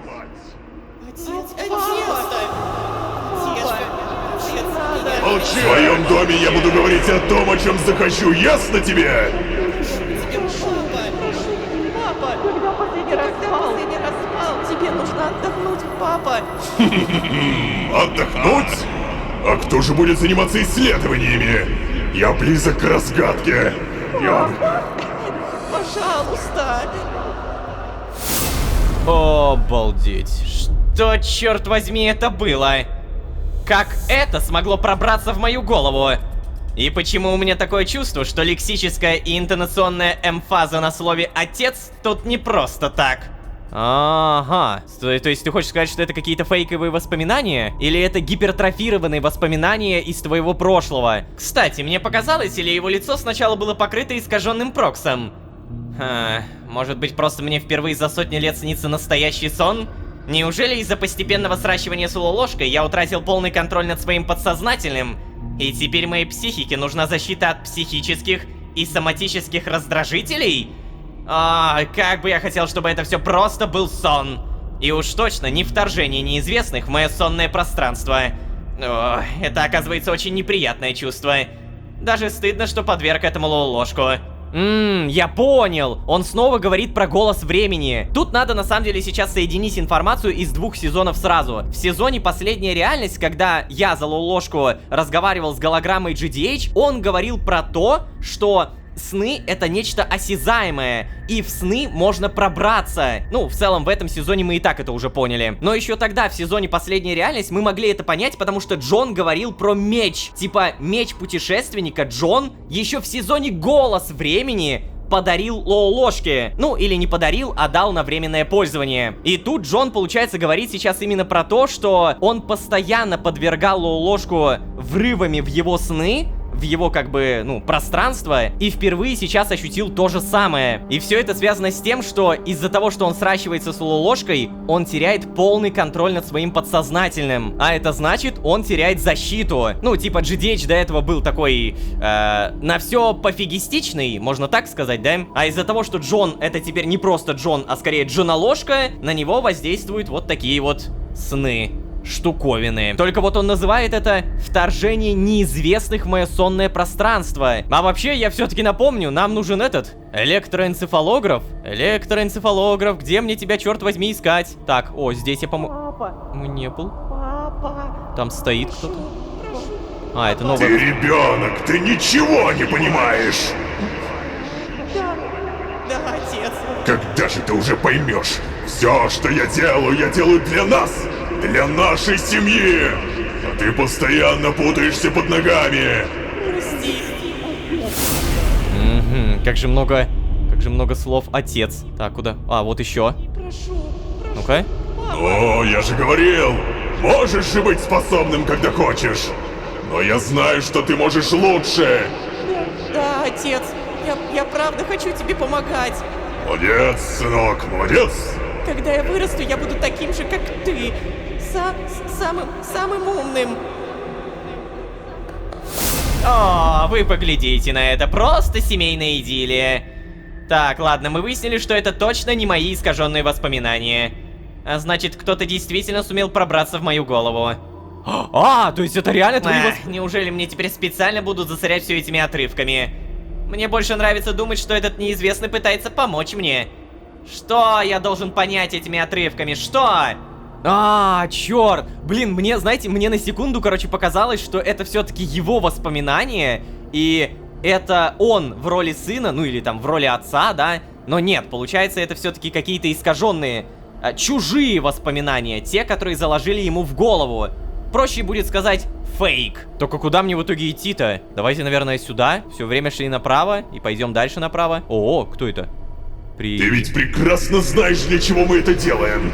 Ты должен понимать, ради чего я иду на такие жертвы. Но, отец, это звучит... Да неважно, как это звучит. Ты же знаешь, отец всегда прав. Луки, копье готово? Опа! А вот, видимо, и гвоздь нашей программы. Да, господин. Мы можем начинать. О, как же долго я ждал этого дня. Да свершится благо. Да не спадет оно на наши земли. Ха-ха. Да, как же мы влипли. Если я правильно понял все то, что только что увидел, передо мной действительно был тот самый отец, и с ним разговаривал тот самый Луки. Только Подожди, получается, все эти события происходили очень давно. Во времена, когда появились самые первые носители вспышки. Но как мог Луки жить уже тогда? Он же не мог быть мироходцем. Сколько миллионов лет ему должно быть в таком случае? И это что, получается, я собирался побеждать его внезапным нападением? Да этот враг будет пострашнее любого, с кем я сталкивался раньше. И какой-то электроэнцефалограф в такой борьбе мне точно не поможет. Так, ладно, пора вставать, кажется.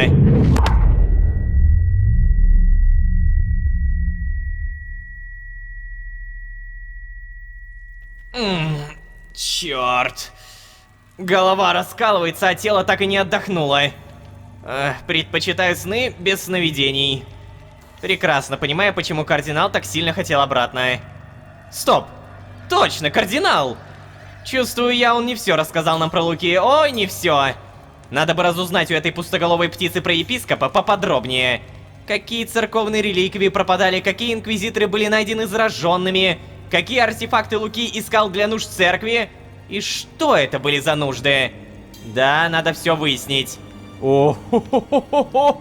Обалдеть, сколько информации! Я прям реально в шоке. Получается, мы прямо сейчас видели воспоминания за миллионы лет до появления мироходцев. Получается, все эти события происходили давно, во времена, когда появились самые первые носители вспышки. Как мог Луки жить уже тогда? И сколько миллионов лет ему должно быть в таком случае? Это... Вау! Блин, на самом деле я прям реально теперь хочу узнать. Просто представьте, что мы сейчас видели реально времена до мироходцев. Ну может быть, кстати, Луки один из самых-самых первых мироходцев. То есть, получается, отец может быть действительно прародитель мироходцев, и Луки один из самых первых. Ладно, на самом деле все то, что я сейчас говорю, это опять же догадки. Они могут быть как пустыми, так и не бесполезными. Поэтому давайте просто будем думать, что, ну, наверное, мы где-то на грани с истиной. Интересно, в итоге, что у нас с Альфредом? Ничего. На всякий случай проверим, что у нас здесь. Лоу? Кто-нибудь есть? Никого. О!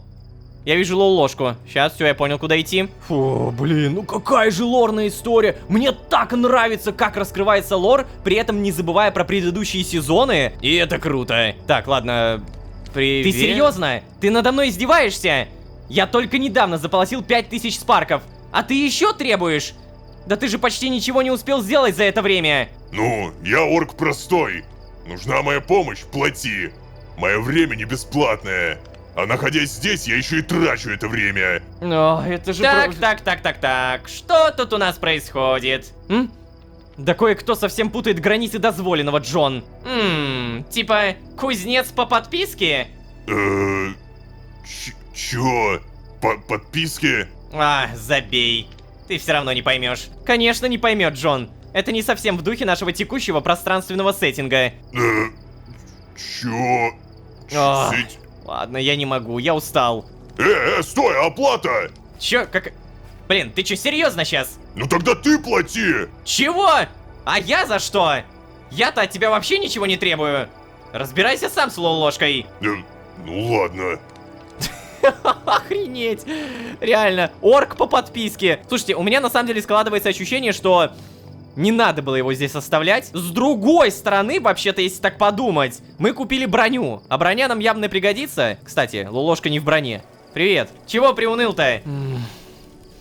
Я не хочу становиться таким, как ты, Джон. Меня все это невероятно злит. Постоянно. Меня вечно фрустрирует тупость окружающих.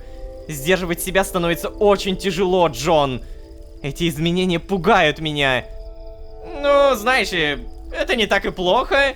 Когда наши дороги разойдутся, при тебе останется умение не думать о тех, кто твоих ресурсов недостоин. Чё думаешь? Считай, что ты просто учишься отстаивать свои границы. Знаешь, отстаивать свои границы и быть невероятным токсиком — это немного разные вещи. Эй, ну ты чего? Совсем меня бесчувственным считаешь, да? Ну... Погоди, ты же реально считаешь? Ладно, я шучу. Тогда сначала научись шутить, будь добр. Ой, понятно. Как там поиски электроэнцефалографа? О, кстати, как раз об этом. Я не думаю, что эта штука нам поможет. То есть ты не нашел его? Наш великий гений не смог разобраться в собственном сознании, да? Воу, полегче. Я думал, ты только что гиперболизировал про фрустрацию и злость. Че с тобой? Прости. Я просто... Я полагаюсь на тебя, Джон. Когда я не знаю, как действовать, я вечно полагаюсь только на тебя. А сейчас я разочарован. Ты просто взял и решил поменять планы. Вообще-то я кое-что увидел во сне, Лолошка. Увидел. Оу. Так. И мы можем рассказать, да? Так, ничего не рассказывать, но это бред полнейший. Рассказать только про Лукия. Рассказать и про отца, и про Лукия, очевидно. Я увидел отца. Подожди, чего? Да, именно его. Вообще, если честно, из-за снижения моих когнитивных способностей в силу некоторых пертурбаций, Джон, если ты сейчас о том, что ты из-за меня тупеешь, то ты это все-таки брось, а? Поверь, я просто констатирую факты. Короче, проще говоря, я сам не до конца разобрался. Ладно. Продолжай, в каком смысле ты видел отца? Ну, просто видел, хорошо? Он, кстати, эльф, оказывается, что многое объясняет. С ним был ребенок, его сын. Они обсуждали исследования и их важность. И как сын хотел быть похожим на отца. А еще с ним был Лукий. Подожди. Какого... Лукий? Епископ Лукий? Да, тот самый. На тот момент далеко не епископ, кстати. А вообще он действительно не так прост, как нам казалось изначально, Лолошка.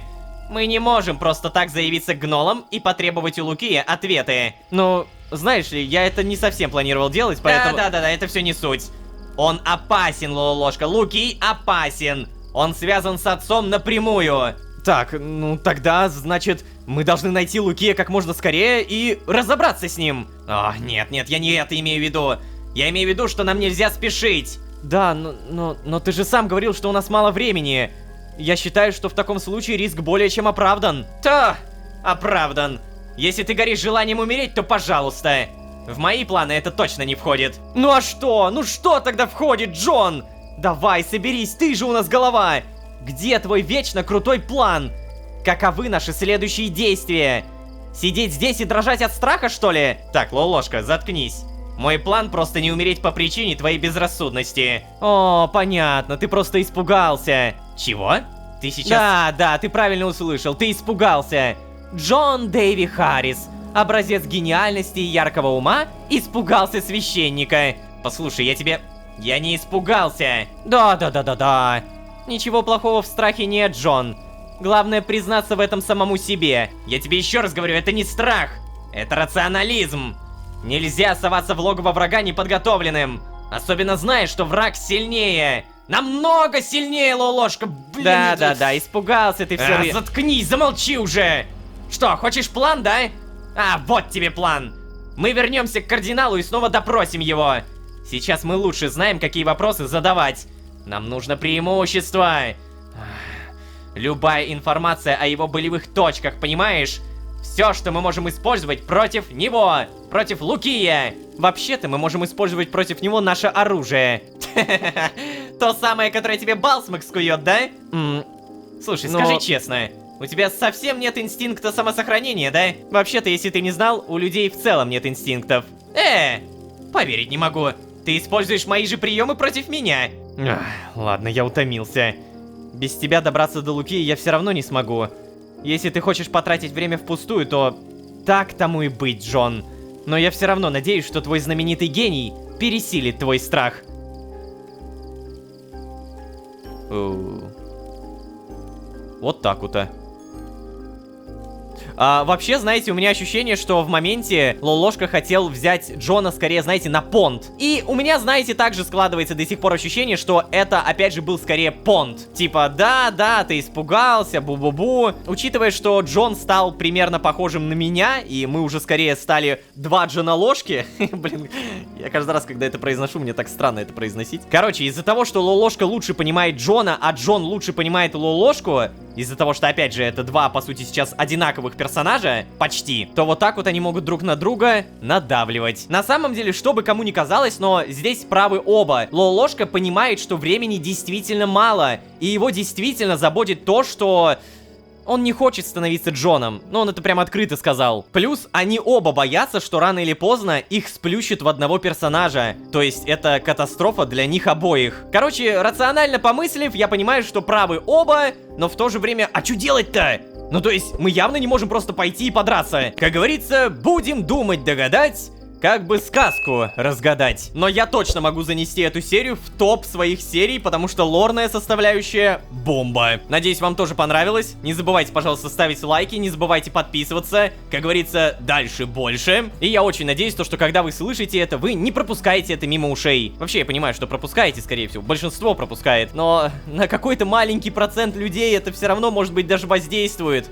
Пожалуйста. А если вы здесь впервые, то вы можете еще и позвать друзей. А с вами были Лолошка и Джон, который очень много узнал про отца и Лукия. Всем удачи, всем пока. Пока-пока-пока. Пока. Ты в любом случае возьми нашей лучшей пыли-то немного, а? Ну, мало ли пригодится она тебе, да? Вот. Так, все, давай работай. Так. О! Воу! О! Что за черт? О май гад, о май гад, о май гад, о май гад! Так, погодите, то есть епископу более миллиона лет, отец является эльфом, Джону снятся кошмары, и GDH напрямую говорит, что Луки, возможно, самый опасный противник. И все это на фоне того, что Лолошка и Джон соединяются, и времени все меньше и меньше. Черт возьми. А есть хотя бы какая-то зацепка, где нам скажут, что все не так плохо, и нас не побьют по жопе. Давайте узнавать. А вообще, всем привет, дорогие друзья, я Лолошка. Добро пожаловать в сердце вселенной. Поехали!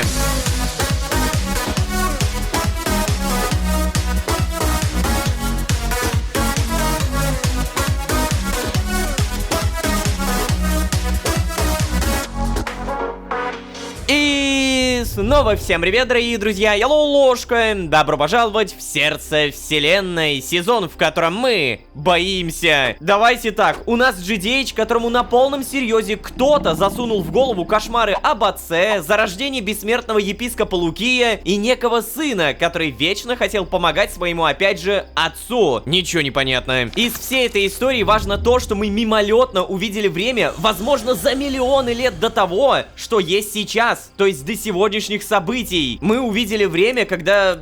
Получается, мироходцев не существовало. Цитирую GDH. Мы видели времена, когда появились самые первые носители вспышки. Но как мог Луки жить уже тогда? Сколько миллионов лет ему должно быть в таком случае? Да этот враг будет пострашнее любого, с кем я сталкивался раньше. Вот так вот. Скажу честно, это то самое приветствие, где мне страшно делать теории и догадки. Перед нами явно очень важный кусок лора. Поэтому давайте будем смотреть... и не будем коверкать. Короче, на самом деле меня пугает, что все это происходит на фоне соединения Лолошки и Джона. Казалось бы, можно было бы... Что, Гимлин? Куда это он ушел? Он ушел в дом Беренгария, точнее в подвал Беренгария? Не понял. Как будто он там что-то ищет. А теперь идет наверх. Гимлин, ты неужели обворовываешь Беренгария? Так, ладно, я хотел сказать, что вся вот эта ситуация, которая нас окружает, происходит на фоне соединения Лолошки и Джона. И поэтому мы не можем просто сесть и подумать, так как времени мало. Так, Гимлин снова идет, видимо, снова в подвал. Я сейчас обязательно пойду туда, но перед этим давайте проведаем Невера. Эй, Невер, привет. Чё, как у тебя дела? Мрак. В моей душе поселился мрак, Ророшка. Я думал, это последствия воплощения, но после падения Эшхолда, после после того, что стало с Марком, эта тьма стала больше. Вот, она гнездится где-то здесь, в сердце. О, Ророжка, мрак заполняет меня. Самое черное перо в моих крыльях не сравнится с темнотой внутри меня. Да, Невер. Слушай, я... Никогда. Я никогда не смогу изжить из себя то, что я делал. Да, я понял, Невер. Тебе придется научиться с этим жить.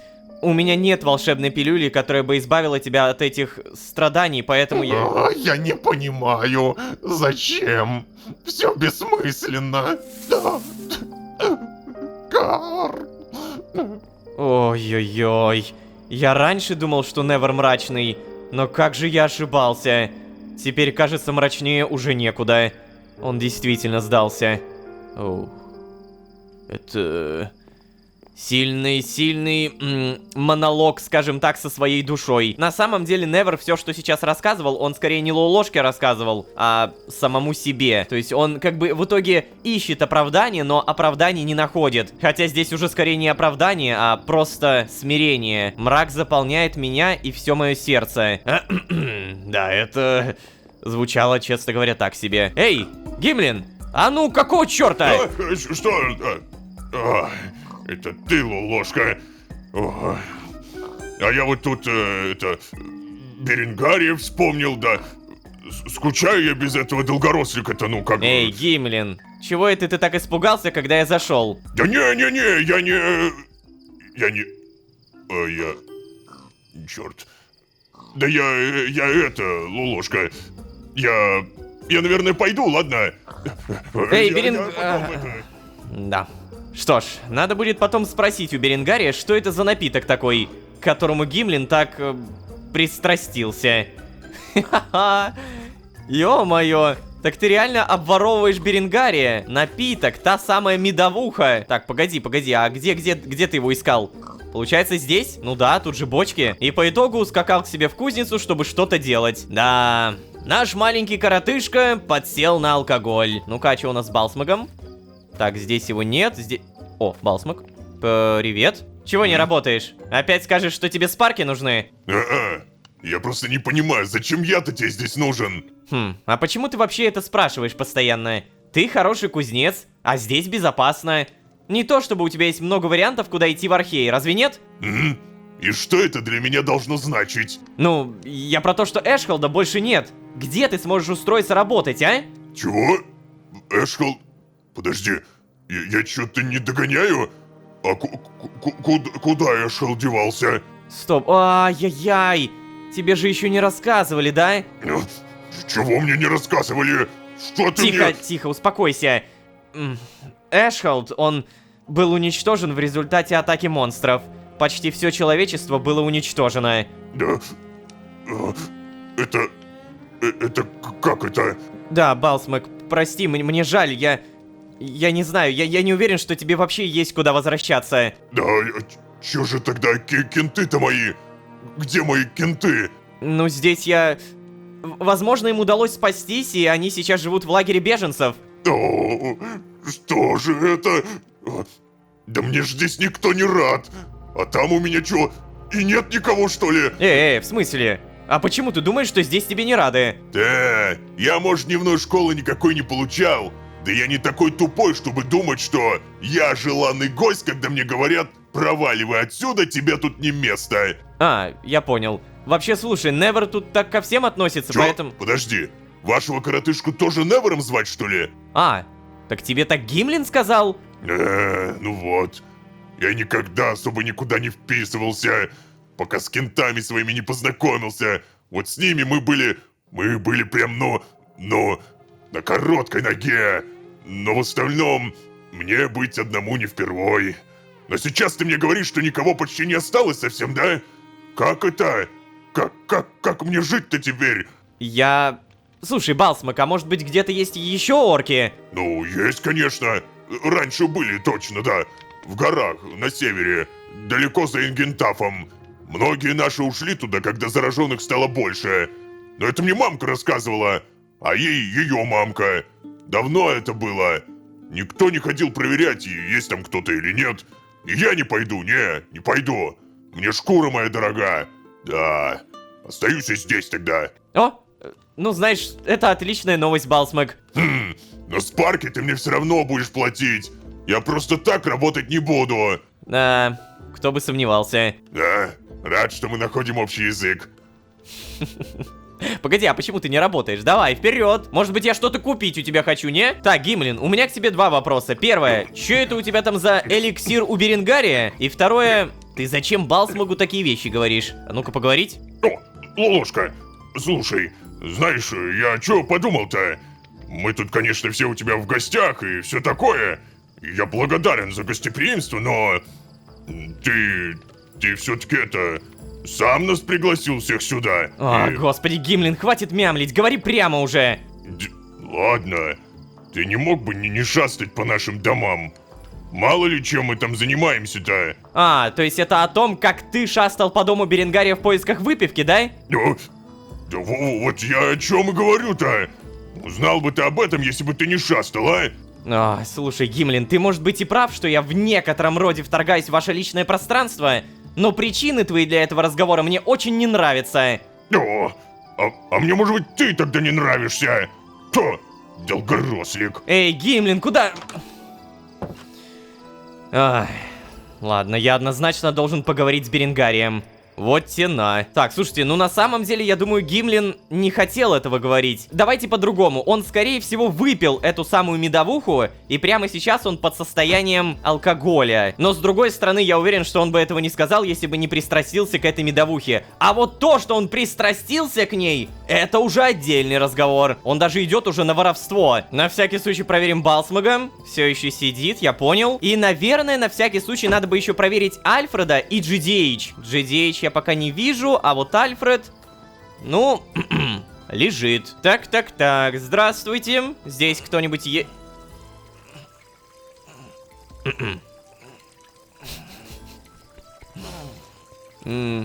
Привет. Тебе нормально? Слушай, симпапусик, вообще-то я сейчас обдумываю наши дальнейшие действия. Да уж, Джон. Ты имеешь в виду, помимо возможности просто телепортироваться к Лукию через артефакт, да?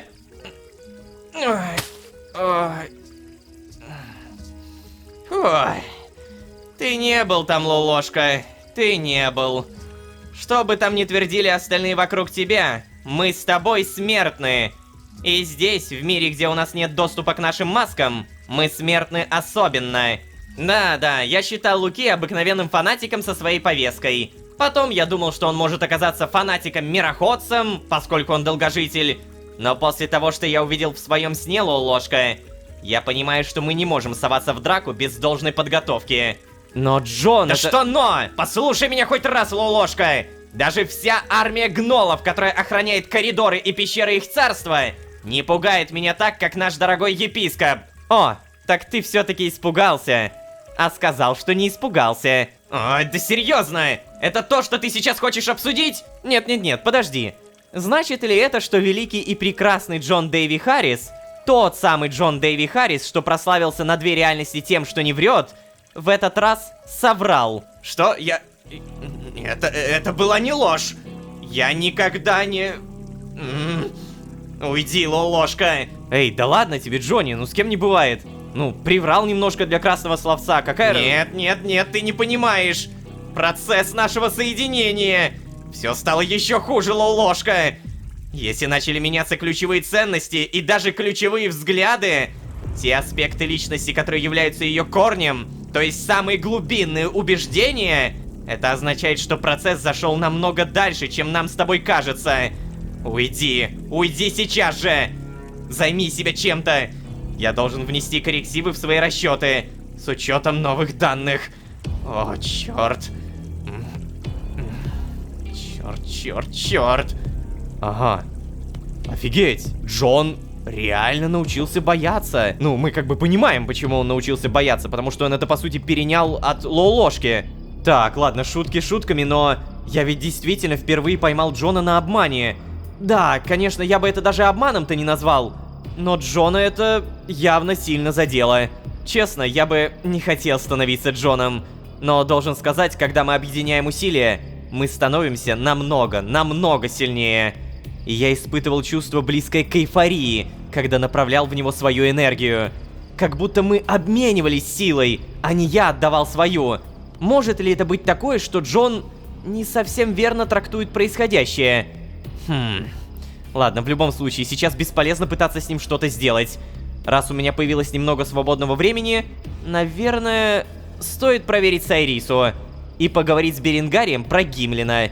Ага. Я, кстати, вот что заметил. Лолошка все больше начал мыслями походить на Джона, а Джон мыслями все больше походить на Лолошку. О, кстати, что-то там делает реально. Ну, ладно, занимается, пусть занимается. Значит, в отличие от GDH, Лолошка думает, что не Лолошка отдает свою силу, а скорее мы вместе обмениваемся силой. Типа, у него есть то, что не хватает Ло, ну то есть мне, а у Ло, то есть меня, есть то, чего не хватает Джону. Это на самом деле куда более правдоподобная теория, и да, мысли Лолошки в этом плане как будто правильнее. Давайте так, раз уж мы должны проверить Сайрису, то мы прямо сейчас нажимаем повышение уровня и тратим очень много спарков на прокачку выносливости. Раз, два, 3, потом немножко силы, раз, два, и после этого бам!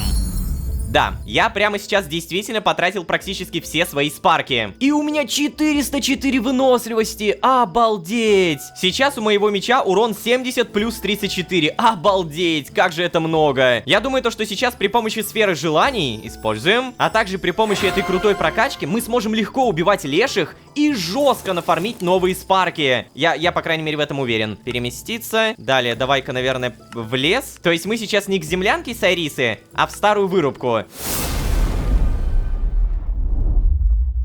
Всем привет. Лешие стоят, это хорошо. Я очень надеюсь, что мы прям быстро сейчас расправимся. Ну давай! Опа! Выносливости тоже дофигища. Я могу делать практически бесконечные перекаты. Такое ощущение, что у меня выносливости больше, чем у Джона. А еще вот так-то могу. Опа!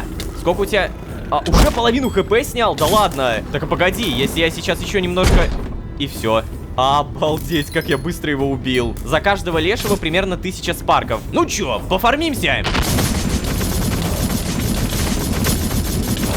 Кстати, ребята, я забыл кое-что рассказать. Мне дали подсказку, как драться с лешими. То есть, даже не так. Мне дали подсказку, как эффективнее драться со всеми. Возвращаемся в сновидение. Благо, у меня есть пламенный кристалл скинта. И, так как леший состоит из дерева, против него очень хорошо используется как раз-таки пламя. Те самые аспекты, которые добавляются в наше любое оружие. Пламенный я забираю. Да, у меча чуть-чуть меньше урона, но именно против леших, по идее, будет наоборот круче. Как говорится, не проверишь, не узнаешь. И в итоге за один удар сколько я ему сниму? Вот, допустим, один. Чисто один.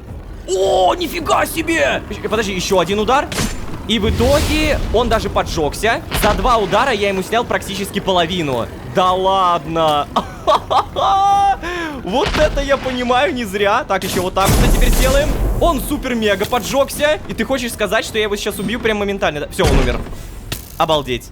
Это очень круто. Но при всем этом против других мы теперь сможем драться чуть-чуть менее эффективно, потому что урона стало меньше. Но главное, что против леших это теперь будет самое то. Получайте, демоны!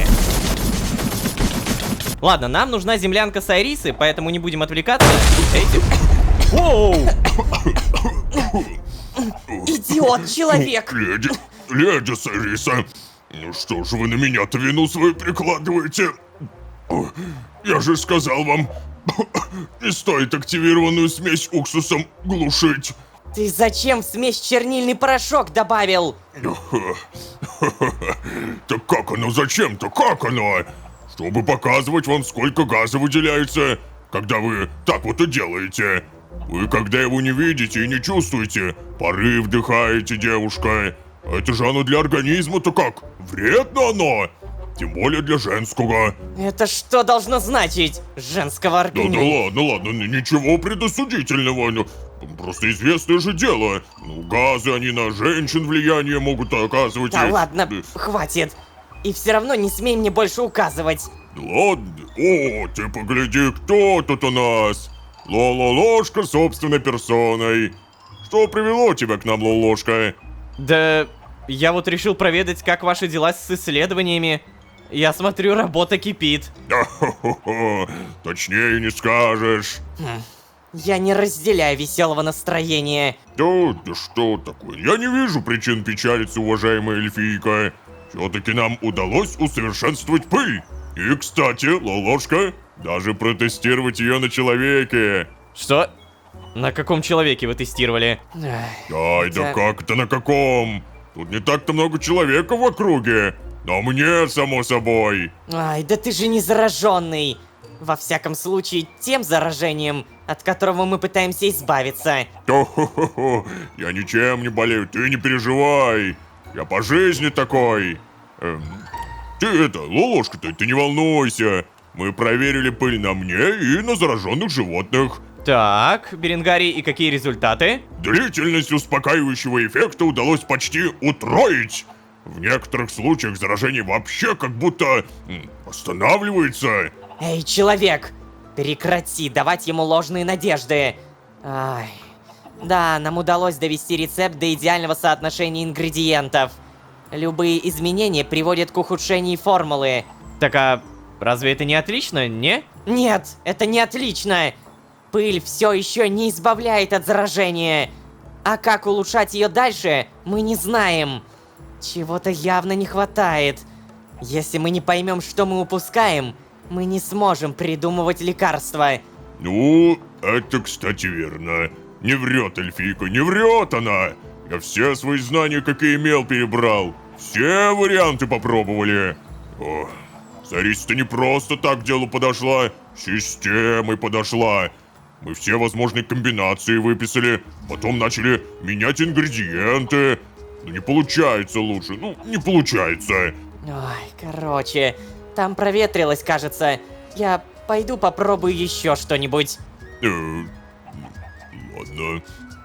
Ты, Лолошка, ты в любом случае возьми нашей лучшей пыли-то немного, а? Ну, мало ли пригодится она тебе, да? Вот. О, улучшенная чарующая пыль. Спасибо, Беренгарий. Да за что ты? За что благодаришь? Чего ты, Лолошка? Я рад полезным быть. Рад быть в пределе. Пойду-ка я, наверное, да? А то начнет эльфийка опять себя газами вредными травить, пока я не вижу. Стой, я... Беренгарий, подожди. Да? Чего у тебя? Так, а что у меня?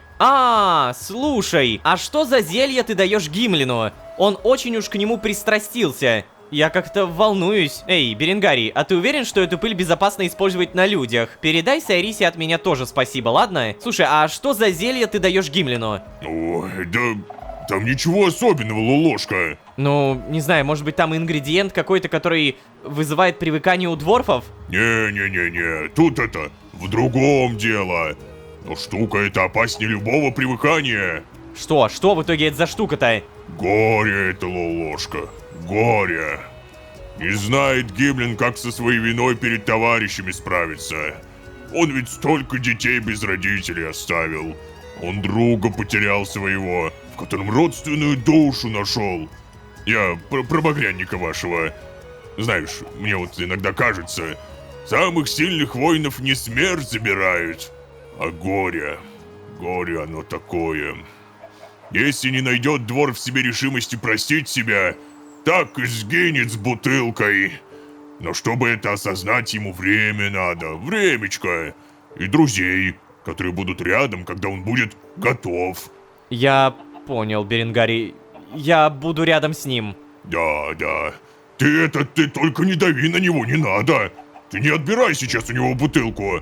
Таким, как он отгоревать нужно именно так, вот так, в одиночку, с собой. Я не уверен, что так будет правильно, но я бы даже, честно говоря, и не знал, как сейчас помочь. Эх, Лолошка, ты запомни, не все то, что тебе правильно, правильно для других. А я все-таки пойду, наверное, да. Удачи вам там. Спасибо. Чё-то я даже на самом деле и не думал об этом. А ведь это настолько на поверхности. То есть Гимлин, он же не какая-то марионетка, которая погоревал и забыл. Он на защиту Эшхолда позвал кучу своих друзей из дворфийского поселения, и все они погибли. О, блин.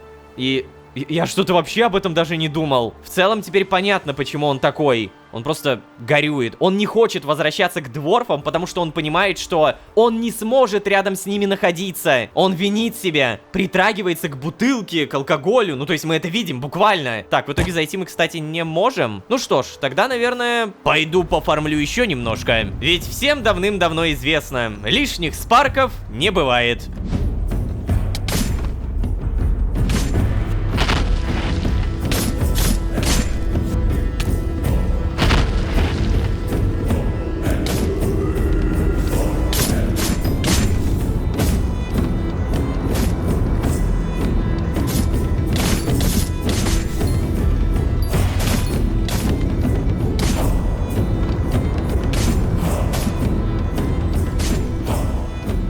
Так, ладненько, наверное, пора постепенно возвращаться. Прямо сейчас, может быть, я не знаю, с GDH можем поговорить, потому что он там что-то исследовал. В страхе, причем буквально в страхе. Переместиться, измерение, переместиться. О, погляди-ка. О. А я как раз шел тебя искать. Да ладно. Неужели справился со своим экзистенциальным кризисом? А? Оп.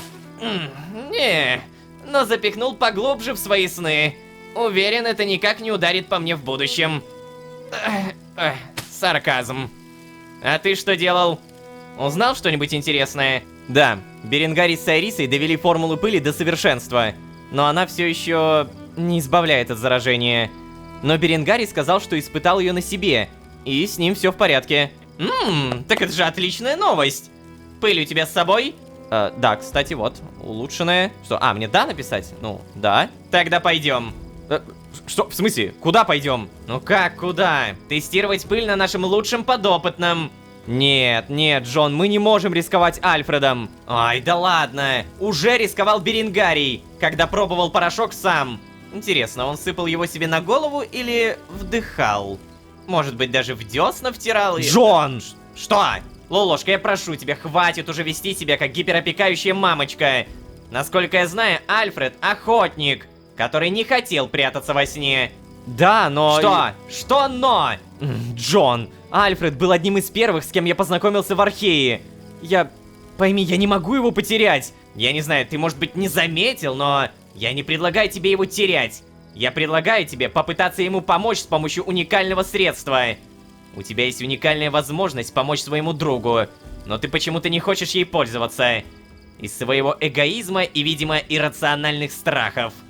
Решайся уже! Не, ладно, окей, давайте честно, я как зритель хочу. Я соглашусь, если перед этим мы проверим пыль на другом зараженном человеке. Нет, я не хочу, чтобы с Альфредом что-то случилось из-за меня. Ты прав, я зря переживаю. Ты прав, я зря переживаю. Ну, наконец-то он прозрел. Давай сюда пыль. Нифига себе. Вот возьми. Ну-ка. Интересное решение. Вижу, что они решили немного поменять окислитель. Уважаю. Что? Подожди, ты только что понял это по внешнему виду пыли? Нет, я просто выпендриваюсь. За мной! За мной, Лолошка, за мной! Господи, какой быстрый, да, сейчас, погнали. Альфред, погоди, я хочу посмотреть, куда ты уже всё, сыпешь-то? давай, работай. Бога ради! Так. О! Воу! О! Что за черт? О май гад, о май гад, о май гад! О май гад! Так, ладно, это явно не то, чего я... Господи, Джон! Тихо, тихо, Альфред! Альфред! Этого я не ожидал. Очнись, Альфред! Ложка, Эй, Альфред! Джон, надо перевернуть его. Помоги мне. Так. О. Ну, во всяком случае, он еще заражен. Более чем. Что произошло? Почему так темно? Кто-нибудь зажгите огонь! Альфред! Альфред! Ложка? Это ты? Где ты? Тут так темно. Я ничего не вижу. Ну-ка. Альфред, прости. У тебя глаза заросли зараженным проксом, поэтому ты ничего не видишь. Проксом... Да, вы называете это скинт. Так я... Стоп. Я все-таки действительно... не понимаю. Альфред, если что, ты спас жизнь Скотту, пожертвовав собой. Я перенес тебя в свое измерение. Здесь заражение замедлилось, а потом... мы использовали на тебя особую пыль, которая, кажется, привела тебя в сознание. Значит, я все правильно помню. Спасибо огромное, Лолошка. Спасибо? Так ты не злишься на меня? За что? За то, что я притащил тебя сюда, когда ты не хотел. За то, что не убил тебя, когда ты просил. Ты смеешься? Я хотел, чтобы ты убил меня, чтобы я не мог никому навредить. Ты нашел другой способ. Еще и жизнь мне сохранил. Ой-ой. Ой, как темно. Так. О, мое. Так. А когда я снова смогу видеть? Альфред... Да, слушай, мы пока что... Это лучшее, что мы смогли изобрести. Мы даже не уверены, навсегда ли ты обрел сознание. Не уверен. Нет, пожалуйста. Вы не представляете, что я ощущал все это время. Кажется, представляем. Неутолимый голод? Нет. Кажется, из-за того, что я не прошел воплощение целиком, я не чувствовал голода. Это было что-то другое. Я чувствовал отца. Все это время он как будто заполнял мое сознание. Вся эта агрессия, нетерпеливость, предвкушение. Я не мог понять, что чувствую я, а что является его мыслями и чувствами. В какой-то момент я начал думать и чувствовать, как он. Так, подожди, то есть ты хочешь сказать, ты слышал мысли отца? Я слышал ощущения. Нет, не мысли. Это другое. Но я все равно как будто понимал. Все понимал. И когда я сдался под его напором, я почувствовал жгучее желание убить тебя, Джон. Прости, я не знаю, что это было. Я не мог себя сдерживать. Я хотел раздавить тебя и уничтожить. Потому что это из-за тебя я не смог воплотиться до конца. Умоляю, Джон, прости меня. Тихо, да не напрягайся ты. Слушай, у тебя были свои причины. Я вот хотел убить тебя ради своих экспериментов, если что. Считай, мы квиты. Чего? Да ладно, не забивай голову. Ты лучше скажи, ты знаешь, из-за чего отец испытывает фрустрацию? Что испытывает? Ну, имеется в виду, чего отец ждет? Из-за чего это нетерпение? Из-за того, что идиот Луки никак не может справиться с данным ему заданием. Он упустил важный артефакт по собственной глупости. Он считает, что сможет вас переиграть и получит сразу все. Этот самоуверенный балбес. Понятно. Ну тогда Что? я... Джон, куда ты? Поговорить с кардиналом. Ты, кстати, как, со мной?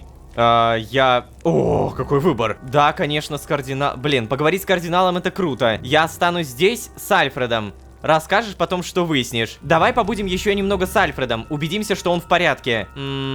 Я останусь здесь с Альфредом, потом расскажешь, что узнал. Ну ладно, дело твое. Чао. Чао. Так, ну, это самый Альфред. Ты выглядишь... ну, как тебе сказать... Шикарно выглядишь на самом деле. Че, мы в итоге как, поговорим или... Или нет? Так, я не понимаю, мне куда... Ложка, ты здесь, да? Спасибо тебе, если что. Давай ты мне покажешь, где тут что. Я же ничего не вижу. И, честно говоря, очень хочется по нужде. Так, окей. Ах уж эта церковная курица должна что-то знать. Джон. Теперь я за Джона. Хорошо, что ему так не понравилось в моем сне. Отличный рычаг давления. Так, и где мне искать кардинала в итоге? В твоем сне? Как туда, как попасть? Использовать путеводный скинт. Может быть, здесь? А, стоп! Мы же кардинала переместили в поселение беженцев, точно! Так, ну мне получается, наверное, вот сюда. Это же выглядит как поселение. Ну-ка. О, да-да-да-да-да. Здесь действительно беженцы и... Это кардинал? А, вот он. Эй, кардиналья задница! Сорван. Меня зовут Сорван. Я уже не кардинал. О, а быстро же ты перестроился. Да.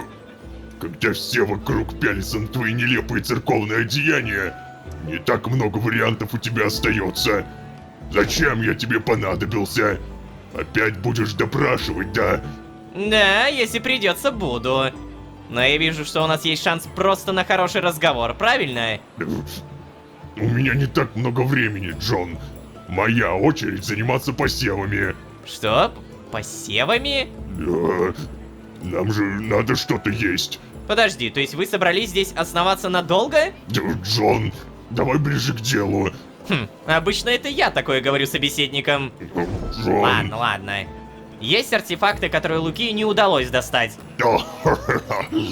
Наручи, эльфийские наручи. Как он был зол. Что? Подожди, так он же их получил в какой-то момент, разве нет? Ну да, но не полные наручи. Так, и что ты имеешь в виду? Наручи — это древний эльфийский ритуальный артефакт. Помимо золотых браслетов, они состоят из особого спрятанного лезвия. Да. Я видел много таких наручей. С помощью нехитрого механизма лезвие выскакивает, ранит, ну или убивает противника, и плавно скользит обратно. Да. Суть в том, что строение этого артефакта обратное. В каком это смысле? Ритуальные наручи использовались для ритуалов. А охотничьи наручи используются для охоты. Может быть, еще очевидных фактов? Так ты все сам знаешь. Чего же ты меня тогда спрашиваешь? Ой, да хватит уже, не ерничай, объясняй нормально. Лезвие в наручах вставлялось со стороны ладони так, чтобы при использовании царапало руки носителя. А, ритуал на крови. Ай, я не понимаю, зачем это надо было эльфам. Кровь же надо беречь. Да, беречь, да. Так а где это лезвие-то, Луки знает? Примерно да. И что значит примерно да? Оно осталось на месте последней битвы эльфов и людей. Но битва была огромной. Так и мало того, что огромный. Столько времени прошло. Там же все заросло культурным слоем. Я не знаю, что там за слои, но поле-то ничем не заросло. Такой бойни Архей никогда еще не видел. Ни до, ни после. Эй, ты! Да. Ты пернатый, ё-моё, тебя долго вообще ждать? Там вода закончилась, надо к реке идти, а потом поливать. Все пересохнет час. Джон, я больше ничего не знаю. Ладно, иди уже. Надеюсь, ты не соврал. Да, а смысл врать? Ну, кстати, да. Сорван, надо запомнить, теперь его зовут Сорван. Блин, прикольно. Он пытается интегрироваться, потому что он понимает, что... Ну а что ему еще остается? Ничего ему не остается, логично, да? И в итоге лагерь беженцев выглядит как... ну, такая маленькая... Я не могу даже назвать это деревушкой, это прям реально кэмп. Лагерь. Блин, так это получается реально все выжившие. Не так уж и много. То есть те, кто прошли через канализацию, те и выжили. А, еще некоторые, кто использовали порт. Те, кто на лодках уплыли. Что ж, здесь у нас орки, здесь у нас люди. А дворфы, видимо... Нет. Да, я не вижу ни одного дворфа. Так, получается, когда-то была великая битва. Люди против эльфов. И там, на поле этой битвы, на огромном поле этой битвы, кто-то из хранителей золотых наручей на то время потерял из наручей некое лезвие. А это лезвие используется для ритуала. Напомню, что отец, как мы поняли из предыдущей серии, в кошмаре Джона, является эльфом. Ну, либо это опять же неправильно. То есть, может быть, эти кошмары трактуются немного...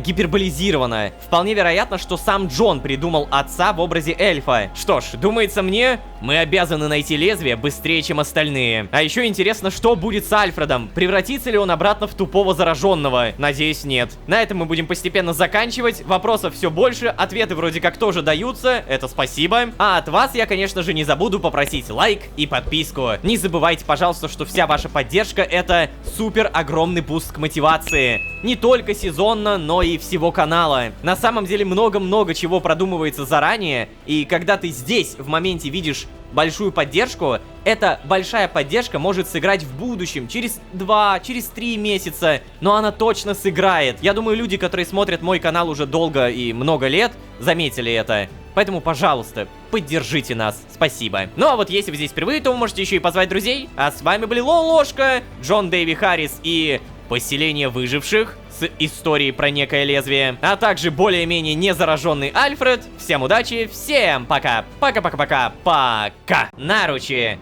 Расчехляй наручи. Ой. Что происходит?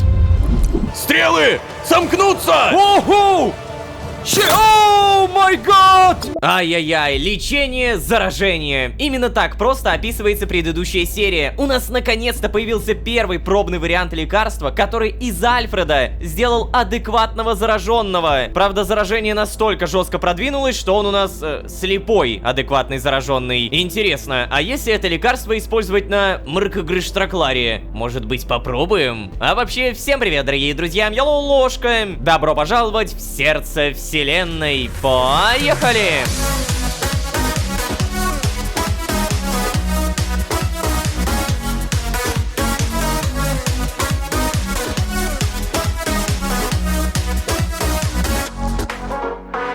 И снова всем привет, дорогие друзья, я Лолошка. Добро пожаловать в сердце вселенной, сезон, в котором мы доктор очищенских наук. Да, помимо проблем, которые происходят вокруг таких тем, как отец, первая ложь Джона, епископ Луки, начало, у нас также происходит изучение очищения. При помощи эльфийки и Беренгария получен первый образец лекарства, который, о чудо, сделал из зараженного Альфреда адекватного слепого зараженного Альфреда. Да, понимаю, лекарство еще не супер крутое, это еще не панацея, но процесс не стоит на месте. А еще напомню, что у нас Гимлин стал агрессивным алкоголиком. Гимлин винит себя за смерть своих близких, ведь именно он позвал всех, кого знал, защищать Эшхолд. Прости, Гимлин, но психолога у меня здесь нет. Будем помогать, чем можем. Как вы понимаете, проблемы копятся не только вне сна, но и во сне тоже. Наверное, единственный, у кого нет проблем, это Ваму и...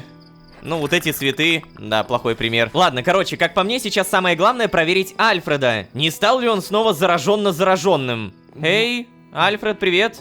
А? Да, ты как здесь? Нормально? Лолошка. Да, получше. Все еще, правда, чувствую себя слабым. Не видеть, знаешь ли, тяжело.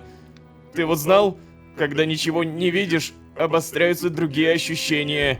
Может быть, даже замечал, как ужасно здесь пахнет древесиной. Нет, Альфред. Особо, честно говоря, не замечал. Понятно. Если что, я, кстати, стараюсь концентрироваться на чем-то, чтобы меньше слышать отголоски отца у себя в голове. Оу, слушай, ты главное не волнуйся, Альфред. Мы вернем Беренгария, чтобы он помогал тебе приходить в себя.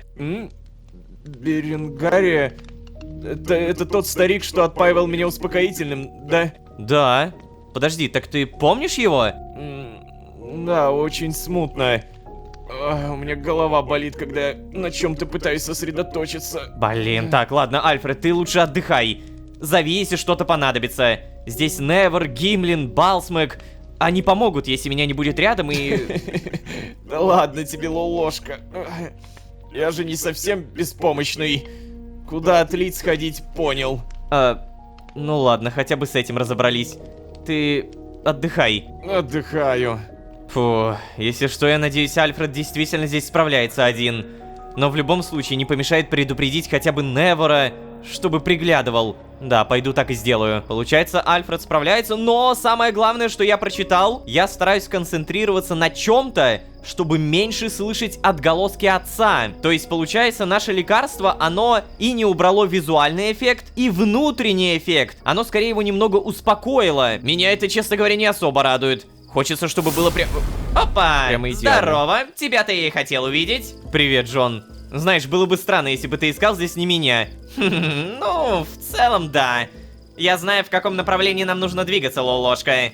Сорван мне все рассказал. Что? Кто? Сорван? Ну да, точно. Теперь так зовут нашего старого пернатого знакомого, которого, вероятно, вполне неплохо перевоспитали в лагере выживших. Но это не суть, Лолошка. Луки все никак не может найти один эльфийский артефакт. Эльфийский? Подожди, тот, который ты помогал вернуть Сайрисе, что ли? Почти, но нет, не совсем. У нас есть только часть артефакта Лолошка, а его нужно собрать целиком. Серьезно? Почему в этом мире все артефакты такие... составные? Да ведь оно так обычно и бывает. Все состоит из частей, и целое всегда больше суммы своих компонентов. Че, ты... Джон, ты у Гимлина медовуху Беренгари отобрал, что ли? Что? Слушай, давай ты будешь сначала шутить у себя в голове, и если маленький Ло у тебя в мозгу хихикнет, ты уже будешь произносить шутку вслух. Я за уменьшение количества шаблонного юмора в атмосфере. Понятно, ну... Короче, Лолошка, артефакт состоит из наручей, которые у нас есть, и клинка, который надо раздобыть. Сорван сказал, лезвие находится на месте битвы эльфов и людей. И я подозреваю, что Луки не преуспел в его поисках, потому что не додумался взять с собой наручи. Так, подожди, ты думаешь, что части артефакта, как совы, будут чувствовать друг друга на расстоянии? Я думаю, что если Луки живет в этом мире настолько давно и до сих пор его не нашел, значит, у него не было шанса это сделать. А что есть у нас, что может нам помочь, чего не было у Лукия? Я, кажется, понял. Сайриса! Господи. Лолошка, я же только что дал тебе правильный ответ. Но Сайрису нам все равно придется взять с собой, это, кстати, правда. Она полностью отказывается давать мне наручи даже на время. Зная тебя, я бы даже мусор тебе свой не доверил. Так, Лолошка, продолжай прислушиваться к своему маленькому Ло. А теперь пойдем.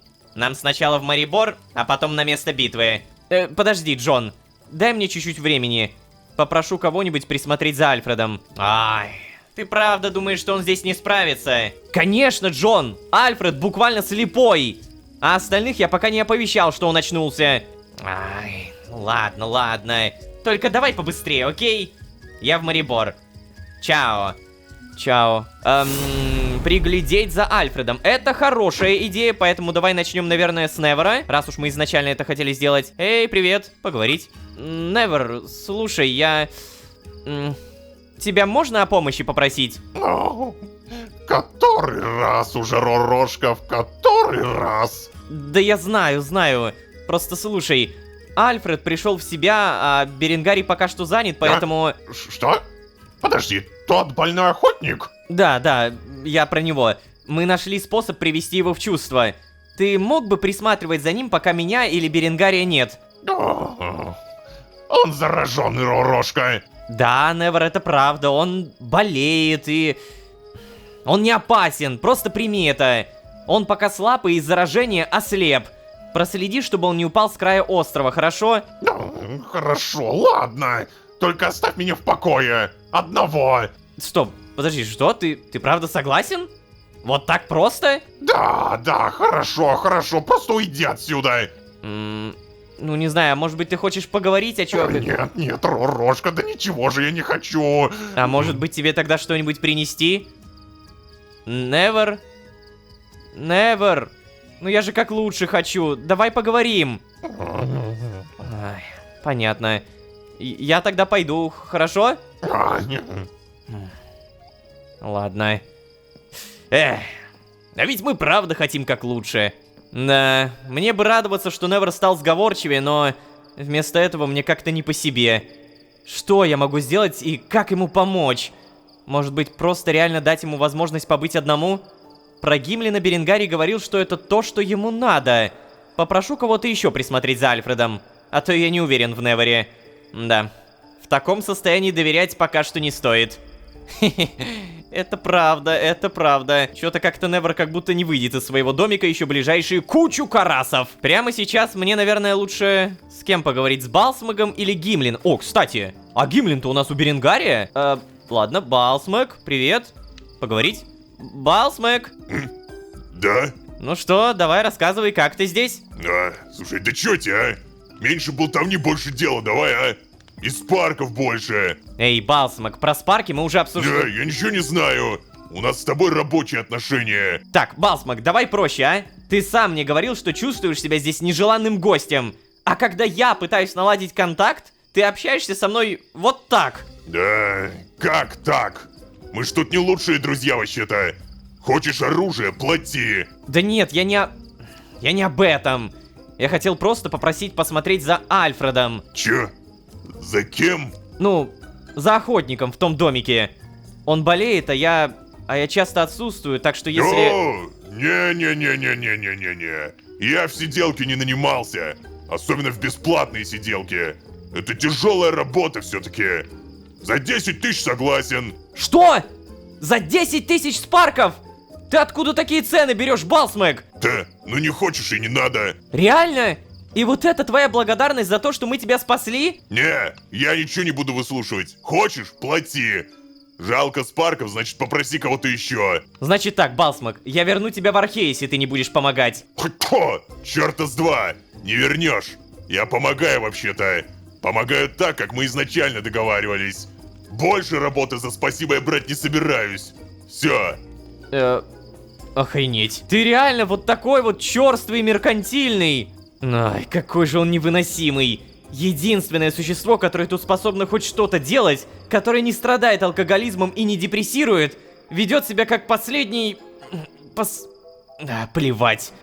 Да. В итоге зайти мы, кстати, больше не можем. Заперся. Блин, ну, 10 тысяч спарков, кстати. Чисто в теории, если бы мне дали выбор, я бы, наверное, я бы согласился. Просто у меня есть такие спарки. Но я понимаю то, что если я прямо сейчас заплачу ему 10, он потом 15 попросит, а потом 20, а у меня уже и нет таких спарков. И в итоге, ну его нафиг, как говорится. Я видел Гимлина здесь. Я не знаю, конечно, может быть, сделать так, что Гимлин начнет ухаживать за охотником, и таким образом у него появится цель в жизни. Эй, Гимлин, поговорить. Где? Долгоросик, это ты? А чё ты тут все шастаешь и шастаешь? Мы же с тобой договорились, что Так, ты... Гимлин, остановись. Мы вообще-то с тобой ни о чем не договаривались. Чё тебе надо-то? Мне надо, чтобы ты перестал. Гимлин, ты же прекрасно понимаешь, что вот это не выход и... Да будто ты сам, да что ты понимаешь, ты... Дяди. Да. Отличная получилась беседа, просто прекрасная. У меня вообще складывается ощущение, что никто не хочет мне помогать. Как будто всем только и нужно, чтобы поскорее от меня отвязаться. Как же это все раздражает, а? Вот так и полагайся на других. Надеюсь, Альфред не соврал и сможет побыть какое-то время один. Так, ладно, а теперь за Джоном. Да, какие все здесь бесполезные. Но Невер согласился. Может быть, все-таки Невер что-то да сделает. Я очень на тебя надеюсь, Невер. Ты буквально единственный, кто, ну, хоть и послал меня, но согласился. Получается, нам нужно в Марибор, я правильно понимаю? Переместиться. Так, землянка Сайрисы. Переместиться. Замечательно, здравствуйте. Так, получается, Джон пошел уговаривать Сайрису дать ей наручи и пойти вместе. Ну неужели ты сама не понимаешь? Мы должны найти это лезвие! Нет, Джон, я уже сказала, я не дам тебе наручи даже на время. Всем О, наконец-то! Ты бы еще через полкараса пришел! Так, короче, Сайриса, я это все от тебя уже слышал, поэтому предлагаю тебе пойти с нами. Ты серьезно? В Сан-Хогол? Да, именно туда. Только я предпочитаю называть это место Красными землями. Вообще-то я так и сказала. На эльфийском. Вот как? Ну ладно, с этим диалектом эльфийского я не знаком. Потому что это древнее название. И я не пойду в Сан-Хогол. Ай, ну красавица, ну ты ставишь меня в трудное положение. Лолошка, прошу, скажи что-нибудь на лолошкинском. Ты же умеешь убеждать людей. Что? Так, на Ложкинском. Блин, Джон, мы можем поискать лезвие и без наручей. Ты же не знаешь наверняка, нужны ли они там. Можно, пожалуйста, меня не впутывать в ваши игры? А Джон сказал тебе, что мы считаем, что лезвие поможет в поисках лекарства от воплощения. Вот, кстати, да. Это же поможет в лекарстве. Каким образом? В смысле каким? Ну разве это не очевидно, Сайриса? Ай, прошу прощения, что выбираю не проговаривать очевидное. Я же сказал, лезвие вставляется в наручи. А наручи, Сайриса, используются для изготовления пыли. Я что, за вас дважды два должен складывать? Неужели... Кого занесло? Ты погляди-ка, юный Лолошка! Здравствуй, здравствуй! Я тут вашинские споры-то немножечко подслушал. Разреши-ка? Сейчас. Да, вот оно. Тут-то выемка-то в наручах как раз для лезвия, как будто. Ты погляди, девушка. Старик, кто тебе разрешил их трогать, а? Когда я несколько раз говорила, что ты не имеешь права это делать, ты чем слушал, а? Да ладно. Все на месте.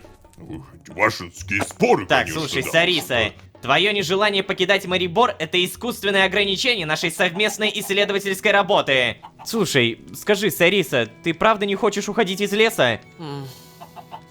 Как последняя представительница своего рода, я не могу просто так рисковать своей жизнью. Красавица, ты же сама мне говорила. На тебе, как на последней оставшейся из эльфов, лежит огромная ответственность за цели твоего народа. Это ведь... Я говорила... И что Я ты все еще хочешь? намекаю на то, что если ты не хочешь идти, можешь просто дать мне наручи. На время. Нет, я не дам тебе наручи. Даже на время. Ах, боже, и вот мы снова вернулись к тому, с чего начали. Ты, скажи, это поможет в моих исследованиях?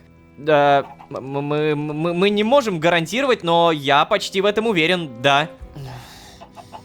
Хорошо. Но я ненавижу Сан-Хогол. Почему? Почему ты ненавидишь Красные Земли? То место.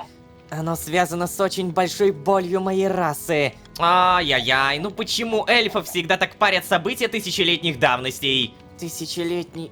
Я не знаю, сколько это, но хранить память своего народа — честь. Да, честь, супер, классно. Идем уже, честолюбивая ты наша. Подожди, мне нужно собраться. Ладно. Так. Да, еще раз Ой. привет. А чё это вы тут? Чё это я с вами, Алика? Тихо, ты сиди здесь. Мы должны скоро вернуться. Ладно. Эй, Лолушка, слушай, а как там Альфред, а? Сработала пыль? Али как? О, кстати, да, Беренгарий, сработало, еще как сработало. Альфред пришел в сознание. Может говорить, двигаться. Люба! Ты скажи ему, что продолжал отвар это мои пить. Это важно. Я ему сейчас рецептик-то передам, дабы... Нет, Беренгарий, не надо рецепта. Альфред, он не сможет прочитать. Он ослеп. Глаза заросли скинтом. Вот это... Да, но если что, он привыкает. Ко всему привыкает. Ой, я придумал. А ты ему скажи, чтобы не унывал. Я вон тоже одним глазом почти не вижу. И ничего. Мы вот эту пыль-то сейчас как доработаем. И, глядишь, снова зрячий будет. Да, все будет. А что там, Гимлин? Ой, переживаю я за Гимлина. Да там за них всех стоит переживать, Беренгарий. Нормально, Гимлин. Все так же пьет без просыха. Если ты захочешь, я буду рад перенести тебя в сон. Чтобы ты там, ну не знаю, помогал. Это я... Не-не-не, если что, это позже. Сейчас мне, если что, идти нужно. Ну, все, давай тогда. Супер.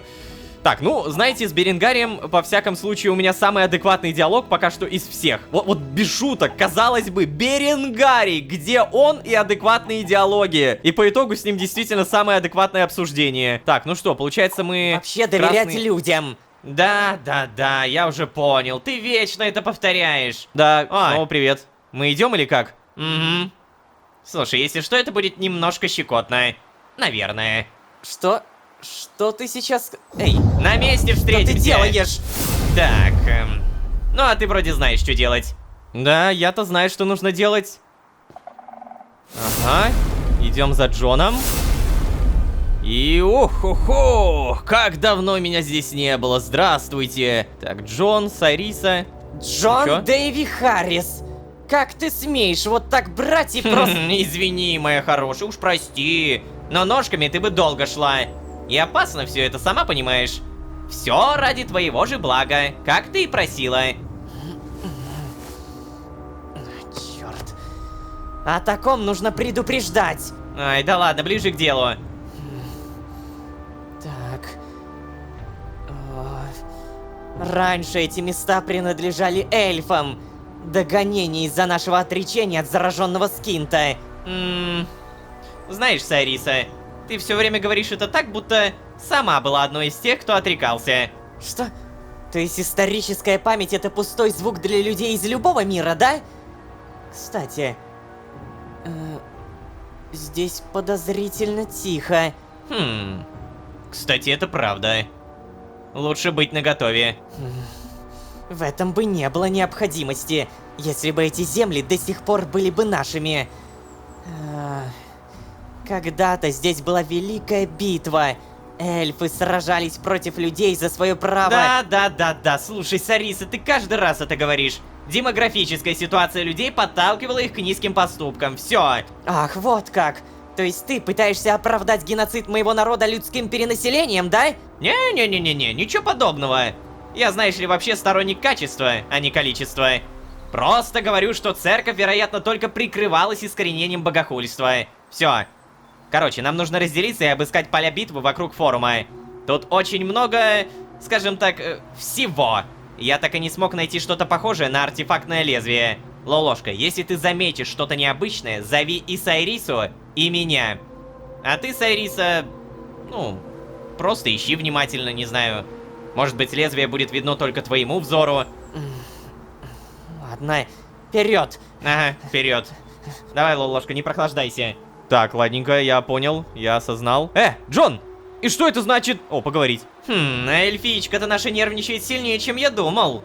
Учитывая ее боевые навыки и присутствие двух неплохих сопровождающих, я не понимаю, чего ей бояться. Слушай, Джон, я думаю, дело не в страхе. Дело в атмосфере и истории этого места. Никогда не пойму этой сентиментальности. Так, все, не отвлекайся. Ищем лезвие, которое будет похоже на лезвие для наручей. Ага. Так, ищем? Не на скинт пялимся, Джон. Ищем! Почему ты просто пялишься? Ладно, нам нужно найти что-то похожее на лезвие. Ну, допустим, здесь у нас кровь. Здесь... О, погоди-ка. Здесь это явно не лезвие, просто какой-то топор. Ничего из этого, если что, взять я не могу. То есть в комментариях об этом можете не писать. Я пытаюсь, но нет. Эй, Сайриса, а у тебя как дела? О, мешок. Ух ты. Метательный ножик, это явно хорошо. Далее, зараженная скинтом плоть, это для червяка. Далее, необработанный осколок скинта, все это забираем. Может быть, мне дадут какую-то броню все-таки подобрать. Какое-то оружие офигенное. Так, ну, чисто теоретически я бы мог попробовать. Но нет, не получается. Если что, рукой я тоже не могу забрать. Мало ли кто-то напишет об этом в комментариях. Нет, такие вещи забираются только при помощи X, который вот я пытаюсь нажать. Но видите... Ничего не получается. Обалдеть, какая территория. Вы посмотрите эти скелеты. У меня, знаете, складывается ощущение, что в будущем мы сможем увидеть какого-то монстра, который больше, чем дракон. Я прям уверен. О, тут постройка какая-то. Не открывается. Ладно, давай, наверное, к Сайрисе попробуем подойти. Вот здесь была, получается, битва, да? Какие-то остатки еще есть. Привет. Я даже не понимаю, что ищу. Ну, лезвие для наручей. Серьезно. Благодарю тебя за объяснение, брат Джон Дэйви Харриса. Так, ну ладно, все, давай без негатива, окей? Продолжить искать дальше. Спросить у Сайрисы про историю этого места, да. Слушай, Сайриса, а что за битва здесь была? В наших исторических записях она называется Первая и Великая битва. То есть, на вас напали церковники, верно? Ты ничего не знаешь про историю моей расы? Я знаю только то, что ты последняя эльфийка, потому что вашу расу истребили люди, и все. Иногда до меня все чаще доходит, что я осталась последняя, кто хранит историю моего народа. От этого становится очень страшно. Тяжело понимать, что рано или поздно все эти истории умрут вместе со мной. Ну, возможно, есть кто-то еще, кто... Нет, нет, точно нет. Нас всех истребили. Раньше здесь была граница наших владений. Марибор был их центром. Да, Джон прав. Пешком из Марибора сюда не меньше 12 карасов пути. Эльфийским шагом. Настолько значительны были наши владения. Так, а что здесь в итоге произошло-то? Ты серьезно? Послушай, Сариса, мы с Джоном пришли из другого мира. Рассказав свою историю мне, ты можешь быть уверена, что она никогда не будет забыта, понимаешь? Обещаешь? Да, я сделаю все возможное. Ладно. В записях отражены только сухие факты. Но за ними стоит великий подвиг. Люди никогда не отличались любовью следовать законам войны. Так было раньше, и так есть сейчас. Эльфы всегда были готовы делиться своими знаниями, своими изобретениями, со всеми. Тогда, когда свет Скинта нес нам всем просвещение, мы и подумать не могли, что... Церковь была тогда совсем молодой. Верховные эльфы недооценили ее влияние. Или же Джон просто прав, и церковные устои были лишь предлогом. Люди напали на нас без объявления войны. Именно здесь они решили прорвать границу. Эльфы, жившие здесь, догадывались, что что-то не так. Даже писали в столицу. В местный гарнизон были высланы специальные элитные войска. Как оказалось, их было недостаточно. Люди бросили на наши укрепления, которые до этого не видели войны, все свои силы. Эльфы смогли узнать о нападении только за 3 караса. Ой. Быстро стало понятно, что если их не задержать, они дойдут до Марибора, уничтожив все на своем пути. Тогда командующий элитными войсками Таурил собрал всех жителей города Белигост. Так он назывался до того, как стал руинами и получил название Сангхогол. И сказал им уходить, предупредить ближайший большой город. Жители Белигоста оставили свои дома, вещи, скот. Они думали, что это ненадолго. Думали, что они еще вернутся. В гарнизоне Белигоста остались войска Таурила и несколько добровольцев. Им удалось сдерживать войска людей 5 карасов. Этого хватило, чтобы большая часть горожан спряталась в следующей крепости, а гонцы устремились в столицу с сообщениями о прорванной границе. Все, кто остались в Белигосте, погибли. Они отдали себя до последней капли. Но только благодаря этому наша раса смогла собраться и дать отпор, просуществовав еще какое-то время. Возможно, благодаря Таурилу и его людям, только благодаря им, я сейчас жива. Ух, какая большая история. Сайриса, мне очень жаль. Не надо. Мне не нужна жалость людей. Так, ладно, все, ребятки, хватит. Мне надоела эта прогулочка. О чем ты? Да, знаешь, я тут прикинул. Этот форум единственное, что осталось от города. Да и прок здесь путеводный явно неспроста. Думается мне, мы в нужном месте. Просто нужен катализатор. Что нужно? Все просто, красавица. Наручи. Расчехляй наручи. Хорошо. Подожди, что? Жидеич в итоге не просто так пялился на скин? Чё ты Что? О, ну наконец-то. Это моё. Куда? Наручи, красотка, наручи. Используй их. Так. Типа только с ними можно взять?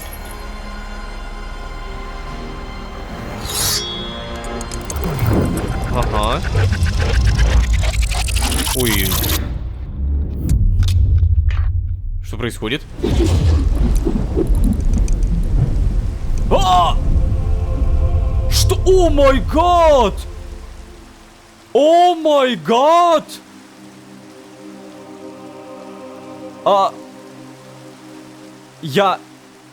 Подожди, я не понял, я сейчас в прошлом? Честно признаться, не совсем то, чего ожидал.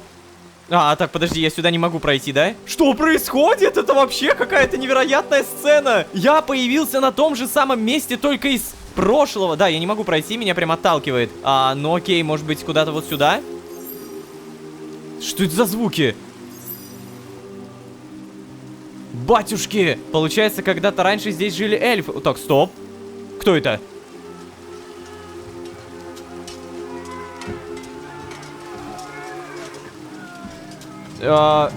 Здравствуйте. Эльф. За последний скифос 5 ранено. 7 покинули нас. Получается, что с момента начала осады мы потеряли 104 воина. Из элитных 20, остальные волонтеры. Нас остается 55 элитных, 1 маг и 72 волонтера. Что? Что? Да, батюшки! Это получается... Ребят, у меня просто нет немножко мыслей. Это как бы воспоминание, но как бы и не то чтобы воспоминание, да? Я не понимаю. Куда вы несете это? Зачем вы несете мешки? Что происходит? Объясните кто-нибудь! Так, появится здесь мешок. Да, смотри, появляется мешок. Я не чувствую рук. Я больше не могу. Держись, держись. Если не укрепим ворота, эти людские крысы во время следующего штурма точно прорвутся. Вставай! Не, я не могу. Чертов дождь. В моих сапогах столько воды, что ноги стали неподъемными. Боюсь, Бубен, это не из-за воды, а из-за того, что мы 3-й раз не спим. Не, я не могу. Кто? Да вставай ты уже! Нет, не могу. Ты можешь, вставай! Давай, пойдем, попросим кюхенмейстера дать тебе горячего вина. Отдохнешь пару киафов, а я пока потаскаю один. Но пусть тебе поможет кто из группы Сливы. Да не осталось никого. Да и сам Слива уже черносливом стал. Черт. Обалдеть. А как мы... Подожди, у меня все это время вопрос. Как мы оказались в воспоминании? Почему какое-то воспоминание стало вдруг резко пересекаться с тем, как, например, кто-то погиб? Ну, типа, никто на это не обращает внимания. У меня нету вообще никаких ответов, но это все так странно. Эй, а ведь нехило наш волшебник-то рубанул огнем по вороньему отряду, а? И как только этим крысам удалось уговорить воронов в этом участвовать? Я слыхал, что после того, как они затопили воронье поселение, некоторые птицы переметнулись к людям. Реально? То есть эти крысы уничтожили их дом, а они решили на сторону их встать? Да, не думаю, что не это от хорошей жизни. Повезло, что у нас маг есть. Атаки с воздуха мы бы точно не отбили. Это правда. О! Стрелы! Сомкнуться! Ого! О май гад! О, черт! Волшебник, ты живой? Черт, помоги ему! Не могу. Мертв. Да черт! А где же твое заклинание защитное? Не... почти...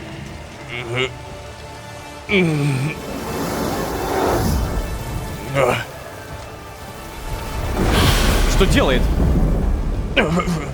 О! Ни одна Упал. стрела не пробьет. Он пожертвовал собой?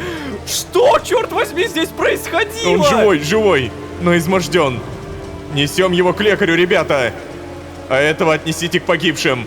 Пипяучки, подожди, но я при этом, получается, не могу с кем-то взаимодействовать. Меня здесь как бы не существует. То есть я очутился в воспоминании, в котором меня... Ну, то есть я просто его вижу. Давайте так. Получается, вот такая вот битва была против людей у эльфов. А я могу посмотреть на то, что происходит за стенами?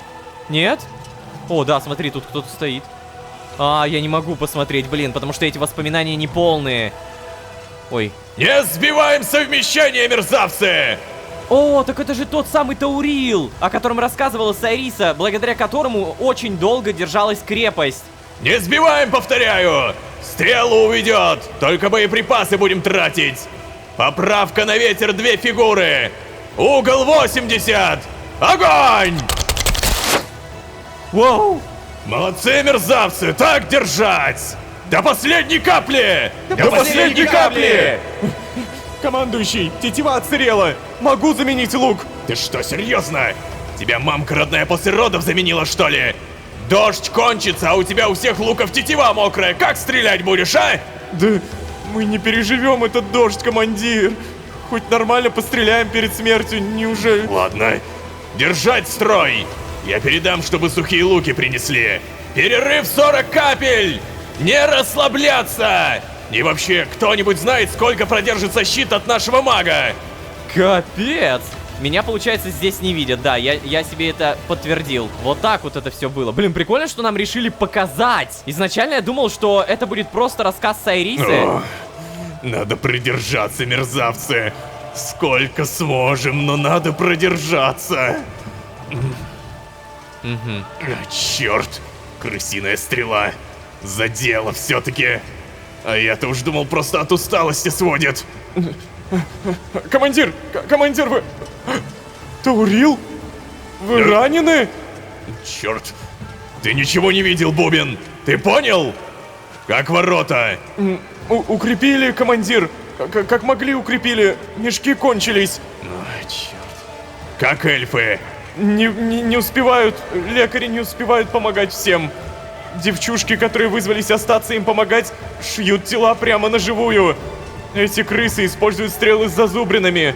Входит легко, а вытаскивать плоть рвет. Из-за кровопотери страдают многие. Приходится заживать до того, как лекари дадут усыпляющее.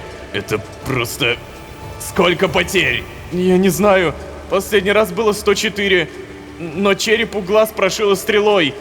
С тех пор считать некому. Да уж, тяжело это. Не падайте духом, командующий. Мы уже 4 караса держимся. Первые беженцы уже должны были добраться. Может, к нам подкрепление какое направят, а? Конечно, направит, Бобин. Да кто же нас здесь бросит-то? Как Архей без тебя стоять останется? Сейчас, еще карас-то продержимся, может быть и подоспеют. Точно, точно. А если на лошадях будут, точно подоспеют. То-то же. А теперь найди Сриву и скажи ему, чтобы будил тех, кто отсыпается. И отправь пару лекарей спать. Но нет Сливы больше, командир. Ха, крысиные дети. Я им всем глотки-то поперережу. Найди другого старшину. И лучника моим сухие луки принеси. Но у нас же тогда не останется сухих, командир. Делай, как сказано, штабс-капитан. Есть. Выполняй. Прости, Бубен. Не будет никакого подкрепления. Как-нибудь без нас, Архей. Он уже все знал. Интересно. И что в итоге будет? Типа, мы прямо сейчас увидим последние карасы, даже не карасы, а киафы, часы, минуты, капли жизни этого города, прежде чем его сравняет. Эй, там! О! Что за... Что там? О, черт, это еще что за чертовщина? Капитан, это... Собрались, мерзавцы, собрались! Дадим отпор этим крысам! Покажем им, как драться с честью! Готовим луки! Так. А как это они подождали? Давайте, встретим ублюдков градом стрел! Долго не целимся, цель прямо перед нами! Огонь! Да куда же вы стреляете, ребята? До последней капли стоим, мерзавцы! Да, командующий! До До последней капли! О! А, все, это уже через время. Да, уже и дождя нет. Ой-ой-ой. Епископ Лукий ни капли не изменился. Ну, и зачем же такое отчаяние? Зачем такое сопротивление? О, как некультурно. Что ты там сказал? Я, кажется, не расслышал. До последней капли! Стой, стой. Вот оно что! Не повредил? Где чертово лезвие? Таурил. Я... Ага. Так вот как это было. О, панна. Слушайте, зная, кто такой епископ, кажется, нам всем жопа.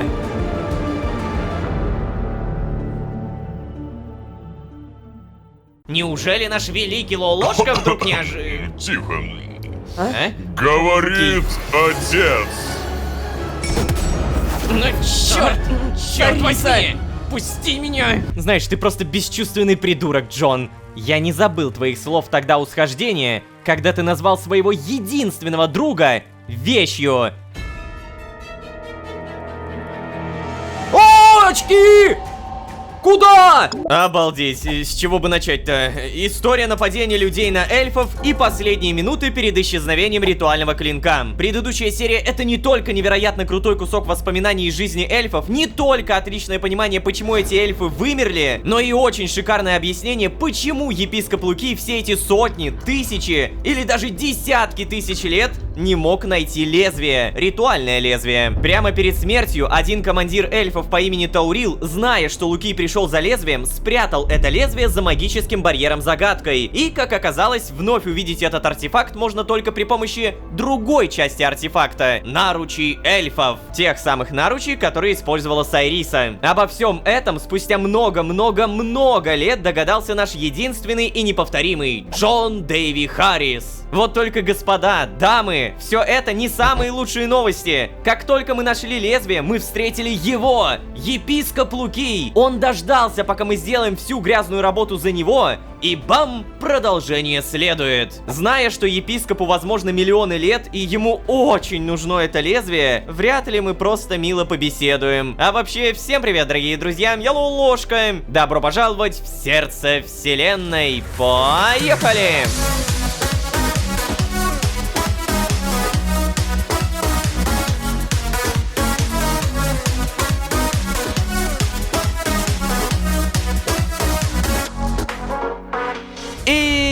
Снова всем привет, дорогие друзья, я Лолошка. Добро пожаловать в сердце вселенной, сезон, в котором мы нашли то, что нужно ему, епископу Лукию. Пройдя через воспоминания падения границы эльфов и людей, через воспоминания о том, как было утеряно лезвие, часть золотых наручей, мы столкнулись с тем, кто явно выжидал. Епископ Луки собственной персоной, встречайте! Человек, который, возможно, даже и не ожидал, что мы сами сделаем всю грязную работу за него. Что ж, наша встреча произошла, тут же продолжение следует, и что будет сейчас в этом продолжении, узнаем через 3, 2, 1. О, вот он. Вообще, кстати, знаете, я ни разу не видел, чтобы Луки использовал какую-то магию. Мне... Сейчас я преподам Нет, урок. Сайриса. Что? Ты сейчас Я серьёз- сказал, успокойся. Эй, Джон. Мне кажется, нужно уходить отсюда. Ой, да что ж вы оба такие... Я говорю нет! Это же отличный шанс добыть нужную нам информацию. Неужели вы не О, пой- прошу, Джон, сейчас не время. Луки не стал бы соваться к нам в одиночку, нам нужно... Я сказал нет! Я не трус, Лолошка. Прошу, уходим сейчас же! Джон! Ну ты же сам говорил, что Луки опасен! Ты сам даже не представляешь, на что он способен! Так, подожди, а что происходит? А, это типа я сейчас играю за GDH и отвечаю Лолошке. Понял. Луки тем временем просто стоит. Ладно уж, деточка, пойдем отсюда. Повторю еще раз, Лолошка. Нет, нам нужны ответы, и мы получим их сейчас же. Ладно, уходи, Лолошка, если хочешь. Я остаюсь, потому что никто не смеет называть меня трусом. Ну, наверное, уходить мы...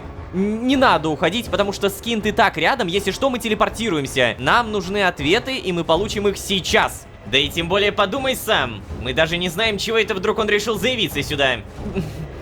Ну, блин, ну, очевидно же, Джон, он пришел за артефактом. Это не... Не-не-не-не-не. Откуда он знал, что мы будем здесь, а? Джон, ты серьезно сейчас...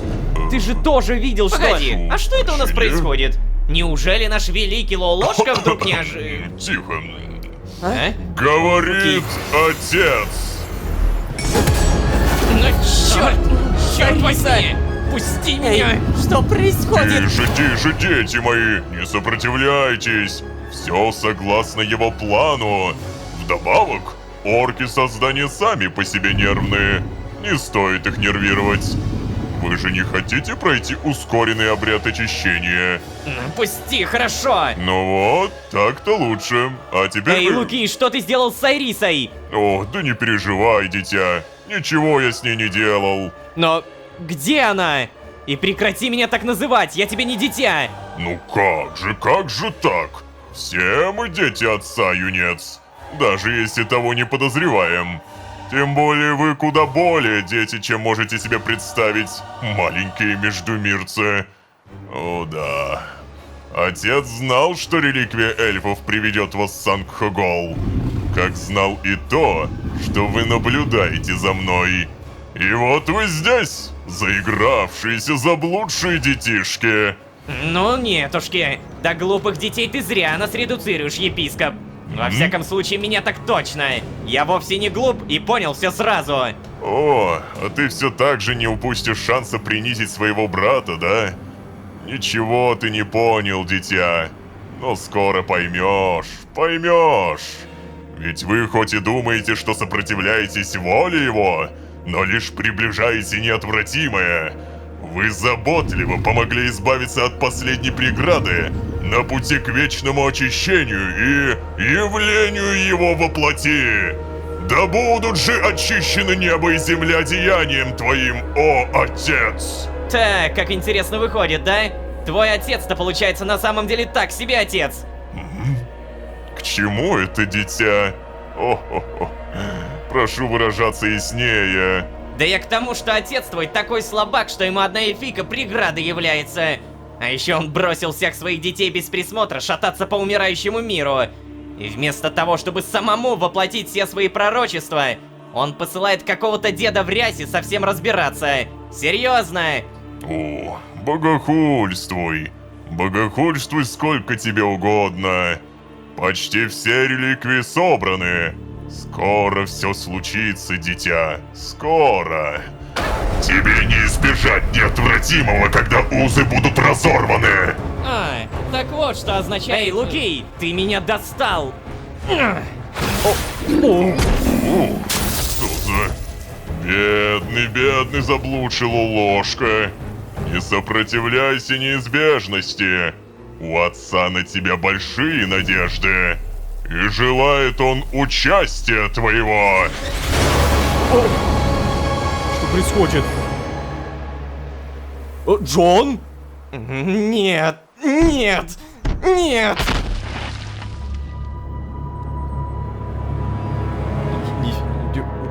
Ничего себе. А, Сариса, как же теперь мы будем? Если Лукий говорил правду, что это был последний артефакт, то... Ради чего я сейчас сражаюсь? Эй, Лолошка, осторожно, сзади! Да, Джон! Точно, Джон! Это все Джон! Он меня сюда притащил! Он не хотел уходить! Отдал Сайрису и артефакт! Хватит с меня!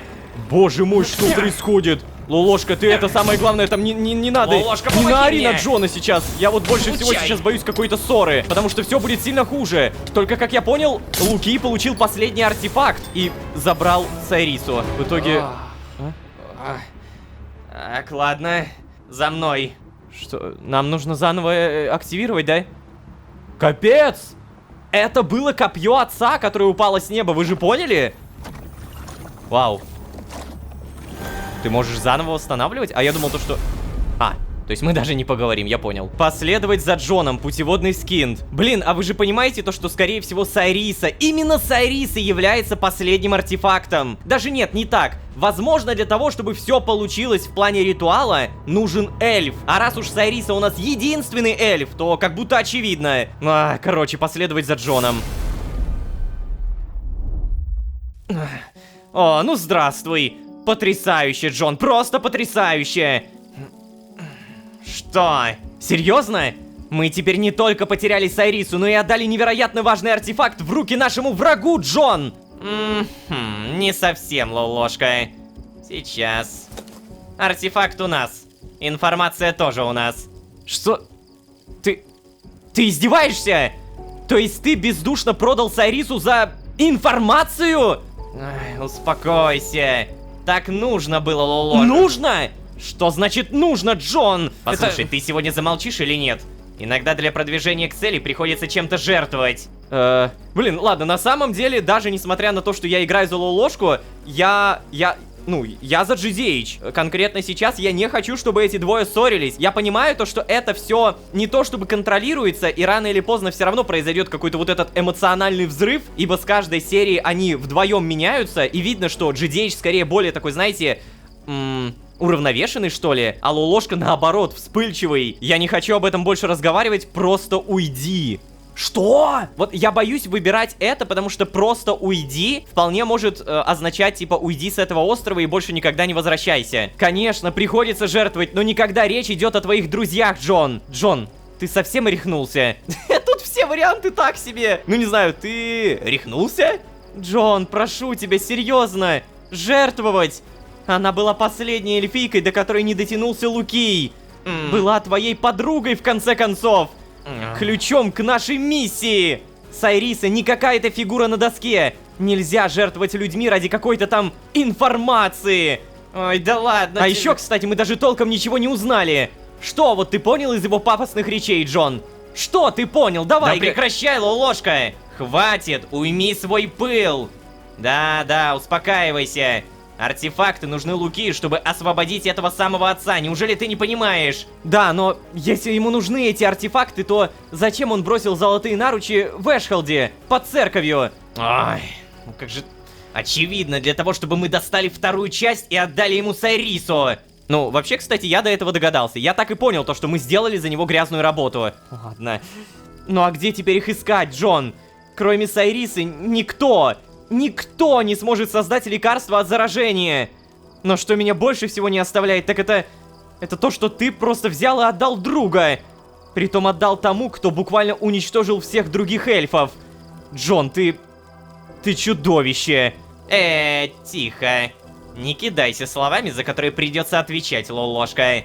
Мне самому не нравится перспектива оставлять Сайрису в руках Лукия. Но я абсолютно уверен, что с ней ничего не случится. Уймись. А, правда. Значит, ничего не случится. И откуда же у тебя такая уверенность? А? Оттуда, что она нужна ему живой. В любом ином случае он не стал бы тратить время на поимку. Подумай сам. Более того, учитывая то, что он сказал, уйти бы не помогло. Он бы просто подождал еще. А потом еще и еще. Да, но мы стояли рядом со Скинтом. Мы могли просто уйти, ты же сам говорил. Ага, мы. А Сайриса? Как бы она воспользовалась Проксом? Ну? У тебя на все есть отговорка. Вечно все гениальный Джон просчитал, продумал и знал, конечно. И почему-то я всегда должен слушать то, что ты говоришь. Но ты никогда не слушаешь меня. Ну, тебе никто не запрещает не слушать меня. Только тебе же хуже. Да, знаешь, мне начинало казаться, что мы сможем быть хорошими напарниками. А ты... Так. Продолжай. Так вот, я думал, что ты хоть немного изменился. И неважно, будь то мое влияние как человека, или это долбанное идиотское сращивание, но ты так и остался эгоистом. Эгоистом, думающим только о себе и своих целях. Нет, Лолошка. Я не эгоист и никогда им не был. Просто диапазон того, что волнует меня, гораздо меньше твоего. Особенно, если это касается межличностных отношений. О, не надо. Я сомневаюсь, что этот диапазон у тебя вообще имеется. Я не забыл твоих слов тогда у схождения, когда ты назвал своего единственного друга вещью. Блин, кстати, а ведь это правда. Если что, речь про последнюю реальность. У Джона действительно был свой друг по имени Саймон, но вот незадача. Этот Саймон не живое существо. Это автоматон, робот, но очеловеченный робот. То есть автоматон, который может мыслить как человек, думать как человек. И в один момент Джон назвал своего, ну, получается, единственного друга в кавычках вещью. А Лолошка это не забыл. Но даже несмотря на то, что Лолошка в каких-то моментах прав, особенно вот здесь в конце, мне кажется, пора бы уже закончить этот диалог и не развивать его дальше. Но знаешь, заботься ты о других хотя бы немного. Может быть, и не пришлось бы создавать себе друзей буквально своими руками, как Саймона. Слушай, ты правда сейчас хочешь поговорить об этом? Да тут и не о чем говорить. Все и так понятно.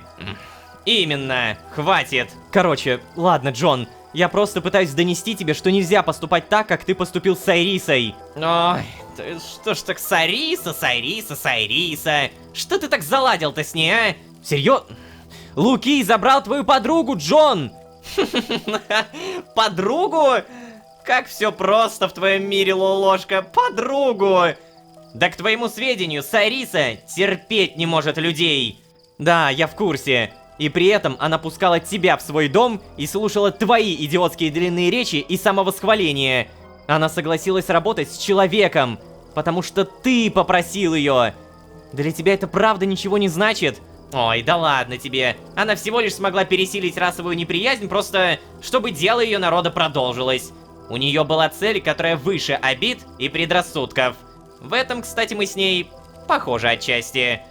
Только вот мои цели более глобальные и сложные. Слушай, если ты правда так думаешь, то ты не просто глупый, но еще и слепой. Ой, короче, знаешь, что я думаю? Может быть, тебе стоит на себя посмотреть? Меньше эмоций, больше логики, Лолошка. Тогда ты сразу заметишь, как абсурдны твои слова. То есть ты сейчас обвиняешь меня в излишней эмоциональности, правильно? Браво, браво. Знаешь, твои эмоции приводят к поспешным решениям. А поспешные решения приводят к необратимым последствиям, дружище. Не говоря уже про твой альтруистический настрой. Нельзя помочь всем, Лолошка. Я говорил это неоднократно. Ах, как же ты меня слушал. Себе бы помог сначала. Я вот себе помог. И как видишь, гений из нас двоих один. До моего уровня тебе, конечно, не дорасти никогда, но шанс стать лучше точно есть. Ой, как же ты можешь это Знаешь, ты просто бесчувственный придурок, Джон. Интересно, как бы отреагировала Саша, если бы она... Не смей ее вспоминать! О-хо! Так, это... О, очки! Саша. Куда? Окей. Но это задело. Это его задело, да. Ну какого же черта он себе позволяет, а? Так, прежде чем Лолошка продолжит, немножко пояснение. Саша — это сестра Джона. То есть родная сестра, буквально. Мы ее также видели в предыдущем сезоне, но в виде робота. И если судить по сезону «Последняя реальность», Саша — это, наверное, единственный человек, которым Джон прям, не просто дорожил, а дорожил. Вот так вот. И то, что сейчас Джон ударил Лолошку, это было... Да, Джон мог просто согласиться с тем, что да, типа, неправильно поступил, окей, но вместо этого он начал говорить: не-не-не-не, ты не понимаешь, мои идеи самые крутые, я классный, а ты тупой, и мои все планы намного глобальнее, чем у всех остальных. И Лолошку как бы это тоже не успокаивало, и он продолжал бычить. Это на самом деле очень реалистичный диалог, когда злость дает злость. Негатив на негатив — это еще больше негатива. Ладно, продолжаем. Я не считаю, что перегнул или что-то около того. Он поступил как последний подонок. А еще щека побаливает. Так, ладненько. А где мы в итоге? Ой. Привет. Стоп! Мы в лагере выживших. Ой, ребят, у вас что, совсем еды нет? Я сначала подумал, что ты зомби. А ты погляди, они, оказывается, отстраиваются. У них деревянный забор появился. Есть входы, выходы, доступ к воде. Прикольно, молодцы. Ладно, я вообще могу с кем-то поговорить? Здравствуйте. Как же я это должен донести? Что? Дерево? Эй, давай помогу. Спасибо.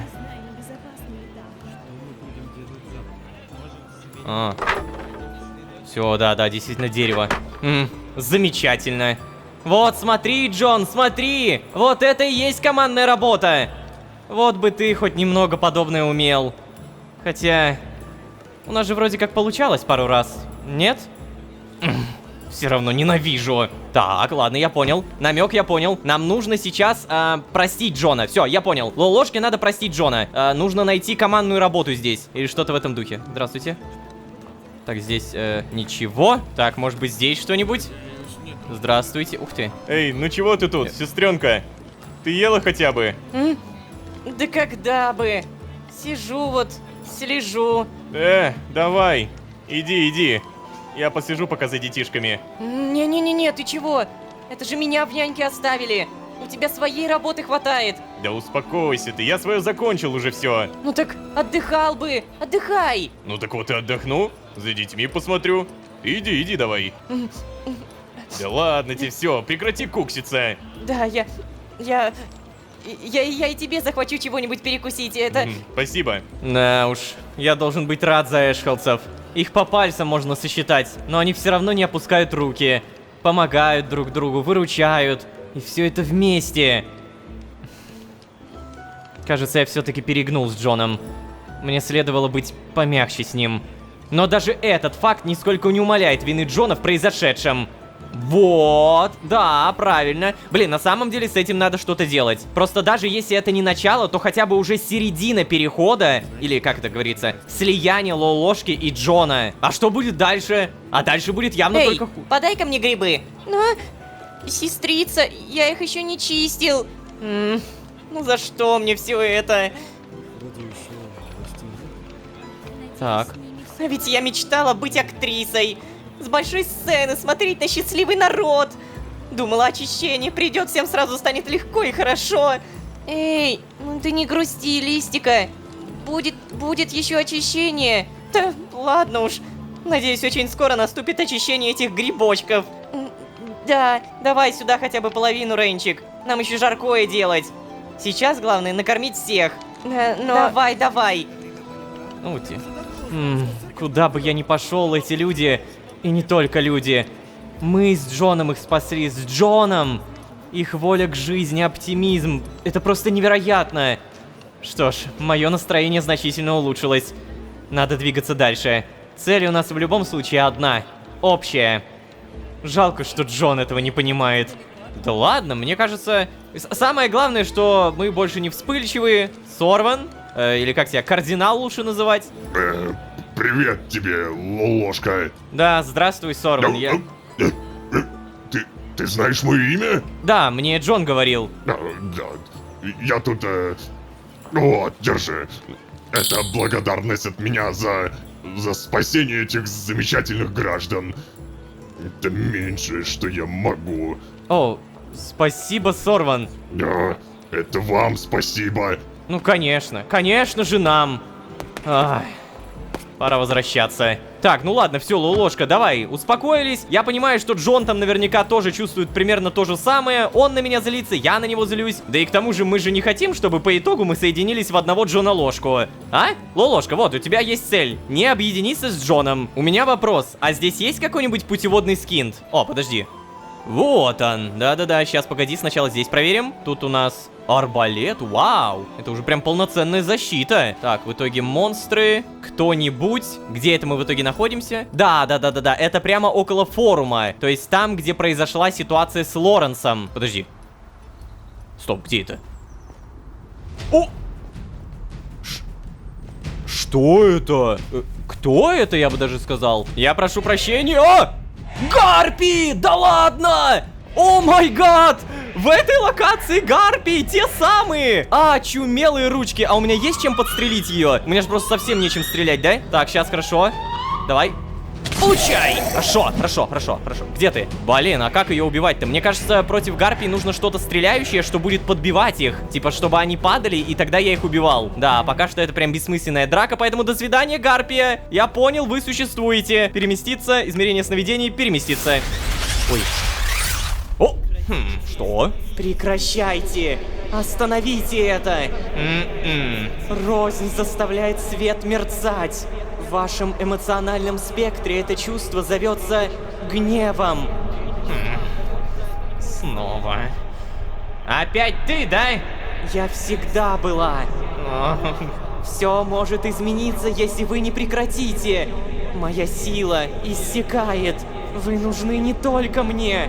Под угрозой все, что светит и живет. Да, ты уже все это говорила. Решила потратить свой драгоценный ресурс на очередное напоминание о Роке. Серьезно. Ваш свет сильнее вместе. Ведь вы первые. Я гасну. Нельзя допустить. Еще немного, и я не смогу. Эй, что не сможешь-то? Да, скажи нам, чего нельзя допустить? Вместе вы сильнее. Не теряйте силу. Не отказывайтесь от нее. Ага. Ну ты понял? Да, она права. Ай. Мы тратим времени на то, Лолошка. Так, и это значит... Это значит, что мне стоило послушать тебя. Спасибо. Я рад, что ты это понимаешь. А, знаешь, мне тоже не следовало говорить то, что я сказал. И я правда пошел на поводу у эмоций. Прости, Джон. И ты... меня... прости. Ну что, как, мир? Мир. Руку, ложка. А, да. Не жать? Что? А, не жать. Не жать. Нет, Джон, давай мы все-таки не будем экспериментировать. Не хочу, чтобы моя рука прилипла к твоей или, знаешь, типа того. Твоя правда. Ах, черт. Ладно, сейчас... Знаешь, мне нужно подумать, что нам делать дальше. Нельзя упускать шанс получше изучить эльфийскую реликвию. Пойду, поизучаю. Хорошо, удачи. Ладно, я, наверное, не буду отвлекать его. Наверняка ему сейчас очень и очень неловко. Это правда. Блин, как же хорошо, что все хорошо происходит. Это, конечно, я не могу сказать, что все хорошо кончается, но хотя бы пока что происходит. А вообще, кстати, если подумать, знаете, мы давно не были в сонном измерении. Hello? Господи. Извините, маршрут забыл. Слишком давно здесь не был. О, стоп, кстати. Привет, чувак. А ты хочешь покушать? Может быть, ты станешь больше? На, держи. Так. О, сюда! Да ладно! Вот это я понимаю, красавчик. Наверное, вот эту плоть пока нет смысла кормить, потому что накоплю штучки 3. Вот тогда да, тогда можно скормить. Сейчас мы проверим, сколько ты даешь. На, крыса. Что? А, крысу ты не ешь? Серьезно? До свидания, крыса. Тогда возьмем что-нибудь другое, типа жареная свинина. Да, мы прям обязательно пожарим, потому что все, что дает много сытости, дает, по идее, много спарков. Итак, запоминаем. У меня в конце было 585. Я отдаю ему. И... Сюда! Ух ты! Он уже почти 50 спарков дает. Ладно, это уже хорошо. Если мы прокачаем его еще раз, то, мне кажется, будет давать уже по 100 спарков. Ладно, давай-ка посмотрим. Что у нас здесь? А Гимлин, кстати, где? Он у... Нет, он не у Беренгария. Подожди, а где Гимлин? Прошу прощения. Гимлин? Поговорить? О, нет, так не пойдет. Опять бутылки. Надо будет серьезно поговорить с Гимлином, когда он проснется. Я не могу спокойно наблюдать, как он доводит себя. Да, твоя правда. Так, бутылка, бутылка. Алкоголик 100-го уровня. Вообще, наверное, сейчас интереснее всего проверить Невера. Он здесь? О, господи, ты все еще лежишь, бедняга. Эй, Невер, мы можем? Мы можем поговорить. Невер? Ты как? Никак. Знаешь, Невер, если я могу что-то сделать, то... Рожка, если что, я дал твоему охотнику один из оставшихся отваров. Тех, что варил когда-то Беренгарий.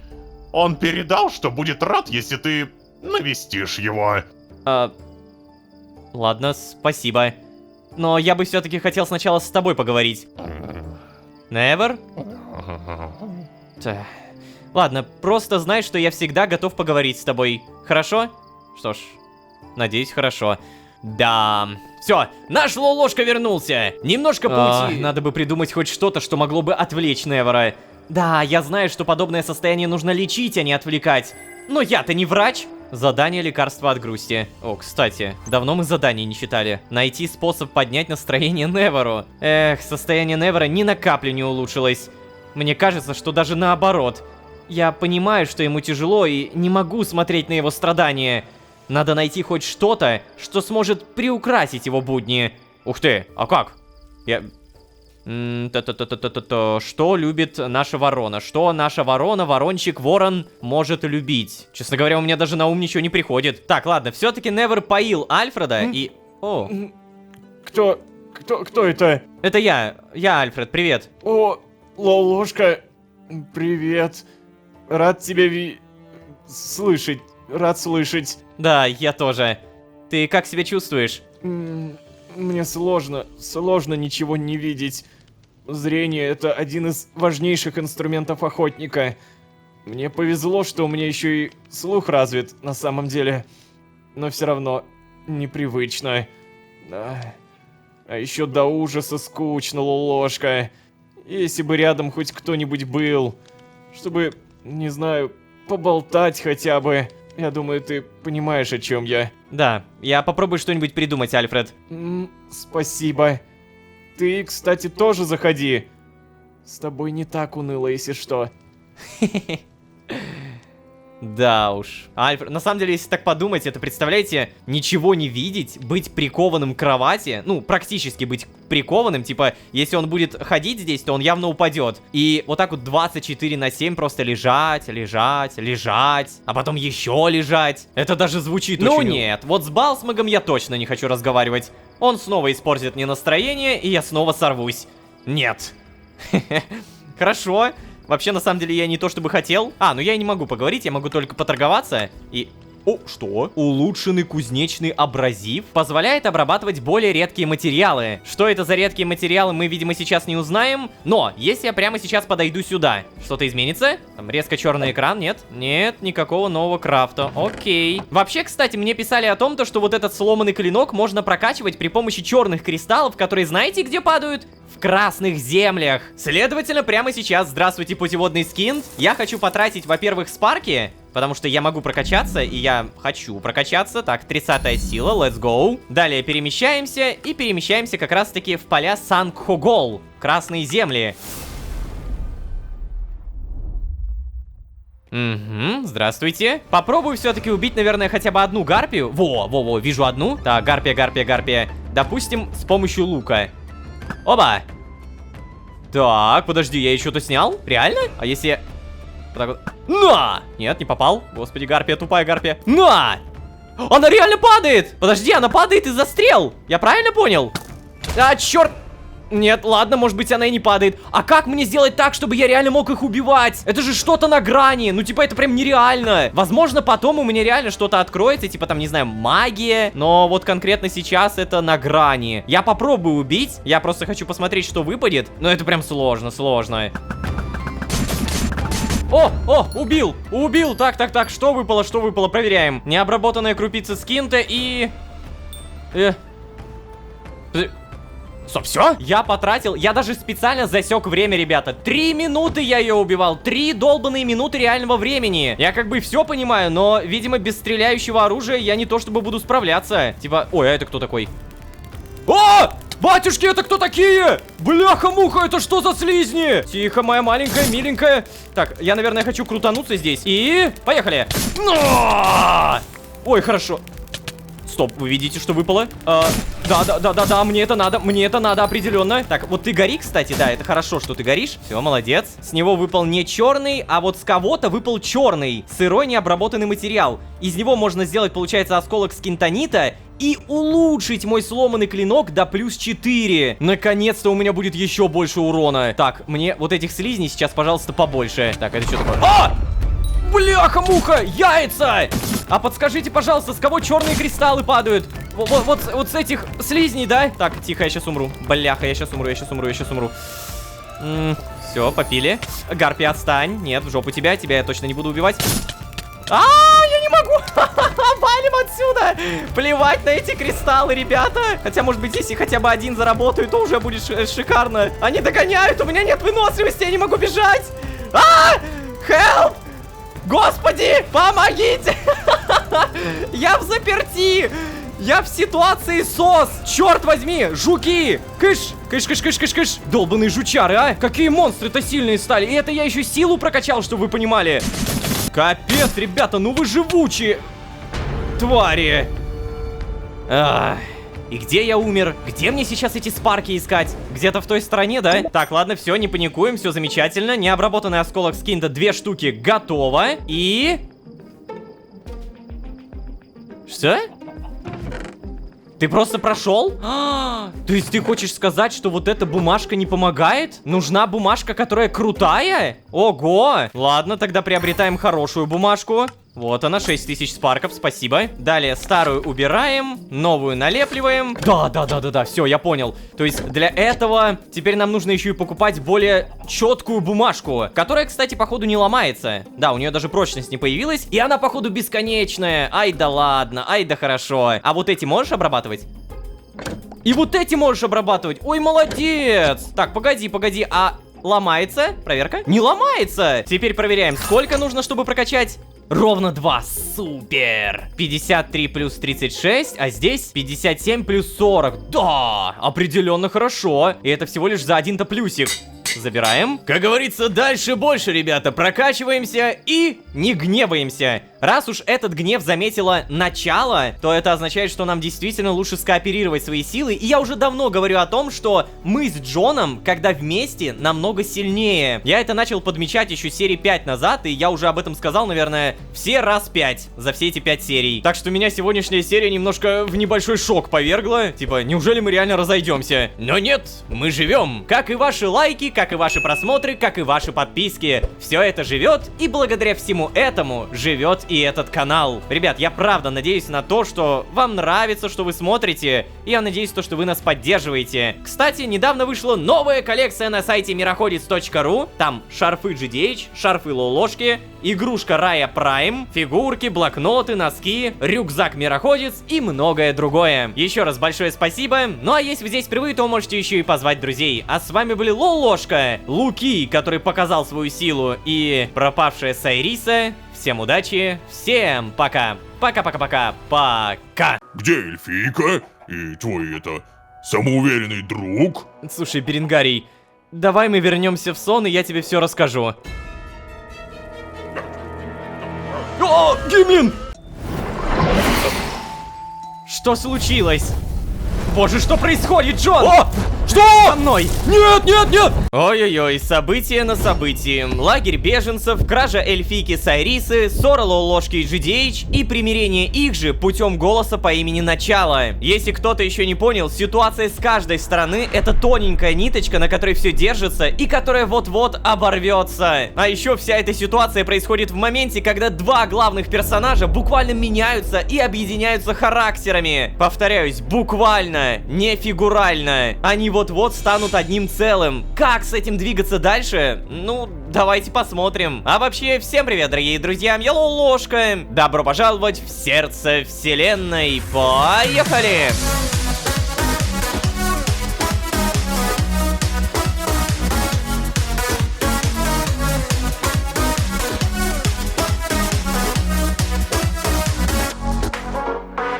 И снова всем привет, дорогие друзья, я Лолошка. Добро пожаловать в сердце вселенной. Сезон, в котором мы поссорились, помирились, и самое главное, потерялись. Не-не-не-не-не, я сейчас не беру в расчет ситуацию, где Лолошка и Джон объединяются, соединяются. Не, я беру в расчет ситуацию, где мы увидели, на что минимально способен епископ Лукий. Ситуацию, в которой пропала эльфийка Сайриса, и опять же ситуацию, в которой, как говорит епископ, все идет, как предвидел отец, и уже вот-вот наступит великое очищение. Да что же это за великое очищение такое? Честно признаться, у меня нет ни единой идеи, как в этой ситуации, когда мы толком не можем даже поговорить с Джоном, побеждать какого-то отца, епископа и тем более искать лекарства от заражения. Кстати, о заражении. Надо как раз проведать Альфреда и проверить. Я все еще не могу поверить, что Джон отдал Сайрису Лукию.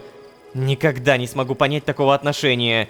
Информация не может быть важнее живых существ, а тем более друзей.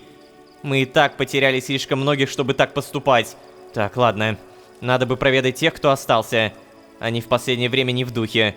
Ну, знаешь, не в духе слабо сказано. Один у нас алкоголик, другой тунеядец, а другой потерял смысл жизни. Да. Окей, допустим, Невер. Эй, привет, птица. Чё, как оно? Поговорить? Невер, привет. Я могу как-то помочь тебе? Помочь? Не, Ророшка, со мной все в порядке. Мне не нужна помощь. Да нет же, Невер, я вижу, что тебе тяжело. Мы можем поговорить об этом. Я же сказал, все нормально, Ророшка. Опять пришел. Так, серьезно? Все? Может быть, Невер был прав.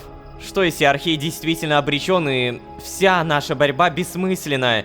Из-за нашей попытки сопротивляться, отстоять Эшхолд, Гимлин ушел в запой, Невер потерял надежду, и мы все потеряли Марка.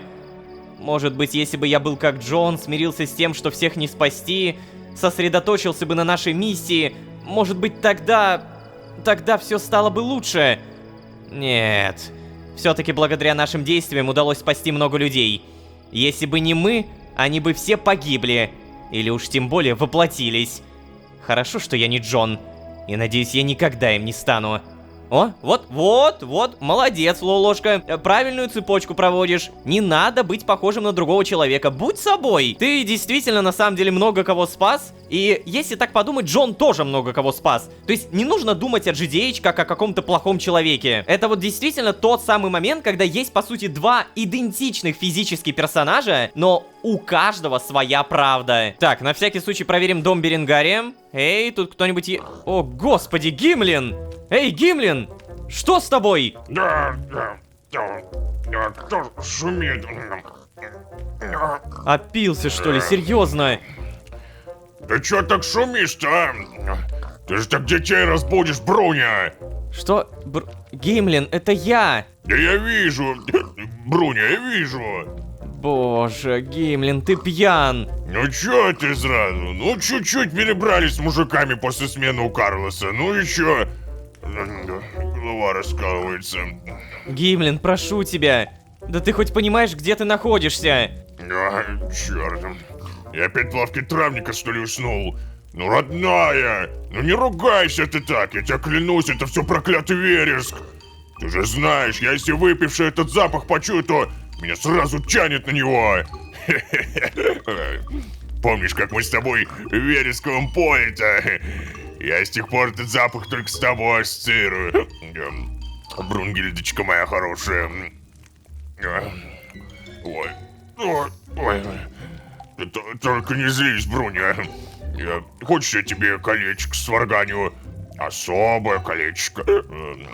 Я недавно научился колечко-то это мастерить, да. Тебя в бою они сильнее делают.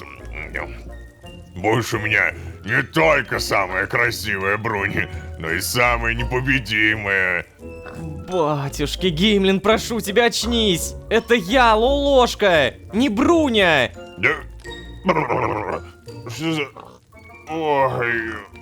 Все перед глазами плывет. Сколько ты выпил, Гимлин? Да... Водички бы сейчас. Гимлин, скажи мне, что ты пил? Да...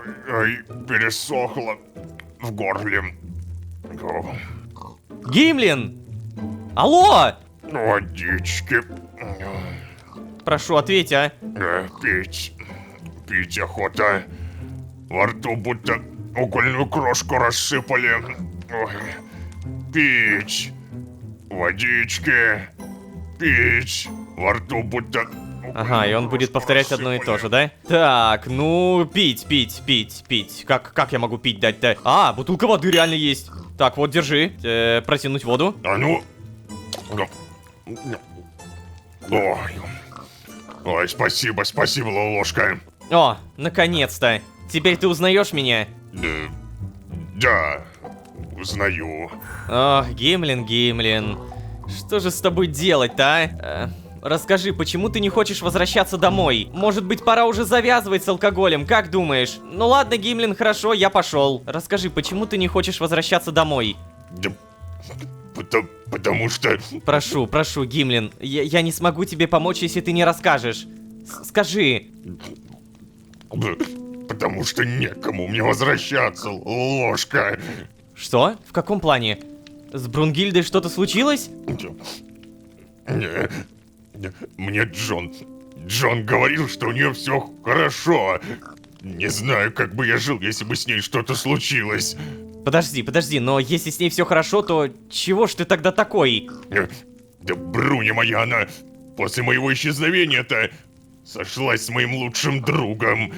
Он ведь как только я пропал, сразу вокруг нее ошиваться стал. С детьми помогал, с обмундированием. У нее эта кольчуга старая была.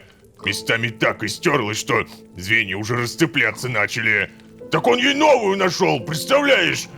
В нынешние-то времена, когда нападения постоянные, а железа больше не стало. В общем, она-то все думала, что похоронила меня. Когда перед битвой за Эшелд я в поселении появился, она аж бедная в обморок грохнулась. Ой. Потом пришла в себя и все мне рассказала. Плакала много, оправдывалась Лолошка. А у меня-то, понимаешь, в груди... У меня как будто оборвалось что-то. Я ей говорю, мол, как же ты так быстро меня забыла, Брунгильдочка? Она разозлилась, как давай кричать на меня, что я был все это время живой, что ничего ей не говорил, что она карасами как привидение была, что хотела уйти в шахты, чтобы это монстры сожрали. Ты сказала, что не можешь мне такого простить. Потом там уже войска все собрались, нужно было в Эшхолд идти, помнишь, да? Вот я и ушел, и не возвращался больше. Оно так лучше будет, Лолошка. Для нее, да. Да только не могу я вот так просто взять и забыть, понимаешь? По сынишкам нашим скучаю так, что вот тут как будто дыра образовалась. Не знаю я, что она им про меня рассказывала, да вот только друг-то мой, хороший дворф, надежный, работящий. Он за Эшхолд не бился, потому что травму в шахте получил, а так бы со мной в первых рядах пошел. Он бы в такой ситуации так себя не запустил, как я. В общем, ей с ним-то уж лучше будет. Лучше. О, Гимлин. Да, брось ты, Лолошка, нечего меня жалеть. Я сам виноват. Спасибо, что выслушал хотя бы. Давно мне стоило выговориться. Да уж. Лолошка, я завяжу, честное слово. Я завяжу. Я же понимаю, что дела вокруг меня происходят, которые намного важнее, чем я сам. И мои переживания не имеют никакого значения. А вот... Не говори так, Гимлин. Брунгильда была твоим миром, а теперь и твой мир рушится. А когда мир рушится, каким бы большим или маленьким он не был, это всегда тяжело. Ой. Спасибо большое. Я и не понимал, как одиноко мне было последнее время. Давай так, я приведу Беренгария к тебе, и пусть он твою выпивку успокоительными отварами заменит, хорошо? О, да, это хорошая мысль. Да и не осталось выпивки-то уже никакой. Я последний раз пил бурду уже какую-то, которую сам тут и намешал. А, так вот почему ты бредить начал. А что у вас в Вересковом поле-то было, а? Да я там впервые видел, как Бруни дерется. Мы когда еще в рудники-то не вернулись, в других горах жили. Там рядом поля были, где мы скот держали. Она как раз пастушкой была. Самая опасная работа на тот момент, Лолошка. Как же она там с монстрами разделывалась, ты бы видел. А потом мы с ней... А это уже не для твоих долгоросликовых ушей. Да, все, иди давай. Дай дворфу погрустить в одиночестве, а? Иди. Ой. Понятно. Ой, ты дальше пить, серьезно? Гимлин! Эх. Да, это на самом деле... Да уж, бедный Гимлин. Надеюсь, после этого разговора ему действительно стало легче. Так, а вообще, не стоит откладывать поход к Беренгарию.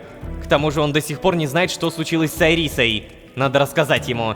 А, да, кстати, Беренгарий же не знает про Сайрису, господи! И ты тоже не знаешь! Никто не знает, кроме меня и Джона! А вообще, получается, вот он и ответ, почему Гимлин вернулся. Почему он вообще вернулся, когда Джон его мог спокойно телепортировать отсюда? Оказывается, он пришел к себе домой и... застал Бруню... в шоке. Ну, то есть, оказывается, его жена уже успела похоронить Гимлина. Это, конечно, знаете, ситуация, в которую в целом-то можно поверить. И она, знаете, она звучит даже безысходно. Короче, мне нужен, получается, домик Сайрисы, потому что именно там находится Беренгарий. Но, как вы понимаете, саму Сайрису мы там не найдем. Землянка... Но, не-не-не, давай, наверное, сначала старая вырубка.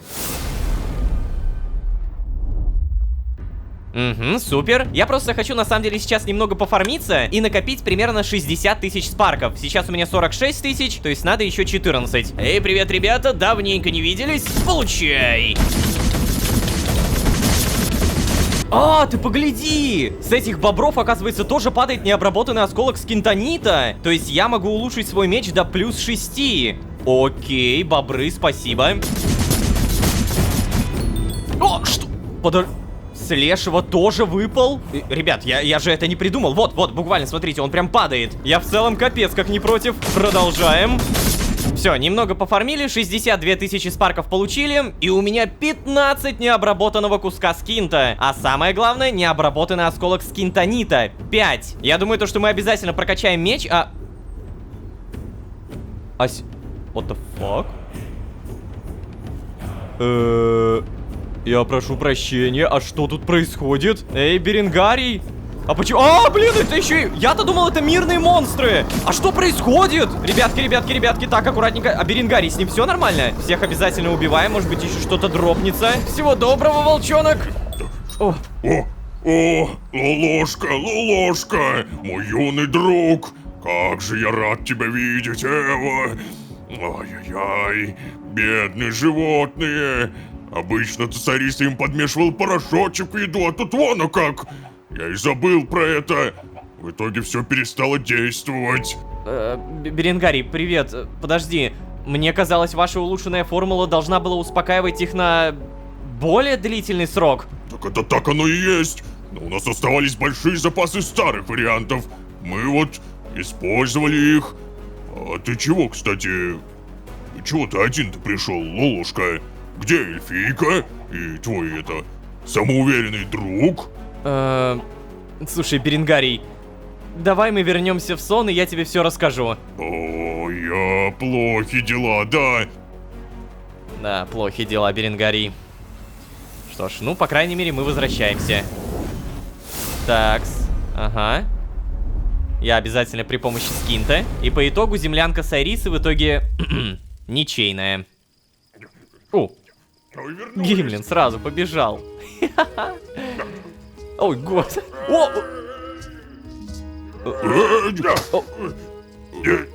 Это чё это? Чё это было? Боже, Гимлин. Называй это быстрый способ протрезветь. Ты не ушибся? Ай, Беренгарий! Как же приятно увидеть приветливое лицо в этом месте! Эва, я тоже рад тебя видеть, Дворф! Ты подожди-ка у меня в моем домике. У нас тут с Лолошкой разговор незаконченный. Ладно, хорошо. А теперь давай, рассказывай, что случилось во время вашего поиска лезвия-то, ну? Так, Что?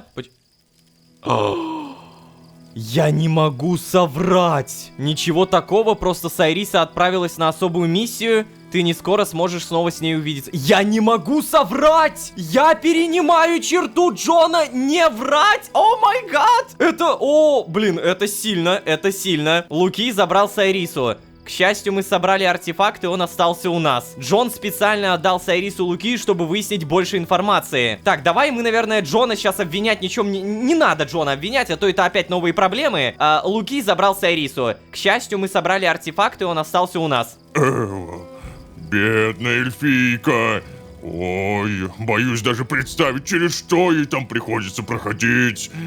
Я рад, что могу быть полезен здесь, но... Мне очень нравилось работать с Арисой, Лолошка. С ней мой потенциал действительно смог раскрыться.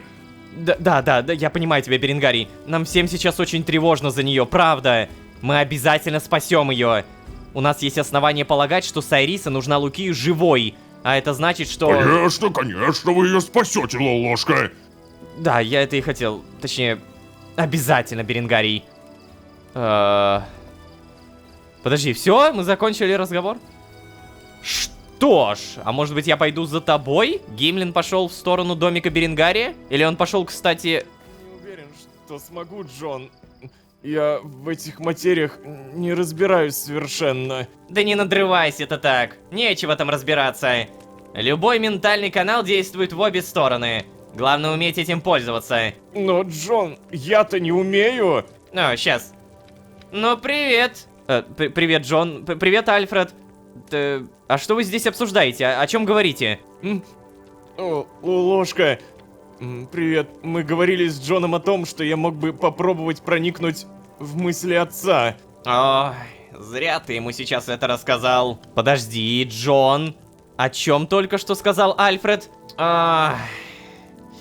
Ладно. Короче, у Альфреда, поскольку он заражен, сохраняется ментальная связь с отцом. Думаю, ты и сам это понимаешь. Вот. А значит, если он по этой связи проследует к ее источнику, он сможет проникнуть к нему в голову, как отец проникает к нему. И ты, конечно же, не вспомнил о том, что когда отец завладел его сознанием, Альфред попытался убить тебя. Мой сон сейчас — это единственное место, где мы можем быть в безопасности. И ты хочешь это исправить, да? Ну, понятно. Мы нигде не в безопасности, Лолошка. Нигде. Если Луки добьется того, чего он хочет, вся твоя мультивселенная, твоя реальность, а также моя реальность и все остальные канут в хаосе и заражении. Мы с тобой, замечаешь ты это или нет, все больше смешиваемся. И рано или поздно мы сольемся в одного человека, что само по себе катастрофа.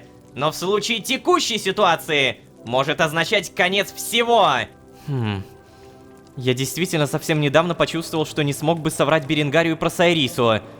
Неужели это признак того, о чем говорит Джон?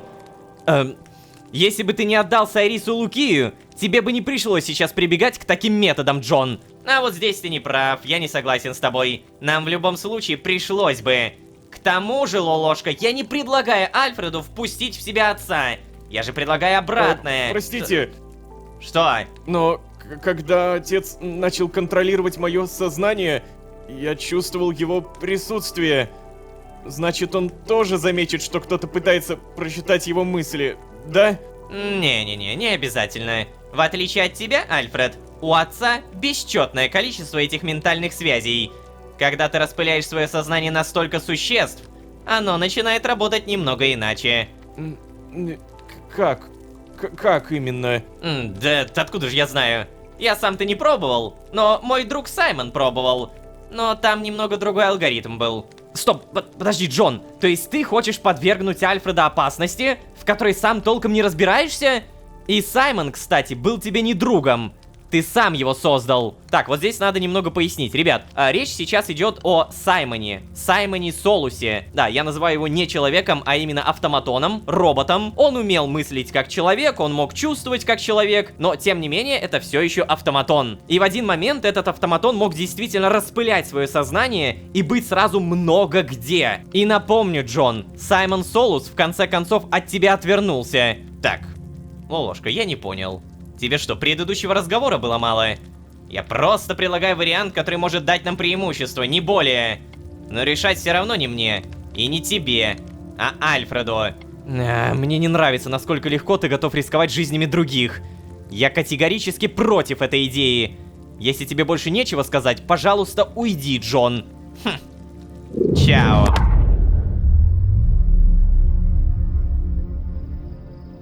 Ага. Ай, какая же здесь атмосфера последнее время. Такая, что никакую идею я продвинуть точно не смогу. Лолошка настолько зол и напряжен, что не готов слышать голос разума. Да что ж такое-то? Ну, голос разума, само собой, про меня. Да и остальные... надо сказать, все приуныли. Есть у меня одна идейка. Надо сходить к фонтану, который для меня сделал Невер. О, что, интересно, ты хочешь сделать? Пойдем. Блин, прикольно то, что в одной серии я могу поиграть и за Лолошку, и за Джона. А представляете, если в один момент я поиграю еще за кого-то? Вот это будет прям невероятно. Так, ладно, фонтан. И что ты хочешь? Провести ритуал. Ну, давай. Как обычно, Джон что-то придумал, а что придумал? Непонятно. Ты что сделал? Ой.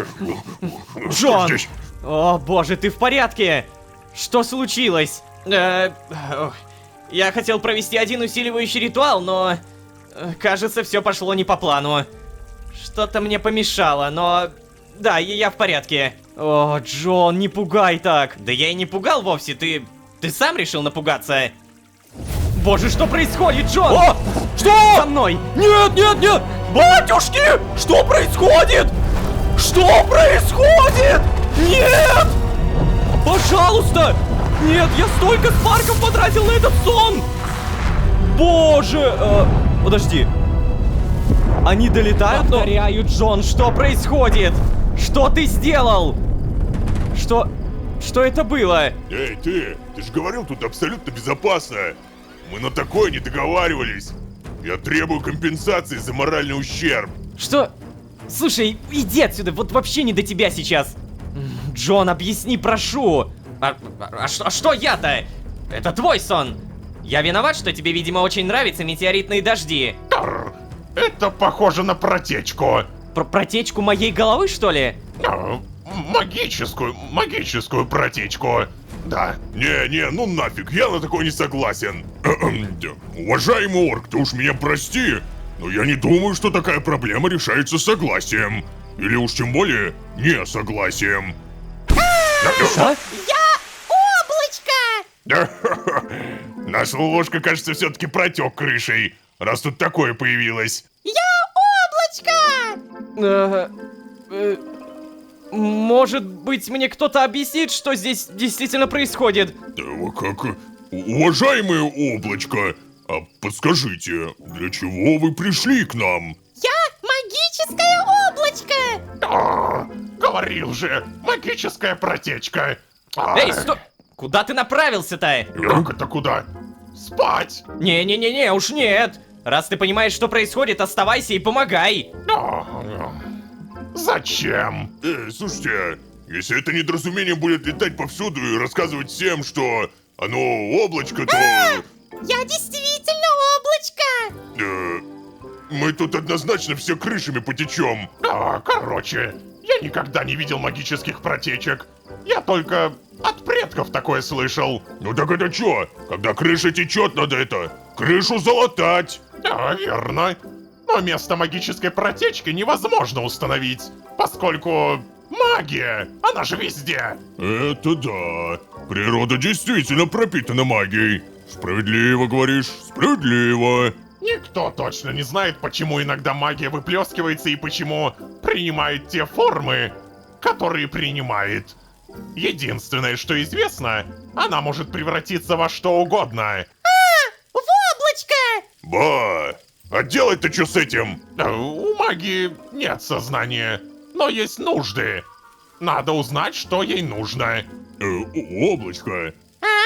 Дорогое облачко, а подскажи, что тебе нужно? Да, в задницу! Это цирк без меня, не! Мне за такое не платят! Облачко злится! Ну, ладно, я останусь. Только не надо меня бить! Давайте поиграем! Невер, а нет другого способа избавиться от протечки? Откуда я знаю? Я никогда не сталкивался, повторяю.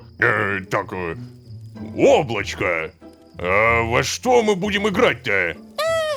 Игра! В крокодила! Я загадываю одному из вас слово, а он показывает его движениями остальным. Веселая игра! А я облачко! Господи. Ладно, я так понимаю, выбора-то у нас нет. Играем. Что происходит? Облачко, какое к черту облачко? Что ты сделал, Джон? Я понял, это вешалка! Стоп, я только сейчас догадался! Это и был план GDH! Он решил таким образом, чтобы все собрались в одном месте и занялись каким-то обыденным, простым, несложным делом. И в итоге таким образом Джон поднял бы дух всего острова. Слушай, Джон в этом плане умный. Я не думаю, что он именно так себе это представлял, но... Это трэш.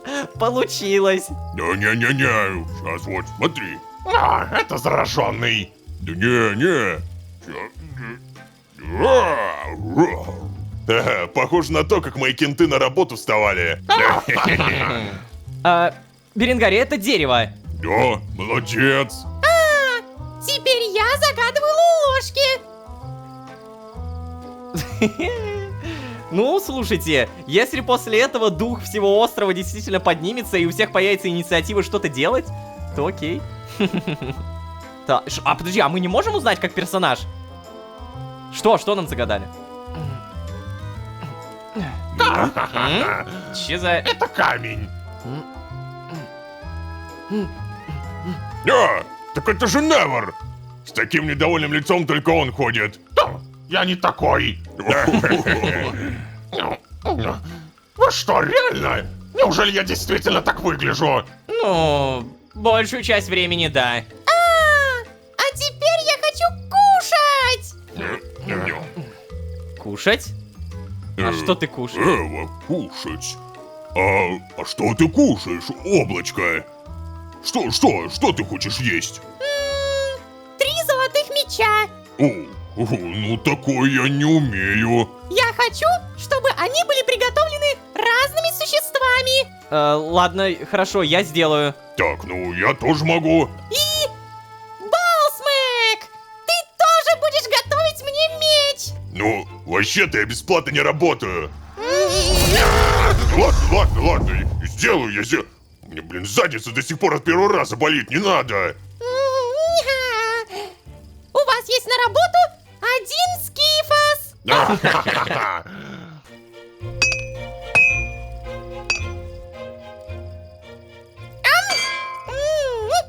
Неплохо! Просто и со вкусом! Но мне не хватило соуса! Облачко, какой соус может быть к мечу?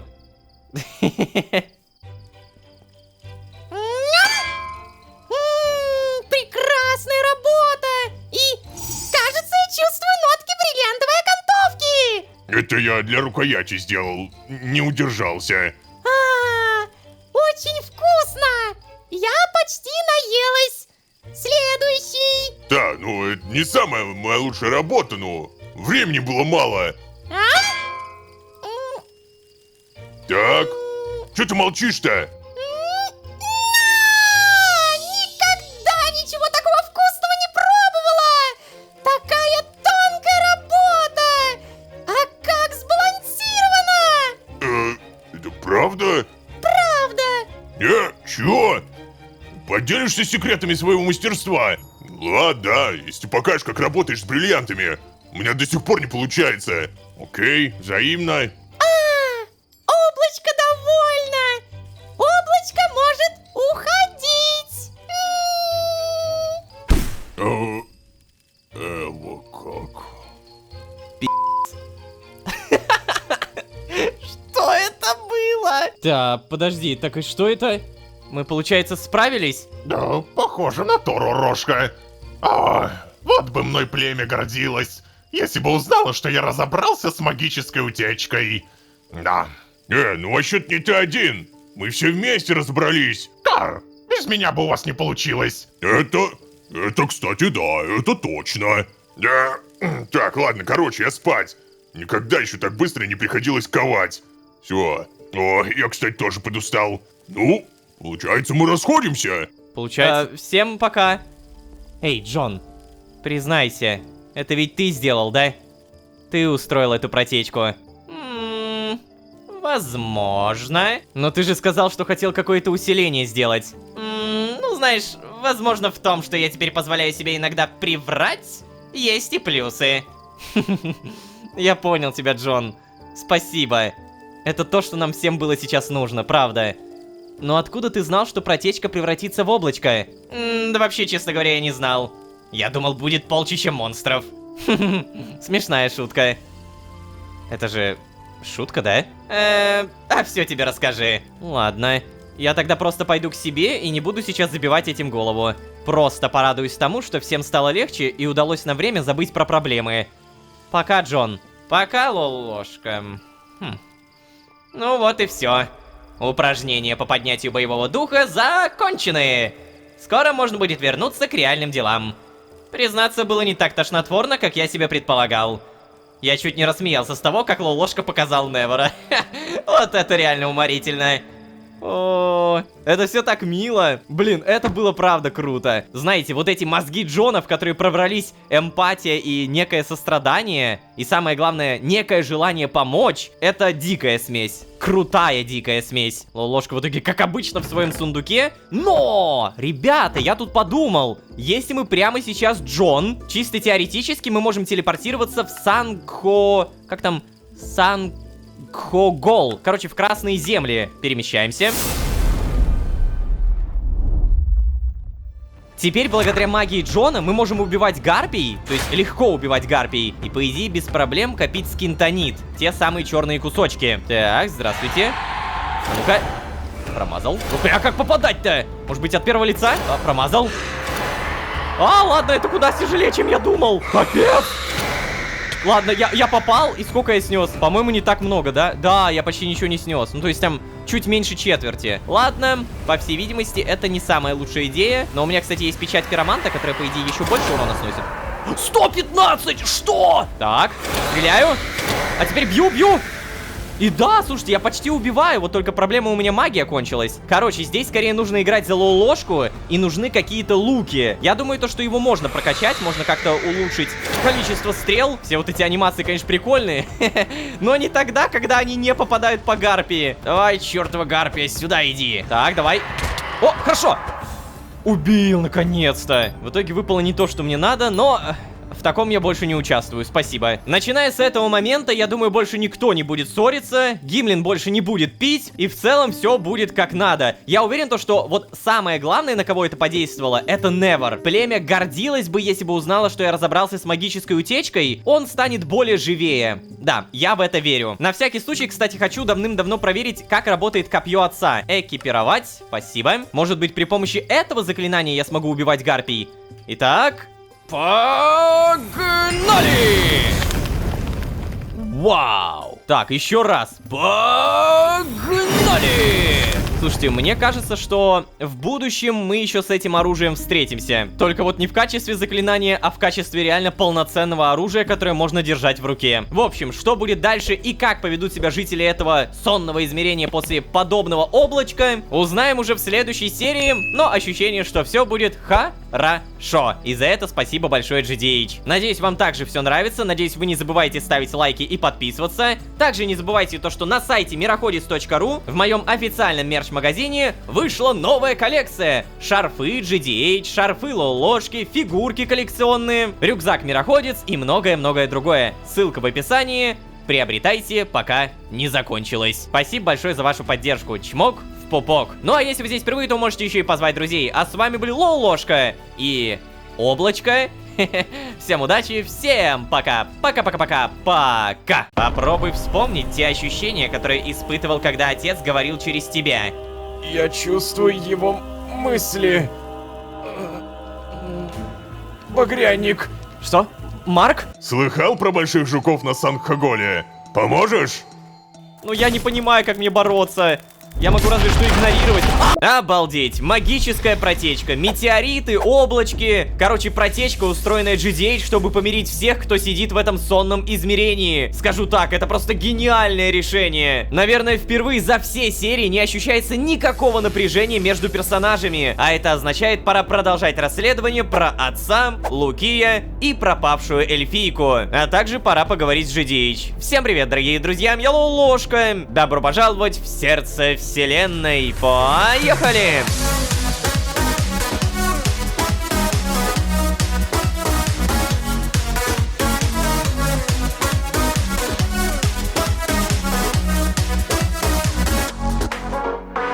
И снова всем привет, дорогие друзья, я лол-ложка. Добро пожаловать в сердце вселенной. Сезон, в котором мы... Облачко!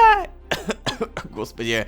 Простите. А если серьезно, то благодаря предыдущей серии, благодаря магической протечке в сонном измерении, которую устроил GDH, мы смогли помирить и разбудить каждого. Даже Невер впервые за более чем 10 серий не ощущался почти дохлой птицей. А теперь давайте напомню, что тревожит либо многих, либо это просто важно. Первое. Потеря зараженного Марка, мрк-игры Штраклара, Багрянника. Второе. Кража эльфийки для каких-то страшных планов отца. И, наконец, третье. Сливание лол-ложки и Джона. Да, третий пункт особенно ощущается, ибо он страшный. В предыдущей серии лол-ложка впервые не смог соврать. При этом, напомню, Джон успел произнести фразу: «Возможно, в том, что я теперь позволяю себе иногда приврать, есть и плюсы». Ой, и, кстати, до этой серии мне еще выдали несбывшееся желание. Не говори вслух, а то не сбудется. Из этого мы уже сделали желание выносливости, желание, по-моему, богатства. А вот все остальное пока что мне не особо надо. Так, слушай, на, покушай.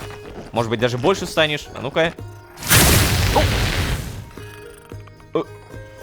Нифига себе! Так ты, оказывается, реально стал больше, хорош! Ты просто погляди уже на эту махину. Он реально выше, чем я. Так, погоди, а сколько ты даешь спарка? Вот, допустим, у меня 980, и по идее ты дашь примерно 50? О, да, 49, хорош. Ну ничего, мы тебя сделаем еще больше, а потом еще больше. Страшно уже, честно говоря. Привет, Джон, чё стоишь? М? Ой, не знаю, чем ты там занимался, но, надеюсь, закончил. Наконец-то. Короче, Лолошка, тебя там Альфред звал. Что? Альфред? Что-то случилось? Ой, да я-то чё, я понятия не имею. Пойди и спроси его. Ага. А ты что? А, ты за мной будешь ходить? О, прикольно. Так, погоди, Джон, сейчас у меня тут есть кое-какая задача. На! Спарки зарабатывать надо. Несбывшееся желание пока что так и быть уберем сюда. Я не знаю просто, на что его потратить. О, погоди, а это что? Подвеска из металлического сплава. Это явно что-то новое, но давайте мы прочитаем про это тогда, когда получим. Если получим. Кажется, я себе сейчас кое-что проспойлерил. Так, ну что, получается, идем к Альфреду. Что ж такое-то? Джон, что ты ходишь за мной, а? Да вот интересно, знаешь ли, что такого хотел сказать тебе Альфред? О, я не поверю, что ты не спрашивал, Джон. Ну, конечно же, спрашивал. Но он сказал привести сначала тебя. А, вот оно что. Ну ладно, пойдем. Так, здравствуйте. Привет, Аль. Лолошка, ты? Да, Альфред, это я. Привет. Привет. Спасибо, что пришел ко мне. Я хотел сам до тебя добраться, но... Знаешь, до двери еще дошел, вышел, но меня никто не предупредил, что у тебя тут везде острова. Едва не грохнулся. Джон меня вовремя за руку поймал. А у меня уже дыхание перехватить успело. Ой. Ко мне, если что, Беренгари заходил. Я его поблагодарить наконец-то смог. Он мне немного странным даже показался, да. Но это ладно, ничего. Сказал, что поищет способ избавиться от... Ну вот этого всего. Ой. Надеюсь, у него получится. Да, конечно, получится, Альфред. Он, да, своеобразный старик, но дело свое знает. А мы, если что, поможем ему, не переживай. Спасибо. В общем, я решился, Лолошка. Я попробую проникнуть в сознание отца. Нет, Альфред, это опасно и... Нет, Лолошка, пытаться меня переубеждать не надо. Я уже все обдумал и решил. Я и так уже достаточно обуза. Ты же сам знаешь, со времен как Годфри не стало, я не выношу оставаться в стороне. Да, но одно дело убийство монстров, чем ты занимаешься давно, а другое дело... Нет, прошу, Лолошка, Архей мой мир, Где-то я уже это слышал. Ты тоже тут? Угу, я тоже тут. Ладно. В общем, я хочу быть полезен. Хоть как-то оставить свой след в истории Архея. В истории его спасения. Эрнольд и Годфри положили свою жизнь на борьбу с зараженными. И я продолжу их дело всеми способами, которыми только смогу. Да, но проникнуть в сознание отца, Альфред, мы не знаем, какие у этого могут быть последствия. Здесь твое заражение замедлилось, но не остановилось. Что, если там это все ускорится? Мы найдем другой способ достать информацию, прошу. Ложка! Я позвал тебя не для этого. Свое решение я уже принял. И буду следовать ему вне зависимости от того, за ты или против. Ты правда мне очень помог. Я тебе благодарен. И хочу помочь. Я имею на это право. Имею право участвовать. Пойми, ты уже никак не сможешь на это повлиять. Ага, так, ну ладно, значит мы не говорим ему ничего подобного типа «Нет, это слишком опасно, я понимаю тебя и ценю твое желание помочь, но давай подождем, пока не будем уверены в том, что это безопасно». Ты прав, Альфред, если ты так решил, то давай попробуем. Я рад, что ты решил меня поддержать. Правда, я все еще не понимаю, а что мне делать-то нужно? О, так это уже по моей части. Как же здорово, что у вас есть я, правда? Стоит отметить, Альфред, я очень рад твоему решению. И, конечно же, твоему тоже, Лолошка. Слушай, я, если что, уверен, объяснять тебе строение сознания гуманоида смысла нет. Так ты только больше запутаешься. Развитие Археи застопорилось на этапе, который чаще всего называют... средневековым, Альфред. Так, ладно, постараюсь объяснить попроще. Представь себе широкую сеть, где есть центральный, самый-самый крупный нод. И из этого нода исходят связи во все остальные мелкие ноды сети. Представил? Ноды... Джон, я не уверен, что до конца тебя понял. Ой, так, ладно. Та-та-та. Хорошо, попробуем на еще более простой метафоре. Представь, что есть главная комната, от которой идет множество коридоров и дверей в другие комнаты. Угу. Так вот, в упрощенном виде связь отца с зараженными, в том числе и тобой, Альфред, выглядит подобным образом. Отец был тем, кто построил все это. И коридоры, и комнаты, и двери. Поэтому он, Альфред, имеет ключи от каждой двери. Но что мешает взломать эту дверь с другой стороны, верно? И поскольку отцу приходится следить за всеми коридорами сразу, он не сможет сразу заметить, что что-то не так. Да, я, кажется, понял. Но как я должен взломать эту дверь? А вот с этим помогу тебе я. Совсем немножко, правда. А это не опасно? Какие есть риски? Да я же сам не могу быть до конца уверен, что может произойти. Поэтому будем действовать, ну, аккуратно. Да, Лолошка, аккуратно. Так, Альфред, приляг. Ладно. Эй, Джон, а ты уже занимался подобным? Угу, было дело. Сейчас. Подожди, а А что? почему ты молчишь? Джон, скажи, что я у тебя не первый такой. Умоляю. Так, тихо, Альфред. Сосредоточься. Попробуй вспомнить те ощущения, которые испытывал, когда отец говорил через тебя. Это сложно, Джон. Я почти ничего не помню. Нет, я не верю. Ты скорее не хочешь помнить. Это неприятно, но надо. Придется. Мгм. Только прошу, аккуратнее, пожалуйста. Да, мы знаем, Лоулошка. Не отвлекай только. В случае опасности я помогу сознанию Альфреда вернуться без последствий. Ладно. Но, кажется... кажется, я понял. Что? Все так перемешано. Отец зол. Очень зол. Он должен был уже освободиться. Нетерпение. Я чувствую, что оно нарастает с каждой каплей. Не понимаю. Копье. Так, продолжай, что за копье? Не могу понять. Как будто мысли скрыты от меня. Ах, черт. Постарайся уловить что-нибудь еще, Альфред. Все, что можешь. Но будь осторожен. Хорошо. Я чувствую, отец еще не знает, что я тут. Я чувствую его мысли. Но я как будто подслушиваю за очень глухой дверью. Багряник. Что? Марк? Не понимаю. Связан с копьем. Копье. Багряник. Эти мысли рядом словно сменяют друг друга. Не понимаю. Все как в тумане. Давай, Альфред, давай, попробуй отыскать что-нибудь еще. Попробуй, например, открыть его двери, а не подслушивать. Так, и теперь я могу выбрать злую ложку, да? Только будьте осторожны, не надо никаких дверей открывать, попробуй услышать что-то еще, но не провоцируй. Нет, заканчиваем. Мы узнали, что волнует отца больше всего. Лезть дальше слишком опасно. Подожди, что? Копье и...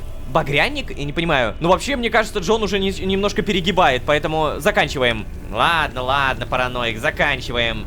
С Альфреда тоже хватит для первого сеанса. Фу. Мне кажется, это хороший. Простите, что не смог ничего толкового узнать. О, не переживай, Альфред. Все нормально. Ай, ну знаете, это вы не смогли ничего толкового узнать. А вот я получил много информации. Упоминание копья и багряника. Это зацепка. Также мы теперь знаем, что отец все еще не может освободиться. И это получается хороший знак. Так, окей, копье, багряник и... не может освободиться. что нам это дает-то? Ну, вот копье это, что оно дает? Ой, ну ложка, заклинание, копье отца, я ведь рассказывал тебе о нем. Угадай, где я нашел свиток, а? В церкви? Именно. А если быть точнее, в архивах.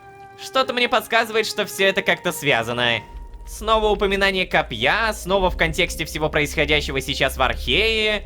И в моем сне оно тоже присутствовало. Отец спрашивал у Луки про готово ли копье. Тоже артефакт? Часть полного набора? Главная часть? Не хватает информации, не хватает.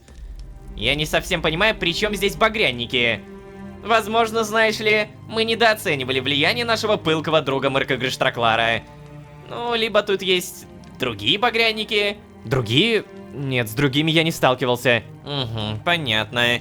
Короче, мне нужно подумать. Стой, ты куда? Думать, я пошел думать. Ай, ну как всегда. Ложка, Да, Альфред? вы же расскажете мне, если ваше дело продвинется, да? Просто я не могу, понимаешь? Я не могу привыкнуть к своей беспомощности. Ни тебе заданий, ни тебе монстров. Ну, знаешь, в твоем состоянии это действительно к лучшему. Да, конечно, Альфред, я все расскажу. Извини, но твое сознание связано с сознанием отца. А что, если он прямо сейчас в твоей голове? Мы не можем рассказывать ему о наших планах. Тебе восстановиться надо, Альфред, а не о монстрах думать. Отдыхай. Да, конечно, расскажем. О, спасибо тебе. Да не за что. Все, отдыхай. Так, окей, мы каждый раз... Я на самом деле не придавал особо этому значения, ну только вот разве что последние серии, но сколько бы мы ни играли, сколько бы мы ни ходили по миру, везде упоминается вот это вот копье отца. Мы даже выучили заклинание за Джона, и это копье как упадет? Так вообще прям жесть. А еще, кстати, багряник. Как-то он с этим связан. Причем нет, не багряник, а багрянники. О, Гимлин. Так, только в этот раз не упади, пожалуйста. Просто иди спокойно. Так, кстати, у меня прямо сейчас 64 тысячи спарков. Я думаю, то, что можно их потратить на прокачку. И, конечно же, я хочу прокачать силу. Куда без этого? Гимлин идет. И куда же... Кстати, он идет от Беренгария. Может быть, он со мной захочет сейчас поговорить? Здравствуйте. Ложка, привет. Ты не занят? Что такое, Гимлин? Да я тут, понимаешь... Ой, как бы... Короче... Подумал я над словами твоими. Я пока не знаю, что делать, но... Я хочу навестить своих. Хотя бы увидеть глазочком. Узнать, как там дела-то у них. Пожалуйста, ты это, подсоби уж. Можешь меня О, блин, Гимлин, я не уверен, что это хорошая идея. В твоем состоянии это... Не-не-не, я не пил несколько скифосов, ложка. Беренгарий помогает мне, правда. Дал несколько своих успокоительных отваров. Ложка, я тебя прошу, пожалуйста, ну телепортируй меня. Это очень важно для меня. Там родственники же мои, семья. Какими бы отношения с Бруни не были, а отцом-то я от этого быть не перестал. Но не могу я так, что дети мои без меня растут. Опасно сейчас в Архее. Сердце у меня колет от мыслей таких, колет. Какой же отец хороший в опасности детей своих оставит, а? Я в долгу не останусь, ложка, пожалуйста. Так. Подожди, а я-то как тебя телепортирую? Что, я умею, по-твоему? Я просто знаю, что Джон это может. А я тоже, да? Хорошо, Гимлин. Отправимся туда прямо сейчас. Может быть, давай я сам их навещу? Узнаю, как дела, а потом, ну, расскажу тебе. Не, Гимлин, прости, но у меня есть задачи поважнее. Ну ладно, если он так уверен, то давай отправимся. А, да, получается, я тоже это могу. Окей. Значит, мне нужно было просто знать заклинание. Прикольно. Ну-ка. Да Что как же... происходит? Как же так-то? Черт. Это что же получается-то? Я в безопасности отсиживался, а они... Эй, стой, Гимлин, давай не будем поддаваться панике. Может, дворфы просто смогли уйти и спрятаться где-нибудь? Нет, ложка, ты не понимаешь. Дворфы никогда не бегут от сражения. И все-таки... Пожалуйста, давай не будем паниковать раньше времени. Не знаю, давай, например, сходим к месту, где ты жил. Да, давай. Так, кстати, а вот то, что здесь TNT, была какая-то битва все-таки? Просто если сюда напали, то... Я не знаю, это место не выглядит как каким-то разрушенным. Оружие тут получается, доспехи. Так, и в итоге где ты жил? А ну-ка. Ой, зря я это, зря. Надо было вообще одному идти, а Гимлина просто оставить. Слушай, надо обойти все в округе, Гимлин. Поищем выживших, хорошо? То есть я имел в виду следы эвакуации, следы. Черт, пожалуйста, что угодно. Я не могу поверить, что дворфов тоже разгромили.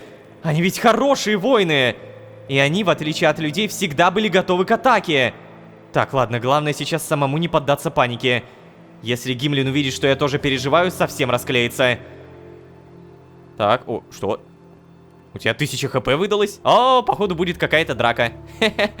Походу будет какая-то драка. Немножко проспойлерил себе. Ой-ой-ой, и первое, что я вижу, заваленные шахты. Так, подожди, это что ж получается? Шахты завалили сами дворфы при помощи этого динамита, да? Здесь интересно... Да, тоже за... Что? Что за... О, Вален! Я... Вообще стоим! Вален? Что? Это же тот самый седой дворф, господи! Ой, там дети! Так, ладненько, сейчас все будет, погодите! Как-то все вдруг неожиданно! Получайте, демоны! Не трогать детей! Демонюги, блина! Окей, Гимлин справляется, мы тоже справляемся, хорошо! Фу! Гимлин! Ну и ну! Это вы вовремя! Глаза мои меня не обманывают! Сам Гимлин! Живой! Синдри! Ну.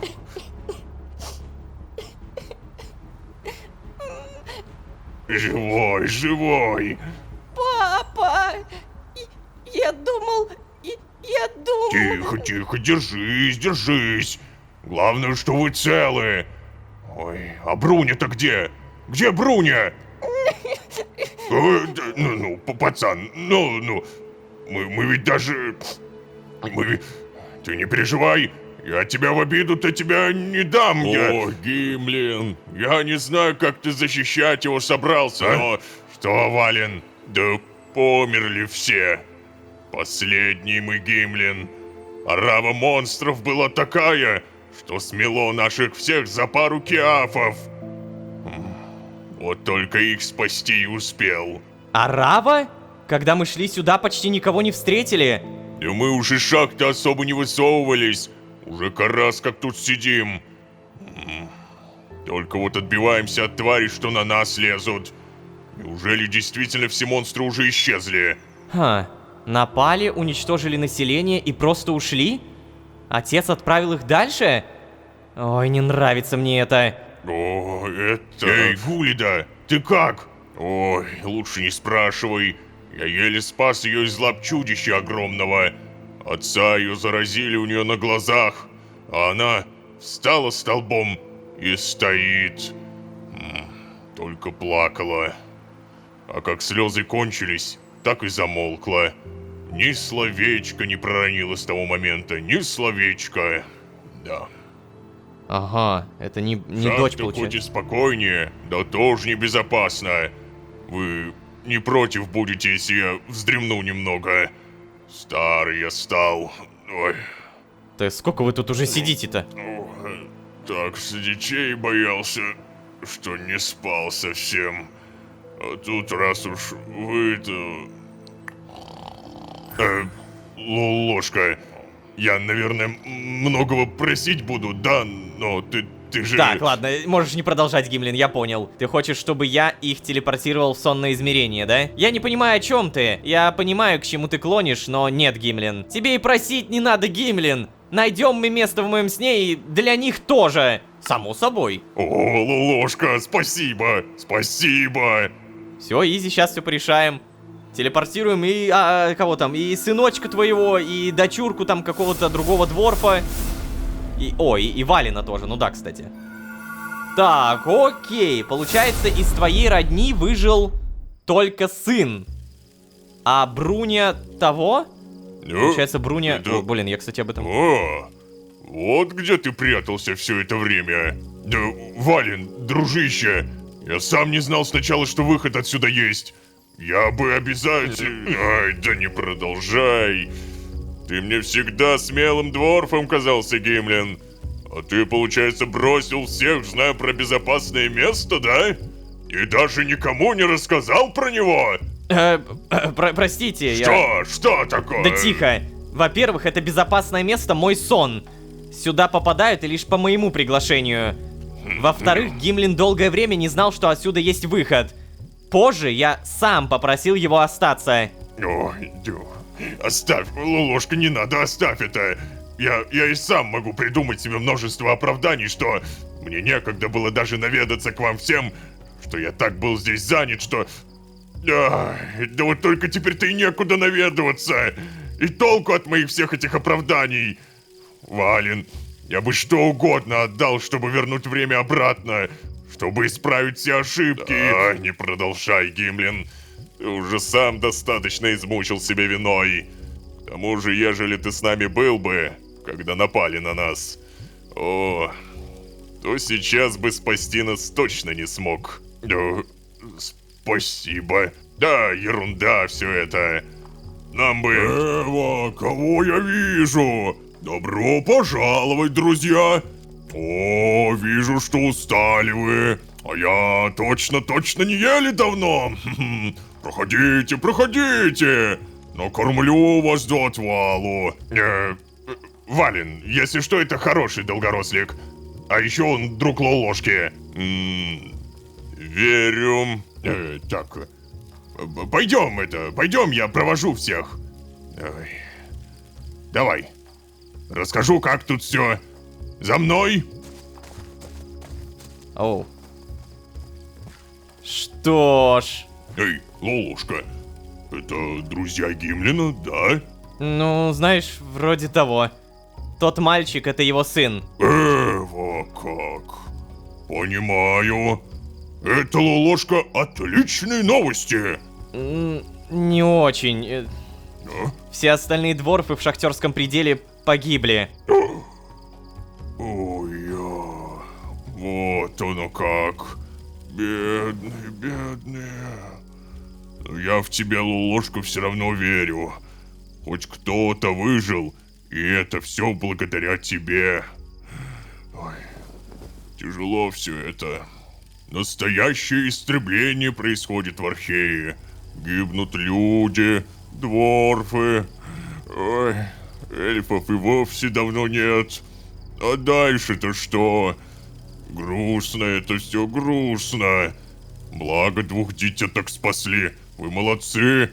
Хотя бы так. Ой-ой-ой. Ну и новости. Ну, зато ежели ребенок рядом будет, то Гимлин и отправиться от своего недуга сможет, да? Необходимость заботы о детенке-то своем может затмить любое желание к выпивке, вот. Ну да, Беренгари, это интересная мысль. Надеюсь, так и будет. Ну, я тоже. А вообще, пойду я, Лолошка. Такую-то ораву кормить, это ого-го. Давай, удачи тебе. Ладно. Проведу-ка я Джона. Может, ему удалось что-то придумать. Так, подожди. Я правильно понял из всей этой сейчас истории, что дворфов теперь нет, и эльфов теперь нет, и дворфов? Ну не-не-не, какие-то дворфы-то явно есть, по-любому... Хотя нет, я сейчас начал говорить о том, что они среди выживших есть. Но помните, я в лагере беженцев не увидел ни одного дворфа. Возможно, я просто не увидел, и на самом деле они там есть, но... Ой, короче... Сам факт, что дворфов стало сильно меньше, это немножко удручает. То есть остались только люди. А вообще, пойдем проверим, как там дела у Джона. Может быть, он насчет копья отца что-то придумал? Так. О, ну потрясающе. Что, его нет? Он заперся? Эй, Джон! А, вон он! Джон! Открой дверь! Так, может быть, его окликнуть надо? Ща, погодите-ка. Вот где-нибудь здесь. Ситуация с дворфами доказывает только одно. Эшхелд был первым этапом. Но... первым ли? Короче, точно не последним. Спланированные нападения так и будут продолжаться. Уверен, ему совсем не по нраву то, что мы пытаемся помешать его планам. А значит, нас ждет только больше проблем. Да, это речь про отца. Отцу это понятно не нравится, ну типа когда ему палки в колеса вставляют. Но все-таки про это копье отца и про артефакты надо понять. Зачем Луки за отца собирал все эти артефакты? Причем, заметьте, артефакты эльфийские, орочи, дворфийские и людские. То есть прям все в одном чане. Да, будет прям очень интересно понять, зачем ему это все. А в итоге с Джоном мы не поболтаем. А кликнуть невозможно, дверь не открывается. В любом случае, есть у меня кое-что, о чем писали давным-давно в комментариях. И мне говорили о том, чтобы я наконец-то телепортировался в канализацию. Ту самую канализацию, где сидит Скотт.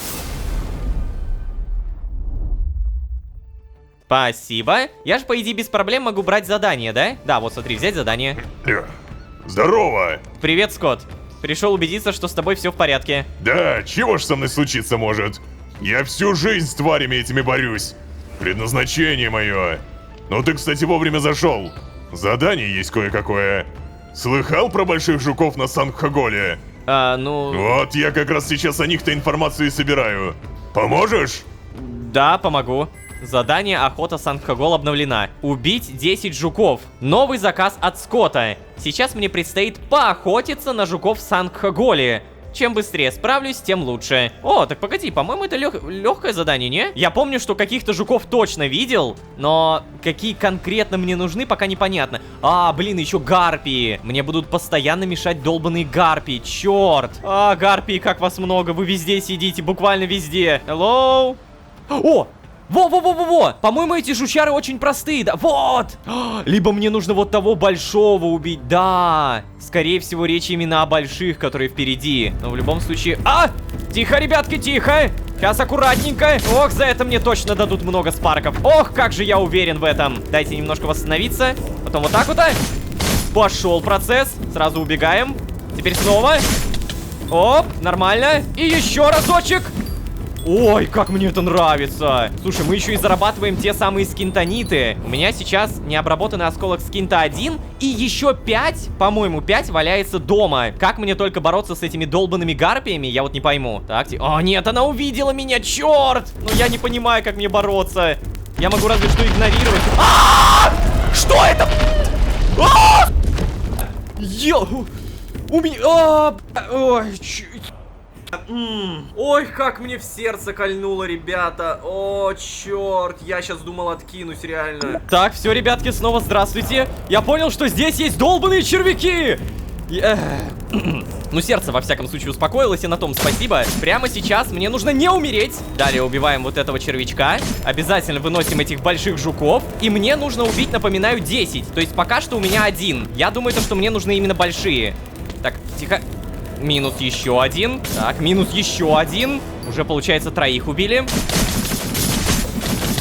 Короче, у меня сейчас тотальная идея все-таки прокачать свой меч. Да, я хочу его больше заточить, хотя бы до плюс 5, но желательно до плюс 6. Потому что я, конечно, вроде бы нормально сношу, но этого все равно недостаточно. По крайней мере, когда я хочу убить сразу толпу. О! Да ладно!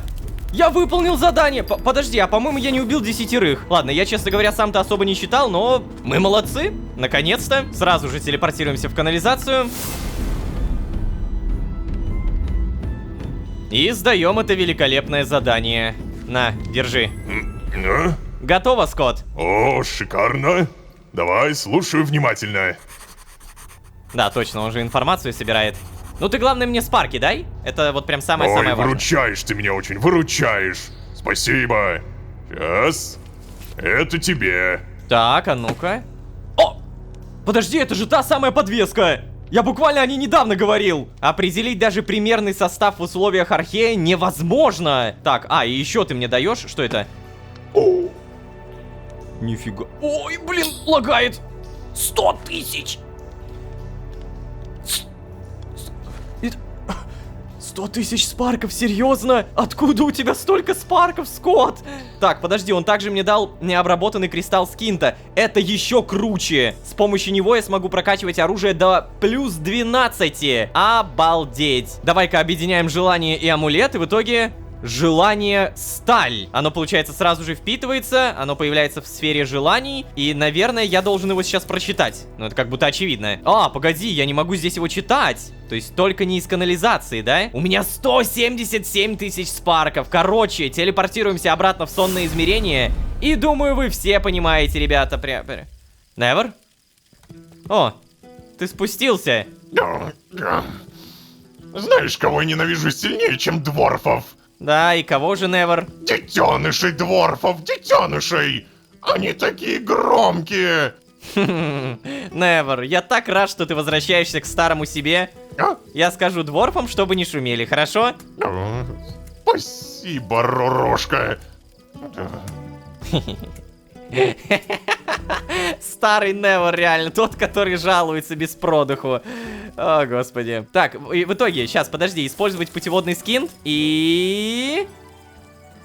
Подожди, а куда желание делось? Это странно, но ладно, может быть появится. Прямо сейчас получается, что у меня есть куча спарков. И как вы понимаете, я наконец-то могу прокачать еще больше силы. Давай, бам. Давай еще бабам. Я, наверное, прям до 35. Можно, конечно, еще что-нибудь типа выносливости, чтобы у меня было больше запаса сил. Либо живучесть, потому что больше хп. Да, кстати. Давай, давай, давай, давай, давай. Все, теперь у меня здоровье 280, а не просто 200. Какой же я теперь сильный и, самое главное, живучий. Полосочка у меня теперь такая, ну, существенная. И раз уж у меня сейчас такая полоска, давай-ка вот что сделаем. Фонтан жизни, что мне нужно? Вот мне вот это надо. Увеличивает эффективность фиала жизненной силы. То есть, чем больше я прокачиваю фонтан жизни, тем круче у меня восстанавливается хп. Но это стоит осколок жизненной силы. А, так у меня их 2 штуки, что? Так, я тогда улучшаю. Все, спасибо. И в итоге ты погляди, какой фонтан. Ой-ой-ой. Самое интересное сейчас проверить, вот после моего повышения, насколько я стал сильнее. Вот, кстати, люди, которые пишут в комментариях, что я не прокачиваюсь. Откуда у меня тогда такой уровень? Понятное дело, что я сейчас прокачал примерно 9 уровней. Но до этого-то у меня был 45-й или там 40-й. Я прокачиваюсь, я не забываю про это. И, кстати, погоди. Мы сейчас еще меч прокачаем. Со всеми моими запасами у меня сейчас 13 осколков скинтонита. 11, 12, спасибо. Далее идем сюда и объединяем. Так, на следующее мне нужно 4, и будет плюс 5. В итоге урон становится 60 плюс 56. Но это не предел, мы делаем еще 64 плюс 59. Обалдеть. Это 123 урона. Так, а еще могу? Угу, не могу. Дальше уже требуется побольше кусочек, но у меня пока таких нет. Эй, червяк, я помню, что ты был где-то здесь. А ну-ка выходи. Вылезай, червячело, я хочу с тобой сразиться. Так, а пока что? Какой урон я наношу здесь? Так, ну, пока вообще прям хорошо, мне определенно нравится. Червяк, вот он! Вау, охренеть! Какой же он огромный! Но он скорее только отталкивает, его нельзя ударить, да? Сейчас, он определенно вылезет. Воу-хо-хо-хо! Нет, его определенно ударить нельзя. И он вылазит из рандомных мест, самое главное. По поводу клинка, который я прокачал, это определенно имба. Сейчас я сношу сильно больше, убиваю прям моментально практически. Червяк, давай выходи, я знаю, что ты здесь. О, вот. Давай! Не-не-не, его скорее всего не убить. Увы и ах. Увы и ах. Возможно, если мы пойдем, кстати, дальше, там будут монстры еще страшнее. Но давайте пока не будем испытывать свою судьбу. У меня и так проблема тут и с ХП, и с оружием, хоть я и прокачиваюсь. Просто возвращаемся обратно. И попадаем в безопасное место. При этом в безопасное место попадают все. И маленькие детишечки, и Гимлин, и Вален. Поговорить мы с ними не можем. Ну и ладно. На такой прекрасной ноте, когда мы жестко-жестко вкачались, и самое главное, получили уйму спарков, я буду постепенно заканчивать. Плохая новость в том, что дворфов практически не осталось. Они примерно повторяют судьбу эльфов.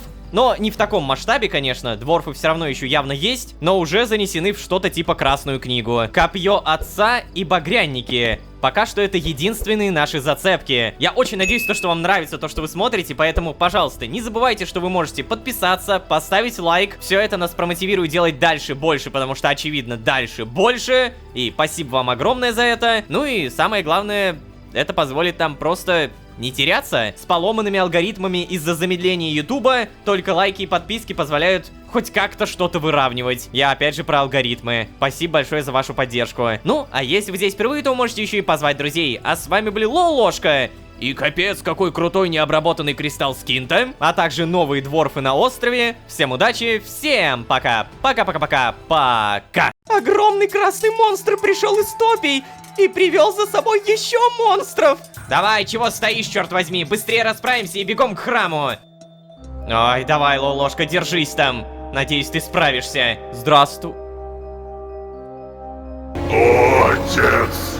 Направь же меня на путь истинный! Обалдеть, эльфы погибли, дворфов мало, совы и вороны практически полностью истреблены. Если сегодня нам скажут, что еще и лагерь людей разрушили, то можно реально сесть в уголок и начинать постепенно плакать. Ощущение, что примерно к такой заднице мы придем уже в этой серии. А еще там Джон ходит. Так, ладно, всем привет, дорогие друзья, я Лолошка. Добро пожаловать в сердце вселенной. Поехали!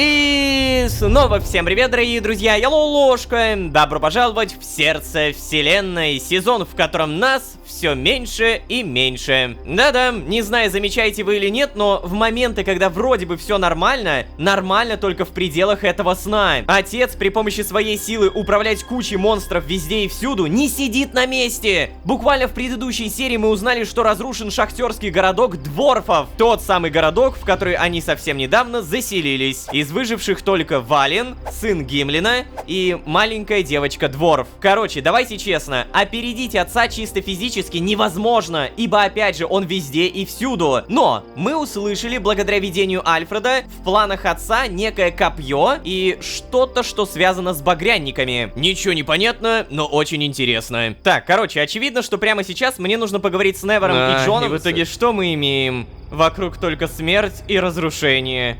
Почему тот, кто зовет себя отцом, так жесток?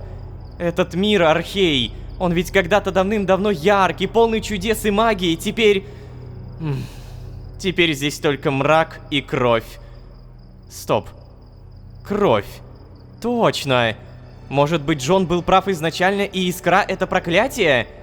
Ведь наверняка с нее все и началось, да! Точно, с нее! Эй! Ты меня слышишь? Слышишь меня? Да, здесь. О, что? Отлично. Кто сделал это с Археем? Кто превратил его в ад? Ответь мне, это ты? Нет, не я. Люди, жуки, другие люди. Что? Какие еще люди? Я не понимаю, что ты имеешь в виду? Нет, Лолошка, я не могу, ты угаснешь. Тебе не хватит света. Найдите меня, и я все расскажу. Что? Ой-ой-ой-ой, Лолошка. Так, тихо, тихо, тихо. О. Это что сейчас было? Так. Черт возьми. С тобой точно все нормально? Что из тебя только что выплеснулось? Какая-то энергия? Ладно, люди. Жуки и... багрянники? Да уж, поддерживать эту связь действительно очень затратно. Глупо надеяться только на себя. Надо все рассказать Джону. Обалдеть. Ой, как у меня мало хп! О, боже мой, так срочно. Фиал жизненной силы обязательно выпиваем. И получается, прямо сейчас я смог связаться с ней? Только при помощи огромного количества силы. Копье, копье, копье. Копье, копье, копье, копье. Багрянники. Что же это за копье-то, а? Что происходит? О, да батюшки! Джон! Какого черта? Ты что творишь? Прокс, ложка быстрее, Прокс! Он разрушает! Очистить! Сон разрушается! Давай! Ты, демонюка, что ты делаешь-то? Прошу прощения, немножко задумался. Черт возьми, Джон! Я только что говорил с ней. Так, вот это уже интереснее, продолжай. Она сказала, что все это сделали люди и... жуки. Я не понимаю, как тебе хватило сил до нее дозвониться? Стой, подожди. Ты сказал жуки. Ты тоже думаешь, что это багряники? Что? Я думаю, что это багряники? Да. А, верно, да. Значит, теперь слова Альфреда обретают какой-то смысл. Но я все еще не понимаю про копье. Как копье, созданное церковью, связано с багряниками? Вернее, даже созданное до церкви. Ведь про копье говорил отец еще в моем видении. Да, но Джон, это же всего лишь видение. Оно может быть и неверным. Да понятное уж дело. Но это же мое видение, что уже само по себе повышает его правдивость. Да, А? Марк говорил про копье. Невер, ты серьезно? И ты молчал все это время, пока я тут себе голову ломал? Подожди, Джон. Невер, а ты-то откуда знаешь? Не ты ли говорил, что вы с Марком не друзья? Ой, юродивый. А не ты ли говорил, Ророшка, что найдешь его любой ценой? Невер, вообще-то я и не переставал его искать. Вау-вау-вау, тише, давайте остынем, а? Просто вернемся к теме. Копье. Марк рассказывал, что как только пришел в Архей, он услышал голос отца. Отец просил его принести копье, но Марк не смог его добыть, потому что, как он сказал, он ущербный. Ой.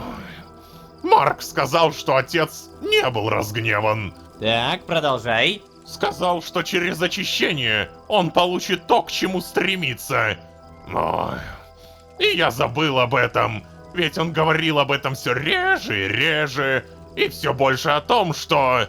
О том, что он больше не чувствует себя ущербным и одиноким. Что он готов ради... Простите, я не могу больше. Да, это не особо помогает, конечно, но спасибо, что поделился. Кар, надо же, ты умеешь и благодарить тоже. Да-да. Так, Лолошка, что-то у нас не складывается. Я ненавижу, когда... Подожди, Джон. Невер, слушай. Кар? А скажи, что ты знаешь об багряниках? Ты говорил, что не любишь их. Заметь, их. То есть ты раньше встречал их в Архее, да? Кар! Ну, конечно же, я встречал их в Архее. Где еще, по-твоему? Да, я был воплощенным, поэтому не говорил с ними. Сами понимаете. Помню только, что встречал их всегда в одном месте. В большом храме в Сангхоголе. Подожди, ты про эльфийский форум? Нет, он дальше, ближе к горам. Огромный-огромный храм. Уж точно не пропустите. Ага, огромный храм. Спасибо, Невер. Откуда у тебя вдруг такое желание помочь, Невер? Тот же вопрос, облачко. Ладно, я понял. Короче, я у себя. А, так Невер, получается, догадался, что это ты вызвал облачко? Слушай, как думаешь, Лолошка, знаешь, вот чисто теоретически, Да, что такое? как быстро воплощенный багряник сможет добраться до Сангхогола? Слушай, ну если логически думать, то воплощенные не могут пользоваться скинтом, а это значит... дней 20? Ну, если так прикидывать. Так... Подожди, ты хочешь сказать, что Марк отправился туда Да, и... бинго, дружище, бинго! Идем. Возможно, еще даже не поздно. Что? Подожди, мы за... Нет! Нет! Подожди, я не готов! Последовать за Джоном, использовать...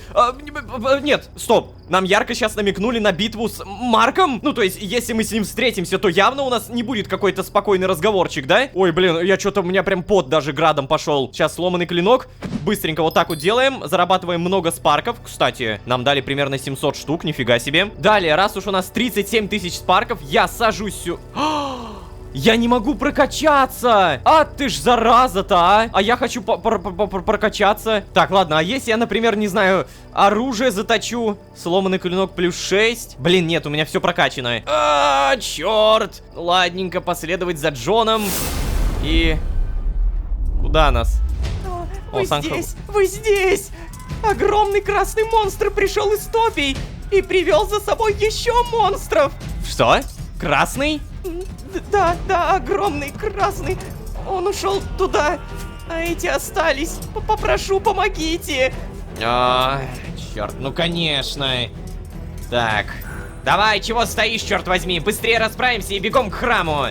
Да, я не против, что ты мне орешь-то, блин? Мы можем не успеть, Джон. Я останусь здесь, а ты беги и задержи Марка. Я догоню. Мы можем не успеть, Джон. Ты оставайся и помоги выжившим, а я за Марком, потом догонишь. Давай только быстрее, времени у нас мало, как я понял. Так, о черт, о черт! Подожди, а в чем проблема, что мы, типа, можем задержаться здесь и не успеть за Марком? Типа, он уйдет куда-то? Возможно, мы оба не знаем, но все строится вокруг того, что отцу нужны багряники. Так, короче, вдвоем мы точно не остаемся. Мы можем не успеть, Джон. Я останусь здесь, а ты беги и задержи Марка. Я догоню. Угу, хорошо. Так, тихо, ребятки, посторонись. Так, ладно, что мне делать-то? Ой, давай, Лолошка, держись там. Надеюсь, ты справишься.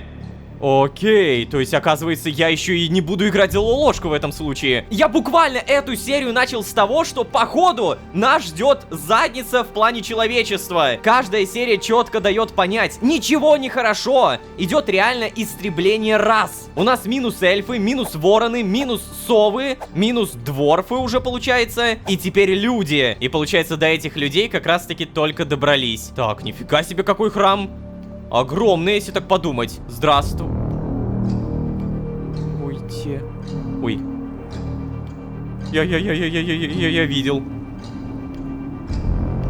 И он тоже видел. Боже. Там что-то огромное. Брат, я не знаю, кто лишил тебя того, что присуще всем нам. Что это за отец? Но ты пал в бою как настоящий багряник. Поэтому... Что?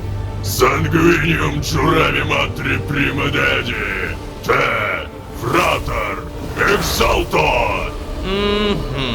А вот и Мракогрыштраклар нашелся. А кто этот огромный Скансион! Скансион! Скансион! Ой-ой-ой-ой, не нравится мне все это. Чё, блин? Скансион! Что? Патер! Отец, он сказал только что отец. Патер это отец. Лолошка! Я не Лолошка, я... Хотя какая разница? Почему-то я был уверен, что встречу тебя здесь. Эй, вообще-то я не Лолошка. Знаю. У тебя проблемы с памятью. Но ничего. Как мне называть тебя? Не-не-не, ты не прав. Я говорю, я знаю Лолошку. Мы с ним что-то вроде братьев-близнецов. Джон Дэйви Харрис. Понимаю. Зачем ты здесь? Какой хороший вопрос, мистер... Шант Граладатрин. Можешь называть меня Шангрином. Не, Что? спасибо. У меня нет проблем с произношением Шант Граладатрином. Зачем ты здесь? Не-не-не-не, это я вопросы задаю. Зачем ты только что убил Мракогрыштраклара? Убил? А ты все тот же Лолошка. Храбрый, отчаянный и наивный. Я уже сказал, я не Лоло... Мир не делится на черное и белое, друг мой. Я уже говорил тебе это. Да я знаю, конечно... Черт, конечно нет. Мир, он скорее... Красный, как первая кровь. Опять кровь. Да что ж не так с этим миром? Первая кровь? Позволь мне рассказать о том, как появились багряники. История нашей расы теряется в веках, потому что на первый план выходят завоевания. И воины ведут свою историю с того, как закончилась их первая битва. Но здесь она началась. Вот как. Ну давай, тогда я хочу послушать. Конечно, друг мой, конечно. Да что ж, почему он меня... Он явно не хочет понимать, что я не Лолошка. Все началось с первой крови. Крови первой матери. Когда-то давно багряники были просто насекомыми с необычной силой. Они скитались по зарождающимся мультивселенным, ища смысл между прядями мироздания. И потом они нашли ее. Здесь, прямо тут, где мы с тобой сейчас стоим. Ее тело было давно мертво, но воля... Так, я немного путаюсь, но неужели это он про нее? Воля столь сильная, способная создавать и разрушать. Она продолжала жить. Тогда багряники еще не имели магии и питались плотью. Изголодавшиеся, они вкусили первой крови и изменились навсегда. Так появилась наша сила, наше стремление обрести волю столь же могущественную, какой была ее воля. С тех пор прошло бесчисленное количество тысячелетий. Легенда о первой крови была забыта и утеряна. Мои усилия по переосмыслению жизни багряников канули в лету. И в итоге жажда крови, насилия и завоеваний победила. Я утратил надежду, Лолошка. Я хотел обрести смысл. Высшее предназначение, которое могла даровать только кровь. И тогда я узнал из самых древних писаний, что телом первой матери завладели люди. Ее священная плоть стала объектом экспериментов. Ее воля угасла. Я не мог сдаться. Я не верил, что так и не обрету настоящего предназначения. Я исполнил все ритуалы древности и пошел по зову крови. И вот я здесь. Нашел брата, который пытался похитить древнее оружие. Оружие, что запечатали первые багряники. Черт, это все, конечно, увлекательно, но я уже нашел несколько несоответствий в твоей истории. Так, ладно, продолжай. Что за оружие? Копье. Копье, что создали люди, дабы тоже испить первой крови. Осквернить священную плоть матери. Погоди, ты только что рассказывал. Разве не багряники первые осквернили ее плоть, наевшись до отвала? Они делали это из голода. Они из жажды силы, как обладатели копья. Так, и поэтому ты только что убил своего собрата, пытавшегося завладеть копьем? Серьезно? Я не убивал. Я даровал вознесение. Последнюю честь для багрянника. Его кровь и воля будут вечно жить в моих чертогах. Но почему? Потому что он уже был мертв. Его воля угасла, Лолошка. Да не Лоло... плевать. Шант Граладатрин. Он был другом Лолошки. Он поклялся, что вернет его домой, чего бы это ни стоило. Не волнуйся, Лолошка. Мркагрыштраклар дома. Там, куда попадают все багряники, умершие достойно. Да, но... Шант Граладатрин. Мркагрыштраклар, кажется, не совсем этого хотел. Хотел! Конечно, хотел! Как и каждый из багрянников. Но сейчас это не важно. Важно то, что теперь мои поиски завершены. Чего завершен... Но подожди, ведь ты не нашел ни матери, ни первой крови. О, пусть матери давно нет, но я первый из багрянников, кто обрел отца. О, нет, опять приплыли. Нет, пожалуйста. Хотя, погодите-ка, он явно не заражен, не воплотился. Может быть, ему передались чувства Мркагрыштраклара? Итак, ответь мне, зачем ты здесь? Так, Зачем? Не зачем, за копьем, за Марком. Так, ну, вообще чисто теоретически, опять же, да? Мне нужен и Марк, и копье. Но если я сейчас скажу за Марком, то Шангрину это я... Блин, на самом деле, ребята, то, что это Шангрин, я вообще в шоке! Это тот самый Шангрин из «Голоса времени», тот самый Шангрин из «Идеального мира», который подарил карманное измерение Лолошки. Это тот самый Шангрин, первый багряник, с которым мы когда-то познакомились. Что? Я напомню, еще в сезоне «Идеальный мир» Шангрин говорил что-то в духе «Я ищу свое предназначение». Что-то в этом духе он говорил точно. И реально, спустя кучу сезонов он все еще ищет. Только при всем при этом, видимо, нашел. Но сам факт, что это, черт возьми, Шангрин, меня немножко будоражит. И он поглотил Мыркагрыштраклара. Короче, если честно, сейчас у меня ощущение, что любой ответ приведет к абсолютно идентичному исходу. Поэтому, ну, за копьем. Ладно, отвечу честно. Я здесь как раз за этим копьем, Шандграла Детрин. О, прости, Лолошка, но отец не позволяет мне отдать его, хоть я и не против. Да, но я хочу использовать это копье против тех, кто осквернил... Я сказал нет! Тебе лучше держаться подальше от этих секретов, Лолошка. О, никому еще они не принесли ничего хорошего. Багряникам первая кровь даровала... Да, я знаю, вспышку она даровала. Вспышку и возможность ходить по мирам. Как и всем нам, кстати. Первая кровь — это вспышка, прокс, спарки, искра, скинт и все такое. Называйте как хотите. Суть одна.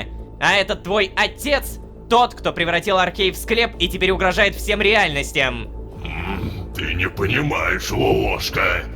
Первая мать, Первая мать говорила со мной. Я должен остановить отца, пока еще не слишком поздно. О, если оскорбление отца я еще мог стерпеть. Но то, что человеку может быть доступен голос матери... Нет, я не позволю! Что? Сразись со мной, Лолошка! Во имя первой матери и отца! О, черт, что я наговорил? Какая задница? Ой-ой. О, нет! Батюшки, пожалуйста! Да вы что, рофлите, что ли? Я не хочу драться О, тихо. Я не хочу... Нет, не хочу драться... Блин, только не Шангрин, пожалуйста! У меня за все сезоны к нему слишком теплые чувства. Они такие, знаете, отдаленные, но все-таки теплые. Да черт возьми, пожалуйста! А еще мы понимаем, что реально только что Шангрин поглотил Мыркагрыштраклара. Так, ладно, я попробую что-то сделать. Мне срочно нужен меч. Срочно нужен меч. Ай, тихо. Так, тихо, сейчас все будет. Сейчас, вот так. Да, успел. О, урон не нанесется. Хорошо. Так, чем ближе я к Мыркагрыштраклару, тем больше у меня замедление, я понял. О, тихо. Так, от меча можно увернуться. Вообще, в целом, от чего угодно можно отвернуться, я смотрю. Главное, перекат успеть использовать. Так, тихо. Хорошо, ладно, это в целом не так сложно. Сюда. Ты где? Бляха! Ах ты ж... Супа захотел. Да блин, у меня долбанное замедление и горение. Я же сейчас буду умирать постепенно. Да, если горение заполнится до конца, то все, мне задница, прям тотальная задница. Так, короче, я сейчас использовал камень резонанса. Далее вот эти маленькие мана-скинты. И прямо сейчас я попробую ударить его при помощи копья отца, кстати. А ну-ка, давай! Черт! Да, хорошо. Я снес ему не так много, честно говоря, но снес. Его вообще не удивляет, что я могу использовать эту магию, да? Копье отца, казалось бы. Так, тихо. Пить. Хорошо.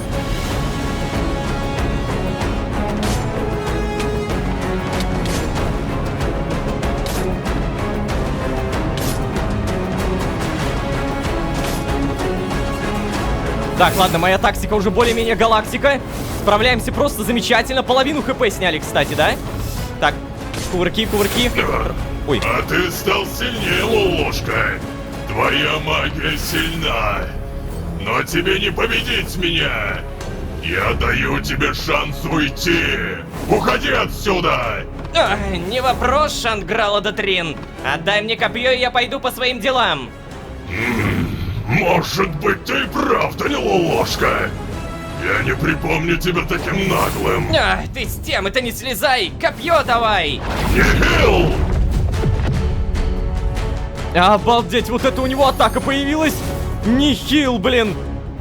Сейчас. Так, подожди, давай быстренько восстановимся. И наверненько мне нужен меч. Давай, стреляй. Хорош. Сейчас он еще раз стрельнет. Мы чуть-чуть отходим. Меч быстро забираем. Отлично, успели. Вообще, на самом деле, мы, по-моему, неплохо справляемся. У него прям мало хп остается. Сейчас все будет, сейчас все будет, сейчас все будет. Сейчас все будет. Черт возьми, меч пропал. Это самое неприятное. Давай! Давай! Да!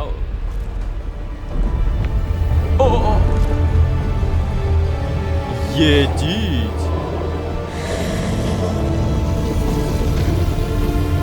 Что происходит? О,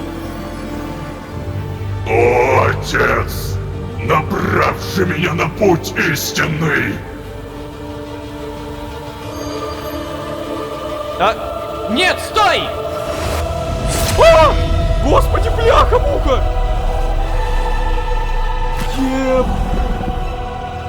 Боже, что он с собой делает? Шангрин! Мы же столько знакомы и незнакомы одновременно. Что ты с собой сделал? Обалдеть. Кажется, начинается вторая фаза.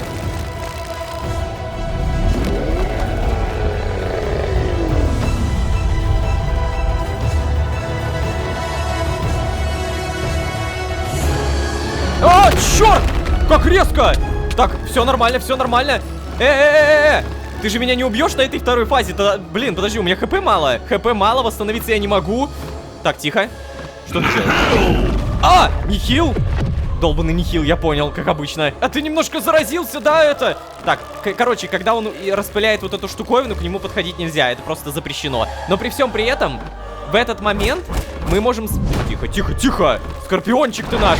Тихо! В такие моменты мы можем, по идее, спокойно восполнить хпшки. Обалдеть! Ну все, зато у меня сейчас фулл хп. Ну давай, тогда меч я беру. Ты успели? И сейчас резко. На! Кто кого? Давай! Ох ты ж зараза-то, а! Ща мы тебя. Вот так вот так. На! Нихил? Да-да-да, я понял. Значит, ты при помощи копья заразил сам себя. И вот что может значить копье, да? Так, слушай, а мне бы еще спарки забрать, вон те. Забрать. Спарки. Забрал. Все, давай, сражаемся дальше. Так, тихо, нихил, сейчас будет нихил. Ага, не попал, хорошо. Ай, больно. Тварина, а что ж так больно-то? Ладно. Пить. Успели. Тут главное прыгать, я понял. А еще мне сейчас нужно каким-то образом меч обратно получить. И бьем! Все, супер, молодцы. Так, отлично, я понял, как с ним сражаться. Когда он делает нихил, это прям изи. Да больно, хватит своими... коготочками! Ни хрена себе, блин!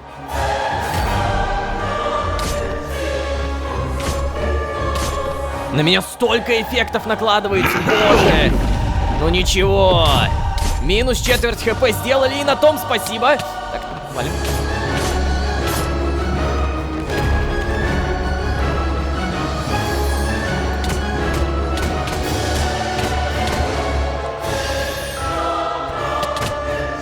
Я могу так сказать, вторая фаза прям реально дикая. Да хватит уже своими скорпиончиками бить!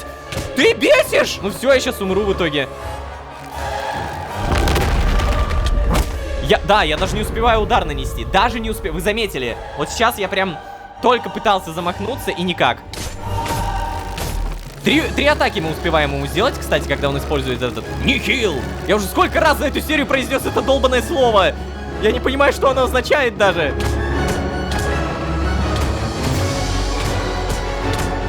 В нем реально копье. Вы видите это? Он скачет с копьем. Это так необычно, честно говоря. Я хочу попробовать супер атаку использовать. Но для этого надо прям близко вот так. Хорошо! Супер! Только что-то я не то чтобы много снес, кстати. Ну вот, кончилась мана. Ладно, по крайней мере, успеваем немножко накопить. Ой, подожди! Я когда бью, оказывается, распыление на меня не работает! Что? Я узнал об этом только сейчас! Обалдеть! Так, я понял, когда распыление надо бить. Сейчас. Используй, давай пыль свою. Ну, ой, ну или нихил, нормально, окей. Нихил тоже нормально. Все, 3 маны накопили. И вот! Надо просто бить! Отлично! Да! Yes! У меня полчаса ушло на эту драку. О! Ой-ой-ой-ой! Хорош, лоложка! О май гад. Джоналожка! Я хотел сказать Джоналожка.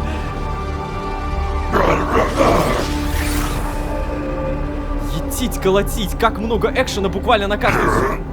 Прости, Лолошка.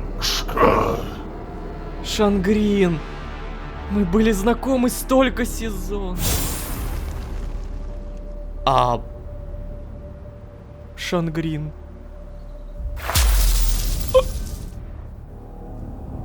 Это...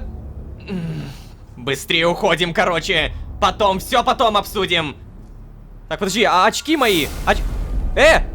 Очки GDH! Нафига мне твои очки? Боже мой! Шангрин! Ребята, у меня просто мурашки по всему телу! Шангрин! Я понимаю то, что для некоторых людей, которые смотрели не все сезоны, Шангрин может означать примерно ничего. Но, ребята, Шангрин — это именно тот персонаж, который подарил нам Прунус и Малус. То самое карманное измерение. До меня сейчас, вот, знаете, очень медленно начинает доходить, что мы убили его. Шангрин убит. Он мертв. И он забрал с собой Мырка Гриштраклара. Господи! У меня просто нет слов на все это. А еще мы получили копье отца. Сила 12, ловкость 25, интеллект 16. И он еще заряженный. Я просто в тотальном обалдевании. Ладно, я... Давай, наверное, просто мы реально используем путеводный скинт и вернемся в сонное измерение. Так, храм первой крови. То есть, получается, мы сюда сможем возвращаться. Нам нужно измерение сновидений, переместиться. Ой, давай, присаживайся, лолошка. Да. Что ж, я... Стоп. Это твои, кстати. Ну да. Все, поменялись. Ну давай, рассказывай. Как там лагерь выживших? Все хорошо, Джон. Несколько ранены, но не критично. Атаку мы отбили. Это хорошо. Если что, мы сбежали, лолошка, потому что я почувствовал Лукия. Еще бы немного, и мы... Тихо, Джон. Мы уже в безопасности, не надо. Не нужно переживать о Лукии. Лучше расскажи мне... Нет, подожди, лолошка, скажи мне. Ты тоже почувствовал это, да? Да, почувствовал. Это была она. Ощущение похоже на то, когда находишься в маске. Да, лолошка, это точно взаимосвязано. С помощью этой силы мы и развоплотили Что? Джон, я знаю, что это был Шангрин. Когда мы слились, я уловил обрывки твоих мыслей. Черт. Прости, я не смог спасти ни Мырка Гриштраклара, ни его. Он напал на меня, мне нужно было копье, и он все твердил про отца, Джон, прошу, тихо. Я понимаю, правда. Ты сделал все, что было в твоих силах. Я на твоем месте сделал бы то же самое. Шангрин был заражен. Спасибо, лолошка. Он рассказал мне об истории багряников. Моя теория подтвердилась. Правда, они странно трактуют эту историю. Как-то наоборот. Даже забавно. Что забавно? Да знаешь, недавно Беренгарий спросил меня, во имя чего мы сражаемся? А я ему в шутку ответил, во имя матери. И выяснилось, что багряники зовут нашу таинственную незнакомку первой матерью. Представляешь? Это действительно забавно. А в каком смысле наоборот трактуют историю? Оказалось, что от матери они получили то же, что и мы. Вспышку. искру, Лолошка. А вот они считают, что получили от нее лишь способ питания. Хотя, возможно, вместе со вспышкой они получили еще и разум, не знаю. Что? А это как связано? Почему ты так думаешь? Я видел в Санкхаголе больших черных насекомых, Лолошка. Хотя, возможно, это совпадение. Да ну, подожди! А ведь это очень даже хорошая теория. Вот эти слизни, ребят, вот эти слизни, утыканные черным скинтонитом, это бывшие багряники. То есть, короче, давайте коротко поясняю. Когда-то давным-давно мать умерла. Ее плоть появилась в храме. Но это мы понимаем, да? К этому храму, к этой плоти приползли вот эти слизни. Некоторые слизни поели этой плоти, получили разум и вспышку. И в итоге из этих некогда слизней появились багряники. Обалдеть! Вот это... Так, ладно, Джон, продолжай. Мы немного отвлеклись от темы. Короче, все, что я до этого говорил, вспышка не паразит, Лолошка. Паразиты — это все мы. Ты, я, багрянники. Возможно, мы или наши далекие-далекие предки. Все мы. Все мы паразитируем на ее силе, на ее крови. Вся наша жизнь, моя жизнь, построена на крови и ужасе. Не стоит так радикально, Джон. Она бы не хотела нам помочь, если бы так думала. Мы найдем решение. У нас есть копье и... Да, и мы не знаем, что с ним дальше делать. Короче, Лолошка, я хочу отдохнуть и привести мысли в порядок. Спасибо, что ты... здесь. Со мной. О, Джон... Так, ладно, все. У нас мало времени, и мне нужен этот отдых. Ладно, Джон. Спокойной... О... Да, вот это я обалдеваю, конечно. О, блин, часы Марка. А Марка мы больше никогда и не того. Я завалил задание «Багряное воплощение». Отыскать Марка, развоплотить Марка. Я должен отыскать Марка и вернуть его, чего бы это ни стоило. Ай. Вообще, мне, кстати, интересно, что в итоге Джон... Сейчас он выглядит расслабленным. Но когда мы соединились, мысли Джона, они похожи на огромный сток сена. Но сено живое и постоянно двигается. Надеюсь, наше приключение не сломает его. Как сказал бы сам Джон, вселенная не переживет потери такого ума. Мне тоже стоит отдохнуть. А затем я засуну это копье в задницу этому проклятому отцу, кем бы он ни был. За Джона, за Марка, за Шангрина, за Эшелд и за предел. Пришла пора вкусить плоды очищения, ублюдок. Вау. Согласен. Согласен, черт возьми. Никаких других слов и не подберешь. Ладно, Джон, ты это, да, будь расслаблен. Короче, копье отца! Наконец-то мы можем им воспользоваться, черт возьми! Я знал, что рано или поздно, раз уж нам уже десятки серий говорят про это копье, мы найдем его и, возможно, даже подержим в руках. И мы держим его в руках! Нам нужно прокачать ловкость до 25 и интеллект до 16. Ловкость 20 у меня сейчас. Так, и получается интеллект 10. Мне нужно 12 уровней. 12 уровней это очень дорого, кстати. То есть, если я даже сейчас посмотрю, то у меня, наверное, уйдет на это более 100 тысяч. Нам нужен интеллект 16. И все, я не могу уже. Ну, давай, наверное, ловкость тогда пока попрокачиваем. Раз, два. Так, сила не надо. 3, 4. Окей, еще 8 уровней. Следующий уровень стоит уже 15 тысяч спарков. Это реально дорого. И, честно признаться... даже не знаю, где такое фармить. Так, а вообще мне интересно, что тут у Невера. Может быть, что-то новенькое появилось? Поговорить мы не можем, расширение владений. Так, это получается... не надо. Ничего нового-то в целом и не появилось. Но я точно понимаю, что мне нужно прокачивать фонтан жизни, потому что с каждым разом у нас все круче фиал жизненной силы и больше фиал жизненной силы. Осколок у меня уже есть, следовательно, мне нужно 35 тысяч спарков. Господи, я снова бомж! Я реально снова тотали бомж! У меня нету никаких денег. Как говорится, пойдем посмотрим на маленьких багряников. Ух ты, как копье-то выглядит. Да, пойдем посмотрим на нерожденных багряников. Переместиться. Далее алые луга. Переместиться. Эй, нерожденные багряники, где вы? Вон они, те самые. То есть это те багряники, у которых нет вспышки.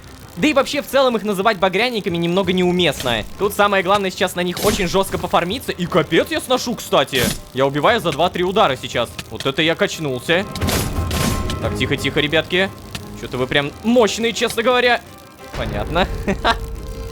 Шангрина мы, значит, можем одолеть, каких-то маленьких жуков не можем.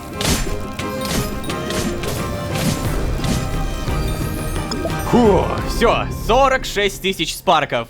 При всем при этом у меня 17 необработанных осколков. Честно признаться, не знаю, куда это тратить, потому что вроде как копье отца, оно улучшается не при помощи осколка скинтонита, правильно? Давай на самом деле даже сразу проверим, с помощью чего ты улучшаешься.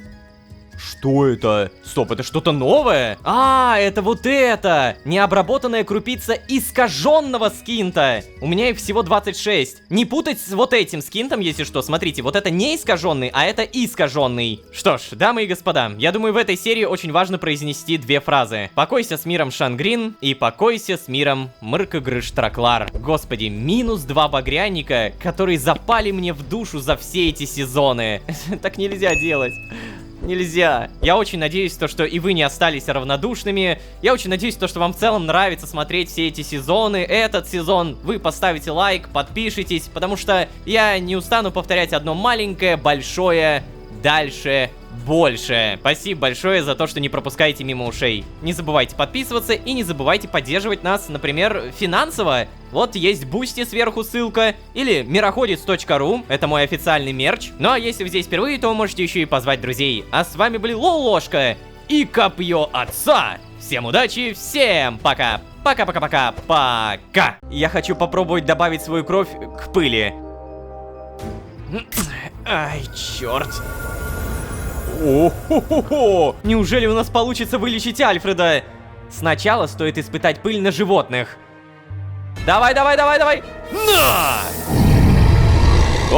Ой-ой-ой, это просто невероятно. Смерть сразу двух багряников, Шангрина и Марка, нападение на людей, новое объединение Лолошки и Джона, страх перед неизвестностью и даже копье отца. Дамы и господа, пока что с полной уверенностью могу сказать, предыдущую серию хочется не просто смотреть, ее хочется пересматривать. Это было слишком хорошо. Тем не менее, история на этом не заканчивается, поэтому всем привет, дорогие друзья, я Лолошка. Добро пожаловать в сердце вселенной. Поехали!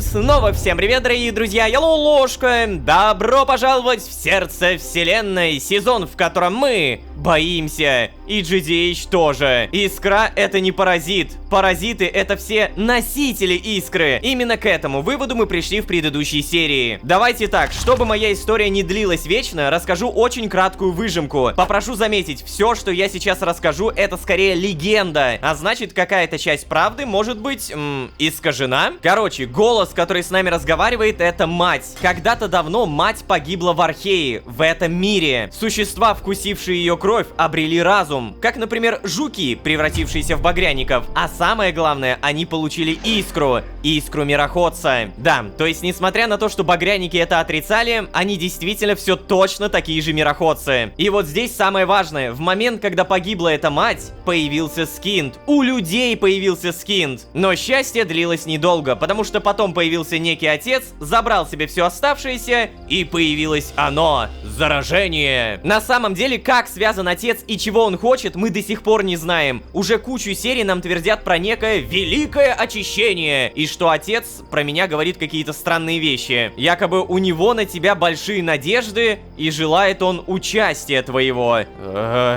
Не надо моего участия, батя, я тебя даже не знаю. Так, короче, ребята, у меня прямо в самом начале серии есть мега новости. Почему-то у меня опять же до серии появилась супермастерская. Вот это я понимаю подгон от Невера, здрасте. О, дерево. Спасибо. Так, в итоге... Что это такое? Распилка бревен. А, то есть типа вот так? О, прикольно. Так, ладно, а это? Наполнение дозатором жидкостей. Чего? А это мне понадобится? Далее есть еще что-то. Просто пресс, смешивание материалов. А, погоди, а где скин делать? Куда это надо? Сюда? Здрасте. Ой, какое тут все шумное. До свидания. Нет, это явно не скинт. Вот здесь раньше стоял станок. Что это такое? Выгрузка материала после дробления. Загрузка материала для дробления. А где скинт? Лифт. Лифт? Господи, выгрузка материала после очистки для очистки. А, подожди, это вот это? Ой. Ух ты. Прикольно. И все, я могу забрать. Слушай, да, ладно, в этом что-то есть. А если я положу, получается, все 16 штуковин, он будет все забирать? Да, он прям все заберет, прикольно. Так, Куда? Ты глупая машина, зачем ты забираешь необработанный? Мне надо сначала все обработать. Ну-ка еще раз.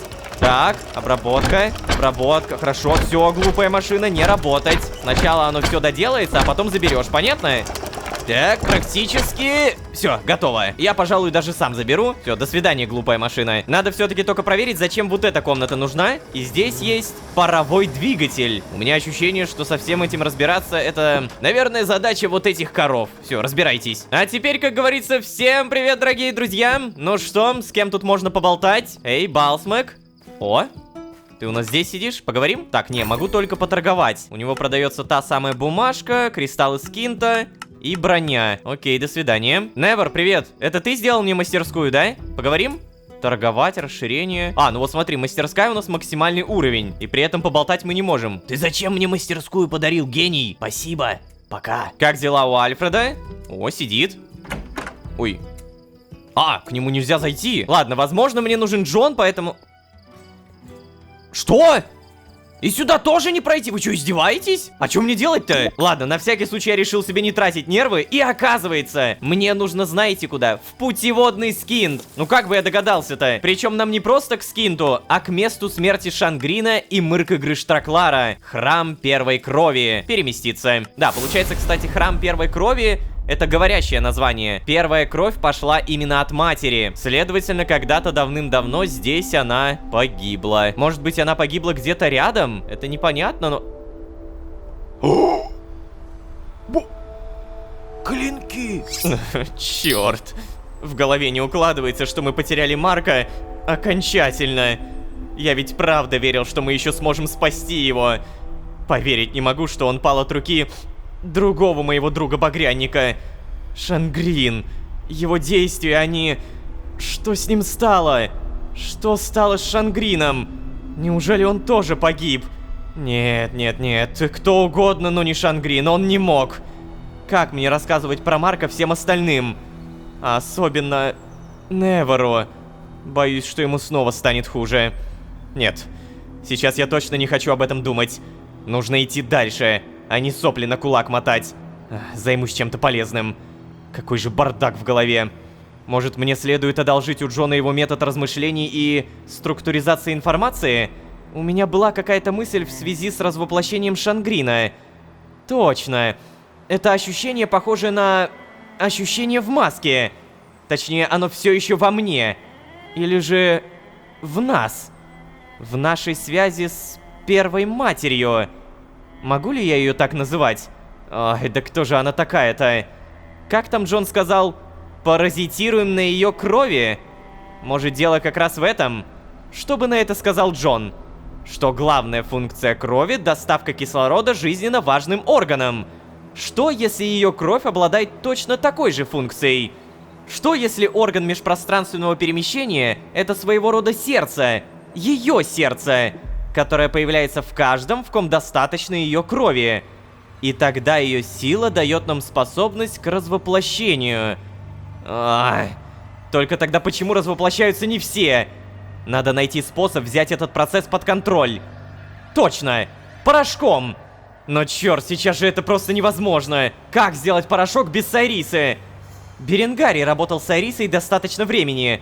Наверное, стоит поговорить с ним. Надеюсь, я прав и... Ай, короче, как же я надеюсь, что я просто прав. Как много мыслей. Так, давай-ка еще раз, по полочкам. Когда я и Джон в одном теле убили Шангрина, у Лолошки появилась некая мысль в связи с развоплощением этого Шангрина. Это ощущение примерно похожее на ощущение в маске, и оно все еще во мне. В нас, в нашей связи с первой матерью. Так, ладненько, уже более-менее понятно. Получается, орган межпространственного перемещения — это сердце матери, которое появляется в каждом мироходце, в котором достаточно крови матери. Ага, это все, конечно, мега интересно, мне нужно к Беренгарию, но вы поглядите, что мне дали! Клинки Мырка-Граштраклара! Пламенные. О боже, какие же они дорогие. Ловкость 30. Каждый клинок наносит 32 плюс 20. И это без прокачки. Боже, какие же они сильные. Так, путеводный скин, здравствуйте. Хочу просто сразу проверить.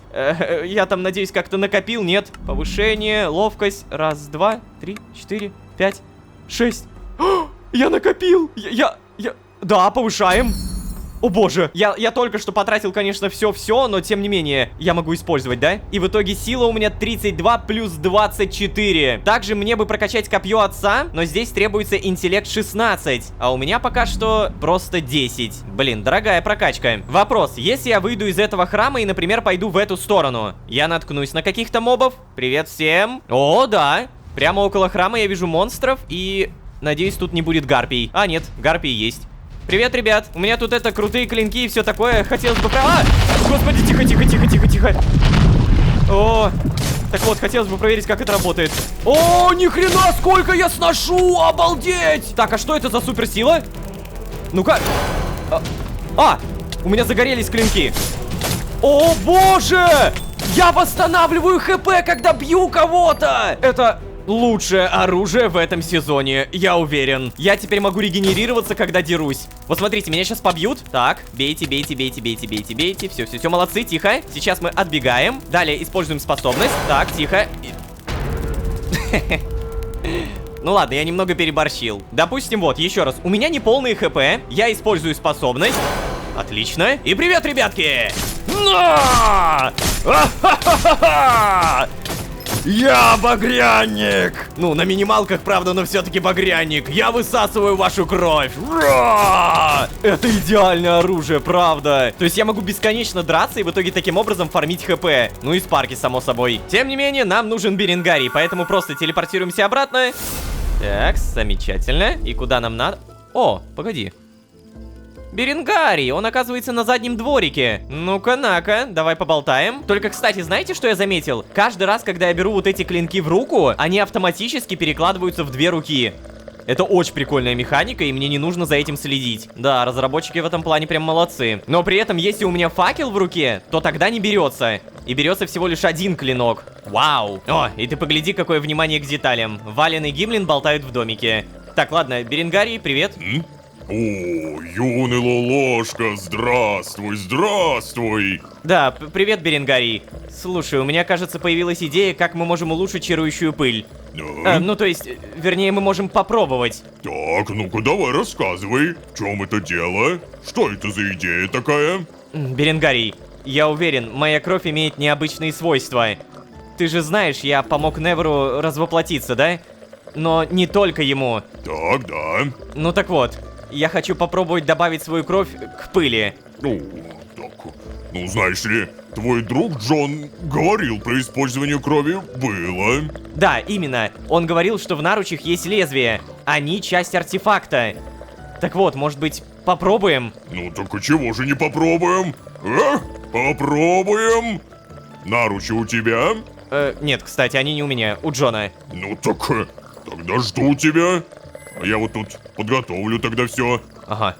Так, ладненько. А что это ты тут варишь? Просто борщ? Я не удивлюсь, если это просто борщ. Так, и прежде чем мы пойдем к Джону, у меня тут на самом деле задания же появляются. Допустим, вот, кровь и пыль. Попросить Беренгария помочь в создании порошка. Забрать наручи у Джона и создать новый образец пыли совместно с Беренгарием. Фу, прошедшие события все еще не укладываются в моей голове. Но именно эти события натолкнули меня на мысль. Возможно, разгадка развоплощения кроется в нашей с Джоном крови.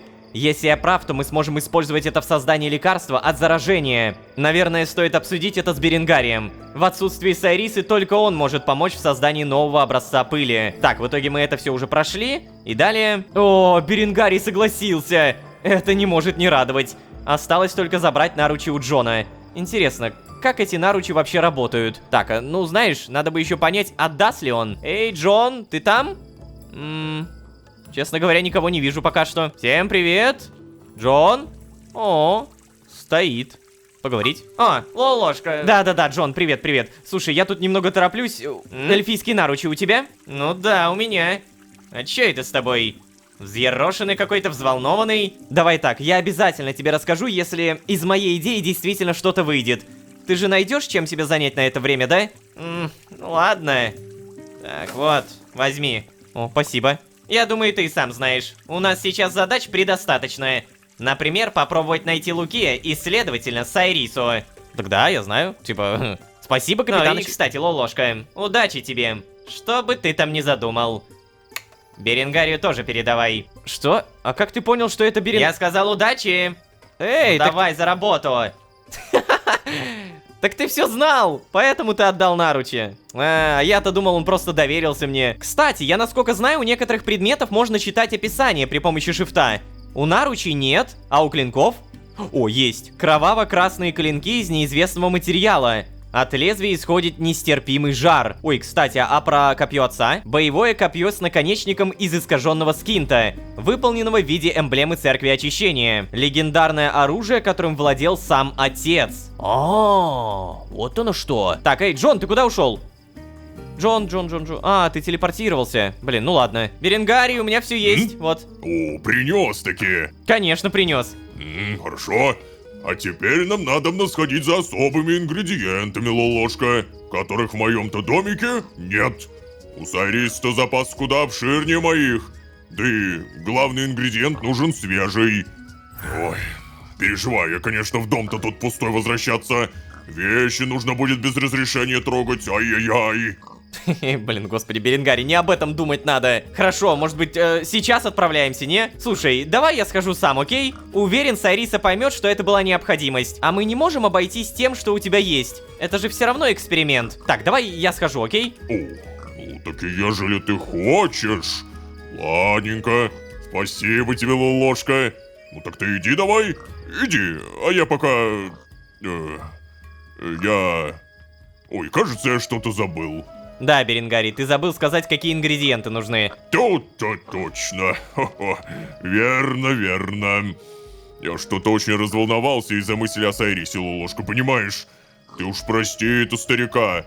Нервничаю за эльфийку очень, нервничаю. Так, смотри. Мне нужен, значит, пучок такой темно-зеленой травки. Красные ягодки еще понадобятся. Да, у меня их уж совсем мало осталось. Еще там веточки серенькие, на них иголочки, как у елочек. Тоже серенькие, если что. И самое главное, нужно тебе будет собрать животных пыль зараженную. Справишься? Пыль как это делать-то? Так а я ж это и не делал сам никогда. Всегда леди Сайриса этим занималась. Да. Там на полочке в комнатке второй есть старый порошочек.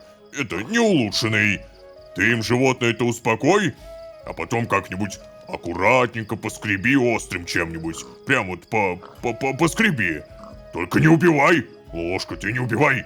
Зараженная пыль только с живого существа подходит. Да. Надеюсь, запомнил все? Я могу повторить. Ой, нет, спасибо, Беренгарий, не надо, я запомнил. Вот, отличненько. Давай, удачи тебе. Спасибо. Задание пыльно-травяной сбор. Так, слушайте, ну, продвигаемся, молодцы. Собрать зараженную пыль, принеси ингредиенты Беренгарию. Окей, надо поскорее отыскать пучок темно-зеленой травы, красные ягоды и серые ветки с иголками. А, и еще собрать пыль из зараженного животного. Ха, всего-то. Так, я так понимаю, что вот эти все ингредиенты мы достанем у Сайрисы, а зараженную пыль, ну, тоже где-то у Сайрисы. Но, кстати, погодите, я кое-что забыл. Оказывается, с Беренгарием же можно торговаться, и вы посмотрите, что у него появилось. Бодрящая настойка. О, стоп. О, да ладно. Тебе помимо спарков здесь понадобятся еще и ингредиенты. Я могу кого-то отравить, могу кого-то поджечь, а могу наоборот исцелиться от этого. Так, слушайте, а вот есть, который снимает эффект отравления? Да, вот это, антидот. Небольшой пузырек с мутной зеленой